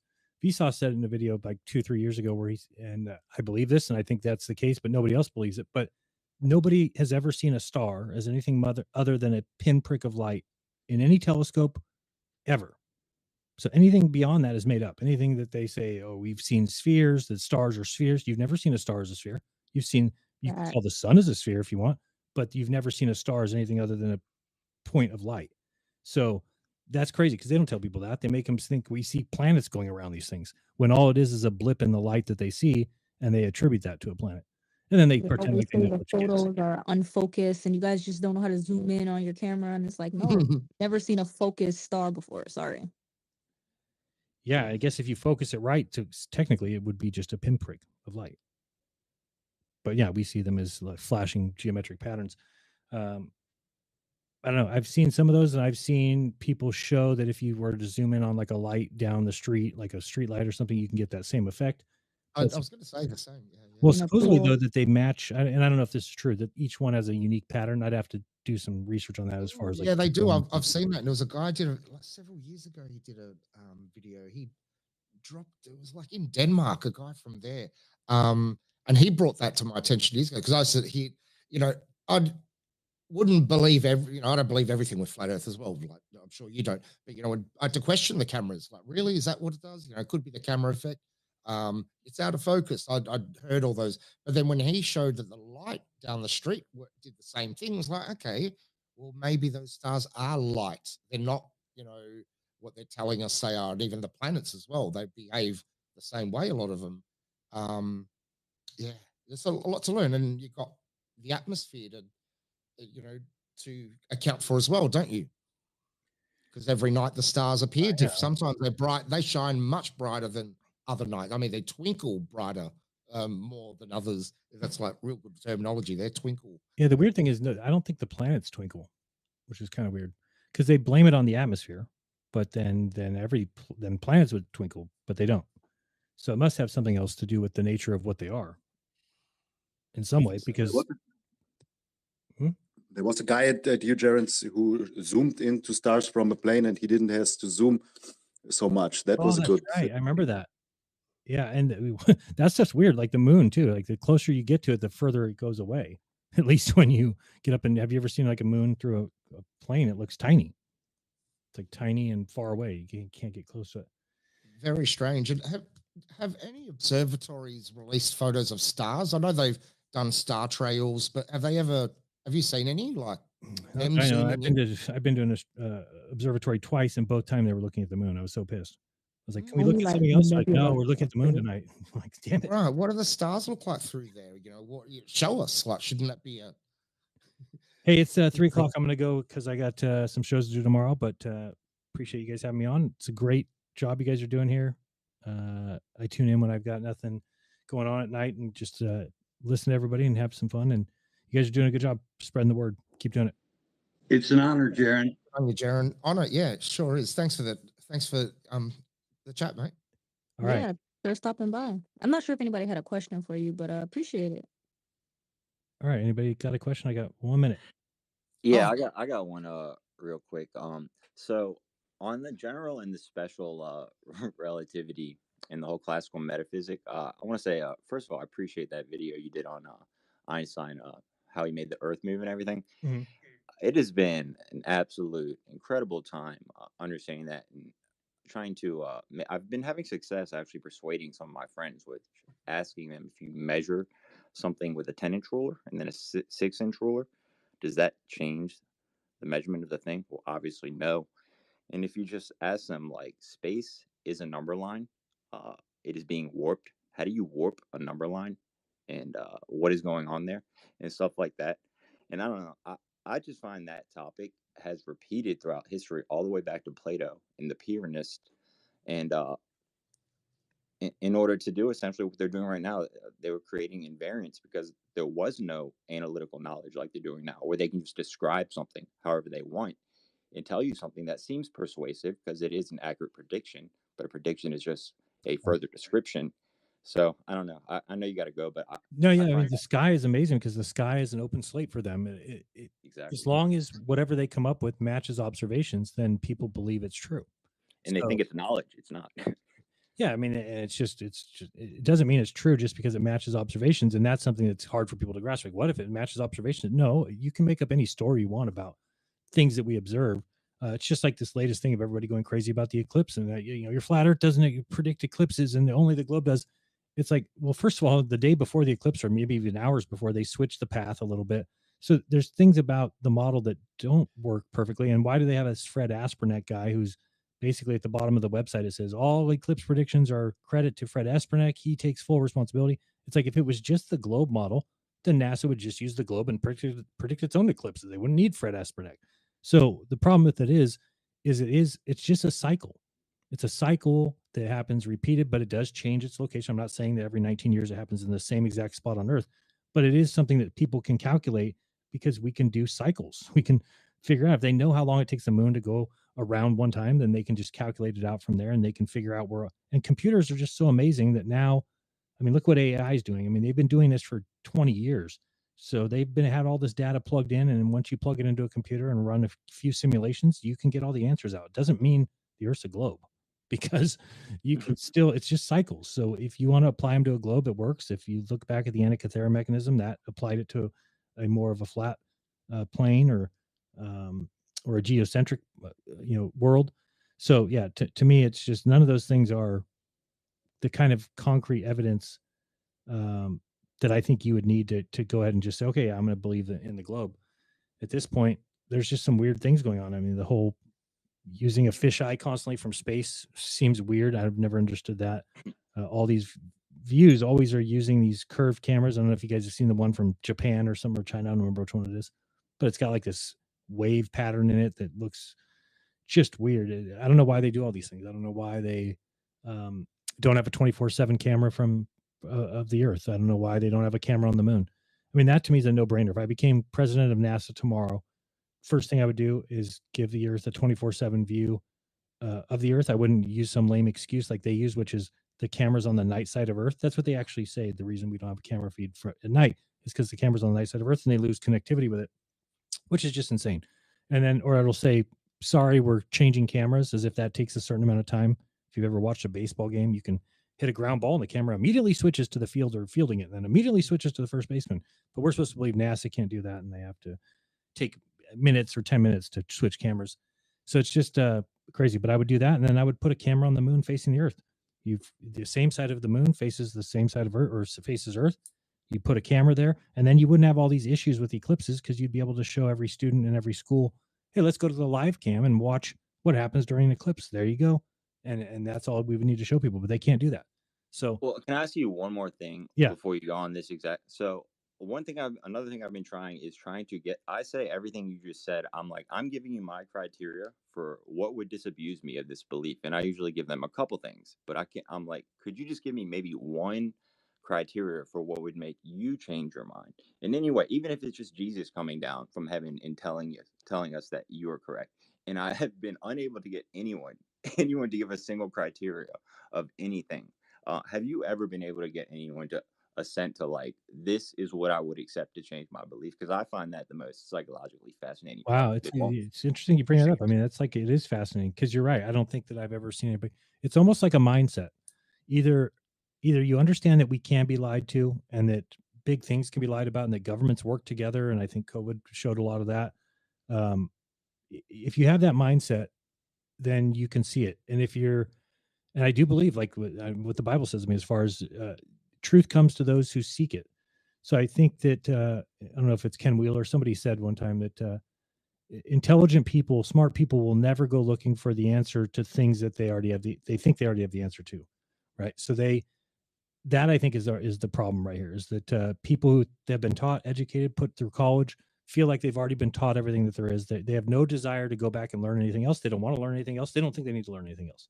So those are going to be the hardest people to convince. Those are going to be the ones that are going to be tough. But no, have I ever convinced somebody with or said one thing? I mean, for me, this is something I asked one time because I was like, okay, what would actually convince me that number one, that there's astronauts on the ISS? So there's this girl, Carrie, she has a podcast with this other guy. It's called Oh No. I was on their show one time, but they have friends that are astronauts. So I said, okay, get me an interview with an astronaut for 30 minutes.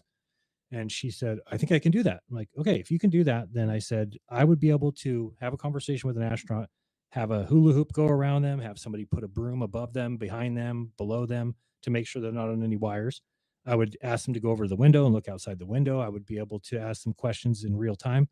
And I think that if somebody was able to do that for 30 minutes, that would convince me at least that there's orbits, that the astronauts are up there, that how else would they be able to fake that? So of course she came back and said, oh no, I talked to him and they said no. So they'll talk to all these kindergartners every day. All the astronauts will talk to kindergartners every single day with pre-planned questions that are written on a wall next to them. But they won't have a conversation with me. So, I mean, these kind of things just tell me that, and again, Carrie knows me. She's like, well, I think they'll do it for you because you're the only one I could really say would be respectful, which I would. Just I want to have a conversation with an astronaut that's on the ISS for 30 minutes because I think that they cut those short. I think that they do them in segments. I think that they're pre-taped. I think, there's so many things I think about them that tell me that they're not up there. I mean, by the way, and I'll say this again, no one's proved me wrong yet. Find a video of an astronaut going to the window at night. That's all I want.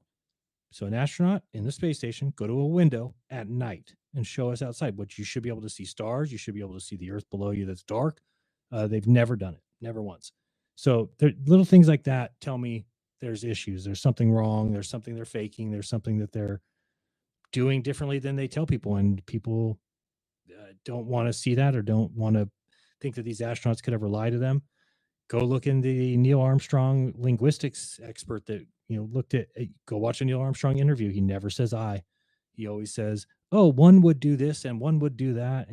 But because he can't say I, because he wasn't at the moon. So it's clear. It's like go ask anybody who's done something. Hey, remember when you went to Hawaii? What was it like? Oh, when I went there, it was you would use the word I. You would never say one would go to Hawaii and they would love the beach and one would definitely take a, stroll. And that's how Neil Armstrong talks. Now, whether or not they were brainwashed or whether they were hypnotized or something like that, I don't know. Because sometimes they kind of go in and out. I think Buzz Aldrin at this point probably thinks he went. Who knows? Even though sometimes he'll kind of like wig out, right, and go, "We didn't go there." That's my question. But yeah, I mean, there's so much evidence. I just said something the other day on my show. I showed clear evidence that there's a backdrop on the moon footage. It's clear. You can watch distant mountains that never change size. The rover is driving towards it, and it doesn't change size. Just stays there. It's because it's a backdrop. And then I've also shown that when they look to the right or left out the little buggy, that none of the rocks that are past the hard line, which is the line of the real set versus the backdrop, those rocks in the back have no parallax at all. They're the same distance apart at all times. It's clear as could be. But again, this is what tells me that people don't want the truth, because when you show something like that, it should be simple for everyone to go, oh, it's a backdrop. They'll just make up whatever lie they need to. They'll just say, oh, those mountains are so far away that there would be. It's like, no, go look outside. I mean, even a mountain, the Sierra Nevadas, which I'm in the Valley of California, the Sierra Nevadas, there still would be parallax on the items as I'm driving in a car. But again, they just make it seem like that it's not possible that we could have ever faked that. Even though, again, 1/6 gravity means that if you are a 200-pound man wearing a 100-pound backpack, so you weigh 300 pounds on Earth, you would weigh 50 pounds on the moon with no atmosphere, with no pressure, with 1/6 gravity. You would be able to jump 10 feet in the air. They stand back and they jump like 1.5 feet, and that's ridiculous. You would have the same muscle mass you have as a 200-pound man, and you'd be able to leap over the lunar rover 10, 12 feet. So to see, go back and look at the footage of what they were doing, it's clearly not what would be the case. They're also moving slowly. Have you seen? They're like lumber very slowly. Well, think about if there's 1/6 gravity, so now you're much lighter on your feet. There's no atmosphere. There's no pressure. You would be moving fast. Everything you would do would be speedy. There's nothing there's nothing hindering you. Move your arm from this position to this position. There's no air to go through. Your arm would move faster. You would not move slow motion. But what did they do? They took the footage and slowed it down. That's why it's slow motion. But think about it and you'll realize, oh, that's not the way it would work at all. You would definitely be moving faster. How would you move slower? There's you're way less. There's no hindrance. There's no atmosphere. There's no pressure on you. There's everything about it tells you to move faster. So I don't know if you guys have ever heard of Mythbusters, but the Mythbusters have also recreated the moon landing. They did it. They recreated the whole thing because that was one of the questions. Could the moon landing been faked? And it's ironic that their footage showed that it's possible. Their footage literally showed that it's possible to fake the moon landing. But then in editing at the end, they posted the clip that didn't show it.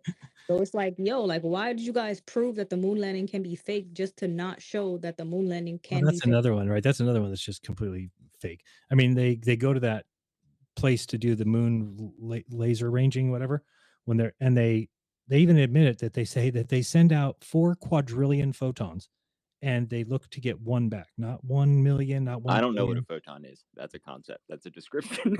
Right. But that's what they say. They say they send out 4 quadrillion and they look to get one back, 1 out of 4 quadrillion, and that tells them that they know the distance to the moon. I mean, it's just insane. And then you have everybody saying, well, they left the reflectors there, the retro reflectors, and that's how we prove we went there, when they were doing bouncing off the moon in 62. So 1962, and they say, numerous times, MIT did it, Russia did it, all these people did it. So again, it's always these like convoluted lies, or the one that says, a circle or a sphere would always leave a sphere shadow on another sphere. But then you go do it in your garage or whatever, and you notice that a sphere actually leaves like an elongated shadow on another sphere. So it's just weird that they have to always say things. And then the whole idea of boats going over the curve. Well, they claim that was their proof back 2,000 years ago, but they didn't have optics back then. They didn't have no cameras, no telescopes. So if anybody's gone out to the beach, you can go out and do it. I saw it again many times. Go out there with your eyes and watch boats go out to the horizon, and they will disappear from your eyes. But then if you grab your camera or whatever, you can see the boat again. So these guys didn't have that ability. So if anybody was claiming 2,000 years ago that the Earth was curved because boats went over the curve, they were just wrong. There's no way you can do that, actually. And the funny thing is that I'll just touch on a previous point you made about the moon just really quickly, because I heard you say something on a show a couple of weeks ago, I think it was, when you said, why would they go out on their lunar rover, right? And they're driving out. What if something happened? What if it broke down? Would they really go, have to travel 1 hour back, walk back to the spaceship? Imagine that vehicle broke down 5 kilometers away. Imagine something happened to those astronauts on the way there and they died. Imagine what they gave kids the day off school. They had everybody watching on their TV. Imagine what that would have done to the morale of America. If here we go, we're going to go out, we're going to try and beat the Ruskies, and oops, we killed all 3 astronauts. I mean, that would just destroy the morale. Could you imagine? Yeah, exactly. Yeah, they would never do that. They would definitely never take that chance. If they did go to the moon, they did it behind closed doors. They did it when nobody was looking. They wouldn't send everybody in front of the whole audience and, look, we have these guys, and show their families. And I mean, they made it like a whole television series. What if those guys died? It would have been a lot of people didn't even have television back then. They actually went and bought TVs for that event. Didn't they? And then they tune in with their family. Look, the first thing we're going to see. But another thing that terrible footage, right? It's such terrible grainy footage. And the reason why is because they wouldn't let even though this is 1969 when, you know, baseball games were being telecast across the country, this is not like way back in the 30s or something. This is, so they had the ability to plug the feed into all the news stations, but they didn't allow that. They made the news stations come to NASA and film off of a CRT screen. Unreal. I mean, that's ridiculous. I mean, and you know why? Because you can never prove anything's fake that way. Just like if you take a photo of a photo, can't prove that that's fake. Take a video of a video, can't prove that that's fake because you're taking a real video, just like you're taking a real photo. Yeah. So it passes the test of, you know, what do they call it? Air level analysis, which is fun. That's why, I don't know if you guys have ever seen, there's some videos that people show that there's like a little face that pops up behind the shuttle. And people are like, oh, that's like a model. Well, I think it's just them filming off a screen. That somebody's filming it off of a screen, and then they kind of get caught in the reflection, and then and you don't see the front of their face over the white part. Yeah, I see what you mean now. I never thought of it like that. Yeah, good point. Yeah, I don't think it's a model, but I mean, yeah, I get you now. Yeah. Another just quick thing, and I'm gonna let you go. I know you got to go too. Have you ever researched the lighthouse of Alexandria, which was in, you know, built like one of the first lighthouses ever built, and it was like in Egypt. And you could see that, they say, from 100 miles away. How could you see that from 100 miles away? I don't know. Is that the one that they used to burn things with or something? Apparently, yeah, there's various stories about that because it was such a bright... the funniest story of all, though, is the Library of Alexandria. You can look it up. It says it burned for 6 months. Yeah. Like if something was on fire for like 2 weeks, they say that the library, which would have just been stone and books, burned for 6, and it's right next to the water. Nobody went to go get buckets and put out the fire. They just let it burn for 6 months. All of humanity's knowledge. How smart were we? We said, all you guys give all us your knowledge and we'll put it in one building. And then it lit up. Oh man, we lost all of our knowledge. That sucks. And, you know, given even the buildings were amazing back then. So you're saying you could build all these beautiful buildings, but you didn't know how to put out a fire. Not for 6 months. I let it go for 6 months. 6 months. No worries. Well, Eratosthenes couldn't look up, apparently, assuming parallel rays. Like, he never looked up at the sky and, like, seen a crepuscular ray. Like, well, and he believed that the sun went around the Earth, too. So if it was an infinite distance, which it would take to have parallel rays, then he thought that an infinite distance sun went around the Earth. I mean, it doesn't even make sense. They wouldn't even have thought that. They were smarter than that. Yeah, and a circle has a radius anyway. So let's say it was a flat circle. It doesn't need to be a sphere. Do you know what I mean? So is he measuring the sun going around our Earth, like we're saying, the sun going around? Yeah. Yeah, that's. I mean, if you look up I can't remember the name of the site. There's a site that does like scientific debunking. I always want to call it DIOS. Oh, there it is, dioi.org. And you can go to that site and find they completely destroy Eratosthenes, and these guys have like they write like peer-reviewed papers or whatever this is. But Eratosthenes is the data that they got or the numbers that they got came from observing the drop of the horizon or something. It's not even has nothing to do with the sticks and shadows. It wouldn't have been something that was done. First of all, I don't even know how they figured out those. You know, the numbers 1 through 9 didn't even show up until like 1100, so or even later. So anyway, I gotta go. I gotta get to bed, and I'll see you guys tomorrow. Check out my channel, 1 o'clock. I'll be going over the observations of San Clemente. Let's call it San Gabriel. All right, guys, keep it up. Thanks, appreciate it. Peace. Shout out to Jaron, man. Appreciate you. Yeah, that was awesome. Thank you guys for accepting my request as well. It's been I haven't joined before, but I saw this great chat going, and I thought great time to come in as well. So appreciate what you guys do. It's freaking like, you know, sometimes I tune in, just listen for a few minutes. Sometimes today it's been like 5 hours, I think. So good on you guys. How do you do it? How do you do it that long? We cyborgs, Billy. They ain't tell you. Yeah, but when you get into this topic, you become so passionate about it, and when you're addicted to learning, you just want to, you know, soak it up, right? Just get as much as you can. And even though I've been flat earther for 10 years now, I'm still learning. Like, I can't say I know it all, and we never will. And I think that's the beauty of this topic as well. Yeah, it's like a never-ending like source of information, bro. Like the things that we could cover just talking about flat Earth science, history, geography, like whatever it is, like it's so much value, and you put in a lot of work too, man. I really appreciate you coming up and talking to us for a little bit. Thank you. We've been waiting for this, man. Sorry, buddy. I said we've been waiting for it. Oh, We good on you, appreciate man. Thank you. I should do it more often, actually, and I will. I promise to join in more often. And yeah, I wouldn't mind. I've got to get out there more. You know, do more podcasts, do more interviews, and I think that's what's gonna, you know. And I don't want to. I try not to get involved with the fighting. Like, just all these guys, all these trolls, just ignore them. I think if we ignore them, you know, they'll kind of go away. Just mute them. Just don't even read their comments. Just like, don't give them any time of day. You know what that's, if people do that to you, it's like, well, shouldn't be here. Well, let them go. I don't, you know, because there's a lot of genuine people, even though I see what you guys are doing. And, you know, you might think, oh, am I reaching anyone? I reckon you guys are reaching, you know, those people that are just too afraid to say anything, because you can prove it by the polls. You know, when you do a poll, because it's anonymous and people aren't being exposed. Oh, yeah, I can go, yes, I'm a flat earther. We're beating them in most polls now, aren't we?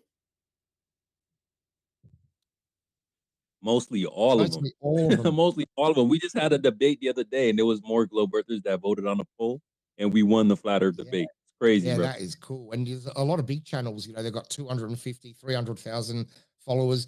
And because they've been hounded, they go, oh, look, I've had enough. Is the earth flat? Is it round? They're expecting their followers to be mostly round, you know, globe earthers, but they're losing. They're getting 60, 70% as well. So, and they're shocked. Oh, really? Is this what's happening? And, you know, I think even with Austin's debate with Harrison, this Harrison guy, like, it's just, you know, didn't he start mocking the Harris guy instantly?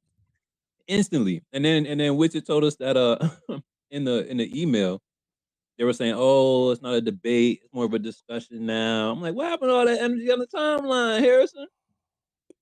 Who knows, bro? I don't mind. Look, a discussion is good as well. I think it's far more powerful as a discussion, and that's what I'm trying to do. I don't have time to debate. Get on the channel and debate. Oh, look, at the end of it, am I really going to convince you? I've never heard in one of these debate shows someone at the end going, look, mate, I was wrong. You're right. It's never going to happen. So I think discussions are far better. You know, two people converse, having a dialogue, and you know, you can interrupt me when you need to ask a question, not, oh, you gotta wait 2 minutes before asking me. Yeah, do you know what I mean? Like, that's just bullshit, man. Imagine trying to do that with your wife, or if you did that to your wife, like, you can't interrupt me. I'm speaking.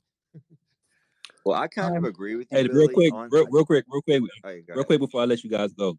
Yeah. We got hands too, but that's a really good point, man. Because I thought about this. You know, debates are good, but if someone knows that their position is flawed, they don't want to lose, so they just continue to lie or be dishonest because they don't want to lose the debate. So I kind of agree with you when it comes to, like, you know, open discourse and discussions are a little bit more fruitful than debates. However, if you don't want to talk to the trolls, this is another way to expose them. This is what Flat Earth Fridays is for. For any of you guys that don't want to deal with all of the toxic stuff in the mentions and the replies, just send them the link to Flat Earth Fridays. Be like, hey, you guys seem like you got energy. You guys seem extremely invested in the conversation. There's a space every Friday going into Saturday, Flat Earth Fridays and Stationary Saturdays, where you can come get all the smoke and then just link them to the space and see if they show up. Because if they don't show up, then you know they're not really. Yeah, I'm with going to do that. I've got a few people in mind already that are, you know, constantly emailing me and like, really, you're that passionate? How about you join this show and talk? Yeah, you know, good one. So what we here for. So yeah, man, I really appreciate you, bro. Feel free to come grab a mic. You always got a mic open over here. Y'all go follow Billy. He got a dope YouTube as well. I linked the playlist to his observations. Aussie, right? Yeah, right, Billy? in Melbourne, Australia, lockdown capital of the world, they call it.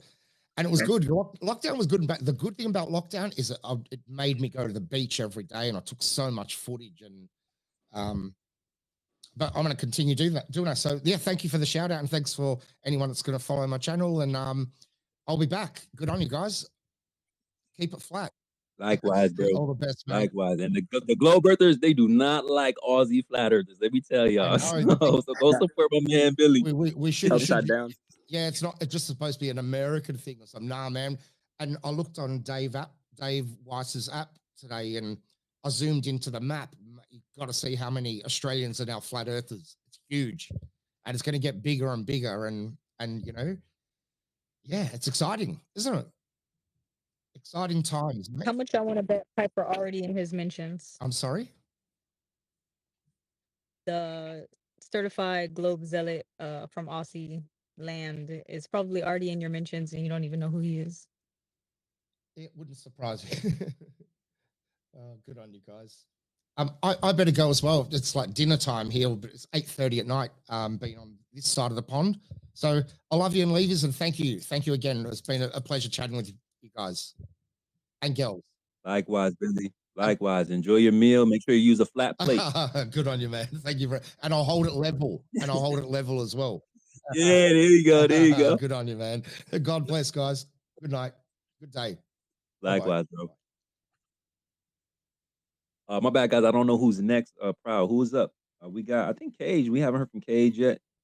And maybe Chrissy, because I think I heard Holistic talking. But yeah, y'all let me know what's going on. My bad. Yeah, Nicholas could jump in. What's up, and we'll take it from guys? Chrissy. How you guys doing? Not Brian Sweet. Whatever. What's up, man? You guys are awesome, man. You guys bringing all the heavy hitters in here, man. You guys got some clout, man. First it's Witzik, then you get Flat Earth Dave, you get Jaren in here, man. Who else you guys got, man? You guys are awesome, man. I ain't lying, man. If you guys ain't watching that dude on YouTube and Witzik on, they just kill it in debates and stuff, man. They're totally an inspiration to all of it for any of these arguments and stuff, especially all these science type of questions that trip us all up on occasion, man. These guys bring it, man. It's awesome. But unfortunately, he had to leave. I wanted to kind of ask him a couple questions, man. But yeah, I mean, he was talking about that ISS and it takes pictures every 10 minutes and it takes 25 minutes. I was all like, man, I always found that weird, man. In 1969, we were able to get on the moon and set up some transmitter that had a 50-mile range, and we got pictures and telephone calls the next day, man. What's up? How come? What's up with that? What's up with that? Yeah, man. And then he was all talking about that eclipse and stuff and how it changed pattern. Man, that thing changed like 50 miles. They changed it. 50 miles. And then they gave us pictures of the eclipse. One was from Starlink, I think, and I couldn't even see what they were trying to show me. I was like, man, I missed it. Did I blink? Where was it at? And then they showed the one from the ISS, man. It was like the shadow almost covered the whole Earth, man. I didn't even see it. I live in Arizona. I didn't even see it. Didn't even get a little dim over here, man. But no, man. I was pretty good with Billy Zig there, man. He's I'm following him. You guys should follow him, man. Love the Aussies, man. Oh, they're all upside down. He knows it. But yeah, man. No, it's been a great show. I was trying to come in last night, man. I ain't gonna lie, man. It was like 8:30 and stuff, and I was like fading hard, man. I was like, I could barely keep my eyes open. I had to get some shut eye. You guys are awesome, though. I'm gonna land it there. Hey, appreciate you, man. We keeping it going for a little bit longer. Stationary Saturdays. Well, that's why I was so cool to take a nap. I was like, man, they'll be around. Somebody else said, who was it? It was Gary. He popped in and he saw like, man, it's 3:30. I can't. They're starting late. I can't get in there. I was like, they'll be there when you wake up, man. Don't worry about it. You might even be sober, man.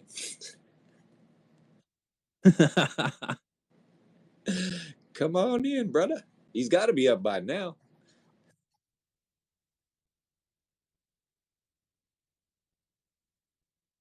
Hey, even your Friday night drink finds its level.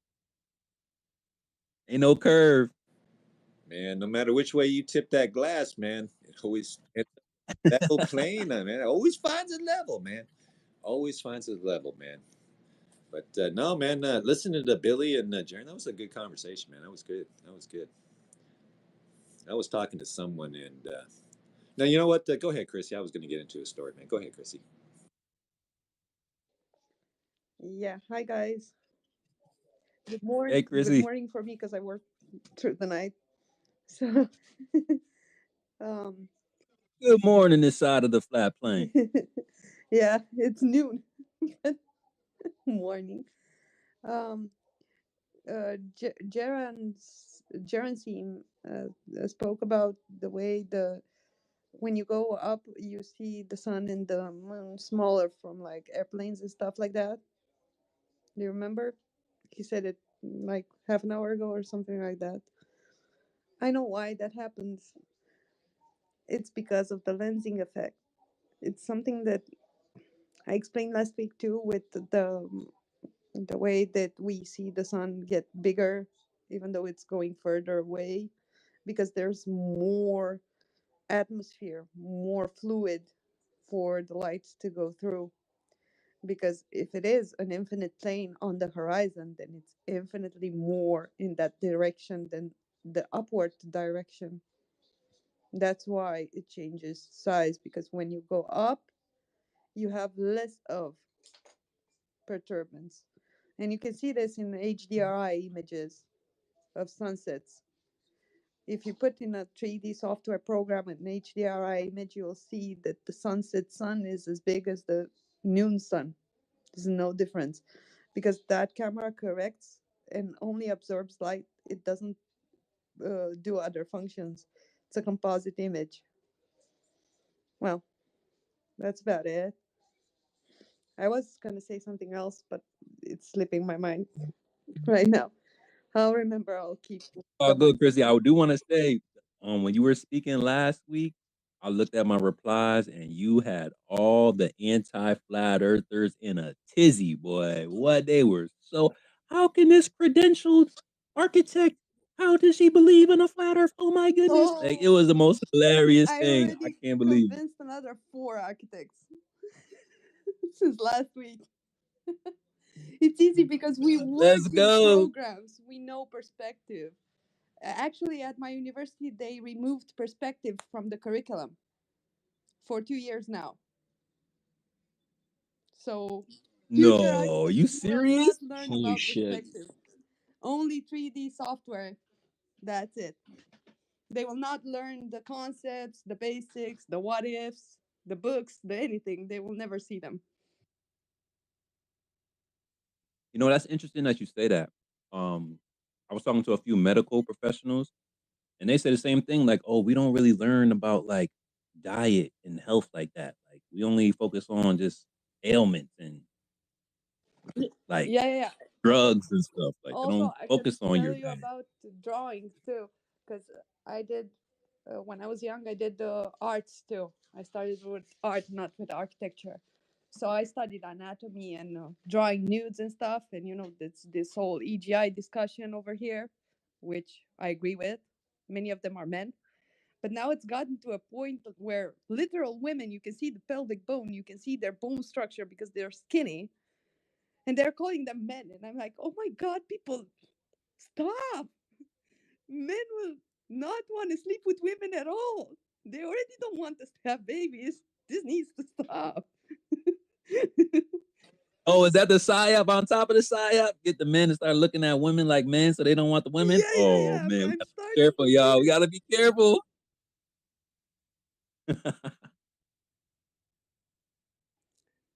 Yeah, it's kind of a joke, because people don't don't do proper research, and once they have a set of beliefs, they go with them like 100%. It's like, take a chill pill, have a few minutes, let's look at science or scientific facts you can prove. And even with facts, sometimes it's hard to convince. But architects, it's easy to convince that the earth is flat. It's very easy. You give them AutoCAD, you give them the radius of the earth, you give them the mountains, and you see, and they see. Or you say, uh, open 3ds Max. Why is the light a dome light? Why the sun is the sun? And you place it. Why even in stereo the sun is moving, not the plane? Because that's how the computer can generate a realistic image. If it's on a ball, it will not. And you want realistic images, right? Because you're filming for Avengers, Age of Ultron, or whatever.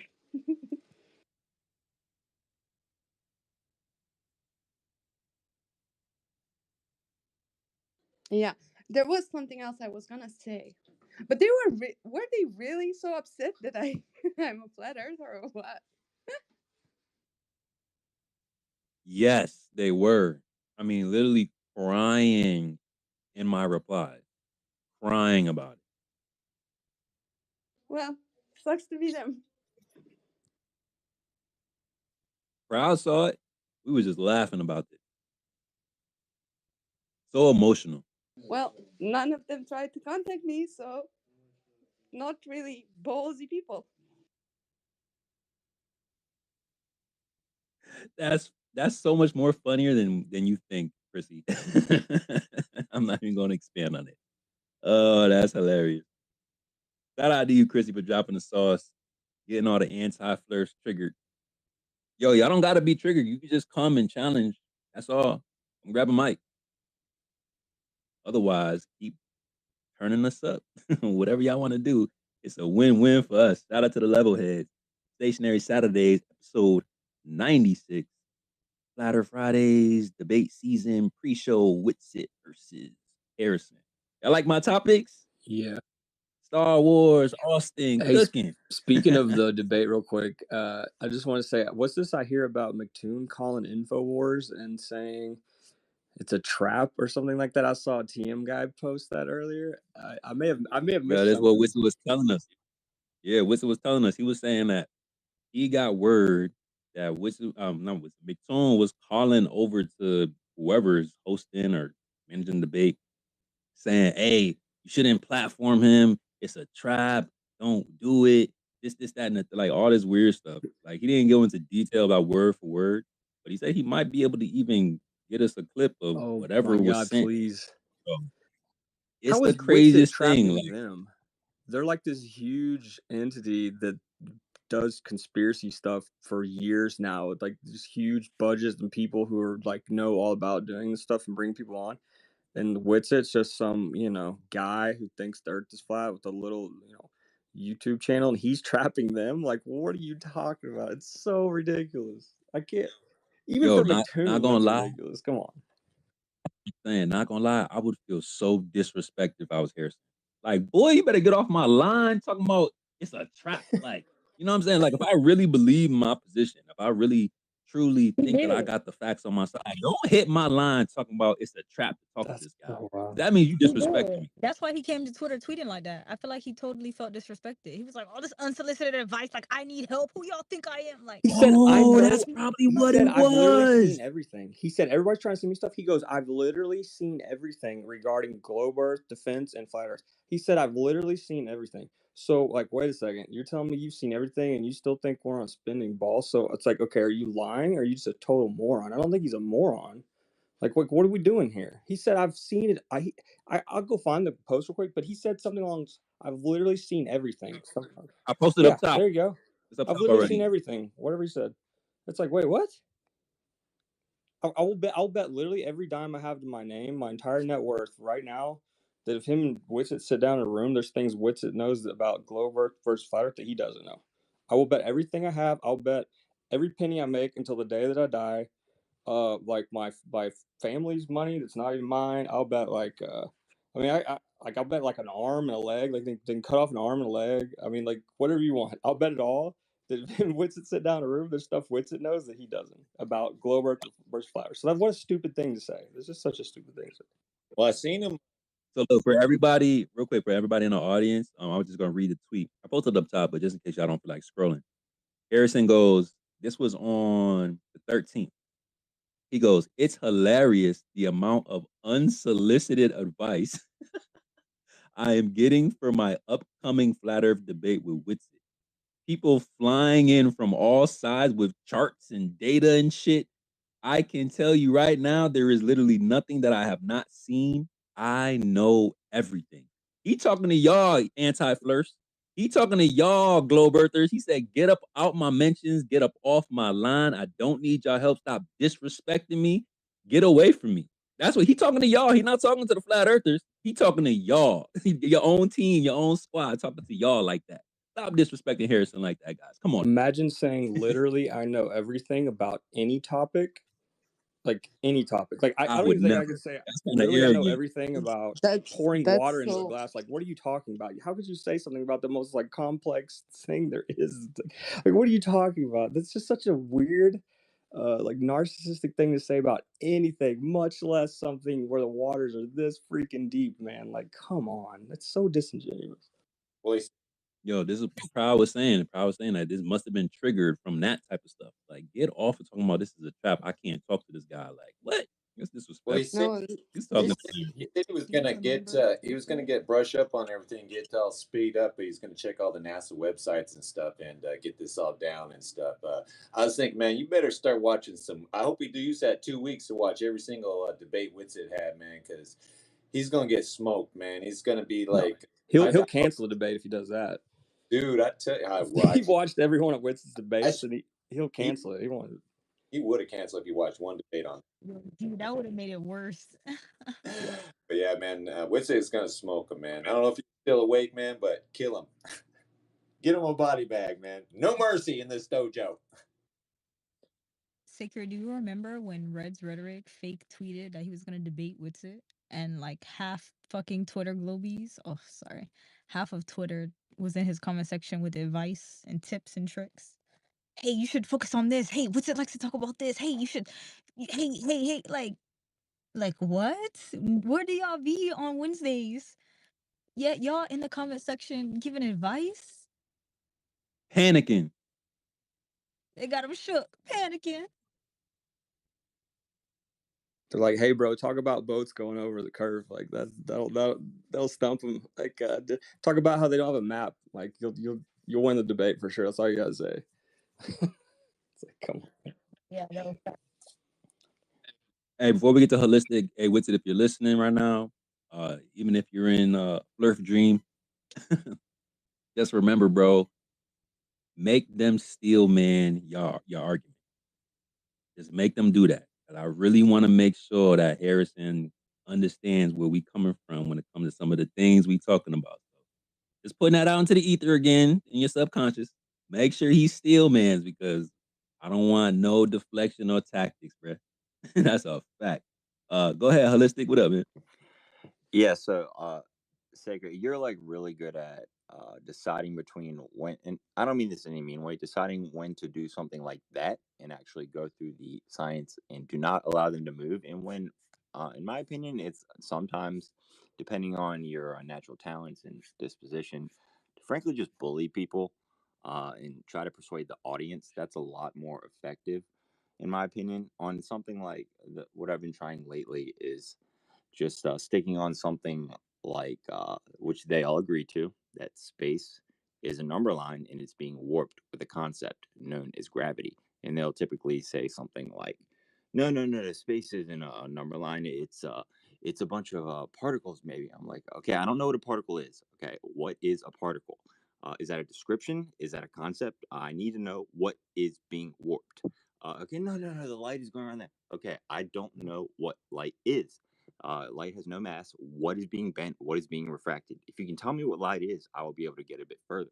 And just because they cannot escape that, because that is the official definition. And if we want to end up at the point where it's like, okay, we don't know what light is, it is just a description, well, maybe you should just shut the fuck up and say nothing at all, because that has nothing to do with causation in any way, whatever. You're just describing something. Okay, nobody's impressed because you made an observation and said, oh, the car is going 50 miles per hour. It will be 50 miles in an hour. Wow, science, knowledge. And just like make fun of them like that. Even smart people can, like, eventually you wear them down. They're like, you know what? Even though I'm like 160 IQ smarter than Holistic Honey, I'm looking kind of bad right now. So I don't know. That's how I see things. Wouldn't they just deflect to like the fabric of space time and then go to dark matter? No, because then it's like, I don't know what space time is. That is also a number line. And if you're going to tell me that you can just add dark matter, which, as far as I understand, that is also a concept that is just an observation, I still don't know what that is either. So can you please tell me what dark matter is? And so then we can move on and just keep doing that. And I mean, they'll keep drumming concept to concept, but you'll never get anywhere except them looking silly, able to explain nothing. But you're never going to persuade them. Like I'm saying, the point, in my opinion, is to persuade the audience. Because, I mean, frankly, people don't care about facts and logic. People care about, like, the strong horse. So if you have maybe a little bit of charisma and an ability to make people look silly, which, honestly, frankly, the unwashed masses, frankly, a lot of them just can't, not everybody has You know, maybe I won't attempt to bully the unwashed masses too bad, but you know what I'm saying. Yeah, no, it's definitely an art. I'm pretty sure y'all witnessed Sacred do it multiple times with walking the patient ones or the less childish ones through it, hand walking them through their own claims. Remember the Coast Guard But phone then call Proof sometimes Squad Globy last week, Secret, with that guy? Is it me or is Proud robot? my true form.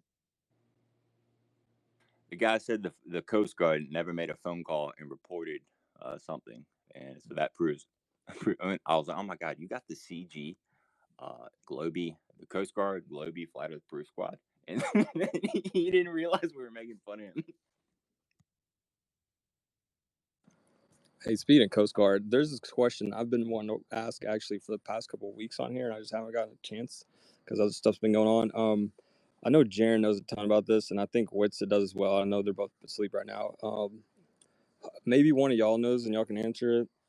I know Dave's down there listening. Maybe he can hop on for a sec and grab a mic and answer this one. If no one else can, that would be awesome. But you know, if not, it's cool too, Dave. No pressure, bro. But the thing with the marine laser weapon on boats that can hit another boat 100 miles away. I know I've heard Witsit talk about it. I know I've heard Eddie Bravo talk about it. I'm pretty sure Witsit has said that they spoke to the guy who's like one of the instructors for this thing, and they've talked to him, and he's like verified that it can hit another boat 100 miles away. And the one reason I know for sure it's true is because I was talking to One Night on Space with Peter, old Peter, whatever his last name is, Cottontail, we call him, on his space, and he admitted it's true. He's like, yeah, that's true. But and then his argument was, well, if you read all of the like literature on it, like the actual, whatever documentation from the Marines or whoever on it, they say right after they talk about how it can hit a boat 100 miles away, then they say, oh, but then we have to like figure out how to like make it go over the Earth's curvature and stuff. And I was like, well, how the hell do they do that? It's a freaking laser. And then he couldn't answer that, but he said he admitted it's true. And then whatever. But what I want is like I think that's one of the absolute best arguments. In fact, that's kind of the number one argument I tend to go to, for someone that thinks we're on a spinning ball. I think the stuff we were talking about with Jaren earlier about how they're faking things, like Stephen Hawking and the PBS thing, is maybe as good or better than that one. But the one problem with the laser boat thing is that I can't find any of the actual, information on it that I can show someone. I can't. They've obviously wiped it all, where it's really impossible to find, basically, with any kind of search, even on like Yandex or anywhere else. Trying to find a video of it, but I know that guys like Witsit and others wouldn't be talking about it if they hadn't seen it and verified it themselves, that information is out there. So I was just wondering, like, where can we find some sort of something on that we can show someone as some type of like verification or proof that there is a laser on a boat that can hit another boat 100 miles away? Does anybody know? I actually don't think that they, I don't know how to say this. I'm not from the military, so I don't know how to really articulate this, but they've been doing testing with those weapons, but they haven't implemented them yet. So whatever Right. documentation that is supposedly supposed to be available isn't. It's like black Yeah. budget, like behind paywalls or just government, government walls or whatever the case is. That's my understanding. Yeah, it's not officially in service, and if you try to look into it, like all the videos that come up on YouTube, they'll say like, "Oh, we're hitting drones with it," and like testing, trying to hit missiles and stuff. But these videos are like 5 years old, and I know for a fact I heard if it wasn't Witsit, it was one of the most other respected people in our community. But I'm almost certain it was Witsit when he was going to do the pastor debate, and one of the guests they brought for the flat Earth side was a guy who was an instructor who teaches people how to use this thing. And he, they've talked to him extensively, and he was going to say, that it can hit other objects on the water like a boat from 100 miles away.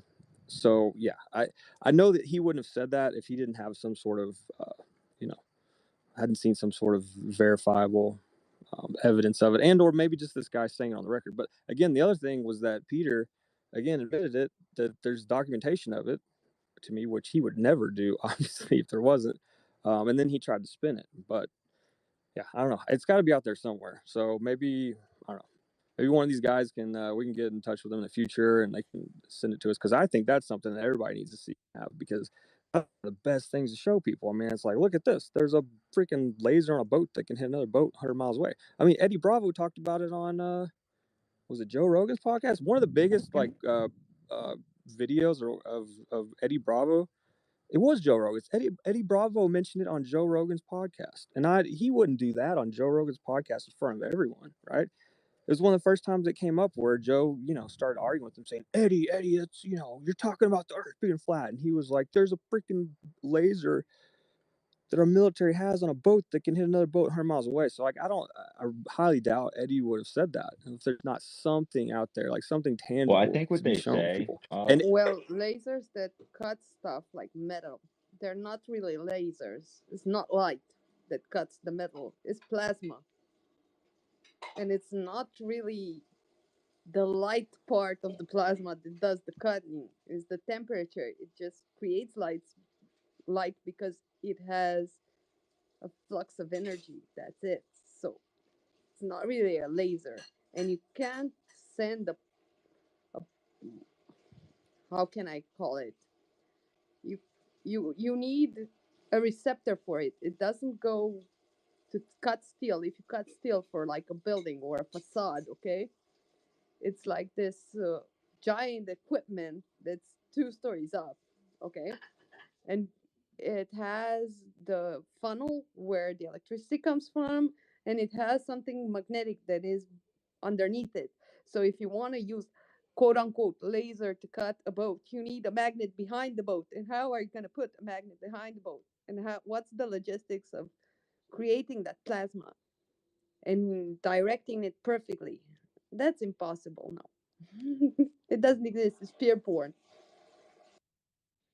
well, what they say in something like this is that typically something like, oh, they're bouncing it off a satellite and then it's coming down. That's typically the initial comeback, but I don't know. I haven't found a way to use this sort of thing. I mean, I'm not saying that it could like take out a boat and actually destroy Laser a boat. targeting. I'm Yeah. just saying it could actually like hit a boat. Not that it's being used to take down boats. Its main purpose, from what I gather, is actually hitting like missiles and just heating them up so that they, explode, whatever, vaporize, whatever you call it. But they have done it where they can actually hit a small boat. In fact, I have seen one where it said they can hit small boats with it, but it didn't give a distance. It just said it's able to hit other small boats. I don't That's just what think it said. it's the laser part. I think the laser part is what you see. It's their targeting system.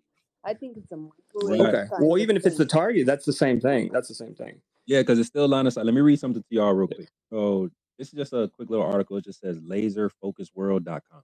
Right? It says eyes of ship laser detection.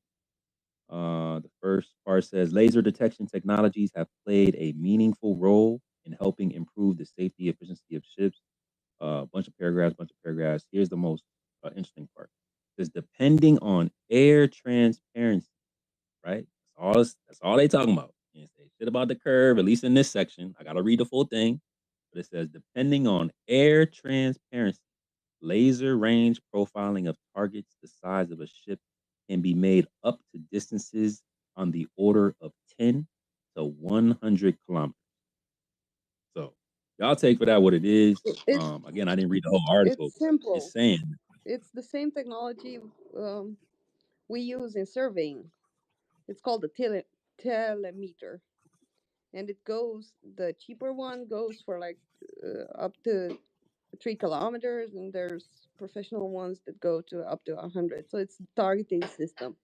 And of course, like everything else going on Earth, light goes through the medium. So if the atmospheric condition create the lensing effect, you can't measure.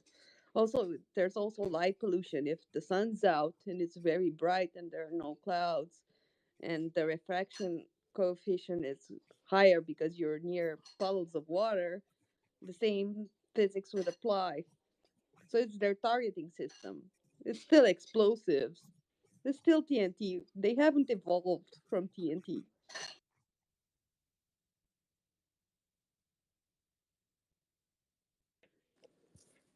Yeah, it's what's interesting though is like Peter was making the argument that they figured out a way to make it like go over Earth's curvature, and because he said they alluded to it in the documentation, which I've been trying to find this documentation. I can't find It's it. called a railgun. Maybe I should ask Peter for it. Honestly, maybe I should ask Peter for it because he admitted that it's in the documentation. But then I said, okay, so how did they say they did that? Like if they're saying they accounted for Earth's curvature with this laser, which again as everyone I've heard described as a laser. So I don't.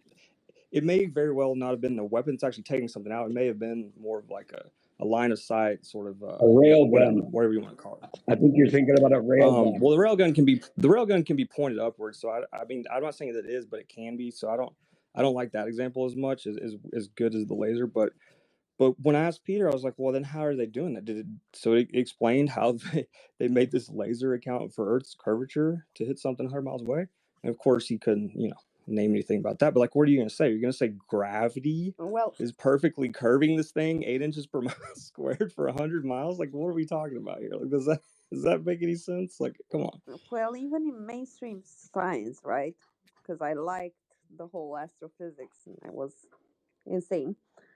You need like the equivalent of a medium star to bend light. A small star, like quote unquote our sun, will not bend light. So, what on earth can bend the laser? Yeah, that's ridiculous. You need like a micro black hole, and if you can make that, right? So it's absurd. It's absurd. Like, yeah, then we're exactly. screwed. Not that those. It's just absurd. Yeah. What? It's just like that guy Walter Lewin, the MIT physicist for 40 years, is like written like 450 papers. How he says that everything you observe on Earth is electrical forces. That the gravity is so much weaker that it's not even doing anything on Earth. And he says like, well, out there in the stars, that's gravity, but on Earth, like he's proven that everything you see is all electrical forces. There's literally nothing we see on Earth that's gravity, even according to this guy, who's again an MIT physics professor for 40 years, 450 papers, yada yada. So it's like the notion that these people still talk about gravity's doing this, they say gravity's the thing affecting like the gyroscope and planes and like all this stuff. It's like, bro, like that's not even like you took like the top people that really know what they're talking about, like at MIT and stuff. Like that's not like they would tell you that's retarded. Like it's not even a thing. I don't know gravity's what doing gravity nothing. is. That is a description. Please tell me what is gravity. None of us. They don't either. They'll tell you that too. They don't know what the hell it is. I know, that's my point. And then it's a pseudo-scientific fairy tale they had to invent to explain the water convexing itself around a ball. That's all it is. So they was telling me that there's research where they're starting to discover these gravitons now. And I'm like, wait, what? Y'all found gravitons? Wait, was it NARF? Bro, I wish it was NARF. You know he ain't do that research. Was it NARF? He finally found the gravitons? Nah, I don't know. I forgot who was saying. So I went to go look it up. I'm like, so what's going on with this research where they trying to find gravitons all of a sudden? Bro, come to find out, it's not even that. What they're doing is they're taking the quote unquote electrons, subatomic particles, which isn't really a particle at all. Then they're hitting them with a magnetic field at 100,000 times the strength of the magnetic field on Earth. And they're saying these electrons are behaving the same way gravitons. And I'm saying, wait. So y'all got a field, y'all hitting it with another magnetic field that's 100,000 times stronger than Earth's magnetic field, and then saying that these are supposedly gravitons now, all of a sudden, another transform. I didn't read the whole thing in total.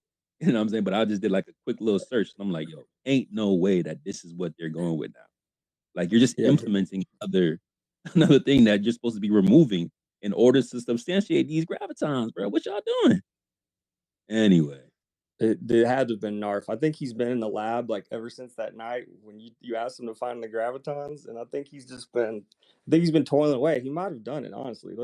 We should look at this. Like, is the paper cited or the information is it cited? Is he on there? We got to get him back on here. See if he's cited. Is NARF cited on the graviton paper? We got to get him in here to talk about this again. Like he is never coming back over here again. There ain't no way. So they I mean, he You're more might than if he welcome found the to, though, Nart. If gravitons, you're listening, you could come. dude. But If he found the gravitons, he might come back on. I would if it was me. If I finally found him, I'd be right, back on in a second. I'd be like, look, I found him. so you're proving a you graviton come by back way in. of saying something is called a graviton. You made a measurement and called it a graviton. Now it's a graviton. I don't know what a graviton is. After manipulating it with a magnetic field, you got to manipulate it with a magnetic field first. It's so funny. My friends hate me so much because they're all so smart, and I'm like, that's a description. Everything you just told me is a description. I don't see what that means or what that proves. You're just describing stuff. I know you're smart. I know you do a lot of math, but that's not science. Science has nothing to do with math or describing. Also, research has nothing to do with math. And most researchers believe they know it all. And the ones that are, how do you say, quote unquote, interested in knowledge know they don't know anything. And also in academia, you're kind of pressured to get to the result that they need. I was told point blank not to say something in my PhD that brought me back 5 years because that was my conclusion. So I tried to find another conclusion. Still haven't found the conclusion they want or will accept. But that's what it is. That's the problem. It's like, what conclusion is they going to accept, right? Definitely Complete not the truth. indoctrination. I was told point blank if I tell the truth, I wouldn't get my paper. I wouldn't get my Yo, diploma. that's the same thing Taylor was telling us like a couple months ago. Taylor's working on her PhD for, I think, biology or something like that. And quantum something or other. She got it in her bio. But she was like, hey, there's some things I just can't talk about right now because I'm trying to work on my PhD. And I just think that's so sad that like the people that's putting in the work can't even talk about how they really feel because they're trying to obtain like, this credential that if you speak your truth, you may like sabotage your future. And I think that's so crazy. That's Real what the quick, lady let me said just earlier. that what? That's what the lady said earlier when she came in here. She the private school teacher that was teaching her kids about the ether. Right. Right. She was hesitant to speak on certain things like publicly because she's like, yo, I still gotta pay bills. Like I can't afford to. And then PhD Robert Bennett retired. So he like he don't have nothing to lose. That's Yeah. the only time you're gonna get the truth from someone. It's like, oh, I don't got no skin in the game no more. Yeah, let's talk about all the things that was absolutely and objectively incorrect now that I don't gotta worry about a paycheck. Oh, I think that's just I don't crazy. worry like that. Unless they find a way that work outside their field. Like work in their field but privately. No, I see it differently. Well, I fixed my problem in the way that I'm speaking of something else. I changed the angle for the paper and the research, just the angle, not the main focus. And I'll publish it in another country. The other findings. That's simple. America's A not little gonna care. workaround. Okay, a little finessing. Americans, well, America would not care about this. Romanians would care, and the Vatican would care, but that's more of a European problem, not my kind of problem. So I can publish it there, no problem. Fixed. Hey, listen to this. Just real quick, just so y'all can get some of this. So y'all know I ain't capping. So this is from the Quantum Insider, right? This is a quick little excerpt I'm gonna read. It says a research team led by Chinese scientists has provided the first experimental evidence hinting at the existence of graviton. I started sweating. I'm like, hold on, man. Cyborgs ain't supposed to sweat. What's going on? Right? Said theoretical particles believed to mediate the force of gravity, according to the South China Morning Post.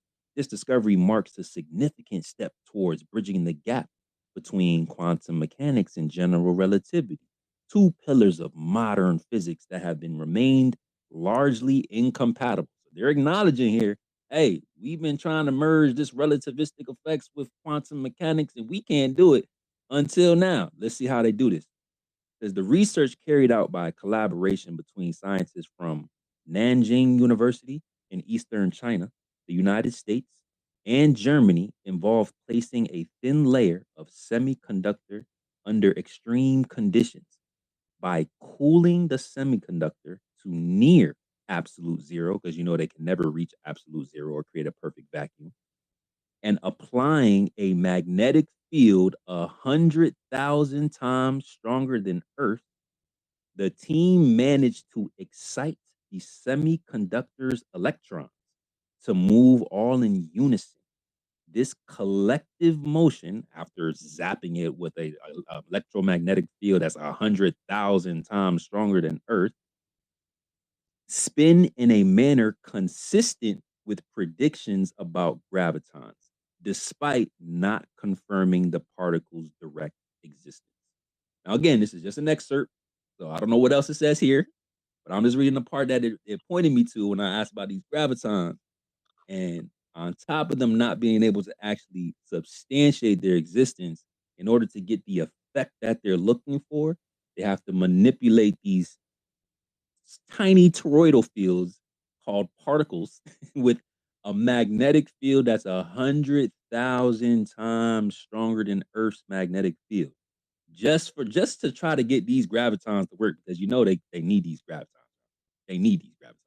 So now they're converting them from semiconductor electrons into gravitons.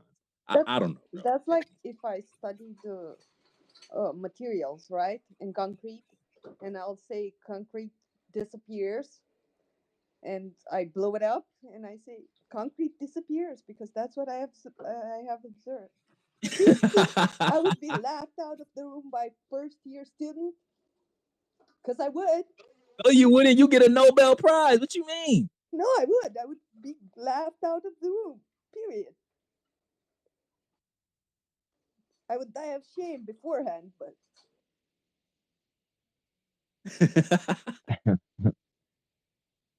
Hey, Sacred, do you know about the dispute between Henry Bergson and Einstein in the debate they had before Einstein got his Nobel? Not for his relativity, but for the photoelectric effect because of that debate. Have you read that history? No. Sort of like, What was the contention? so Henry Bergson, literally considered by some the most famous philosopher or most influential of the past 200 years. Some put him at number one, but he's at least top five, like him, Wittgenstein, Heidegger, and Nietzsche, and a couple others. And he is completely hidden from history. In the dispute they had, this was right when Einstein was introducing his general special relativity. They had a debate, not really a debate, but a very quick confrontation. I'll post some stuff about it after this. About Henry Bergson had a way different theory of time where he denied the classical metaphysic of space. He had a very interesting metaphysic based in time, which I won't get into here. But his dispute with Einstein was everything we dispute him about. There is no you're saying the twin paradox. You're saying there are ontological, physical effects under your metaphysic of special relativity, like the twins aging, all these things. This is actually something that is happening, but you're saying at the same time that these are measurement effects. In the textbooks, measurement effects being something that should be ignored. It's just Lorenz's transform equations in order to render the Earth not standing fast as we know it to be. So basically, just in order to make the Earth move or seem as if it was moving, was the impetus after finding out with the ether wasn't as they thought it was with what was the Michelson Morley or whatever. So the Bergson thing, this is a very hidden history.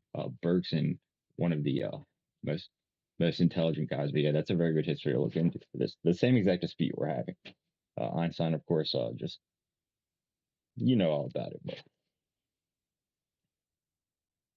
Yo, that's interesting, bro. Like, I didn't know that there was anything that happened right prior to Einstein getting the Nobel He Prize. got the Nobel for the photoelectric effect because Bergson BTFO'd him at the debate, and everyone's like, "Oh, okay, you can't just do this. Have a metaphysic like picture, block time, because you can't." It's the same dispute they had with Plato and Parmenides in the Eleatics. You can't account for movement with instantial, where everything is picture. It's just a mathematical description of a limit never reached. That's ridiculous. That's like a movie. There is no movement. That's not how reality works.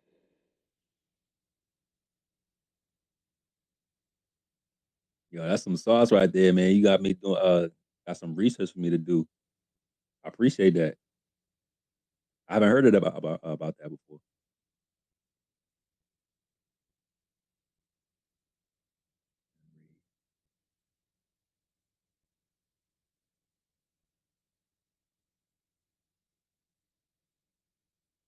French philosopher Henry Bergson. Yeah, Bergson. Bergson. Henry with an I, Yeah. by the way.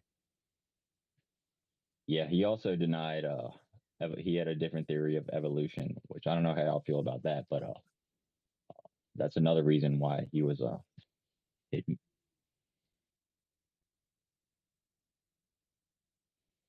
But yeah, sacred. So my ultimate conclusion, and I change my time all the mind all the time, but the one I can't seem Is to he escape is Henry that the Bergson or Henry Busson, the physicist? Which one? Because there's Bergson. Busson. Okay. Hold on, did I say the He's wrong one? What did they got two hands? They're trying to obfuscate, and now he'd be probably described as a philosopher. I don't know. A I just physicist looked or up a Henry Bergson. philosopher? Because one's a physicist and one's a philosopher, and I can understand the physicist having an argument with Einstein. And if They're probably the same. They're probably the same person. No, they're different But names. he was like, other than the How philosopher, you spell definitely. it? Spell it, Chrissy. Or duration and simultaneity, Henry Bergson. Those are his three main tomes. But yeah, the ultimate goal, as I see it, is to mathematize the unmathematizable.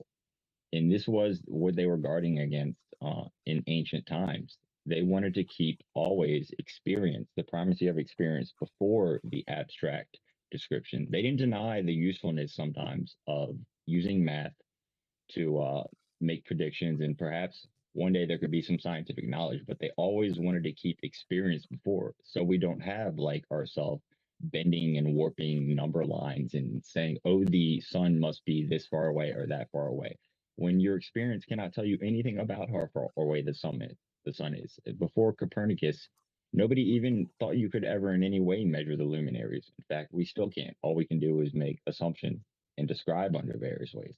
And they didn't even propose causes for anything. They would just make observations, and they would be like, oh, it seems like this does that. Okay, that's useful information to have.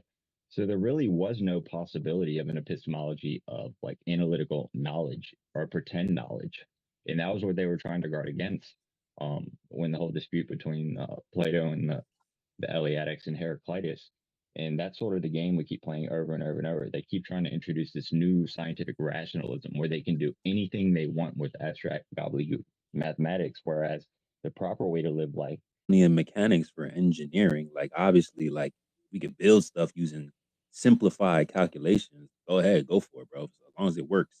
However, the real life implications, I like that word that you use, bro. What's our experience? What's happening in real life?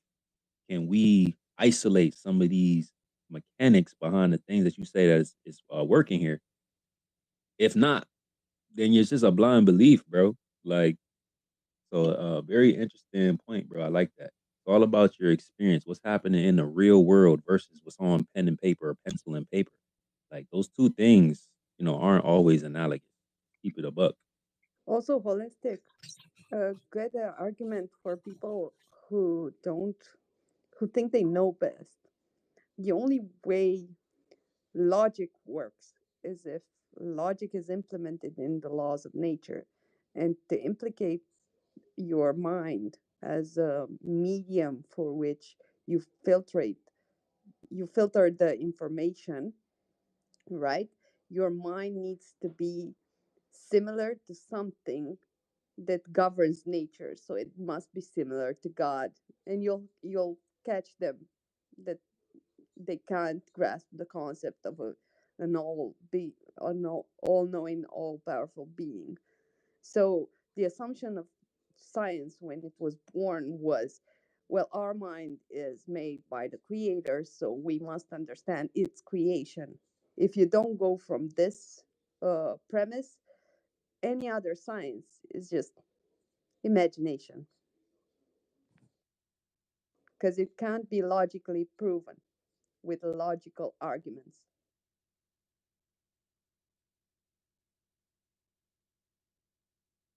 I don't know if I expressed that. Did anyone understand me, No, or should I you're think exactly it? right. It's not only that, it's an impossibility, in my opinion, to ever really prove something via the tools of philosophical science, which whatever people say, it's only inductive reasoning and deductive reasoning, which both have limits. I mean, nobody would really, they try to deny this and they try to extrapolate out further and tell you anything they want. Oh, okay. Well, this is called inventive reasoning. Now we can just add dark matter, something far beyond our experience, isn't even observed. It's just an observation that our measurement was wrong, so we add something. So far beyond our experience, we couldn't even ever experience if we wanted to. Now the stars are this big or that big. How can we ever have any criteria for proof if you can describe it any way you want? And this is the ultimate black magic, in my opinion. This is the ultimate tree of knowledge of good and evil. Good knowledge being, this is sort of like my own speculation. I need like a Bible expert, but the good knowledge would be personal experience, like being able to see something. The bad knowledge being going beyond that and pretending like you are God. You don't just know that you're seeing red right now. Red is red. You know uh the the redness in itself. You can actually know what red is your God. You're not just saying, oh, it appears to be red. That's okay. I know what red is in itself. That's the ultimate dispute. Yeah, I agree with you. That's how I see it too. And once you appeal to a higher being, then you know you're not all knowing. So then you can use your thought process to extrapolate extrapolate what you is and make inferences on how things are made, or observations on exactly how they were made. If we're talking about something practical like building, if you're talking about something that happens in real life, you can only point to observational aspects of it because you experience it through the framework of your mind and your senses, no matter what it is. And perfect math doesn't answer, it doesn't respond to natural questions without using coefficients and other stuff that's add-ons. For any equation to build something or create something in real life, you'll have them. It's impossible to do without because perfect math doesn't solve it. Because if you look at the way fractals work and the way our universe works, our creation, because I don't have another word except for universe right now, it's always a ratio. It's not a Yeah, number. it's a So limit. you It's an can ideal. never, yeah, you'll never use numbers, perfect numbers. There's always ratios, ratios in vibrations, ratios in temperature. So, yeah. Well, this was Zeno's paradox, which is not resolvable under Einsteinian classical metaphysics. It's not resolvable. The limit every single instant is literally just an ideal limit, which first of all is never reached under the metaphysics. So you're never actually reaching any point in time. Even if you could reach that point in time, the next point in time, how is that produced? Is a new universe under his metaphysics, there's nothing to stop you from assuming a new universe must be produced, which actually I think necessitates it, which is completely ridiculous. How can you explain motion via non-motion? Now you can posit an opinion of yours that perhaps reality isn't real or we're experiencing like a phantasm, which is an unreality. That's fine. But if you're going to say that, maybe you should shut the fuck up about science and doing things like telling our kids they have to take these injections because you made a measurement on this. You know how cells work and what's good or that. And maybe you should just shut up. Or maybe you could posit a different theory and we could try to like come to real knowledge. But yeah, it's a very complicated, interesting conversation. And I don't know, I feel like we just need to tell these science tards to shut the fuck up. Like you fucking nerds.